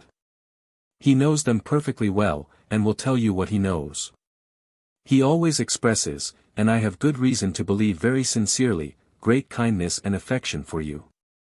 The works of the late Lord Bolingbroke are just published, and have plunged me into philosophical studies, which hitherto I have not been much used to, or delighted with, convinced of the futility of those researches. But I have read his philosophical essay upon the extent of human knowledge, which, by the way, makes 2 large quartos and a half. He there shows very clearly, and with most splendid eloquence, what the human mind can and cannot do. That our understandings are wisely calculated for our place in this planet, and for the link which we form in the universal chain of things. But that they are by no means capable of that degree of knowledge, which our curiosity makes us search after, and which our vanity makes us often believe we arrive at. I shall not recommend to you the reading of that work. But, when you return hither, I shall recommend to your frequent and diligent perusal all his tracts that are relative to our history and constitution, upon which he throws lights, and scatters graces, which no other writer has ever done. Reading, which was always a pleasure to me, in the time even of my greatest dissipation, is now become my only refuge, and, I fear, I indulge it too much at the expense of my eyes. But what can I do? I must do something. I cannot bear absolute idleness, my ears grow every day more useless to me, my eyes consequently more necessary. I will not hoard them like a miser, but will rather risk the loss, than not enjoy the use of them. Pray let me know all the particulars, not only of your reception at Munich, but also at Berlin. At the latter, I believe, it will be a good one. For His Prussian Majesty knows, that I have long been an admirer and respecter of his great and various talents. Adieu. Letter Xiv. London, February 1st, 1754. My dear friend, I received, yesterday, yours of the 12th, from Munich. In consequence of which, I direct this to you there, though I directed my 3 last to Berlin, where I suppose you will find them at your arrival. Since you are not only domesticated, but niche at Munich, you are much in the right to stay there. It is not by seeing places that one knows them, but by familiar and daily conversations with the people of fashion. I would not care to be in the place of that prodigy of beauty, whom you are to drive dans la course de traîneaux. And I am apt to think you are much more likely to break her bones, than she is, though ever so cruel, to break your heart. Nay, I am not sure but that, according to all the rules of gallantry, you are obliged to overturn her on purpose. In the first place, for the chance of seeing her backside, in the next, for the sake of the contrition and concern which it would give you an opportunity of showing. And, lastly, upon account of all the gentilesses et the epigrams, which it would naturally suggest. Voiture has made several stanzas upon an accident of that kind, which happened to a lady of his acquaintance. There is a great deal of wit in them, rather too much, for, according to the taste of those times, they are full of what the Italians call concetti spiritosissimi, the Spaniards agudez, and we affectation and quaintness. I hope you have endeavored to suit your traino to the character of the fair one whom it is to contain. If she is of an irascible, impetuous disposition, as fine women can sometimes be, you will doubtless place her in the body of a lion, a tiger, a dragon, or some tremendous beast of prey in fury. If she is a sublime and stately beauty, which I think more probable, for unquestionably she is hog-jeborn, you will, I suppose, provide a magnificent swan or proud peacock for her reception. But if she is all tenderness and softness, you have, to be sure, taken care amorous doves and wanton sparrows should seem to flutter round her. Proper mottos, I take it for granted, that you have eventually prepared. But if not, you may find a great many ready-made ones in Les Entretiens d'Ariste et d'Eugène, Sir Les Devises, written by Père Bouhours, and worth your reading at any time. I will not say to you, upon this occasion, like the father in Ovid. Pars, puer, stimulis, e fortius utera loris. On the contrary, drive on briskly, it is not the chariot of the sun that you drive, but you carry the sun in your chariot. Consequently, the faster it goes, the less it will be likely to scorch or consume. This is Spanish enough, I am sure. If this finds you still at Munich, pray make many compliments from me to Mr. Bush, to whom I am very much obliged for all his kindness to you. It is true, that while I had power I endeavored to serve him, but it is as true too, that I served many others more, who have neither returned nor remembered those services. I have been very ill this last fortnight, of your old Carniolian complaint, the arthritis vaga. Luckily, it did not fall upon my breast, but seized on my right arm, there it fixed its seat of empire. But, as in all tyrannical governments, the remotest parts felt their share of its severity. Last post I was not able to hold a pen long enough to write to you, and therefore desired Mr. Grevenkop to do it for me. But that letter was directed to Berlin. My pain is now much abated, though I have still some fine remains of it in my shoulder, where I fear it will tease me a great while. I must be careful to take Horace's advice, and consider well, quid valiant humori, quid fere recusant. Lady Chesterfield bids me make you her compliments, and assure you that the music will be much more welcome to her with you, than without you. In some of my last letters, which were directed to, and will, I suppose, wait for you at Berlin, I complimented you, and with justice, upon your great improvement of late in the epistolary way. Both with regard to the style and the turn of your letters. Your 4 or 5 last to me have been very good ones, and one that you wrote to Mr. Hart, upon the New Year, was so pretty a one, and he was so much and so justly pleased with it, that he sent it me from Windsor the instant he had read it. This talent, and a most necessary one it is in the course of life, is to be acquired by resolving, and taking pains to acquire it, and, indeed, so is every talent except poetry, which is undoubtedly a gift. Think, therefore, night and day, of the turn, the purity, the correctness, the perspicuity, and the elegance of whatever you speak or write. Take my word for it, your labor will not be in vain, but greatly rewarded by the harvest of praise and success which it will bring you. Delicacy of turn, and elegance of style, are ornaments as necessary to common sense, as attentions, address, and fashionable manners, are to common civility. Both may subsist without them, but then, without being of the least use to the owner. The figure of a man is exactly the same in dirty rags, or in the finest and best chosen clothes, but in which of the two he is the most likely to please, and to be received in good company, I leave to you to determine. Both my arm and my paper hint to me, to bid you good night. Letter CXCV. London, February 12, 1754. My dear friend, I take my aim, and let off this letter at you at Berlin.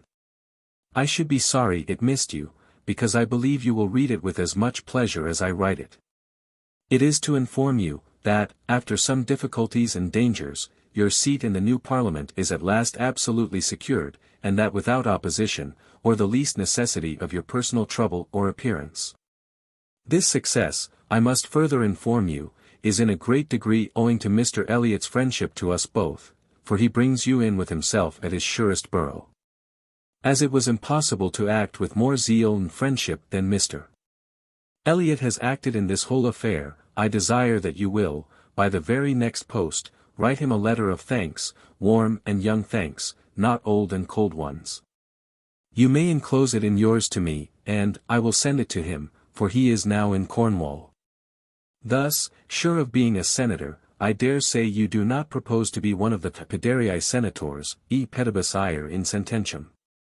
For, as the House of Commons is the theatre where you must make your fortune and figure in the world, you must resolve to be an actor, and not a persona muta, which is just equivalent to a candle snuffer upon other theatres. Whoever does not shine there, is obscure, insignificant and contemptible, and you cannot conceive how easy it is for a man of half your sense and knowledge to shine there if he pleases. The receipt to make a speaker, and an applauded one too, is short and easy. Take of common sense, quantum sufficit, add a little application to the rules and orders of the house, throw obvious thoughts in a new light, and make up the whole with a large quantity of purity, correctness, and elegance of style. Take it for granted, that by far the greatest part of mankind do neither analyze nor search to the bottom, they are incapable of penetrating deeper than the surface. All have senses to be gratified, very few have reason to be applied to. Graceful utterance and action please their eyes, elegant diction tickles their ears, but strong reason would be thrown away upon them. I am not only persuaded by theory, but convinced by my experience, that, supposing a certain degree of common sense, what is called a good speaker is as much a mechanic as a good shoemaker. And that the two trades are equally to be learned by the same degree of application. Therefore, for God's sake, let this trade be the principal object of your thoughts, never lose sight of it. Attend minutely to your style, whatever language you speak or write in, seek for the best words, and think of the best turns. Whenever you doubt of the propriety or elegance of any word, search the dictionary or some good author for it, or inquire of somebody, who is master of that language. And, in a little time, propriety and elegance of diction will become so habitual to you, that they will cost you no more trouble. As I have laid this down to be mechanical and attainable by whoever will take the necessary pains, there will be no great vanity in my saying, that I saw the importance of the object so early, and attended to it so young. That it would now cost me more trouble to speak or write ungrammatically, vulgarly, and inelegantly, than ever it did to avoid doing so. The late Lord Bolingbroke, without the least trouble, talked all day long, full as elegantly as he wrote. Why? Not by a peculiar gift from heaven, but, as he has often told me himself, by an early and constant attention to his style. The present Solicitor General, Murray, created Lord Mansfield in the year 1756. Has less law than many lawyers, but has more practice than any, merely upon account of his eloquence, of which he has a never-failing stream. I remember so long ago as when I was at Cambridge, whenever I read pieces of eloquence, and indeed they were my chief study, whether ancient or modern, I used to write down the shining passages, and then translate them. As well and as elegantly as ever I could. If Latin or French, into English, if English, into French.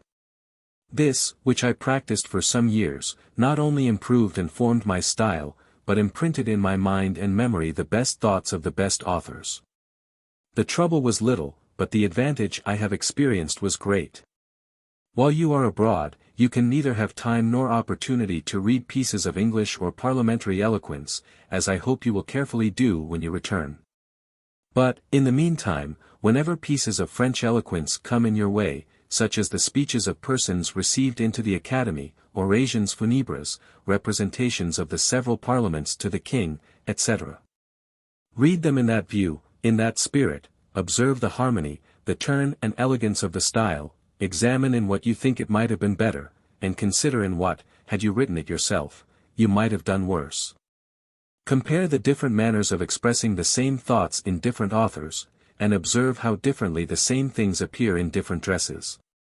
Vulgar, coarse, and ill-chosen words, will deform and degrade the best thoughts as much as rags and dirt will the best figure.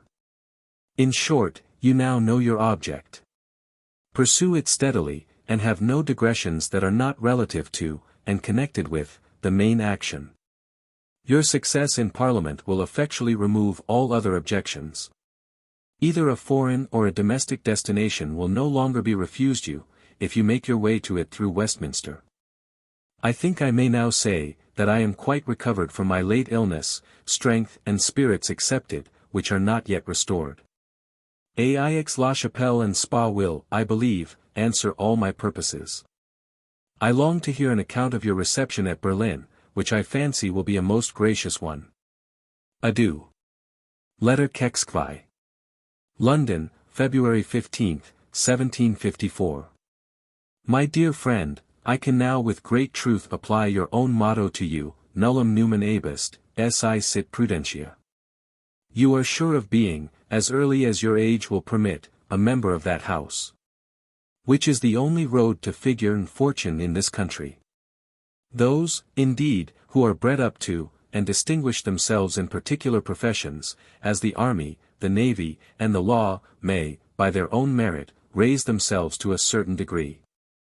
But you may observe too, that they never get to the top, without the assistance of parliamentary talents and influence. The means of distinguishing yourself in Parliament are, as I told you in my last, much more easily attained than I believe you imagine. Close attendance to the business of the House will soon give you the parliamentary routine. And strict attention to your style will soon make you, not only a speaker, but a good one.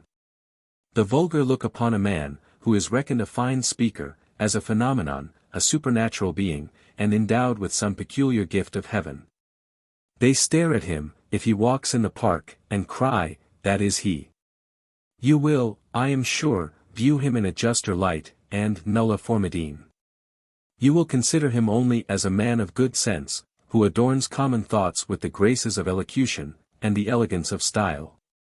The miracle will then cease. And you will be convinced, that with the same application, and attention to the same objects, you may most certainly equal, and perhaps surpass, this prodigy.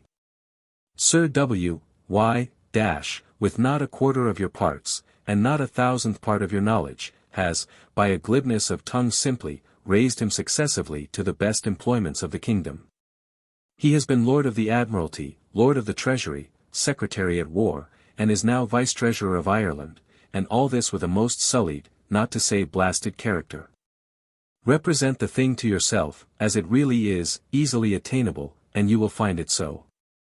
Have but ambition enough passionately to desire the object, and spirit enough to use the means, and I will be answerable for your success. When I was younger than you are, I resolved within myself that I would in all events be a speaker in Parliament, and a good one too, if I could. I consequently never lost sight of that object, and never neglected any of the means that I thought led to it. I succeeded to a certain degree, and, I assure you, with great ease, and without superior talents. Young people are very apt to overrate both men and things, from not being enough acquainted with them. In proportion as you come to know them better, you will value them less. You will find that reason, which always ought to direct mankind, seldom does, but that passions and weaknesses commonly usurp its seat, and rule in its stead. You will find that the ablest have their weak sides too, and are only comparatively able, with regard to the still weaker herd, having fewer weaknesses themselves. They are able to avail themselves of the innumerable ones of the generality of mankind. Being more masters of themselves, they become more easily masters of others. They address themselves to their weaknesses, their senses, their passions, never to their reason, and consequently seldom fail of success. But then analyze those great, those governing, and, as the vulgar imagine, those perfect characters, and you will find the great Brutus a thief in Macedonia, the great Cardinal Richelieu a jealous poetaster, and the great Duke of Marlborough a miser. Till you come to know mankind by your own experience, I know no thing, nor no man, that can in the meantime bring you so well acquainted with them as Le Duc de la Rochefoucauld, his little book of Maxims, which I would advise you to look into. For some moments at least, every day of your life, is, I fear, too like, and too exact a picture of human nature. I own, it seems to degrade it, but yet my experience does not convince me that it degrades it unjustly. Now, to bring all this home to my first point. All these considerations should not only invite you to attempt to make a figure in Parliament, but encourage you to hope that you shall succeed. To govern mankind, one must not overrate them, and to please an audience, as a speaker, one must not overvalue it. When I first came into the House of Commons, I respected that assembly as a venerable one, and felt a certain awe upon me, but, upon better acquaintance, that awe soon vanished, and I discovered, that, of the 560, not above 30 could understand reason, and that all the rest were pupil.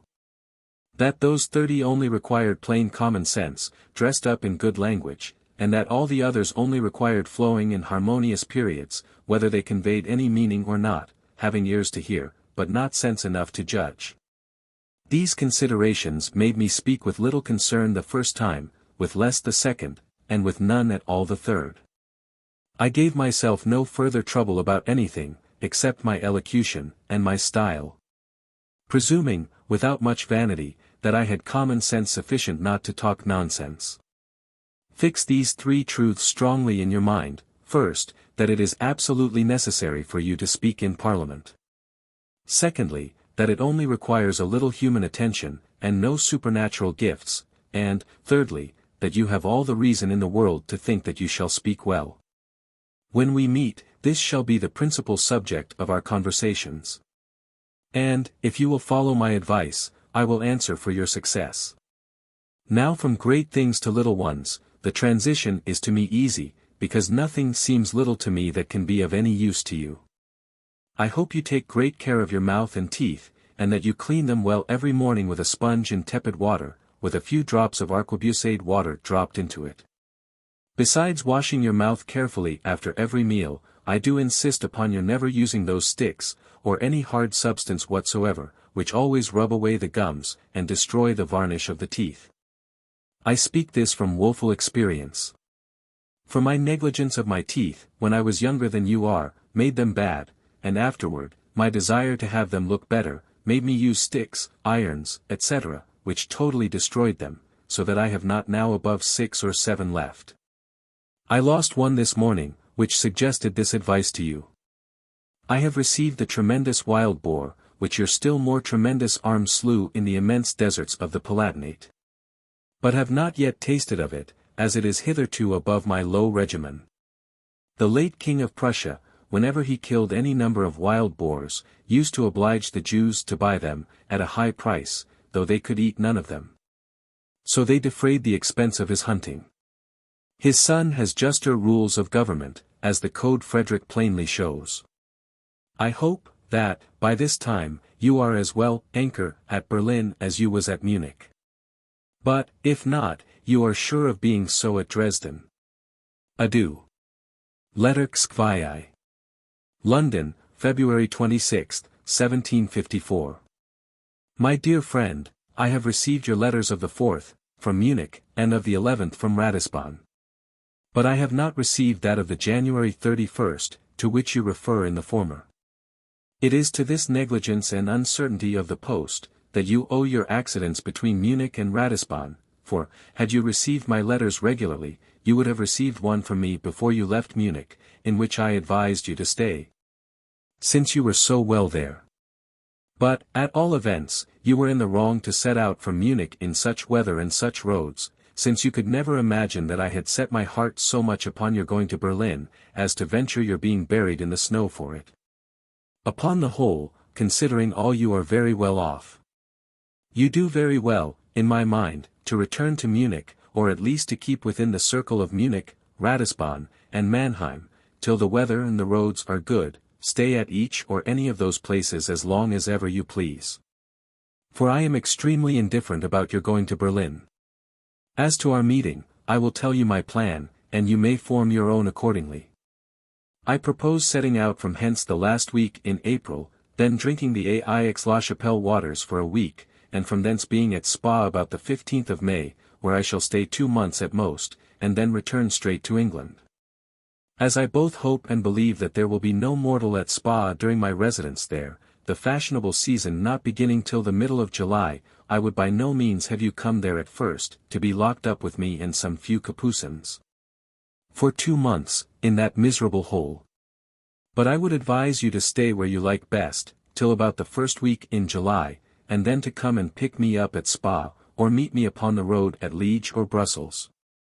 As for the intermediate time, should you be weary of Mannheim and Munich, you may, if you please, go to Dresden, to Sir Charles Williams, who will be there before that time, or you may come for a month or 6 weeks to The Hague.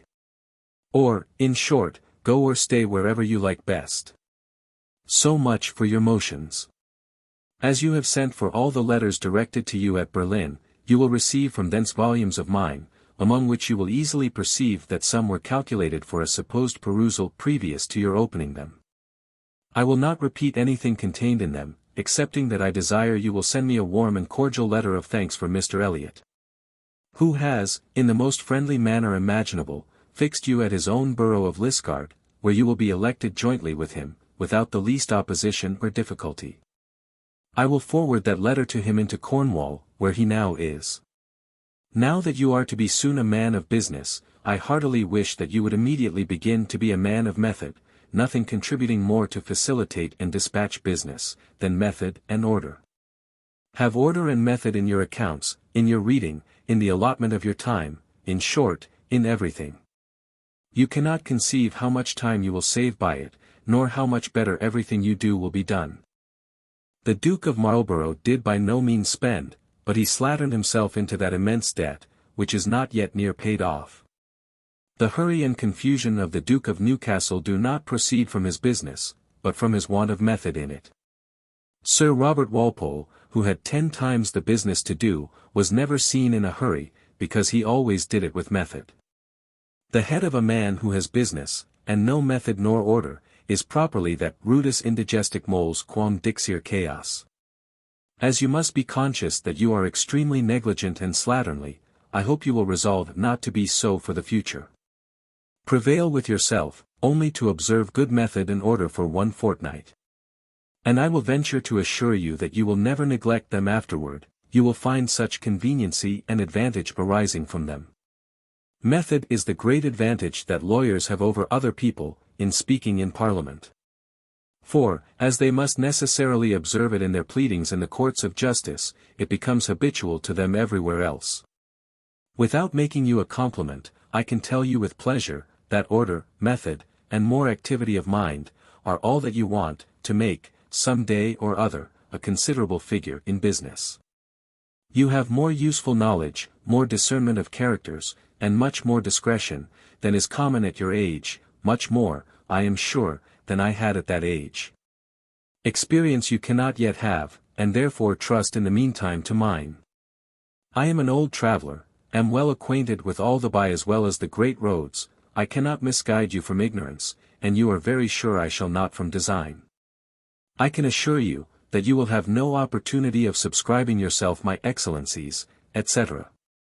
Retirement and quiet were my choice some years ago, while I had all my senses, and health and spirits enough to carry on business. But now that I have lost my hearing, and that I find my constitution declining daily, they are become my necessary and only refuge. I know myself, no common piece of knowledge, let me tell you, I know what I can, what I cannot, and consequently what I ought to do. I ought not, and therefore will not, return to business when I am much less fit for it than I was when I quitted it. Still less will I go to Ireland, where, from my deafness and infirmities, I must necessarily make a different figure from that which I once made there. My pride would be too much mortified by that difference. The 2 important senses of seeing and hearing should not only be good, but quick, in business, and the business of a Lord Lieutenant of Ireland, if he will do it himself, requires both those senses in the highest perfection. It was the Duke of Dorset's not doing the business himself, but giving it up to favourites, that has occasioned all this confusion in Ireland. And it was my doing the whole myself, without either favourite, minister, or mistress, that made my administration so smooth and quiet. I remember, when I named the late Mr. Liddell for my secretary, everybody was much surprised at it. And some of my friends represented to me, that he was no man of business, but only a very genteel, pretty young fellow. I assured them, and with truth, that that was the very reason why I chose him. For that I was resolved to do all the business myself, and without even the suspicion of having a minister, which the Lord Lieutenant's secretary, if he is a man of business, is always supposed, and commonly with reason, to be. Moreover, I look upon myself now to be emeritus in business, in which I have been near 40 years together. I give it up to you, apply yourself to it, as I have done, for 40 years, and then I consent to your leaving it for a philosophical retirement among your friends and your books. Statesmen and beauties are very rarely sensible of the gradations of their decay, and, too often sanguinely hoping to shine on in their meridian, often set with contempt and ridicule. I retired in time, uti conviva satir. Or, as Pope says still better, ere tittering youth shall shove you from the stage. My only remaining ambition is to be the counsellor and minister of your rising ambition. Let me see my own youth revived in you. Let me be your mentor, and, with your parts and knowledge, I promise you, you shall go far. You must bring, on your part, activity and attention, and I will point out to you the proper objects for them. I own I fear but one thing for you, and that is what one has generally the least reason to fear from one of your age, I mean your laziness, which, if you indulge, will make you stagnate in a contemptible obscurity all your life. It will hinder you from doing anything that will deserve to be written, or from writing anything that may deserve to be read, and yet one or other of those two objects should be at least aimed at by every rational being. I look upon indolence as a sort of suicide, for the man is effectually destroyed, though the appetites of the brute may survive. Business by no means forbids pleasures, on the contrary, they reciprocally season each other. And I will venture to affirm, that no man enjoys either in perfection, that does not join both. They wit the desire for each other. Use yourself, therefore, in time to be alert and diligent in your little concerns. Never procrastinate, never put off till tomorrow what you can do today, and never do two things at a time. Pursue your object, be it what it will, steadily and indefatigably. And let any difficulties, if surmountable, rather animate than slacken your endeavors. Perseverance has surprising effects. I wish you would use yourself to translate, every day, only 3 or 4 lines, from any book, in any language, into the correctest and most elegant English that you can think of. You cannot imagine how it will insensibly form your style, and give you an habitual elegance. It would not take you up a quarter of an hour in a day. This letter is so long, that it will hardly leave you that quarter of an hour, the day you receive it. So good night. Letter XVII. London, March 8, 1754. My dear friend, a great and unexpected event has lately happened in our ministerial world. Mr. Pelham died last Monday of a fever and mortification, occasioned by a general corruption of his whole mass of blood, which had broke out into sores in his back. I regret him as an old acquaintance, a pretty near relation, and a private man, with whom I have lived many years in a social and friendly way. He meant well to the public, and was incorrupt in a post where corruption is commonly contagious. If he was no shining, enterprising minister, he was a safe one, which I like better. Very shining ministers, like the sun, are apt to scorch when they shine the brightest. In our constitution, I prefer the milder light of a less glaring minister. His successor is not yet, at least publicly, designatus. You will easily suppose that many are very willing, and very few able, to fill that post. Various persons are talked of, by different people, for it, according as their interest prompts them to wish, or their ignorance to conjecture. Mr. Fox is the most talked of. He is strongly supported by the Duke of Cumberland. Mr. Legge, the Solicitor General, and Dr. Lee, are likewise all spoken of, upon the foot of the Duke of Newcastle's, and the Chancellor's interest. Should it be any one of the last three, I think no great alterations will ensue, but should Mr. Fox prevail, it would, in my opinion, soon produce changes by no means favourable to the Duke of Newcastle. In the meantime, the wild conjectures of volunteer politicians, and the ridiculous importance which, upon these occasions, blockheads always endeavour to give themselves, by grave looks, significant shrugs, and insignificant whispers, are very entertaining to a bystander, as, thank God, I now am. One knows something, but is not yet at liberty to tell it, another has heard something from a very good hand. A third congratulates himself upon a certain degree of intimacy, which he has long had with every one of the candidates, though perhaps he has never spoken twice to any one of them. In short, in these sort of intervals, vanity, interest, and absurdity, always display themselves in the most ridiculous light. One who has been so long behind the scenes as I have is much more diverted with the entertainment, than those can be who only see it from the pit and boxes. I know the whole machinery of the interior, and can laugh the better at the silly wonder and wild conjectures of the uninformed spectators. This accident, I think, cannot in the least affect your election, which is finally settled with your friend Mr. Elliot. For, let who will prevail, I presume, he will consider me enough, not to overturn an arrangement of that sort, in which he cannot possibly be personally interested. So pray go on with your parliamentary preparations. Have that object always in your view, and pursue it with attention. I take it for granted that your late residence in Germany has made you as perfect and correct in German, as you were before in French, at least it is worth your while to be so. Because it is worth every man's while to be perfectly master of whatever language he may ever have occasion to speak. A man is not himself, in a language which he does not thoroughly possess. His thoughts are degraded, when inelegantly or imperfectly expressed, he is cramped and confined, and consequently can never appear to advantage. Examine and analyze those thoughts that strike you the most, either in conversation or in books. And you will find that they owe at least half their merit to the turn and expression of them. There is nothing truer than that old saying, nihil dictum quot non prince dictum. It is only the manner of saying or writing it that makes it appear new. Convince yourself that manner is almost everything, in everything, and study it accordingly. I am this moment informed, and I believe truly, that Mr. Fox, Henry Fox, created Lord Holland, Baron of Foxley, in the year 1763, is to succeed Mr. Pelham as First Commissioner of the Treasury and Chancellor of the Exchequer, and your friend, Mr. York, of the Hague, to succeed Mr. Fox as Secretary at War. I am not sorry for this promotion of Mr. Fox, as I have always been upon civil terms with him, and found him ready to do me any little services. He is frank and gentlemanlike in his manner, and, to a certain degree, I really believe will be your friend upon my account. If you can afterward make him yours, upon your own, tant mieux. I have nothing more to say now but adieu. Letter 6. London, March 15, 1754.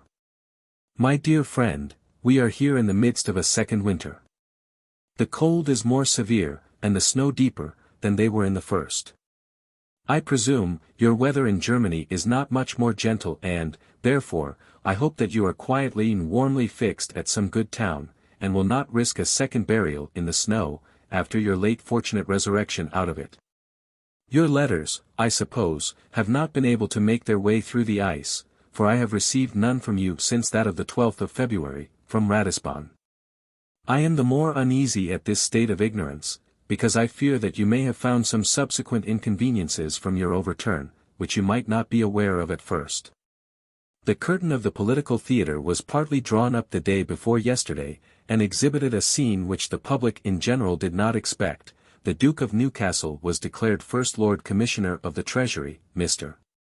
Fox Secretary of State in his room, and Mr. Henry Legge Chancellor of the Exchequer, the employments of Treasurer of the Navy, and Secretary at War, supposed to be vacant by the promotion of Mr. Fox and Mr. Legge, were to be kept, in petto, till the dissolution of this Parliament, which will probably be next week, to avoid the expense and trouble of unnecessary re-elections. But it was generally supposed that Colonel Yorke, of The Hague, was to succeed Mr. Fox, and George Grenville, Mr. Legge.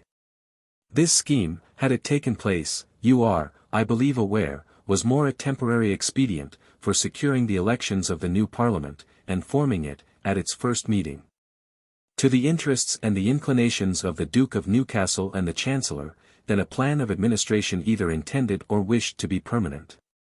This scheme was disturbed yesterday. Mr. Fox, who had sullenly accepted the seals the day before, more sullenly refused them yesterday. His object was to be First Commissioner of the Treasury, and Chancellor of the Exchequer, and consequently to have a share in the election of the new Parliament, and a much greater in the management of it when chosen. This necessary consequence of his view defeated it, and the Duke of Newcastle and the Chancellor chose to kick him upstairs into the Secretaryship of State, rather than trust him with either the election or the management of the new Parliament. In this, considering their respective situations, they certainly acted wisely, but whether Mr. Fox has done so, or not, in refusing the seals, is a point which I cannot determine. If he is, as I presume he is, animated with revenge, and I believe would not be over-scrupulous in the means of gratifying it, I should have thought he could have done it better, as Secretary of State, with constant admission into the closet, than as a private man at the head of an opposition. But I see all these things at too great a distance to be able to judge soundly of them. The true springs and motives of political measures are confined within a very narrow circle, and known to a very few. The good reasons alleged are seldom the true ones, the public commonly judges, or rather guesses, wrong, and I am now one of that public. I therefore recommend to you a prudent Pyrrhonism in all matters of state, until you become one of the wheels of them yourself and consequently acquainted with the general motion, at least, of the others.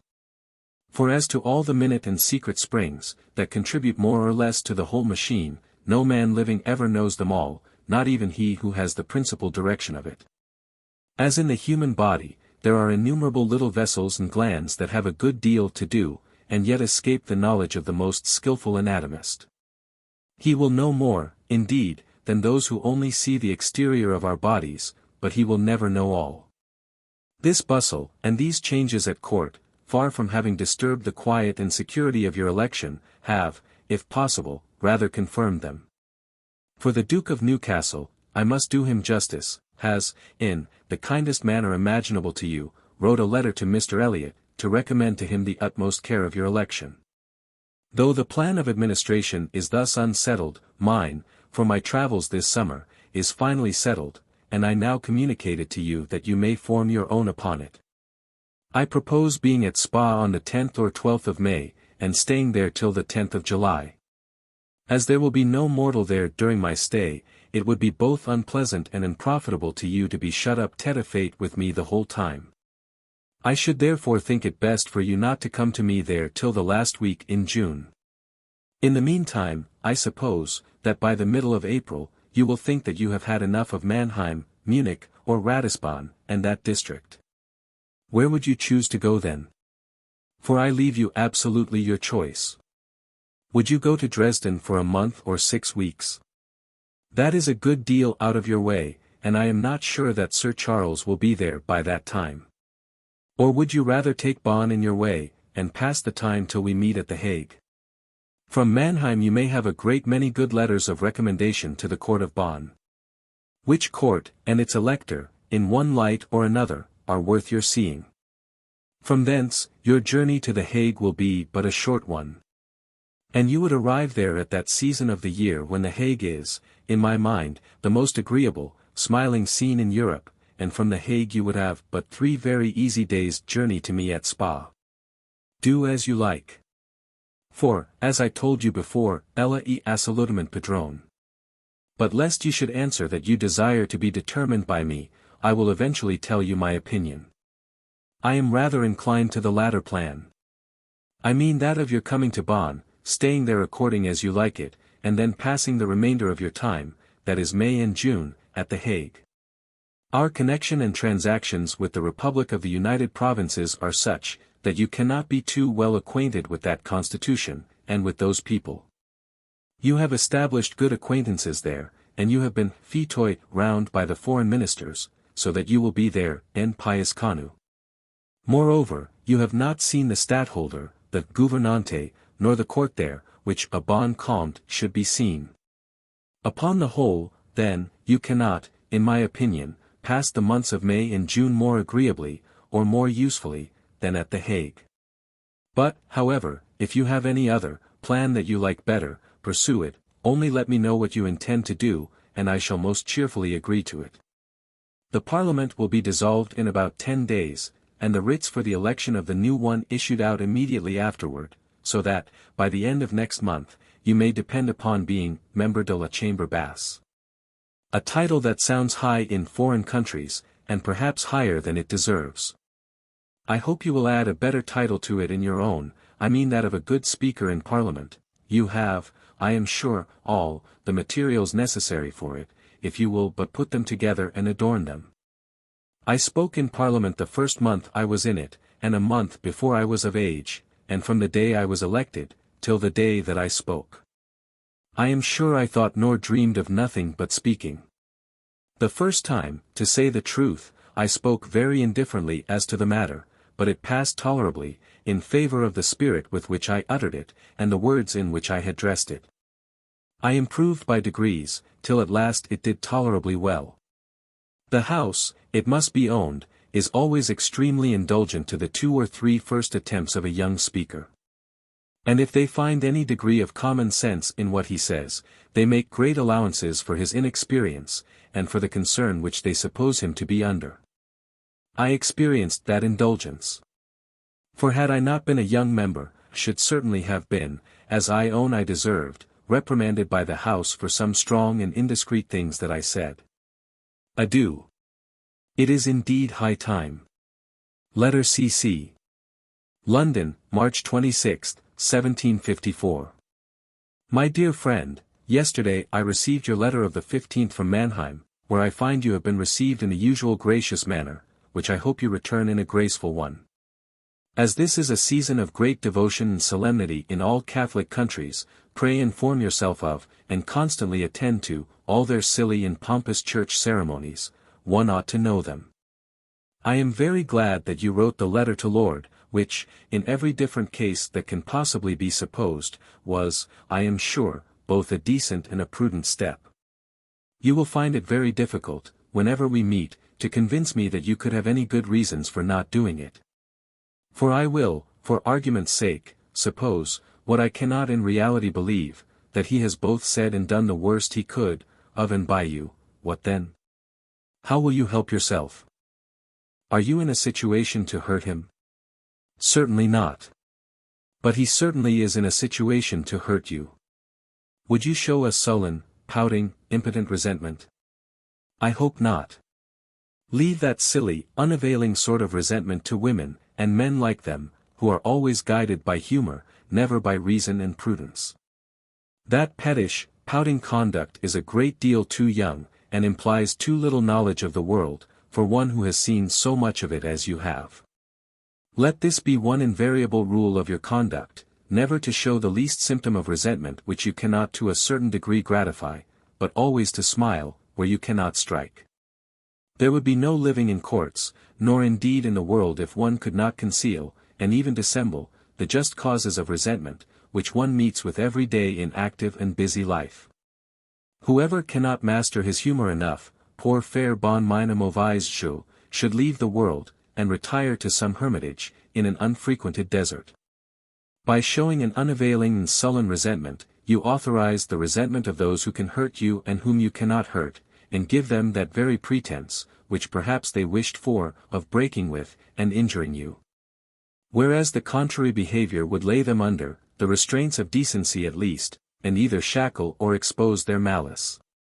Besides, captiousness, sullenness, and pouting are most exceedingly illiberal and vulgar.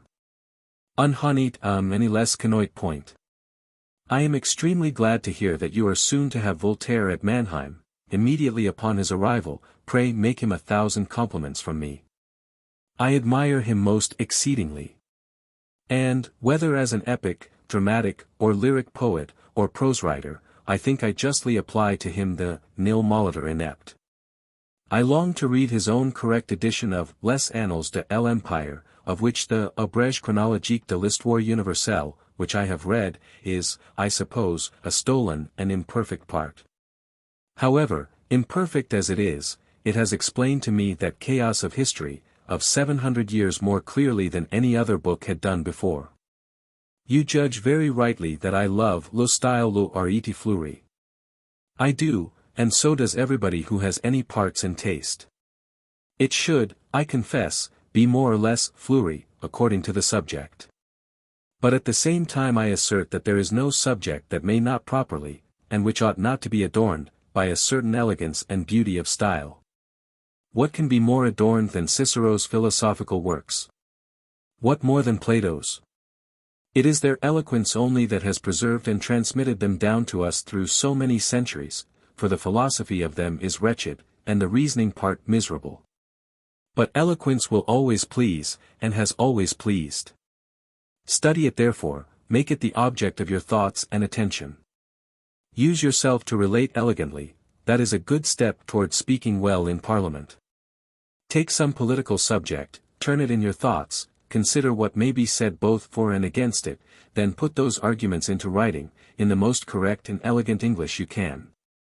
For instance, a standing army, a place bill, etc. As to the former, consider, on one side, the dangers arising to a free country from a great standing military force, on the other side, consider the necessity of a force to repel force with. Examine whether a standing army, though in itself an evil, may not, from circumstances, become a necessary evil, and preventive of greater dangers. As to the latter, consider, how far places may bias and warp the conduct of men, from the service of their country, into an unwarrantable complaisance to the court. And, on the other hand, consider whether they can be supposed to have that effect upon the conduct of people of probity and property, who are more solidly interested in the permanent good of their country than they can be in an uncertain and precarious employment. Seek for, and answer in your own mind, all the arguments that can be urged on either side, and write them down in an elegant style. This will prepare you for debating, and give you an habitual eloquence. For I would not give a farthing for a mere holiday eloquence, displayed once or twice in a session, in a set declamation, but I want an everyday, ready, and habitual eloquence, to adorn extempore in debating speeches. To make business not only clear but agreeable, and to please even those whom you cannot inform, and who do not desire to be informed. All this you may acquire, and make habitual to you, with as little trouble as it cost you to dance a minuet as well as you do. You now dance it mechanically and well without thinking of it. I am surprised that you found but one letter for me at Mannheim, for you ought to have found 4 or 5. There are as many lying for you at your bankers at Berlin, which I wish you had, because I always endeavor to put something into them, which, I hope, may be of use to you. When we meet at Spa, next July, we must have a great many serious conversations, in which I will pour out all my experience of the world, and which, I hope, you will trust to, more than to your own young notions of men and things. You will, in time, discover most of them to have been erroneous, and, if you follow them long, you will perceive your error too late. But if you will be led by a guide, who, you are sure, does not mean to mislead you, you will unite two things, seldom united, in the same person, the vivacity and spirit of youth, with the caution and experience of age. Last Saturday, Sir Thomas Robinson, who had been the King's Minister at Vienna, was declared Secretary of State for the Southern Department, Lord Holderness having taken the Northern. Sir Thomas accepted it unwillingly, and, as I hear, with a promise that he shall not keep it long. Both his health and spirits are bad, two very disqualifying circumstances for that employment. Yours, I hope, will enable you, some time or other, to go through with it. In all events, aim at it, and if you fail or fall, let it at least be said of you, magnis tamen excidit ossis. Adieu. Letter CCI. London, April 5, 1754. My dear friend, I received yesterday your letter of the March 20th, from Mannheim, with the enclosed for Mr. Elliot. It was a very proper one, and I have forwarded it to him by Mr. Hart, who sets out for Cornwall tomorrow morning. I am very glad that you use yourself to translations, and I do not care of what, provided you study the correctness and elegance of your style. The Life of Sextus Quintus is the best book of the innumerable books written by Gregorio Leti, whom the Italians, very justly, call Leti Cacalibro. But I would rather that you chose some pieces of oratory for your translations, whether ancient or modern, Latin or French, which would give you a more oratorical train of thoughts and turn of expression. In your letter to me you make use of two words, which though true and correct English, are, however, from long disuse, become inelegant, and seem now to be stiff, formal, and in some degree scriptural. The first is the word namely, which you introduce thus: you inform me of a very agreeable piece of news, namely, that my election is secured. Instead of namely, I would always use which is, or that is, that my election is secured. The other word is, mine own inclinations. This is certainly correct before a subsequent word that begins with a vowel, but it is too correct, and is now disused as too formal, notwithstanding the hiatus occasioned by my own. Every language has its peculiarities, they are established by usage, and whether right or wrong, they must be complied with. I could instance many very absurd ones in different languages, but so authorized by the jus id norma loquendi, that they must be submitted to. Namely, and to wit, are very good words in themselves, and contribute to clearness more than the relatives which we now substitute in their room. But, however, they cannot be used, except in a sermon or some very grave and formal compositions. It is with language as with manners, they are both established by the usage of people of fashion, it must be imitated, it must be complied with. Singularity is only pardonable in old age and retirement. I may now be as singular as I please, but you may not. We will, when we meet, discuss these and many other points, provided you will give me attention and credit. Without both which it is to no purpose to advise either you or anybody else. I want to know your determination, where you intend to, if I may use that expression, while away your time till the last week in June, when we are to meet at Spa. I continue rather in the opinion which I mentioned to you formerly, in favor of The Hague, but however, I have not the least objection to Dresden, or to any other place that you may like better. If you prefer the Dutch scheme, you take Treves and Koblenz in your way, as also Dusseldorp, all which places I think you have not yet seen. At Mannheim you may certainly get good letters of recommendation to the courts of the two electors of Treves and Cologne, whom you are yet unacquainted with, and I should wish you to know them all. For, as I have often told you, olim haec meminus juvabit. There is an utility in having seen what other people have seen, and there is a justifiable pride in having seen what others have not seen. In the former case, you are equal to others. In the latter, superior. As your stay abroad will not now be very long, pray, while it lasts, see everything and everybody you can, and see them well, with care and attention. It is not to be conceived of what advantage it is to anybody to have seen more things, people, and countries, than other people in general have. It gives them a credit, makes them referred to, and they become the objects of the attention of the company. They are not out in any part of polite conversation. They are acquainted with all the places, customs, courts, and families that are likely to be mentioned. They are, as M. de Maupertuis justly observes, de tout les pays, comme les savants, sont de tous les temps. You have, fortunately, both those advantages.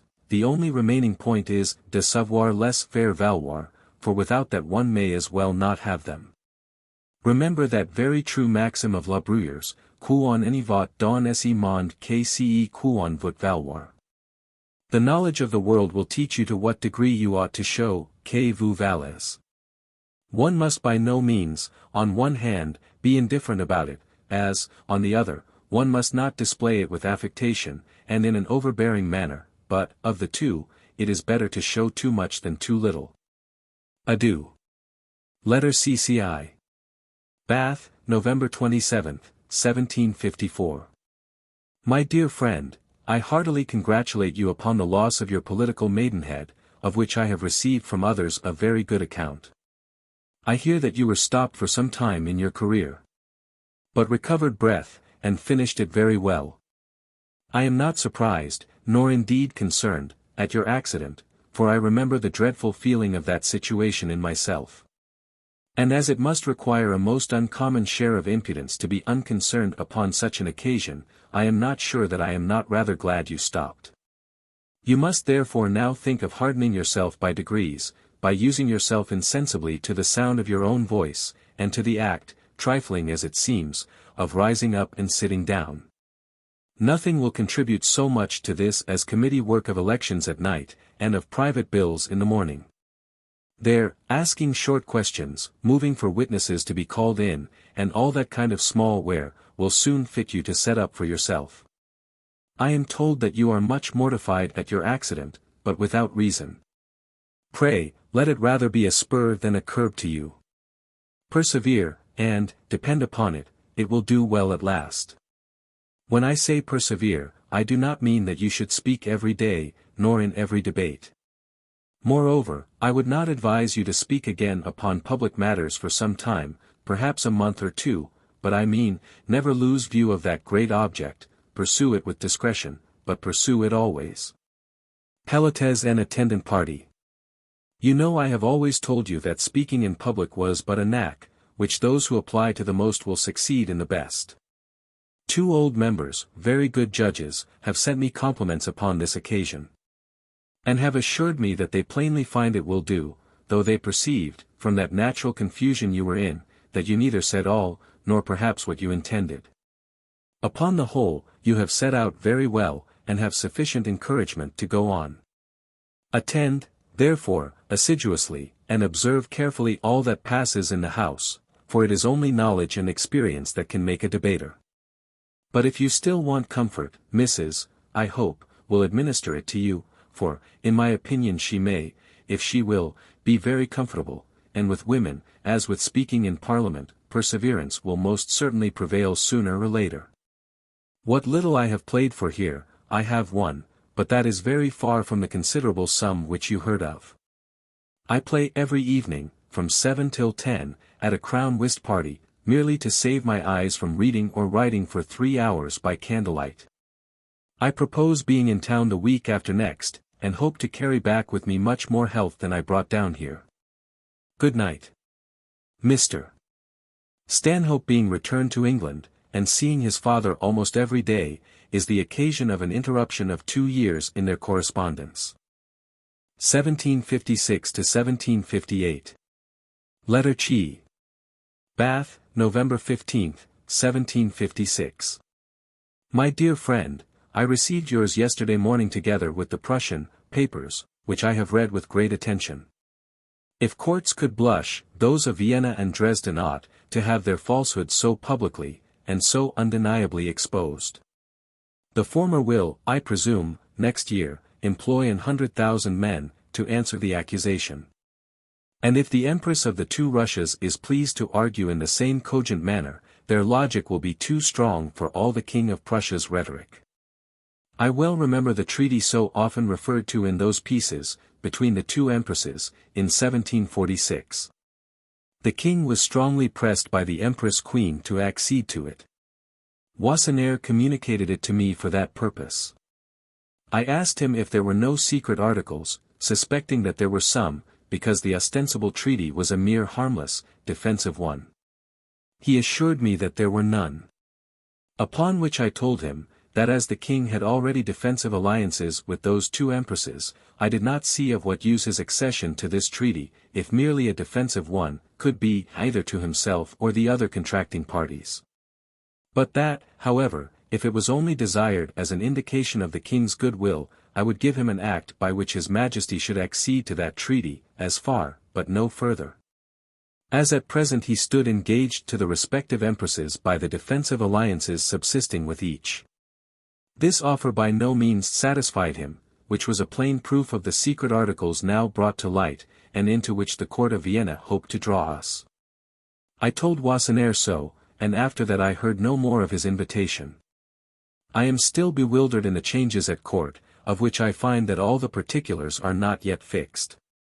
Who would have thought, a year ago, that Mr. Fox, the Chancellor, and the Duke of Newcastle, should all three have quitted together. Nor can I yet account for it, explain it to me if you can.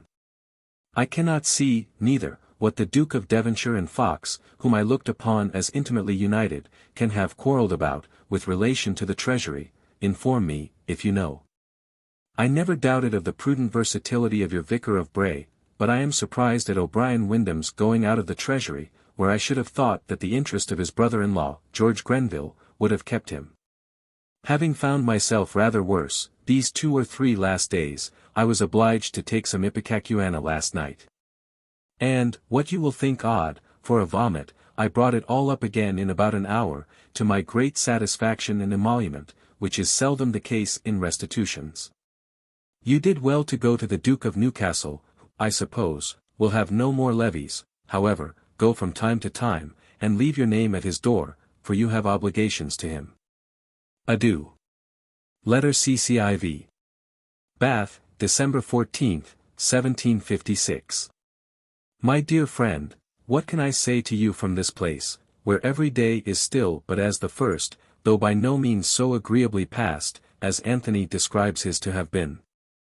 The same nothings succeed one another every day with me, as regularly and uniformly as the hours of the day. You will think this tiresome, and so it is, but how can I help it? Cut off from society by my deafness, and dispirited by my ill health, where could I be better?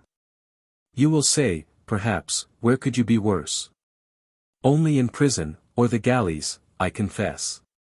However, I see a period to my stay here. And I have fixed, in my own mind, a time for my return to London, not invited there by either politics or pleasures, to both which I am equally a stranger, but merely to be at home. Which, after all, according to the vulgar saying, is home, be it ever so homely. The political settlement, as it is called, is, I find, by no means settled. Mr. Fox, who took this place in his way to his brother's, where he intended to pass a month, was stopped short by an express, which he received from his connection, to come to town immediately. And accordingly he set out from hence very early, 2 days ago. I had a very long conversation with him, in which he was, seemingly at least, very frank and communicative, but still I own myself in the dark. In those matters, as in most others, half knowledge, and mine is at most that, is more apt to lead one into error, than to carry one to truth, and our own vanity contributes to the seduction. Our conjectures pass upon us for truths. We will know what we do not know, and often, what we cannot know, so mortifying to our pride is the bare suspicion of ignorance. It has been reported here that the Empress of Russia is dying. This would be a fortunate event indeed for the King of Prussia, and necessarily produce the neutrality and inaction, at least, of that great power, which would be a heavy weight taken out of the opposite scale to the King of Prussia. The Augustissima must, in that case, do all herself, for though France will, no doubt, promise largely, it will, I believe, perform but scantily, as it desires no better than that the different powers of Germany should tear one another to pieces. I hope you frequent all the courts. A man should make his face familiar there. Long habit produces favor insensibly, and acquaintance often does more than friendship, in that climate where les beaux sentiments are not the natural growth. Adieu. I am going to the ball, to save my eyes from reading, and my mind from thinking. Letter CCV. Bath, January 12, 1757. My dear friend, I waited quietly, to see when either your leisure, or your inclinations, would allow you to honor me with a letter. And at last I received one this morning, very near a fortnight after you went from hence. You will say, that you had no news to write me, and that probably may be true. But, without news, one has always something to say to those with whom one desires to have anything to do. Your observation is very just with regard to the King of Prussia, whom the most august House of Austria would most unquestionably have poisoned a century or 2 ago. But now that, terris astrea reliquit, kings and princes die of natural deaths. Even war is pusillanimously carried on in this degenerate age, quarter is given, towns are taken, and the people spared. Even in a storm, a woman can hardly hope for the benefit of a rape. Whereas, such was the humanity of former days, prisoners were killed by thousands in cold blood, and the generous victors spared neither man, woman, nor child. Heroic actions of this kind were performed at the taking of Magdeburg. The King of Prussia is certainly now in a situation that must soon decide his fate, and make him Caesar or nothing. Notwithstanding the march of the Russians, his great danger, in my mind, lies westward. I have no great notions of Apraxin's abilities, and I believe many a Prussian colonel would outgeneral him. But Brown, Piccolomini, Lucchesi, and many other veteran officers in the Austrian troops, are respectable enemies. Mr. Pitt seems to me to have almost as many enemies to encounter as his Prussian Majesty. The late ministry, and the Duke's party, will, I presume, unite against him and his Tory friends, and then quarrel among themselves again. His best, if not his only chance of supporting himself would be, if he had credit enough in the city, to hinder the advancing of the money to any administration but his own, and I have met with some people here who think that he has. I have put off my journey from hence for a week, but no longer. I find I still gain some strength and some flesh here, and therefore I will not cut while the run is for me. By a letter which I received this morning from Lady Allen, I observe that you are extremely well with her, and it is well for you to be so, for she is an excellent and warm puff. A propos, an expression which is commonly used to introduce whatever is unrelative to it, you should apply to some of Lord Holderness's people, for the perusal of Mr. Cope's letters. It would not be refused you. And the sooner you have them the better. I do not mean them as models for your manner of writing, but as outlines of the matter you are to write upon. If you have not read Hume's Essays, read them, they are 4 very small volumes. I have just finished, and am extremely pleased with them. He thinks impartially, deep, often new, and, in my mind, commonly just. Adieu. Letter CCVI. Blackheath, September 17, 1757. My dear friend, Lord Holderness has been so kind as to communicate to me all the letters which he has received from you hitherto, dated the 15th, 19th, 23d, and August 26th. And also a draft of that which he wrote to you the 9th instant. I am very well pleased with all your letters, and, what is better, I can tell you that the king is so too. And he said, but 3 days ago, to Monsieur Munchausen, he, meaning you, sets out very well, and I like his letters, provided that, like most of my English ministers abroad, he does not grow idle hereafter. So that here is both praise to flatter, and a hint to warn you. What Lord Holderness recommends to you, being by the King's order, intimates also a degree of approbation. For the blacker ink, and the larger character, show, that His Majesty, whose eyes are grown weaker, intends to read all your letters himself. Therefore, pray do not neglect to get the blackest ink you can. And to make your secretary enlarge his hand, though, d'Aileurs, it is a very good one. Had I been to wish an advantageous situation for you, and a good debut in it, I could not have wished you either better than both have hitherto proved. The rest will depend entirely upon yourself, and I own I begin to have much better hopes than I had, for I know, by my own experience, that the more one works, the more willing one is to work. We are all, more or less, de animo di habitude.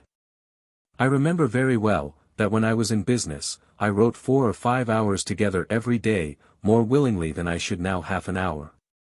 And this is most certain, that when a man has applied himself to business half the day, the other half, goes off the more cheerfully and agreeably.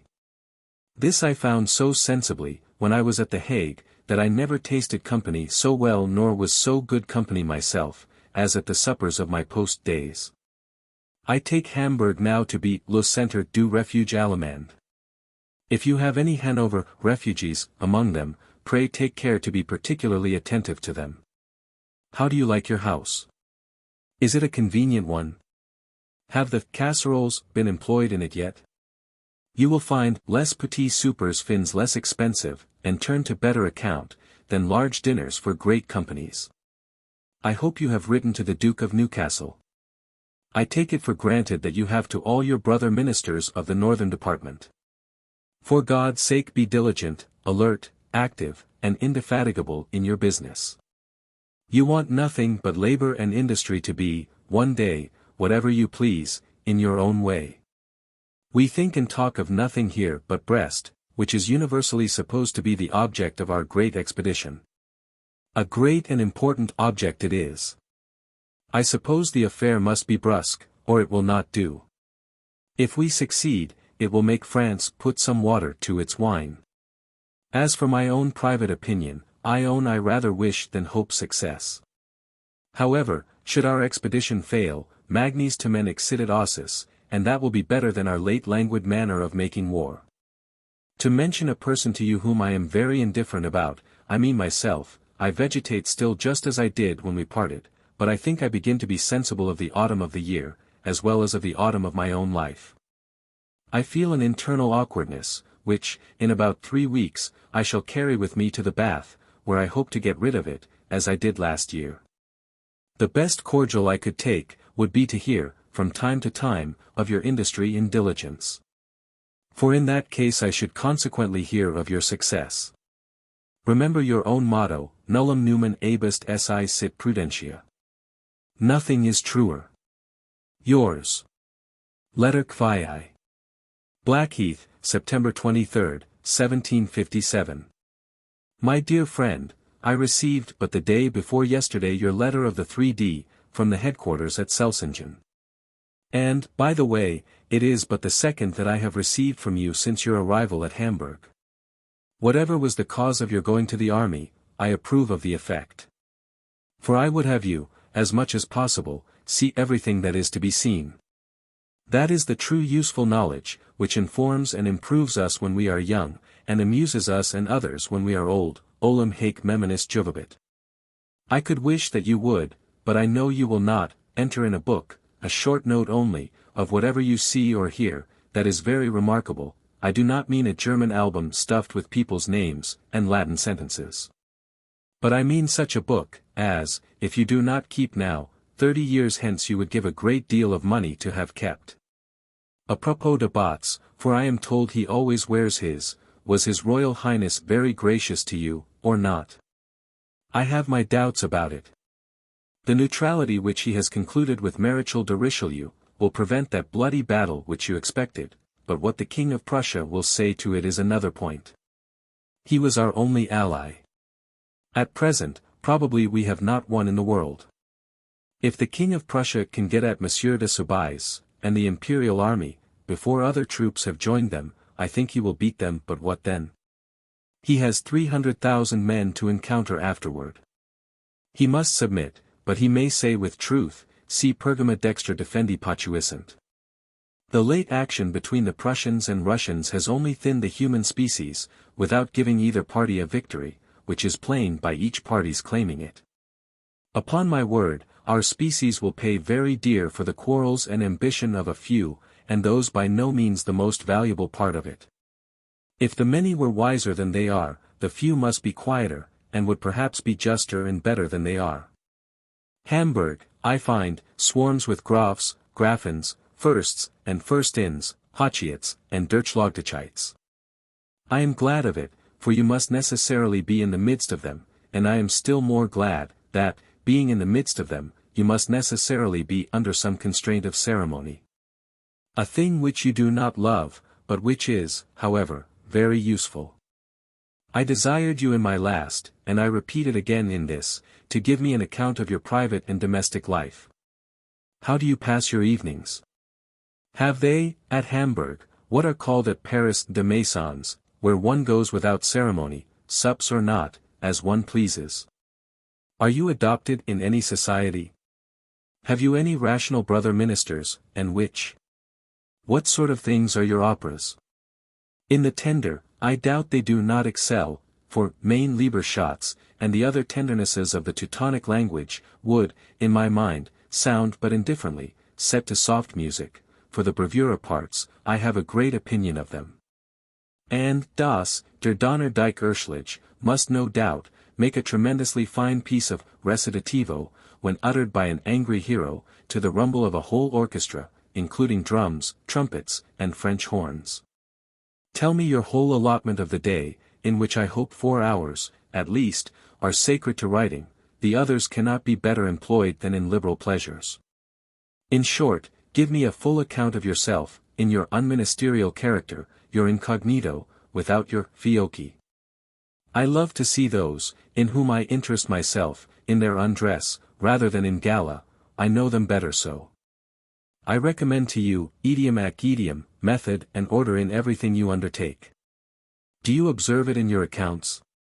If you do not, you will be a beggar, though you were to receive the appointments of a Spanish ambassador extraordinary, which are 1,000 pistoles a month. And in your ministerial business, if you have no regular and stated hours for such and such parts of it, you will be in the hurry and confusion of the Duke of N, doing everything by halves, and nothing well, nor soon. I suppose you have been feasted through the Corps Diplomatique at Hamburg, excepting Monsieur Champeau, with whom, however, I hope you live, poliment également, at all third places. Lord Loudon is much blamed here for his retrait de Dix Millis, for it is said that he had above that number, and might consequently have acted offensively, instead of retreating. Especially as his retreat was contrary to the unanimous opinion, as it is now said, of the Council of War. In our ministry, I suppose, things go pretty quietly, for the D. of N. has not plagued me these 2 months. When His Royal Highness comes over, which I take it for granted he will do very soon, the great push will, I presume, be made at His Grace and Mr. Pitt, but without effect if they agree, as it is visibly their interest to do. And, in that case, their parliamentary strength will support them against all attacks. You may remember, I said at first, that the popularity would soon be on the side of those who opposed the popular militia bill.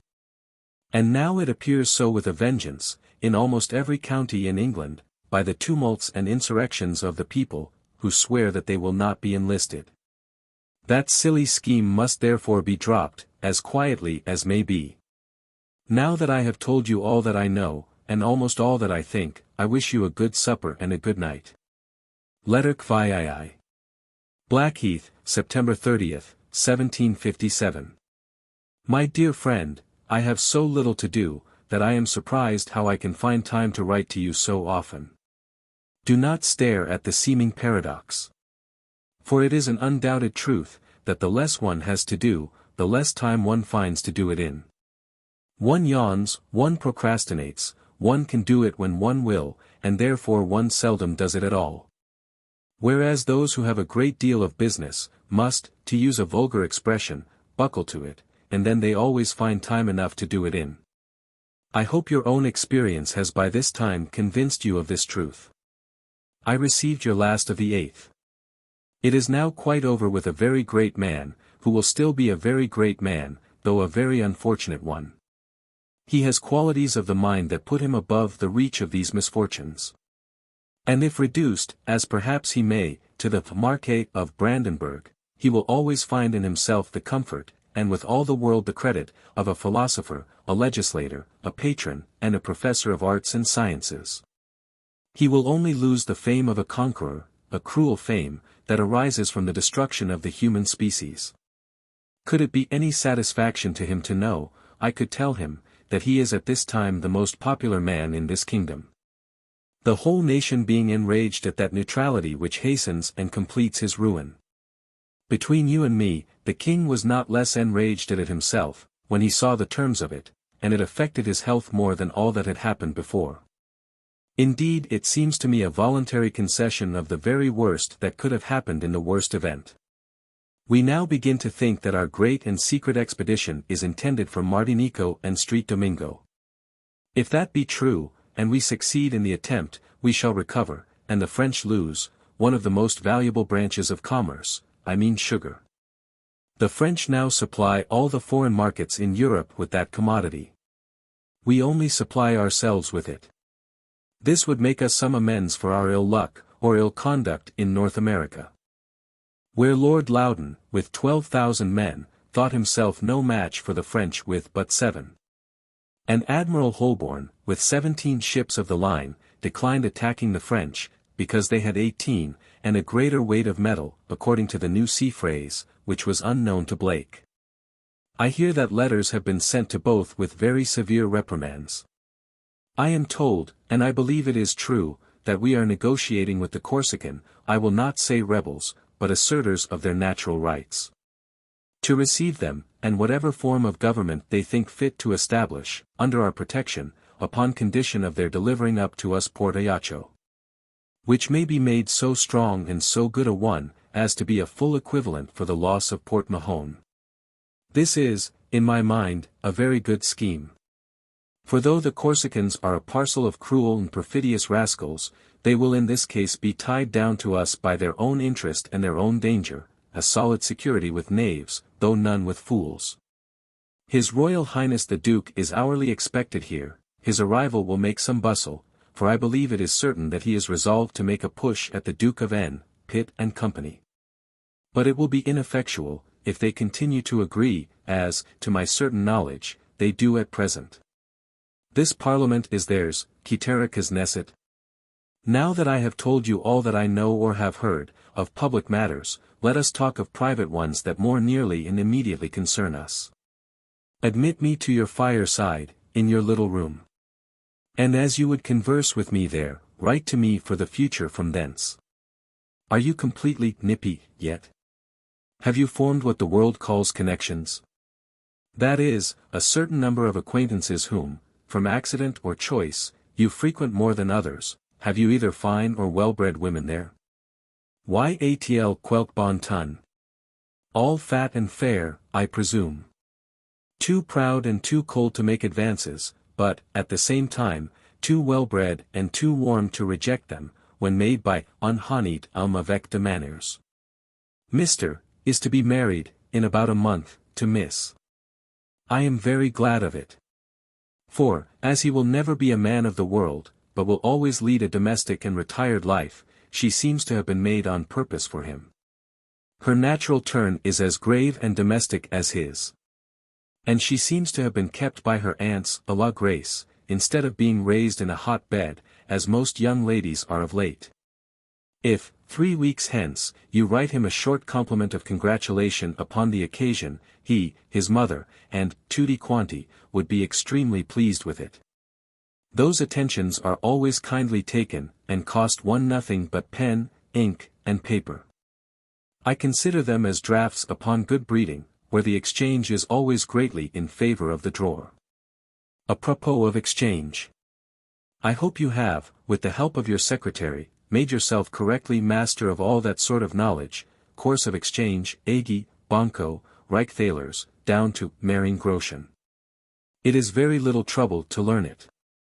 It is often of great use to know it. Good night, and God bless you. Letter CCX. Blackheath, October 10, 1757. My dear friend, it is not without some difficulty that I snatch this moment of leisure from my extreme idleness, to inform you of the present lamentable and astonishing state of affairs here, which you would know but imperfectly from the public papers, and but partially from your private correspondence. Orsus then, our invincible armada, which cost at least 500,000, sailed, as you know, some weeks ago, the object kept an inviolable secret, conjectures various, and expectations great. Brest was perhaps to be taken, but Martinico and St. Domingo, at least. When lo! The important island of Aix was taken without the least resistance, 700 men made prisoners, and some pieces of cannon carried off. From thence we sailed toward Rockfort, which it seems was our main object.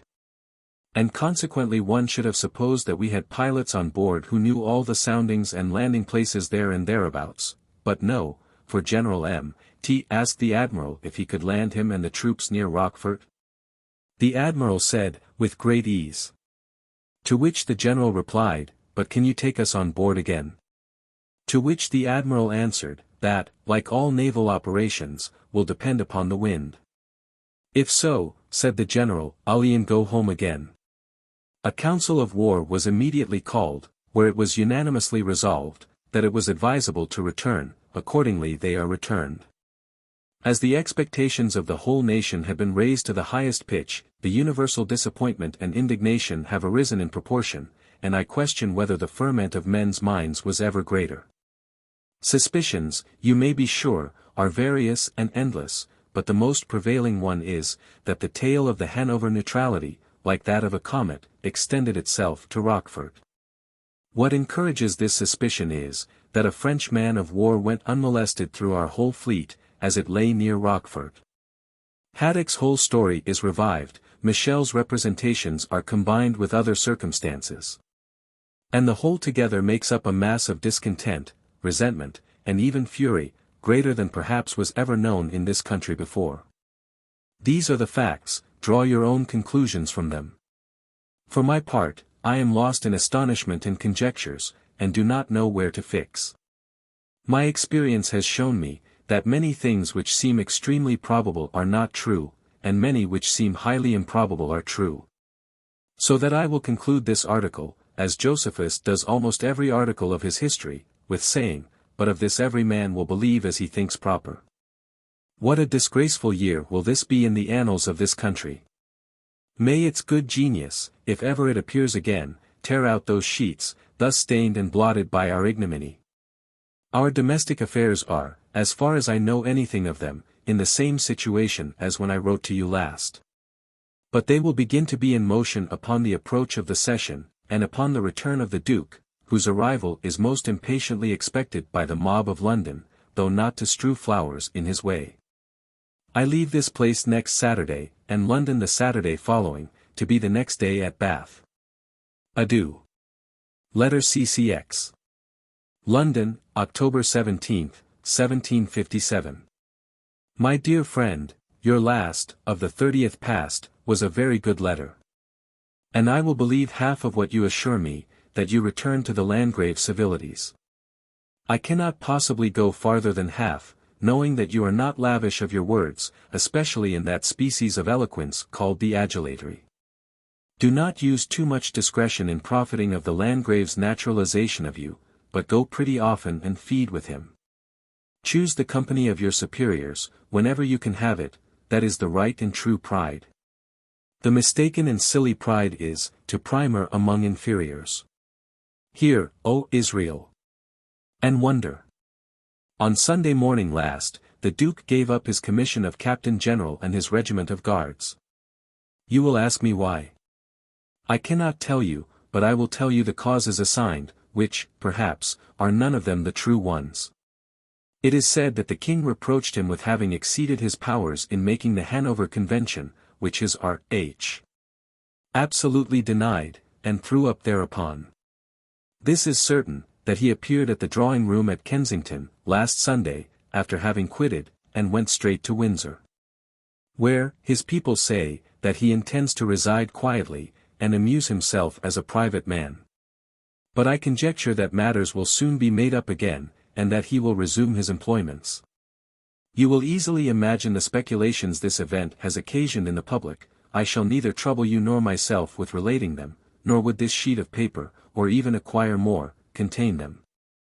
Some refine enough to suspect that it is a concerted quarrel, to justify somebody to somebody, with regard to the convention, but I do not believe it. His R.H. S. people load the Hanover ministers, and more particularly our friend Munchausen here, with the whole blame, but with what degree of truth I know not. This only is certain, that the whole negotiation of that affair was broached and carried on by the Hanover ministers and Monsieur Stemberg at Vienna, absolutely unknown to the English ministers, till it was executed. This affair combined, for people will combine it, with the astonishing return of our great armament, not only re infecta, but even intentata, makes such a jumble of reflections, conjectures, and refinements, that one is weary of hearing them.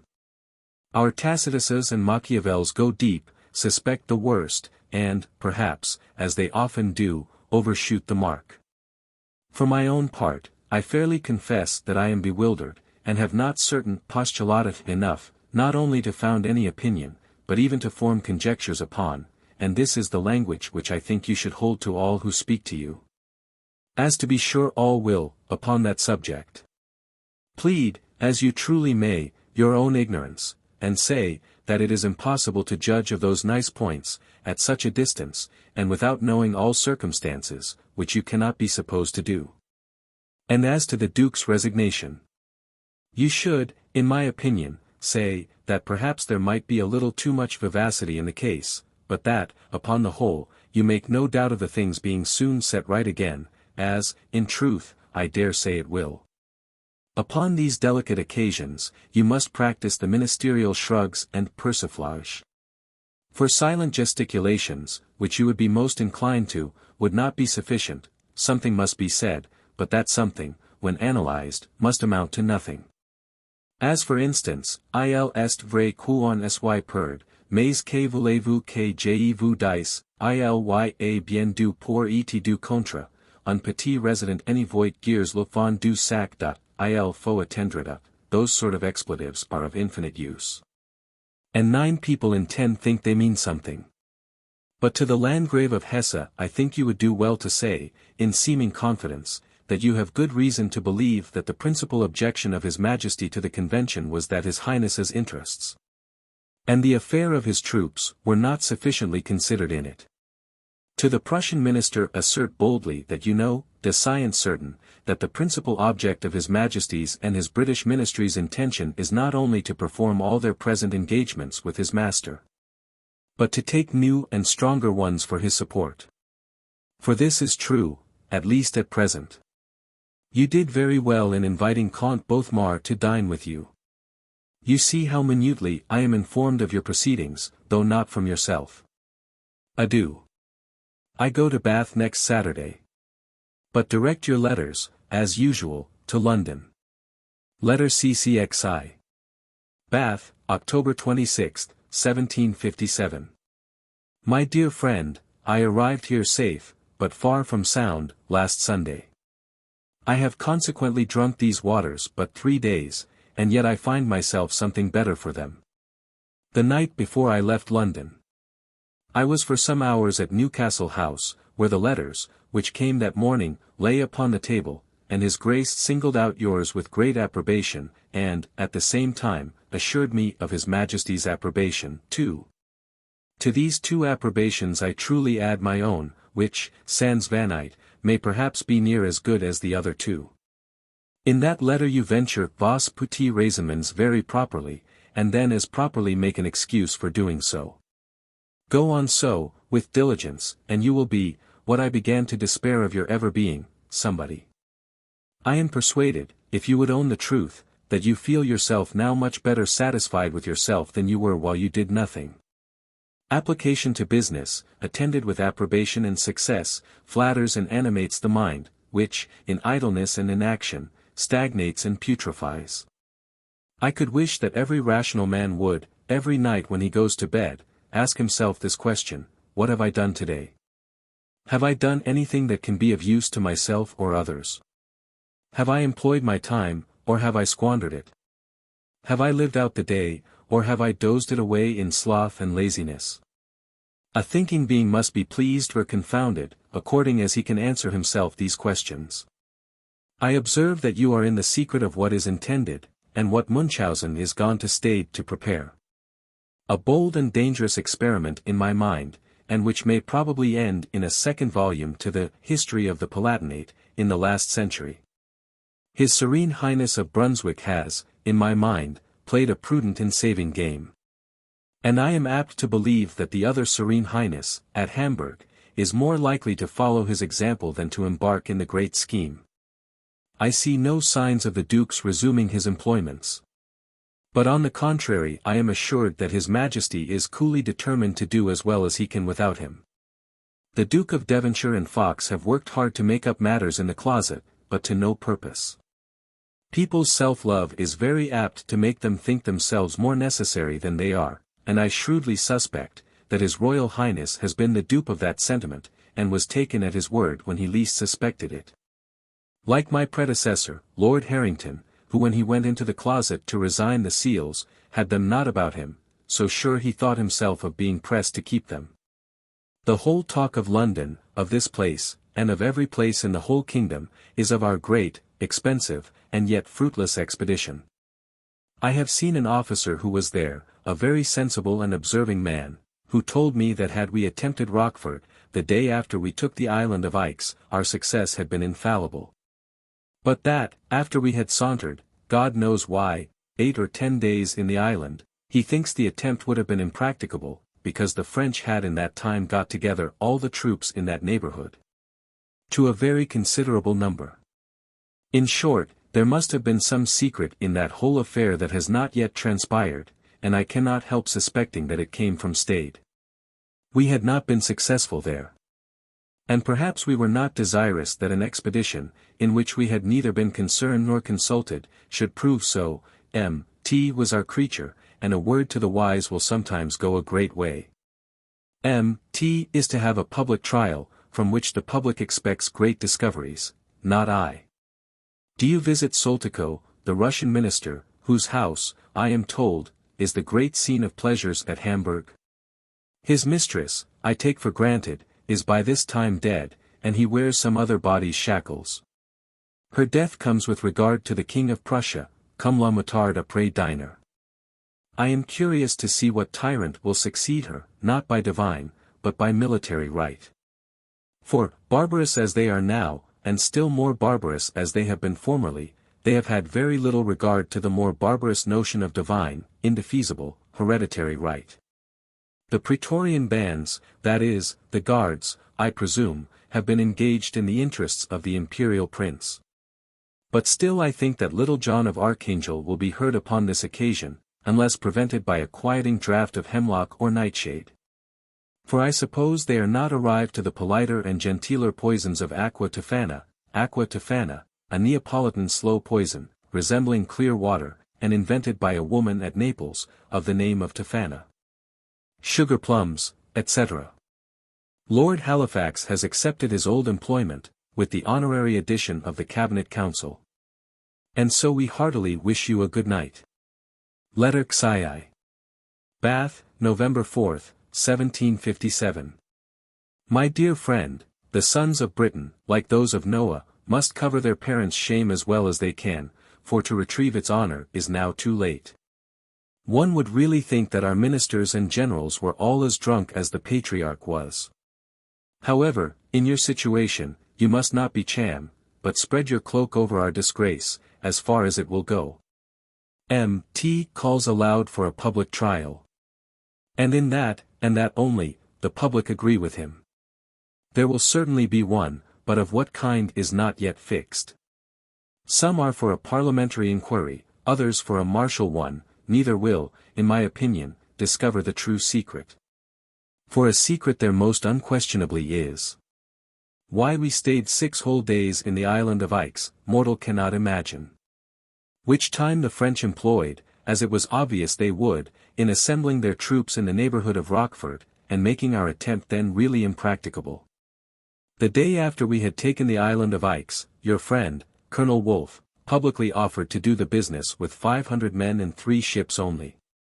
In all these complicated political machines there are so many wheels, that it is always difficult, and sometimes impossible, to guess which of them gives direction to the whole. Mr. Pitt is convinced that the principal wheels, or, if you will, the spoke in his wheel, came from Stade. This is certain, at least that M.T. was the man of confidence with that person. Whatever be the truth of the case, there is, to be sure, hitherto an hiatus vald deflendus. The meeting of the Parliament will certainly be very numerous, were it only from curiosity, but the majority on the side of the court will, I dare say, be a great one. The people of the late Captain General, however inclined to oppose, will be obliged to concur. Their commissions, which they have no desire to lose, will make them tractable. For those gentlemen, though all men of honor, are of Soja's mind, que le vrai amphitryon est celui ou l'on dine. The Tories and the City have engaged to support Pitt, the Whigs, the Duke of Newcastle. The independent and the impartial, as you well know, are not worth mentioning.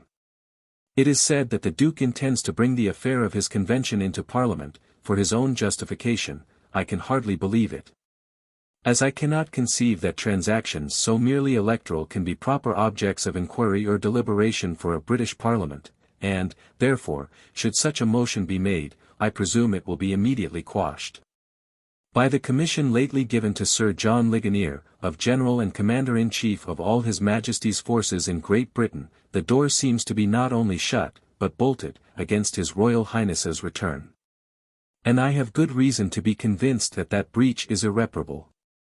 The reports of changes in the ministry, I am pretty sure, are idle and groundless.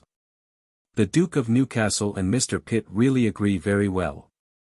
Not, I presume, from any sentimental tenderness for each other, but from a sense that it is their mutual interest, and, as the late Captain General's party is now out of the question, I do not see what should produce the least change. The visit made lately to Berlin was, I dare say, neither a friendly nor an inoffensive one. The Austrians always leave behind them pretty lasting monuments of their visits, or rather visitations, not so much, I believe, from their thirst of glory, as from their hunger of prey. This winter, I take for granted, must produce a peace of some kind or another, a bad one for us, no doubt, and yet perhaps better than we should get the year after. I suppose the King of Prussia is negotiating with France, and endeavoring by those means to get out of the scrape with the loss only of Silesia, and perhaps Halberstadt, by way of indemnification to Saxony. And, considering all circumstances, he would be well off upon those terms. But then how is Sweden to be satisfied? Will the Russians restore Memel? Will France have been at all this expense gratis? Must there be no acquisition for them in Flanders? I dare say they have stipulated something of that sort for themselves, by the additional and secret treaty, which I know they made, last May, with the Queen of Hungary. Must we give up whatever the French please to desire in America, besides the cession of Minorca in perpetuity? I fear we must, or else raise 12 millions more next year, to as little purpose as we did this, and have consequently a worse peace afterward. I turn my eyes away, as much as I can, from this miserable prospect. But, as a citizen and member of society, it recurs to my imagination, notwithstanding all my endeavors to banish it from my thoughts. I can do myself nor my country no good, but I feel the wretched situation of both. The state of the latter makes me better bear that of the former, and, when I am called away from my station here, I shall think it rather, as Cicero says of Crassus, mors donata quam vita irrepta. I have often desired, but in vain, the favor of being admitted into your private apartment at Hamburg, and of being informed of your private life there. Your mornings, I hope and believe, are employed in business. But give me an account of the remainder of the day, which I suppose is, and ought to be, appropriated to amusements and pleasures. In what houses are you domestic? Who are so in yours? In short, let me in, and do not be denied to me. Here I am, as usual, seeing few people, and hearing fewer, drinking the waters regularly to a minute, and am something the better for them. I read a great deal, and very occasionally my dead company.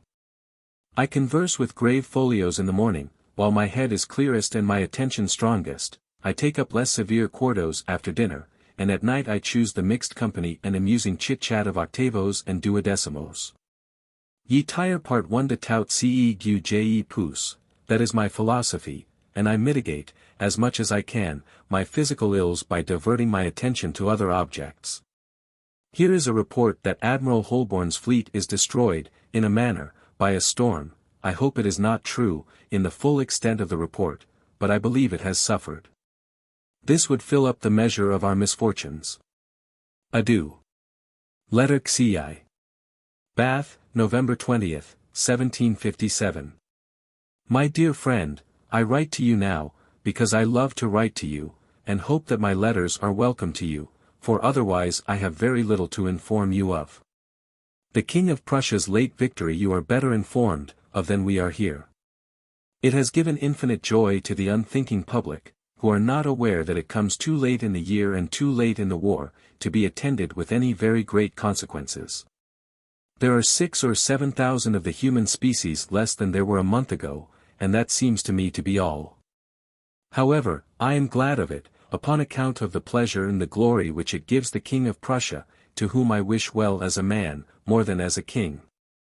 And surely he is so great a man, that had he lived 1700 or 1800 years ago, and his life been transmitted to us in a language that we could not very well understand, I mean either Greek or Latin, we should have talked of him as we do now of your Alexanders, your Caesars, and others.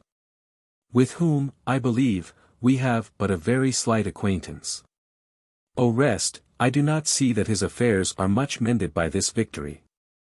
The same combination of the great powers of Europe against him still subsists, and must at last prevail. I believe the French army will melt away, as is usual, in Germany, but this army is extremely diminished by battles, fatigues, and desertion, and he will find great difficulties in recruiting it from his own already exhausted dominions. He must therefore, and to be sure will, negotiate privately with the French, and get better terms that way than he could any other. The report of the three general officers, the Duke of Marlborough, Lord George Sackville, and General Waldegrave, was laid before the King last Saturday, after their having sat for days upon M.'s affair. Nobody yet knows what it is. But it is generally believed that M.T. will be brought to a court-martial. That you may not mistake this matter, as most people here do, I must explain to you, that this examination before the three above-mentioned general officers, was by no means a trial, but only a previous inquiry into his conduct, to see whether there was, or was not, cause to bring him to a regular trial before a court-martial. The case is exactly parallel to that of a grand jury, who, upon a previous and general examination, find, or do not find, a bill to bring the matter before the petty jury, where the fact is finally tried. For my own part, my opinion is fixed upon that affair. I am convinced that the expedition was to be defeated, and nothing that can appear before a court-martial can make me alter that opinion. I have been too long acquainted with human nature to have great regard for human testimony. And a very great degree of probability, supported by various concurrent circumstances, conspiring in one point, will have much greater weight with me, than human testimony upon oath, or even upon honor. Both which I have frequently seen considerably warped by private views. The Parliament, which now stands prorogued to the 1st of next month, it is thought will be put off for some time longer, till we know in what light to lay before it the state of our alliance with Prussia, since the conclusion of the Hanover neutrality, which, if it did not quite break it, made at least a great flaw in it. The birthday was neither fine nor crowded, and no wonder, since the king was that day 75. The old court and the young one are much better together since the Duke's retirement, and the king has presented the Prince of Wales with a service of plate. I am still unwell, though I drink these waters very regularly. I will stay here at least 6 weeks longer, where I am much quieter than I should be allowed to be in town. When things are in such a miserable situation as they are at present, I desire neither to be concerned nor consulted, still less quoted. Adieu. Letter Xiv. Bath, November 26, 1757. My dear friend, I received by the last mail your short account of the King of Prussia's victory, which victory, contrary to custom, turns out more complete than it was at first reported to be.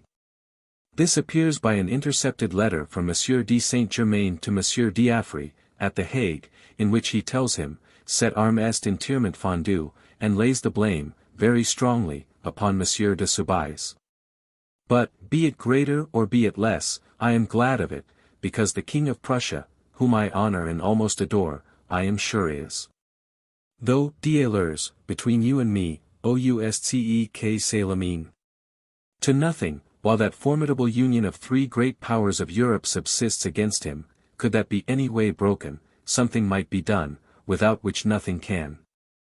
I take it for granted that the King of Prussia will do all he can to detach France. Why should not we, on our part, try to detach Russia? At least, in our present distress, omnia tentanda, and sometimes a lucky and unexpected hit turns up. This thought came into my head this morning, and I give it to you, not as a very probable scheme, but as a possible one, and consequently worth trying. The year of the Russian subsidies, nominally paid by the court of Vienna, but really by France, is near expired. The former probably cannot, and perhaps the latter will not, renew them.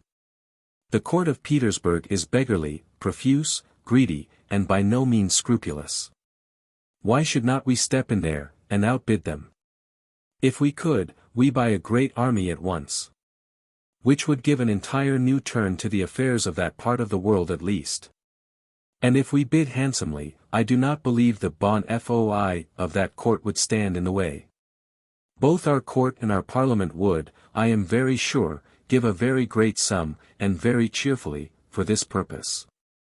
In the next place, why should not you wriggle yourself, if possible, into so great a scheme? You are, no doubt, much acquainted with the Russian resident, Soltikow. Why should you not sound him, as entirely from yourself, upon this subject? You may ask him, what, does your court intend to go on next year in the pay of France, to destroy the liberties of all Europe, and throw universal monarchy into the hands of that already great and always ambitious power? I know you think, or at least call yourselves, the allies of the Empress Queen, but is it not plain that she will be, in the first place, and you in the next, the dupes of France? At this very time you are doing the work of France and Sweden, and that for some miserable subsidies, much inferior to those which I am sure you might have, in a better cause, and more consistent with the true interest of Russia. Though not empowered, I know the manner of thinking of my own court so well upon this subject, that I will venture to promise you much better terms than those you have now, without the least apprehensions of being disavowed. Should he listen to this, and what more may occur to you to say upon this subject, and ask you, en écrirai de ma cour? Answer him, écrivez, écrivex, Monsieur Hardiment. Je prendrai toute cela sur moi. Should this happen, as perhaps, and as I heartily wish it may, then write an exact relation of it to your own court. Tell them that you thought the measure of such great importance, that you could not help taking this little step toward bringing it about, but that you mentioned it only as from yourself, and that you have not in the least committed them by it. If Soltikow lends himself in any degree to this, insinuate that, in the present situation of affairs, and particularly of the king's electoral dominions, you are very sure that his majesty would have unreconnaissant sans bornes for all those by whose means so desirable a revival of an old and long friendship should be brought about. You will perhaps tell me that, without doubt, Mr. Keith's instructions are to the same effect, but I will answer you, that you can, if you please, do it better than Mr. Keith. And in the next place that, be all that as it will, it must be very advantageous to you at home, to show that you have at least a contriving head, and an alertness in business. I had a letter by the last post, from the Duke of Newcastle, in which he congratulates me, in his own name and in Lord Hardwicke's, upon the approbation which your dispatches give, not only to them too, but to others. This success, so early, should encourage your diligence and rouse your ambition if you have any. You may go a great way, if you desire it, having so much time before you. I send you here enclosed the copy of the report of the 3 general officers, appointed to examine previously into the conduct of General M.T. It is ill written, and ill spelled, but no matter, you will decipher it. You will observe, by the tenor of it, that it points strongly to a court-martial, which, no doubt, will soon be held upon him. I presume there will be no shooting in the final sentence, but I do suppose there will be breaking, etc. I have had some severe returns of my old complaints last week, and am still unwell. I cannot help it.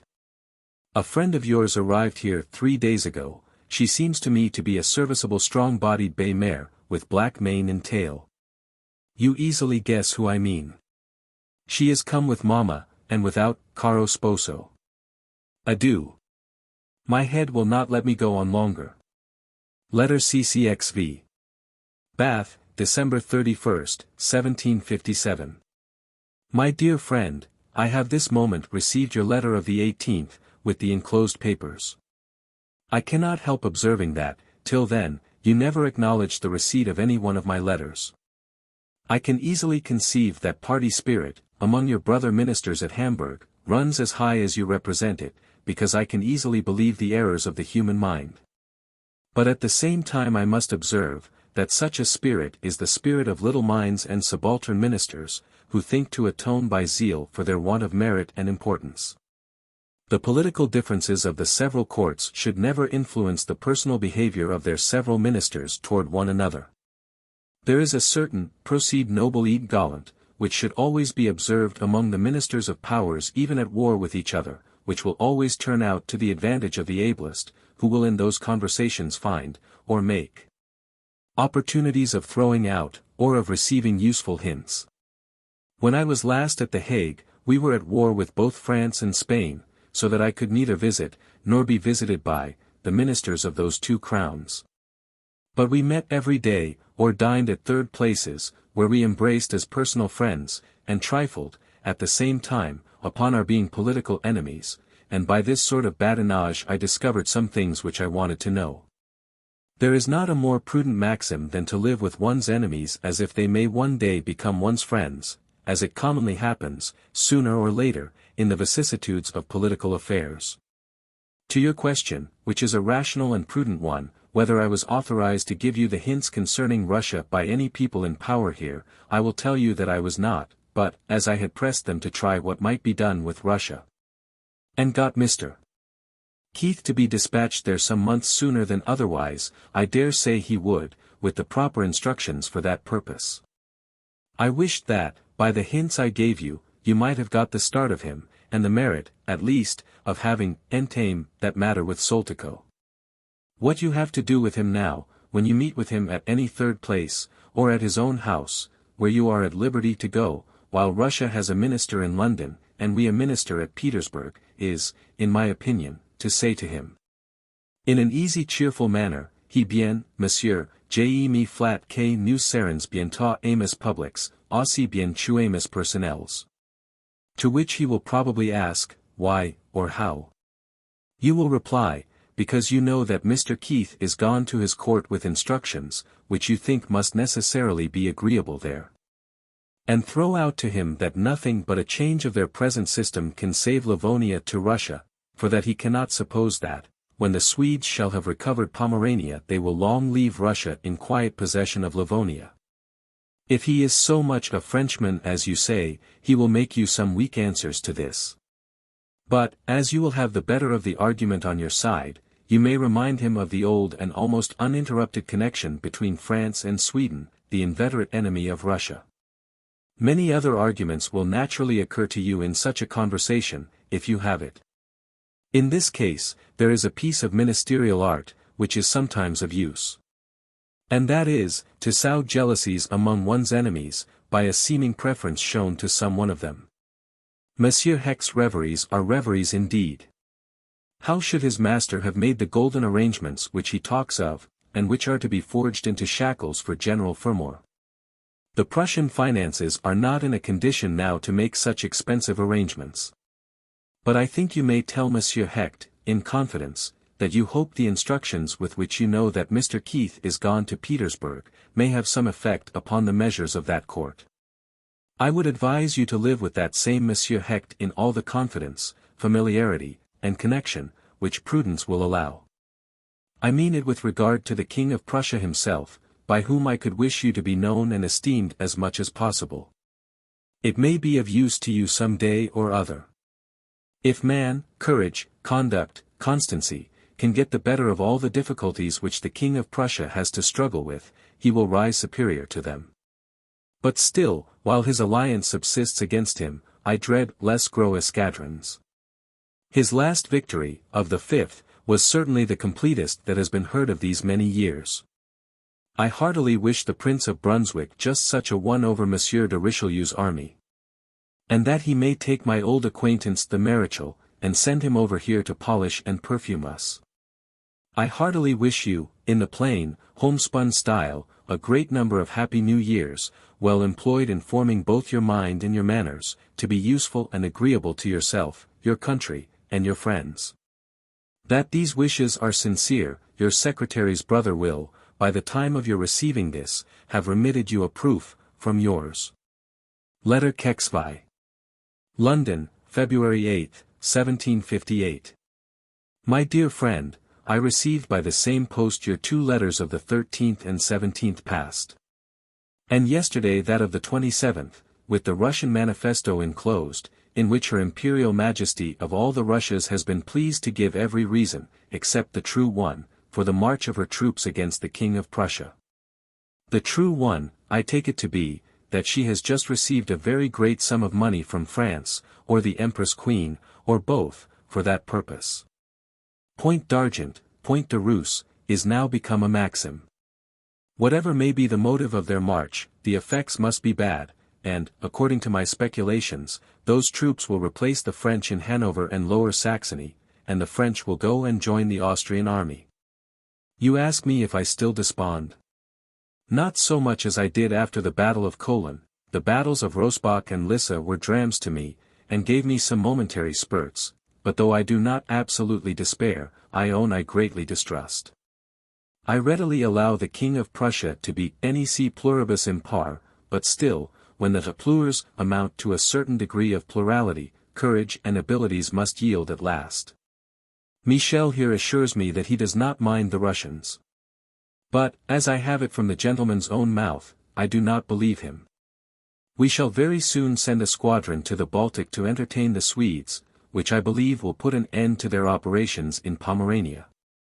So that I have no great apprehensions from that quarter, but Russia, I confess, sticks in my stomach.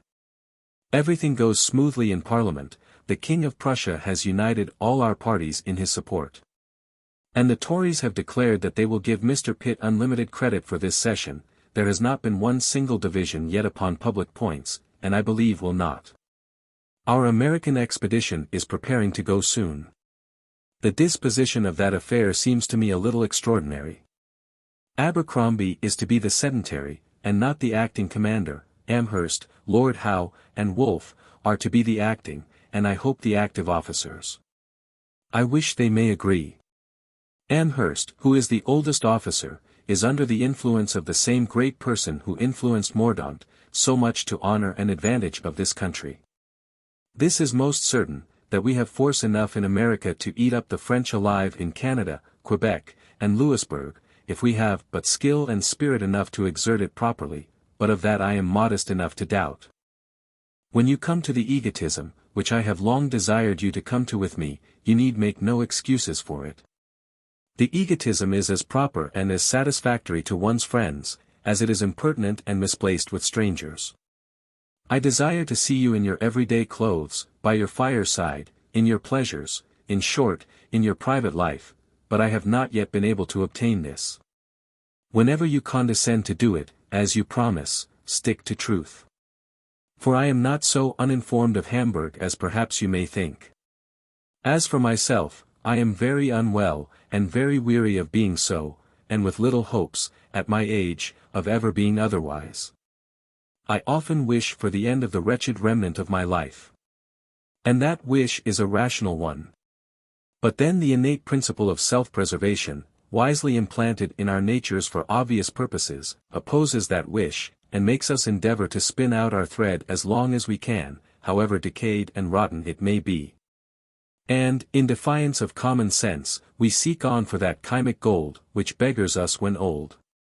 Whatever your amusements, or pleasures, may be at Hamburg, I dare say you taste them more sensibly than ever you did in your life, now that you have business enough to whet your appetite to them. Business, one half of the day, is the best preparation for the pleasures of the other half. I hope, and believe, that it will be with you as it was with an apothecary whom I knew at Twickenham. A considerable estate fell to him by an unexpected accident, upon which he thought it decent to leave off his business.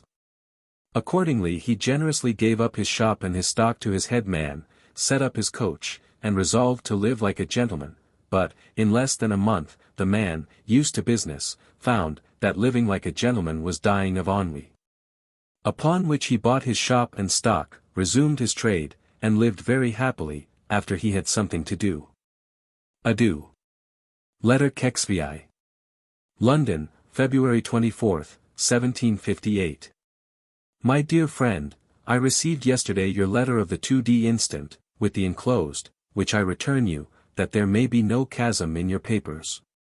I had heard before of Buech's death, and had taken some steps thereupon, but I very soon dropped that affair, for 99 good reasons. The first of which was, that Nonety is to go in his room, and that, had he lived, he was to have been recalled from Munich. But another reason, more flattering for you, was, that you could not be spared from Hamburg. Upon the whole, I am not sorry for it, as the place where you are now is the great entrepot of business. And, when it ceases to be so, you will necessarily go to some of the courts in the neighborhood, Berlin, I hope and believe, which will be a much more desirable situation than to rush at Munich, where we can never have any business beyond a subsidy. Do but go on, and exert yourself where you are, and better things will soon follow. Surely the inaction of our army at Hanover continues too long. We expected wonders from it some time ago, and yet nothing is attempted. The French will soon receive reinforcements, and then be too strong for us, whereas they are now most certainly greatly weakened by desertion, sickness, and deaths. Does the King of Prussia send a body of men to our army or not? Or has the march of the Russians cut him out work for all his troops? I am afraid it has.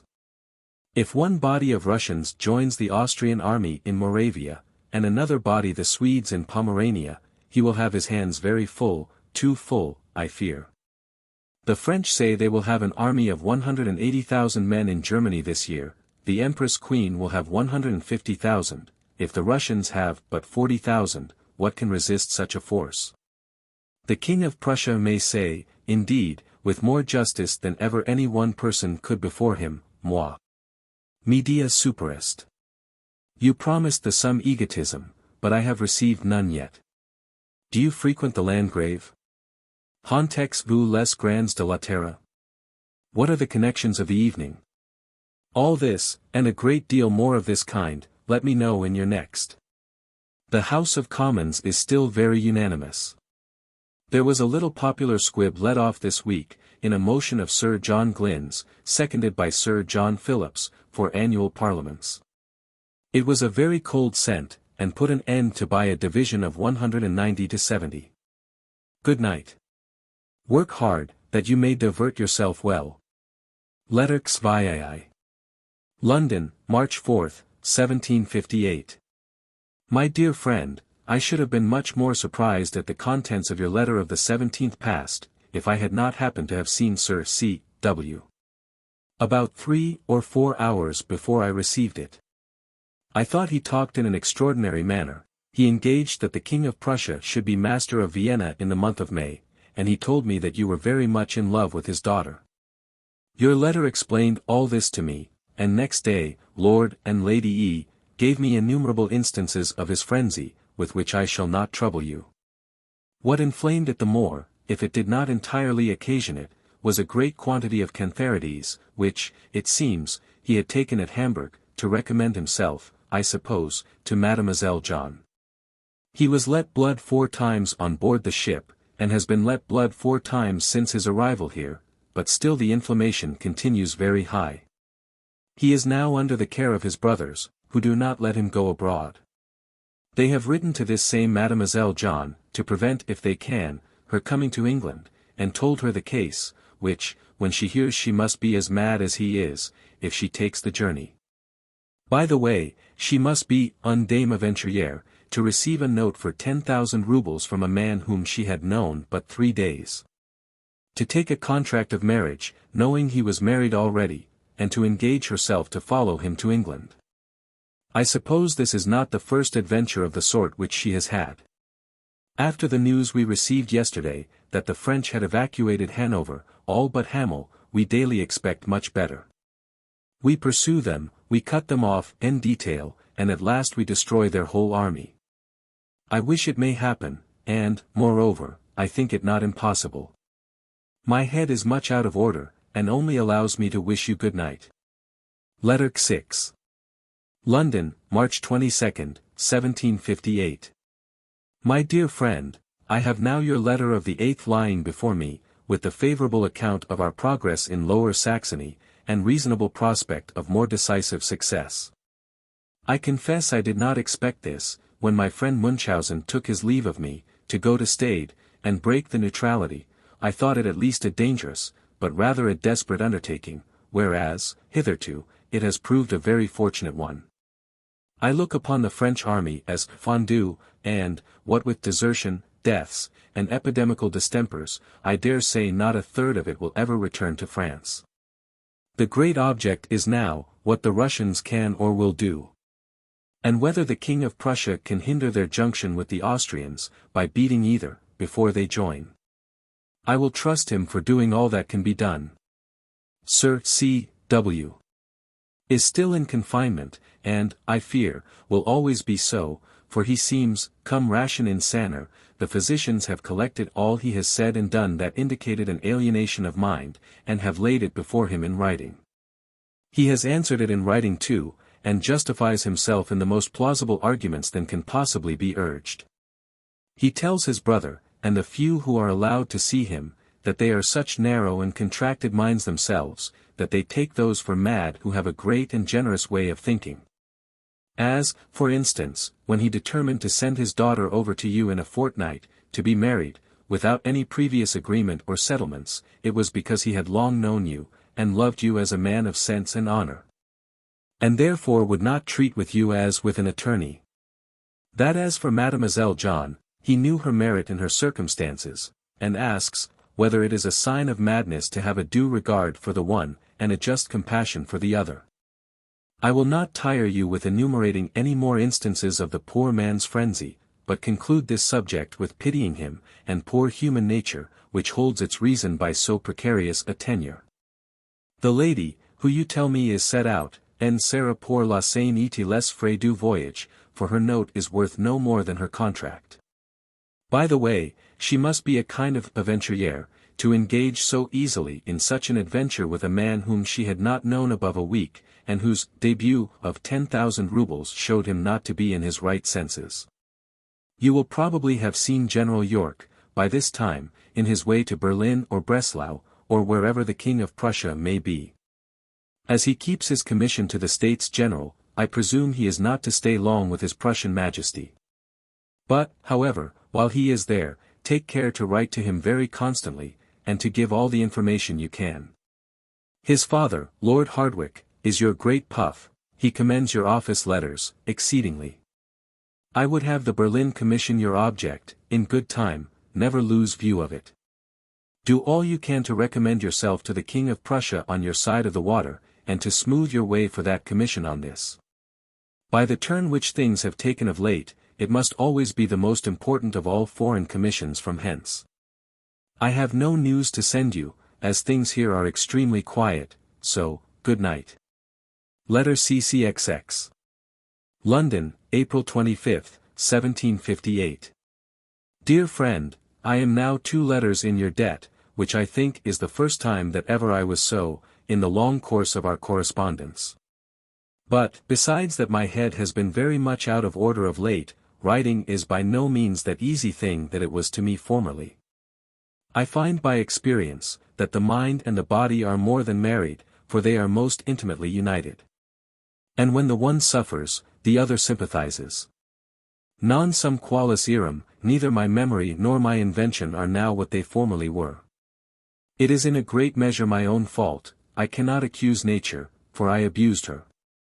And it is reasonable I should suffer for it. I do not like the return of the impression upon your lungs, but the rigor of the cold may probably have brought it upon you, and your lungs not in fault. Take care to live very cool, and let your diet be rather low. We have had a second winter here, more severe than the first, at least it seems so, from a premature summer that we had, for a fortnight, in March. Which brought everything forward, only to be destroyed. I have experienced it at Blackheath, where the promise of fruit was a most flattering one, and all nipped in the bud by frost and snow, in April. I shall not have a single peach or apricot. I have nothing to tell you from hence concerning public affairs, but what you read in the newspapers. This only is extraordinary, that last week, in the House of Commons, above 10 millions were granted, and the whole Hanover army taken into British pay, with but one single negative, which was Mr. Viner's. Mr. Pitt gains ground in the closet, and yet does not lose it in the public. That is new. Monsieur Kniphausen has dined with me. He is one of the prettiest fellows I have seen. He has, with a great deal of life and fire, less manners d'un honnête homme, et le ton de la parfaitement bonne compagnie. You like him yourself, try to be like him, it is in your power. I hear that Mr. Mitchell is to be recalled, notwithstanding the King of Prussia's instances to keep him. But why, is a secret that I cannot penetrate. You will not fail to offer the Landgrave, and the Princess of Hesse, who I find are going home, to be their agent and commissioner at Hamburg. I cannot comprehend the present state of Russia, nor the motions of their armies. They change their generals once a week, sometimes they march with rapidity, and now they lie quiet behind the Vistula. We have 1,000 stories here of the interior of that government, none of which I believe. Some say, that the great Duke will be set aside. Woronzow is said to be entirely a Frenchman, and that Monsieur de l'Hôpital governs both him and the court. Sir C.W. is said, by his indiscretions, to have caused the disgrace of Bestuchev, which seems not impossible. In short, everything of every kind is said, because, I believe, very little is truly known. Apropos of Sir C.W. He is out of confinement, and gone to his house in the country for the whole summer. They say he is now very cool and well. I have seen his Circe at her window in Pall Mall. She is painted, powdered, curled, and patched, and looks Laventia. She has been offered, by Sir C.W.'s friends, L500 in full of all demands, but will not accept of it. La Comtesse vote platter, and I fancy fair Autre chose sil put. Jubio to Benevalier. Letter Kexi. Blackheath, May 18th, O.S. 1758. My dear friend, I have your letter of the 9th now before me, and condole with you upon the present solitude and inaction of Hamburg. You are now shrunk from the dignity and importance of a consummate minister, to be but, as it were, a common man. But this has, at one time or another, been the case of most great men, who have not always had equal opportunities of exerting their talents. The greatest must submit to the capriciousness of fortune. Though they can, better than others, improve the favorable moments. For instance, who could have thought, 2 years ago, that you would have been the Atlas of the Northern Pole, but the good genius of the North ordered it so. And now that you have set that part of the globe right, you return to odium cum dignitate.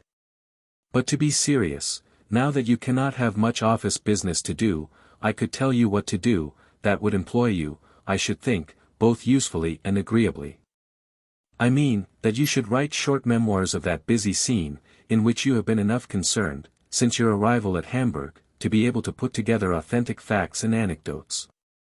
I do not know whether you will give yourself the trouble to do it or not, but I do know, that if you will, olim sec meminus juvabit. I would have them short, but correct as to facts and dates. I have told Alt, in the strongest manner, your lamentations for the loss of the House of Castle, eil en faire rapport a son serenissime maitre. When you are quite idle, as probably you may be, some time this summer, why should you not ask leave to make a tour to Castle for a week? Which would certainly be granted you from hence, and which would be looked upon as a bon procede at Castle. The King of Prussia is probably, by this time, at the gates of Vienna, making the Queen of Hungary really do what Monsieur de Belle-Isle only threatened, sign a peace upon the ramparts of her capital. If she is obstinate, and will not, she must fly either to Pressburg or to Innsbruck, and Vienna must fall. But I think he will offer her reasonable conditions enough for herself. And I suppose, that, in that case, Kaunitz will be reasonable enough to advise her to accept of them. What turn would the war take then? Would the French and Russians carry it on without her? The King of Prussia, and the Prince of Brunswick, would soon sweep them out of Germany. By this time, too, I believe, the French are entertained in America with the loss of Cape Breton, and, in consequence of that, Quebec. For we have a force there equal to both those undertakings, and officers there, now, that will execute what Lord L. never would so much as attempt. His appointments were too considerable to let him do anything that might possibly put an end to the war. Lord Howe, upon seeing plainly that he was resolved to do nothing, had asked leave to return, as well as Lord Charles Hay. We have a great expedition preparing, and which will soon be ready to sail from the Isle of Wight, 15,000 good troops, 80 battering cannons, besides mortars, and every other thing in abundance, fit for either battle or siege. Lord Anson desired, and is appointed, to command the fleet employed upon this expedition, a proof that it is not a trifling one. Conjectures concerning its destination are infinite, and the most ignorant are, as usual, the the boldest conjecturers. If I form any conjectures, I keep them to myself, not to be disproved by the event, but, in truth, I form none. I might have known, but would not. Everything seems to tend to a peace next winter, our success in America, which is hardly doubtful, and the King of Prussia's in Germany, which is as little so, will make France, already sick of the expense of the war, very tractable for a peace. I heartily wish it, for though people's heads are half turned with the King of Prussia's success, and will be quite turned, if we have any in America, or at sea. A moderate peace will suit us better than this immoderate war of 12 millions a year. Domestic affairs go just as they did, the Duke of Newcastle and Mr. Pitt jog on like man and wife, that is, seldom agreeing, often quarreling, but by mutual interest, upon the whole, not parting. The latter, I am told, gains ground in the closet. Though he still keeps his strength in the House, and his popularity in the public, or, perhaps, because of that. Do you hold your resolution of visiting your dominions of Bremen and Lübeck this summer? If you do, pray take the trouble of informing yourself correctly of the several constitutions and customs of those places, and of the present state of the Federal Union of the Hanseatic towns. It will do you no harm, nor cost you much trouble. And it is so much clear gain on the side of useful knowledge. I am now settled at Blackheath for the summer, where unseasonable frost and snow, and hot and parching east winds, have destroyed all my fruit, and almost my fruit trees. I vegetate myself little better than they do. I crawl about on foot and on horseback, read a great deal, and write a little, and am very much yours. Letter Kexii. Blackheath, May 30th, 1758. My dear friend, I have no letter from you to answer, so this goes to you unprovoked. But, apropos of letters. You have had great honor done you, in a letter from a fair and royal hand, no less than that of Her Royal Highness the Princess of Kassel. She has written your panegyric to her sister, Princess Amelia, who sent me a compliment upon it. This has likewise done you no harm with the king, who said gracious things upon that occasion. I suppose you had for Her Royal Highness those attentions which I wish to God you would have, in due proportions, for everybody. You see, by this instance, the effects of them, they are always repaid with interest. I am more confirmed by this in thinking, that, if you can conveniently, you should ask leave to go for a week to Kassel, to return your thanks for all favors received. I cannot expound to myself the conduct of the Russians. There must be a trick in their not marching with more expedition. They have either had a sop from the King of Prussia, or they want an animating dram from France and Austria. The King of Prussia's conduct always explains itself by the events. And, within a very few days, we must certainly hear of some very great stroke from that quarter. I think I never in my life remember a period of time so big with great events as the present. Within 2 months the fate of the House of Austria will probably be decided, within the same space of time. We shall certainly hear of the taking of Cape Breton, and of our armies proceeding to Quebec. Within a few days we shall know the good or ill success of our great expedition. For it is sailed. And it cannot be long before we shall hear something of the Prince of Brunswick's operations, from whom I also expect good things. If all these things turn out, as there is good reason to believe they will, we may once, in our turn, dictate a reasonable peace to France, who now pays 70% insurance upon its trade. And 7% for all the money raised for the service of the year. Comte Bothmar has got the smallpox, and of a bad kind. Kniphausen diverts himself much here, he sees all places and all people, and is ubiquity itself. Mitchell, who was much threatened, stays at last at Berlin, at the earnest request of the King of Prussia. Lady is safely delivered of a son, to the great joy of that noble family. The expression, of a woman's having brought her husband a son, seems to be a proper and cautious one, for it is never said from whence. I was going to ask you how you passed your time now at Hamburg, since it is no longer the seat of strangers and of business, but I will not, because I know it is to no purpose. You have sworn not to tell me. Sir William Stanhope told me that you promised to send him some old hawk from Hamburg, and so you did not. If you meet with any superlatively good, and not else, pray send over a faudre of it, and write to him. I shall have a share in it. But unless you find some either at Hamburg or at Bremen, uncommonly and almost miraculously good, do not send any. Dixie, Ors. Letter XII. Blackheath, June 13, 1758. My dear friend, the secret is out, St. Malo is the devoted place. Our troops began to land at the Bay of Cancale the 5th, without any opposition. We have no further accounts yet, but expect some every moment. By the plan of it, which I have seen, it is by no means a weak place. And I fear there will be many hats to be disposed of, before it is taken. There are in the port above 30 privateers, about 16 of their own, and about as many taken from us. 237. Now for Africa, where we have had great success. The French have been driven out of all their forts and settlements upon the Gum coast, and upon the river Senegal. They had been many years in possession of them, and by them annoyed our African trade exceedingly. Which, by the way, tout proportion gardée, is the most lucrative trade we have. The present booty is likewise very considerable, in gold dust and gum Seneca. Which is very valuable, by being a very necessary commodity, for all our stained and printed linens. Now for America.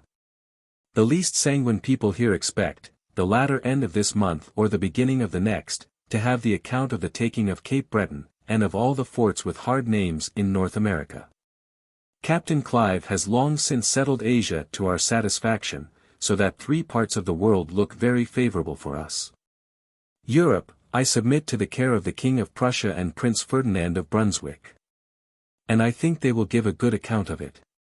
France is out of luck, and out of courage, and will, I hope, be enough out of spirits to submit to a reasonable peace. By reasonable, I mean what all people call reasonable in their own case. An advantageous one for us. I have set all right with Munchausen, who would not own that he was at all offended, and said, as you do, that his daughter did not stay long enough, nor appear enough at Hamburg, for you possibly to know that she was there. But people are always ashamed to own the little weaknesses of self-love, which, however, all people feel more or less. The excuse, I saw, pleased. I will send you your quadrille tables by the first opportunity, consigned to the care of Mr. Matthias here. Felices faustique sint. May you win upon them, when you play with men, and when you play with women, either win or know why you lose. Miss, marries Mr. next week. Who proffers love, proffers death, says Weller to a dwarf. In my opinion, the conclusion must instantly choke the little lady. Admiral marries lady, there the danger, if danger is, will be on the other side. The lady has wanted a man so long, that she now compounds for half a one. Half a loaf. I have been worse since my last letter, but am now, I think, recovering, tant va la cruce a l'eau, and I have been there very often. Good night. I am faithfully and truly yours. Letter Kexiv. Blackheath, June 27, 1758. My dear friend, you either have received already, or will very soon receive, a little case from Amsterdam, directed to you at Hamburg. It is for Princess Amoeba, the King of Prussia's sister, and contains some books which she desired Sir Charles Hotham to procure her from England, so long ago as when he was at Berlin, he sent for them immediately. But, by I do not know what puzzle, they were recommended to the care of Mr. Selwyn, at Paris, who took such care of them, that he kept them near 3 years in his warehouse, and has at last sent them to Amsterdam, from whence they are sent to you. If the books are good for anything, they must be considerably improved, by having seen so much of the world.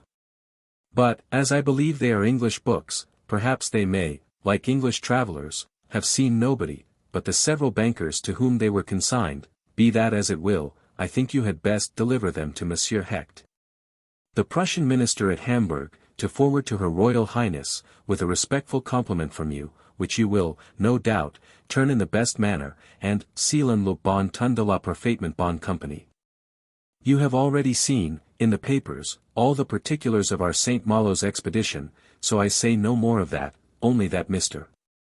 Pitt's friends exult in the destruction of 3 French ships of war, and 130 privateers and trading ships, and affirm that it stopped the march of 70,000 men, who were going to join the Comte de Clermont's army. On the other hand, Mr. Fox and company call it breaking windows with guineas, and apply the fable of the mountain and the mouse. The next object of our fleet was to be the bombarding of Granville, which is the great entrepot of their Newfoundland fishery, and will be a considerable loss to them in that branch of their trade. These, you will perhaps say, are no great matters, and I say so too, but, at least, they are signs of life, which we had not given them for many years before, and will show the French, by our invading them, that we do not fear their invading us. Were those invasions, in fishing boats from Dunkirk, so terrible as they were artfully represented to be, the French would have had an opportunity of executing them, while our fleet, and such a considerable part of our army, were employed upon their coast. But my Lord Ligonier does not want an army at home. The Parliament is prorogued by a most gracious speech neither by nor from His Majesty, who was too ill to go to the House. The lords and gentlemen are, consequently, most of them, gone to their several counties, to do, to be sure, all the good that is recommended to them in the speech. London, I am told, is now very empty, for I cannot say so from knowledge. I vegetate wholly here. I walk and read a great deal, ride and scribble a little, according as my lead allows, or my spirits prompt, to write anything tolerable. The mind must be in a natural, proper disposition. Provocatives, in that case, as well as in another, will only produce miserable, abortive performances. Now that you have, as I suppose, full leisure enough, I wish you would give yourself the trouble, or rather pleasure, to do what I hinted to you some time ago. That is, to write short memoirs of those affairs which have either gone through your hands, or that have come to your certain knowledge, from the inglorious battle of Hasenbeck, to the still more scandalous treaty of neutrality. Connect, at least, if it be by ever so short notes, the pieces and letters which you must necessarily have in your hands, and throw in the authentic anecdotes that you have probably heard. You will be glad when you have done it, and the reviving past ideas, in some order and method, will be an infinite comfort to you hereafter. I have 1,000 times regretted not having done so. It is at present too late for me to begin. This is the right time for you, and your life is likely to be a busy one. Would young men avail themselves of the advice and experience of their old friends, they would find the utility in their youth, and the comfort of it in their more advanced age, but they seldom consider that, and you, less than anybody I ever knew. May you soon grow wiser. Adieu. Letter CCXXV. Blackheath, June 30th, 1758. My dear friend, this letter follows my last very close, but I received yours of the 15th in the short interval. You did very well not to buy any Rhenish at the exorbitant price you mention, without further directions, for both my brother and I think the money better than the wine, be the wine ever so good. We will content ourselves with our stock in hand of humble Rhenish, of about 3 shillings a bottle. However, pour la rarity du fate, I will lay out 12 ducats, for 12 bottles of the wine of 1665, by way of an eventual cordial, if you can obtain a senatus consultum for it. I am in no hurry for it, so send it me only when you can conveniently, well packed up s intend. You will, I dare say, have leave to go to Castle. And if you do go, you will perhaps think it reasonable, that I, who was the adviser of the journey, should pay the expense of it. I think so too, and therefore, if you go, I will remit the L100 which you have calculated it at. You will find the house of Castle the house of gladness, for Hanau is already, or must be soon, delivered of its French guests. The Prince of Brunswick's victory is, by all the skilful, thought a chef d'oeuvre, worthy of Turenne, Condé, or the most illustrious human butchers. The French behaved better than at Rosbach, especially the Carabineers Royaux, who could not be en Thames. I wish the siege of Olmütz well over, and a victory after it. And that, with good news from America, which I think there is no reason to doubt of, must procure us a good peace at the end of the year. The Prince of Prussia's death is no public misfortune. There was a jealousy and alienation between the king and him, which could never have been made up between the possessor of the crown and the next heir to it. He will make something of his nephew, Silas du Bois dont on en fait. He is young enough to forgive, and to be forgiven, the possession and the expectative, at least for some years. Adieu. I am unwell, but affectionately yours. Letter Kexvi. Blackheath, July 18th, 1758. My dear friend, yesterday I received your letter of the 4th, and my last will have informed you that I had received your former, concerning the Rhenish, about which I gave you instructions. If vinum Mosellanum est omni tempori sanum, as the chapter of Treves asserts, what must this vinum Rhenanum be, from its superior strength and age? It must be the universal panacea. Captain Howe is to sail forthwith somewhere or another, with about 8,000 land forces on board him, and what is much more, Edward the White Prince. It is yet a secret where they are going. But I think it is no secret, that what 16,000 men and a great fleet could not do, will not be done by 8,000 men and a much smaller fleet. About 8,500 horse, foot, and dragoons, are embarking, as fast as they can, for Emden, to reinforce Prince Ferdinand's army, late and few, to be sure, but still better than never, and none. The operations in Moravia go on slowly, and Olmütz seems to be a tough piece of work. I own I begin to be in pain for the King of Prussia, for the Russians now march in earnest, and Marichal Dan's army is certainly superior in number to his. God send him a good delivery. You have a Danish army now in your neighborhood, and they say a very fine one. I presume you will go to see it, and, if you do, I would advise you to go when the Danish monarch comes to review it himself. Pour prendre langue de ce seigneur. The rulers of the earth are all worth knowing, they suggest moral reflections, and the respect that one naturally has for God's vicegerents here on earth, is greatly increased by acquaintance with them. Your card tables are gone, and they enclose some suits of clothes, and some of these clothes enclose a letter. Your friend Lady, is gone into the country with her lord, to negotiate, coolly and at leisure, their intended separation. My lady insists upon my lord's dismissing the, as ruinous to his fortune, my lord insists, in his turn, upon my lady's dismissing lord. My lady replies, that is unreasonable, since lord creates no expense to the family, but rather the contrary. My lord confesses that there is some weight in this argument, but then pleads sentiment. My lady says, a fiddlestick for sentiment, after having been married so long. How this matter will end, is in the womb of time, nam fut ante Helenum. You did very well to write a congratulatory letter to Prince Ferdinand. Such attentions are always right, and always repaid in some way or other. I am glad you have connected your negotiations and anecdotes.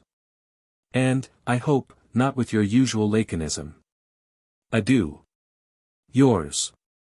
Letter Kexvi. Blackheath, August 1st, 1758. My dear friend, I think the court of Kassel is more likely to make you a second visit at Hamburg, than you are to return theirs at Kassel. And therefore, till that matter is clearer, I shall not mention it to Lord Holderness. By the King of Prussia's disappointment in Moravia, by the approach of the Russians, and the intended march of Monsieur de Soubise to Hanover, the waters seem to me to be as much troubled as ever. Je vois trace more actuellement. I see swarms of Austrians, French, Imperialists, Swedes, and Russians, in all near 400,000 men, surrounding the King of Prussia and Prince Ferdinand, who have about a third of that number. Hitherto they have only buzzed, but now I fear they will sting. The immediate danger of this country is being drowned, for it has not ceased raining these 3 months, and withal is extremely cold. This neither agrees with me in itself, nor in its consequences, for it hinders me from taking my necessary exercise, and makes me very unwell.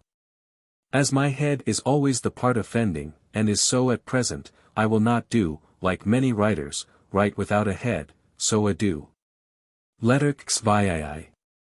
Blackheath, August 29th, 1758. My dear friend, your secretary's last letter brought me the good news that the fever had left you, and I will believe that it has, but a postscript to it, of only 2 lines, under your own hand. would have convinced me more effectually of your recovery.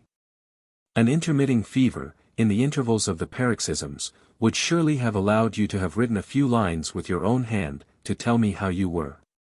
Until I receive a letter, as short as you please, from you yourself, I shall doubt of the exact truth of any other accounts.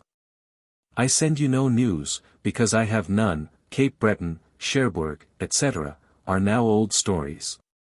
We expect a new one soon from Commodore Howe, but from whence we know not. From Germany we hope for good news. I confess I do not, I only wish it. The King of Prussia is marched to fight the Russians, and I believe will beat them, if they stand. But what then? What shall he do next, with the 380,000 men now actually at work upon him? He will do all that man can do, but at last il faut succomber. Remember to think yourself less well than you are, in order to be quite so. Be very regular, rather longer than you need, and then there will be no danger of a relapse. God bless you. Letter 66. Blackheath, September 5, 1758. My dear friend, I received, with great pleasure, your letter of the 22d August. For, by not having a line from you in your secretary's 2 letters, I suspect that you were worse than he cared to tell me. And so far I was in the right, that your fever was more malignant than intermitting ones generally are, which seldom confines people to their bed, or at most, only the days of the paroxysms. Now that, thank God, you are well again, though weak, do not be in too much haste to be better and stronger. Leave that to nature, which, at your age, will restore both your health and strength as soon as she should. Live cool for a time, and rather low, instead of taking what they call heartening things. Your manner of making presents is noble, et sent la grandeur d'âme done per chevalier. You depreciate their value to prevent any returns. For it is impossible that a wine which has counted so many syndics, that can only be delivered by a senatus consultum, and is the panacea of the North, should be sold for a ducat a bottle. The Silphium of the Romans, which was stored up in the public magazines, and only distributed by order of the magistrate, I dare say, cost more, so that I am convinced, your present is much more valuable than you would make it. Here I am interrupted, by receiving your letter of the 25th past. I am glad that you are able to undertake your journey to Bremen. The motion, the air, the new scene, the everything, will do you good, provided you manage yourself discreetly. Your bill for £50 shall certainly be accepted and paid. But, as in conscience I think £50 is too little, for seeing a live Landgrave, and especially at Bremen, which this whole nation knows to be a very dear place, I shall, with your leave, add 50 more to it. By the way, when you see the Princess Royal of Cassel, be sure to tell her how sensible you are of the favourable and too partial testimony, which you know she wrote of you to Princess Amelia. The King of Prussia has had the victory, which you in some measure foretold, and as he has taken la caisse militaire, I presume Messrs les Russes centre de combat pour cette campagne. For Point d'Argent, Point de Suisse, is not truer of the laudable Helvetic body, than Point d'Argent, Point de Russe, is of the savages of the 2 Russias, not even excepting the autocratress of them both. Serbelloni, I believe, stands next in his Prussian Majesty's list to be beaten, that is, if he will stand, as the Prince de Soubise does in Prince Ferdinand's, upon the same condition. If both these things happen, which is by no means improbable, we may hope for a tolerable peace this winter, for, about du Comte, the King of Prussia cannot hold out another year. And therefore he should make the best of these favourable events, by way negotiation. I think I have written a great deal, with an actual giddiness of head upon me. So adieu. I am glad you have received my letter of the Ides of July. Letter CCXXX. Blackheath, September 8, 1758. My dear friend, this letter shall be short, being only an explanatory note upon my last, for I am not learned enough, nor yet dull enough, to make my comment much longer than my text. I told you then, in my former letter, that, with your leave, which I will suppose granted, I would add £50 to your draft for that sum. Now, lest you should misunderstand this, and wait for the remittance of that additional 50 from hence. Know then my meaning was, that you should likewise draw upon me for it when you please, which I presume, will be more convenient to you. Let the pedants, whose business it is to believe lies, or the poets, whose trade it is to invent them, match the King of Prussia with a hero in ancient or modern story, if they can. He disgraces history, and makes one give some credit to romances. Calpernede's Juba does not now seem so absurd as formerly. I have been extremely ill this whole summer, but am now something better. However, I perceive, que l'esprit est le corps basant, the former is the last thing that anybody will tell me. Or own when I tell it them, but I know it is true. Adieu. Letter Kexy. Blackheath, September 22, 1758. My dear friend, I have received no letter from you since you left Hamburg. I presume that you are perfectly recovered, but it might not have been improper to have told me so. I am very far from being recovered, on the contrary, I am worse and worse, weaker and weaker every day. For which reason I shall leave this place next Monday, and set out for Bath a few days afterward. I should not take all this trouble merely to prolong the fag end of a life, from which I can expect no pleasure, and others no utility. But the cure, or at least the mitigation, of those physical ills which make that life a load while it does last, is worth any trouble and attention. We are come off but scurvily from our second attempt upon St. Malo, it is our last for this season. And, in my mind, should be our last forever, unless we were to send so great a sea and land force as to give us a moral certainty of taking some place of great importance, such as Brest, Rochefort, or Toulon. Monsieur Munchausen embarked yesterday, as he said, for Prince Ferdinand's army. But as it is not generally thought that his military skill can be of any great use to that prince, people conjecture that his business must be of a very different nature, and suspect separate negotiations, neutralities, and what not. Kniphausen does not relish it in the least, and is by no means satisfied with the reasons that have been given him for it. Before he can arrive there, I reckon that something decisive will have passed in Saxony. If to the disadvantage of the King of Prussia, he is crushed, but if, on the contrary, he should get a complete victory, and he does not get half victories, over the Austrians, the winter may probably produce him and us a reasonable peace. I look upon Russia as hors de combat for some time. France is certainly sick of the war, under an unambitious king, and an incapable ministry, if there is one at all, and, unassisted by those two powers, the Empress Queen had better be quiet. Were any other man in the situation of the King of Prussia, I should not hesitate to pronounce him ruined, but he is such a prodigy of a man, that I will only say, I fear he will be ruined. It is by this time decided.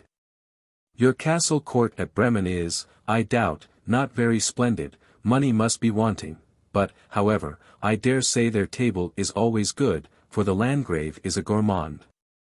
And as you are domestic there, you may be so too, and recruit your loss of flesh from your fever, but do not recruit too fast. Adieu. Letter Kexii. London, September 26, 1758. My dear friend, I am sorry to find that you had a return of your fever, but to say the truth, you in some measure deserved it, for not carrying Dr. Middleton's bark and prescription with you. I foresaw that you would think yourself cured too soon, and gave you warning of it, but bygones are bygones, as Chartres, when he was dying, said of his sins, let us look forward.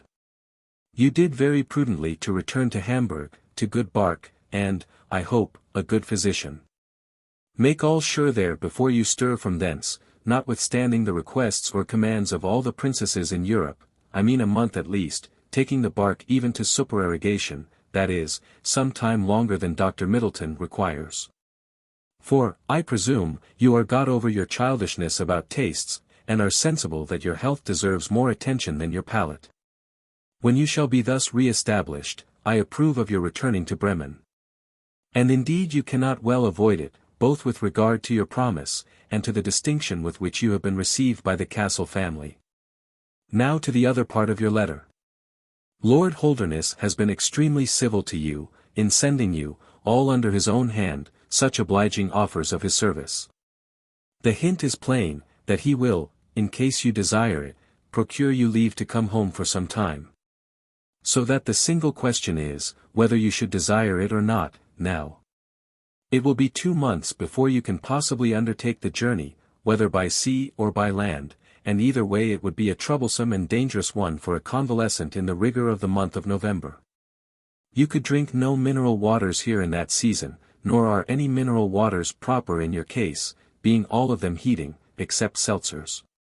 Then, what would do you more harm than all medicines could do you good, would be the pestilential vapors of the House of Commons, in long and crowded days, of which there will probably be many this session.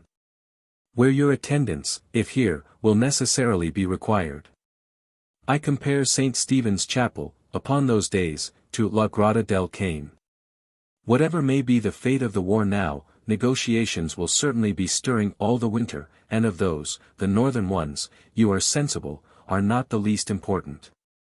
In these, if at Hamburg, you will probably have your share, and perhaps a meritorious one.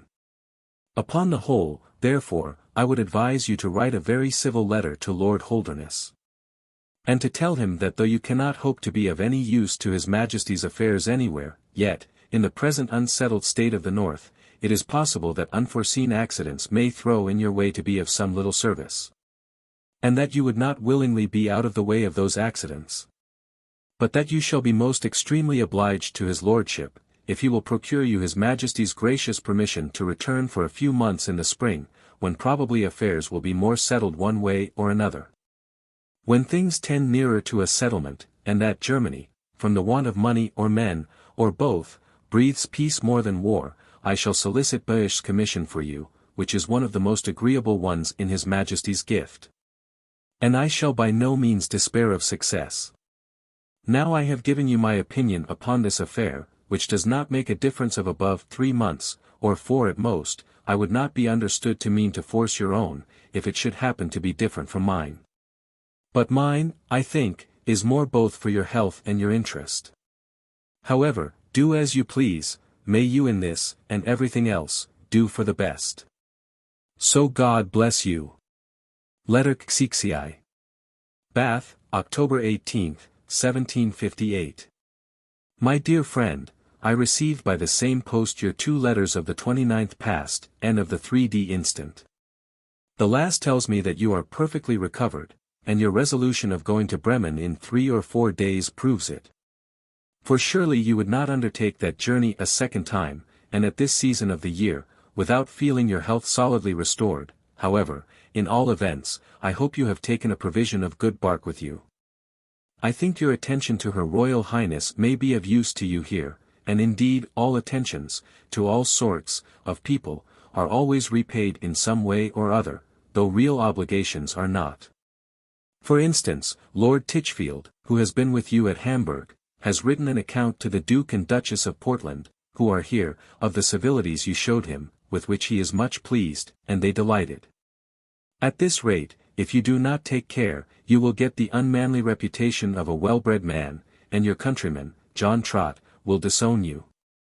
I have received, and tasted of your present, which is a Trace Grand Vin, but more cordial to the stomach than pleasant to the palate.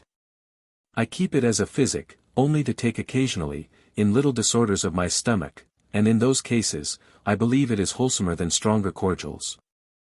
I have been now here a fortnight, and though I am rather better than when I came, I am still far from well. My head is giddier than becomes a head of my age, and my stomach has not recovered its retentive faculty. Leaning forward, particularly to write, does not at present agree with yours. Letter Kexiv. Bath, October 28, 1758. My dear friend, your letter has quieted my alarms. For I find by it, that you are as well recovered as you could be in so short a time. It is your business now to keep yourself well by scrupulously following Dr. Middleton's directions. He seems to be a rational and knowing man. Soap and steel are, unquestionably, the proper medicines for your case, but as they are alteratives, you must take them for a very long time, 6 months at least, and then drink chalybeate waters. I am fully persuaded, that this was your original complaint in Carniola, which those ignorant physicians called, in their jargon, arthritis vaga, and treated as such. But now that the true cause of your illness is discovered, I flatter myself that, with time and patience on your part, you will be radically cured.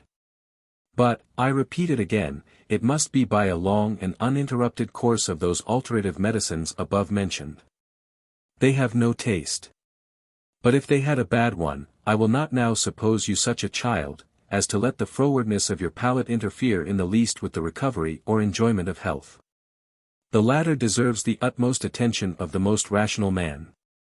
The former is the only proper object of the care of a dainty, frivolous woman. The run of luck, which some time ago we were in, seems now to be turned against us. Oberg is completely routed.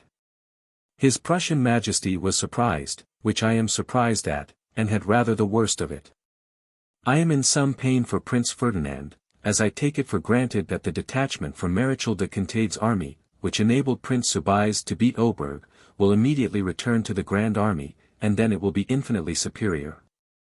Nor do I see where Prince Ferdinand can take his winter quarters, unless he retires to Hanover, and that I do not take to be at present the land of Canaan. Our second expedition to St. Malo I cannot call so much an unlucky, as an ill-conducted one. As was also Abercrombie's affair in America. Mais il n'y a pas de petit perte que revient souvent, and all these accidents put together make a considerable sum total.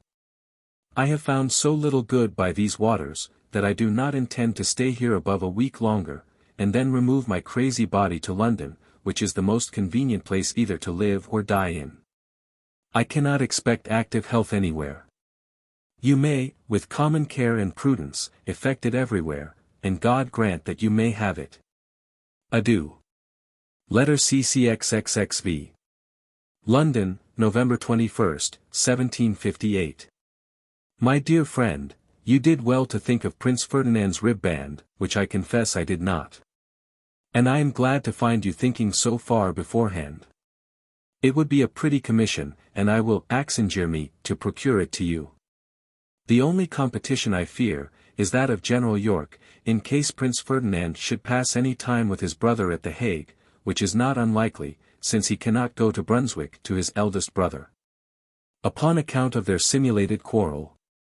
I fear the peace is at an end with the King of Prussia, and he may say, illicit, I am sure he may personally say, plaudite. Warm work is expected this session of Parliament, about continent and no continent, some think Mr. Pitt too continent, others too little so, but a little time, as the newspapers most prudently and truly observe, will clear up these matters. The king has been ill. But his illness is terminated in a good fit of the gout, with which he is still confined. It was generally thought that he would have died, and for a very good reason. For the oldest lion in the Tower, much about the king's age, died a fortnight ago. This extravagancy, I can assure you, was believed by many above Pupple. So wild and capricious is the human mind. Take care of your health as much as you can. For, to be, or not to be, is a question of much less importance, in my mind, than to be or not to be well. Adieu. Letter Kexvi. London, December 15, 1758. My dear friend, it is a great while since I heard from you, but I hope that good, not ill health, has been the occasion of this silence. I will suppose you have been, or are still at Bremen, and engrossed by your Hessian friends. Prince Ferdinand of Brunswick is most certainly to have the garter, and I think I have secured you the honor of putting it on. When I say secured, I mean it in the sense in which that word should always be understood at courts, and that is, insecurely, I have a promise, but that is not caution bourgeoise. In all events, do not mention it to any mortal, because there is always a degree of ridicule that attends a disappointment, though often very unjustly, if the expectation was reasonably grounded. However, it is certainly most prudent not to communicate, prematurely, one's hopes or one's fears. I cannot tell you when Prince Ferdinand will have it. Though there are so many candidates for the other two vacant garters, that I believe he will have his soon, and by himself, the others must wait till a third, or rather a fourth vacancy. Lord Rockingham and Lord Holderness are secure. Lord Temple pushes strongly, but, I believe, is not secure. This commission for dubbing a knight, and so distinguished a one, will be a very agreeable and creditable one for you, il faut vous en acquitter galamment.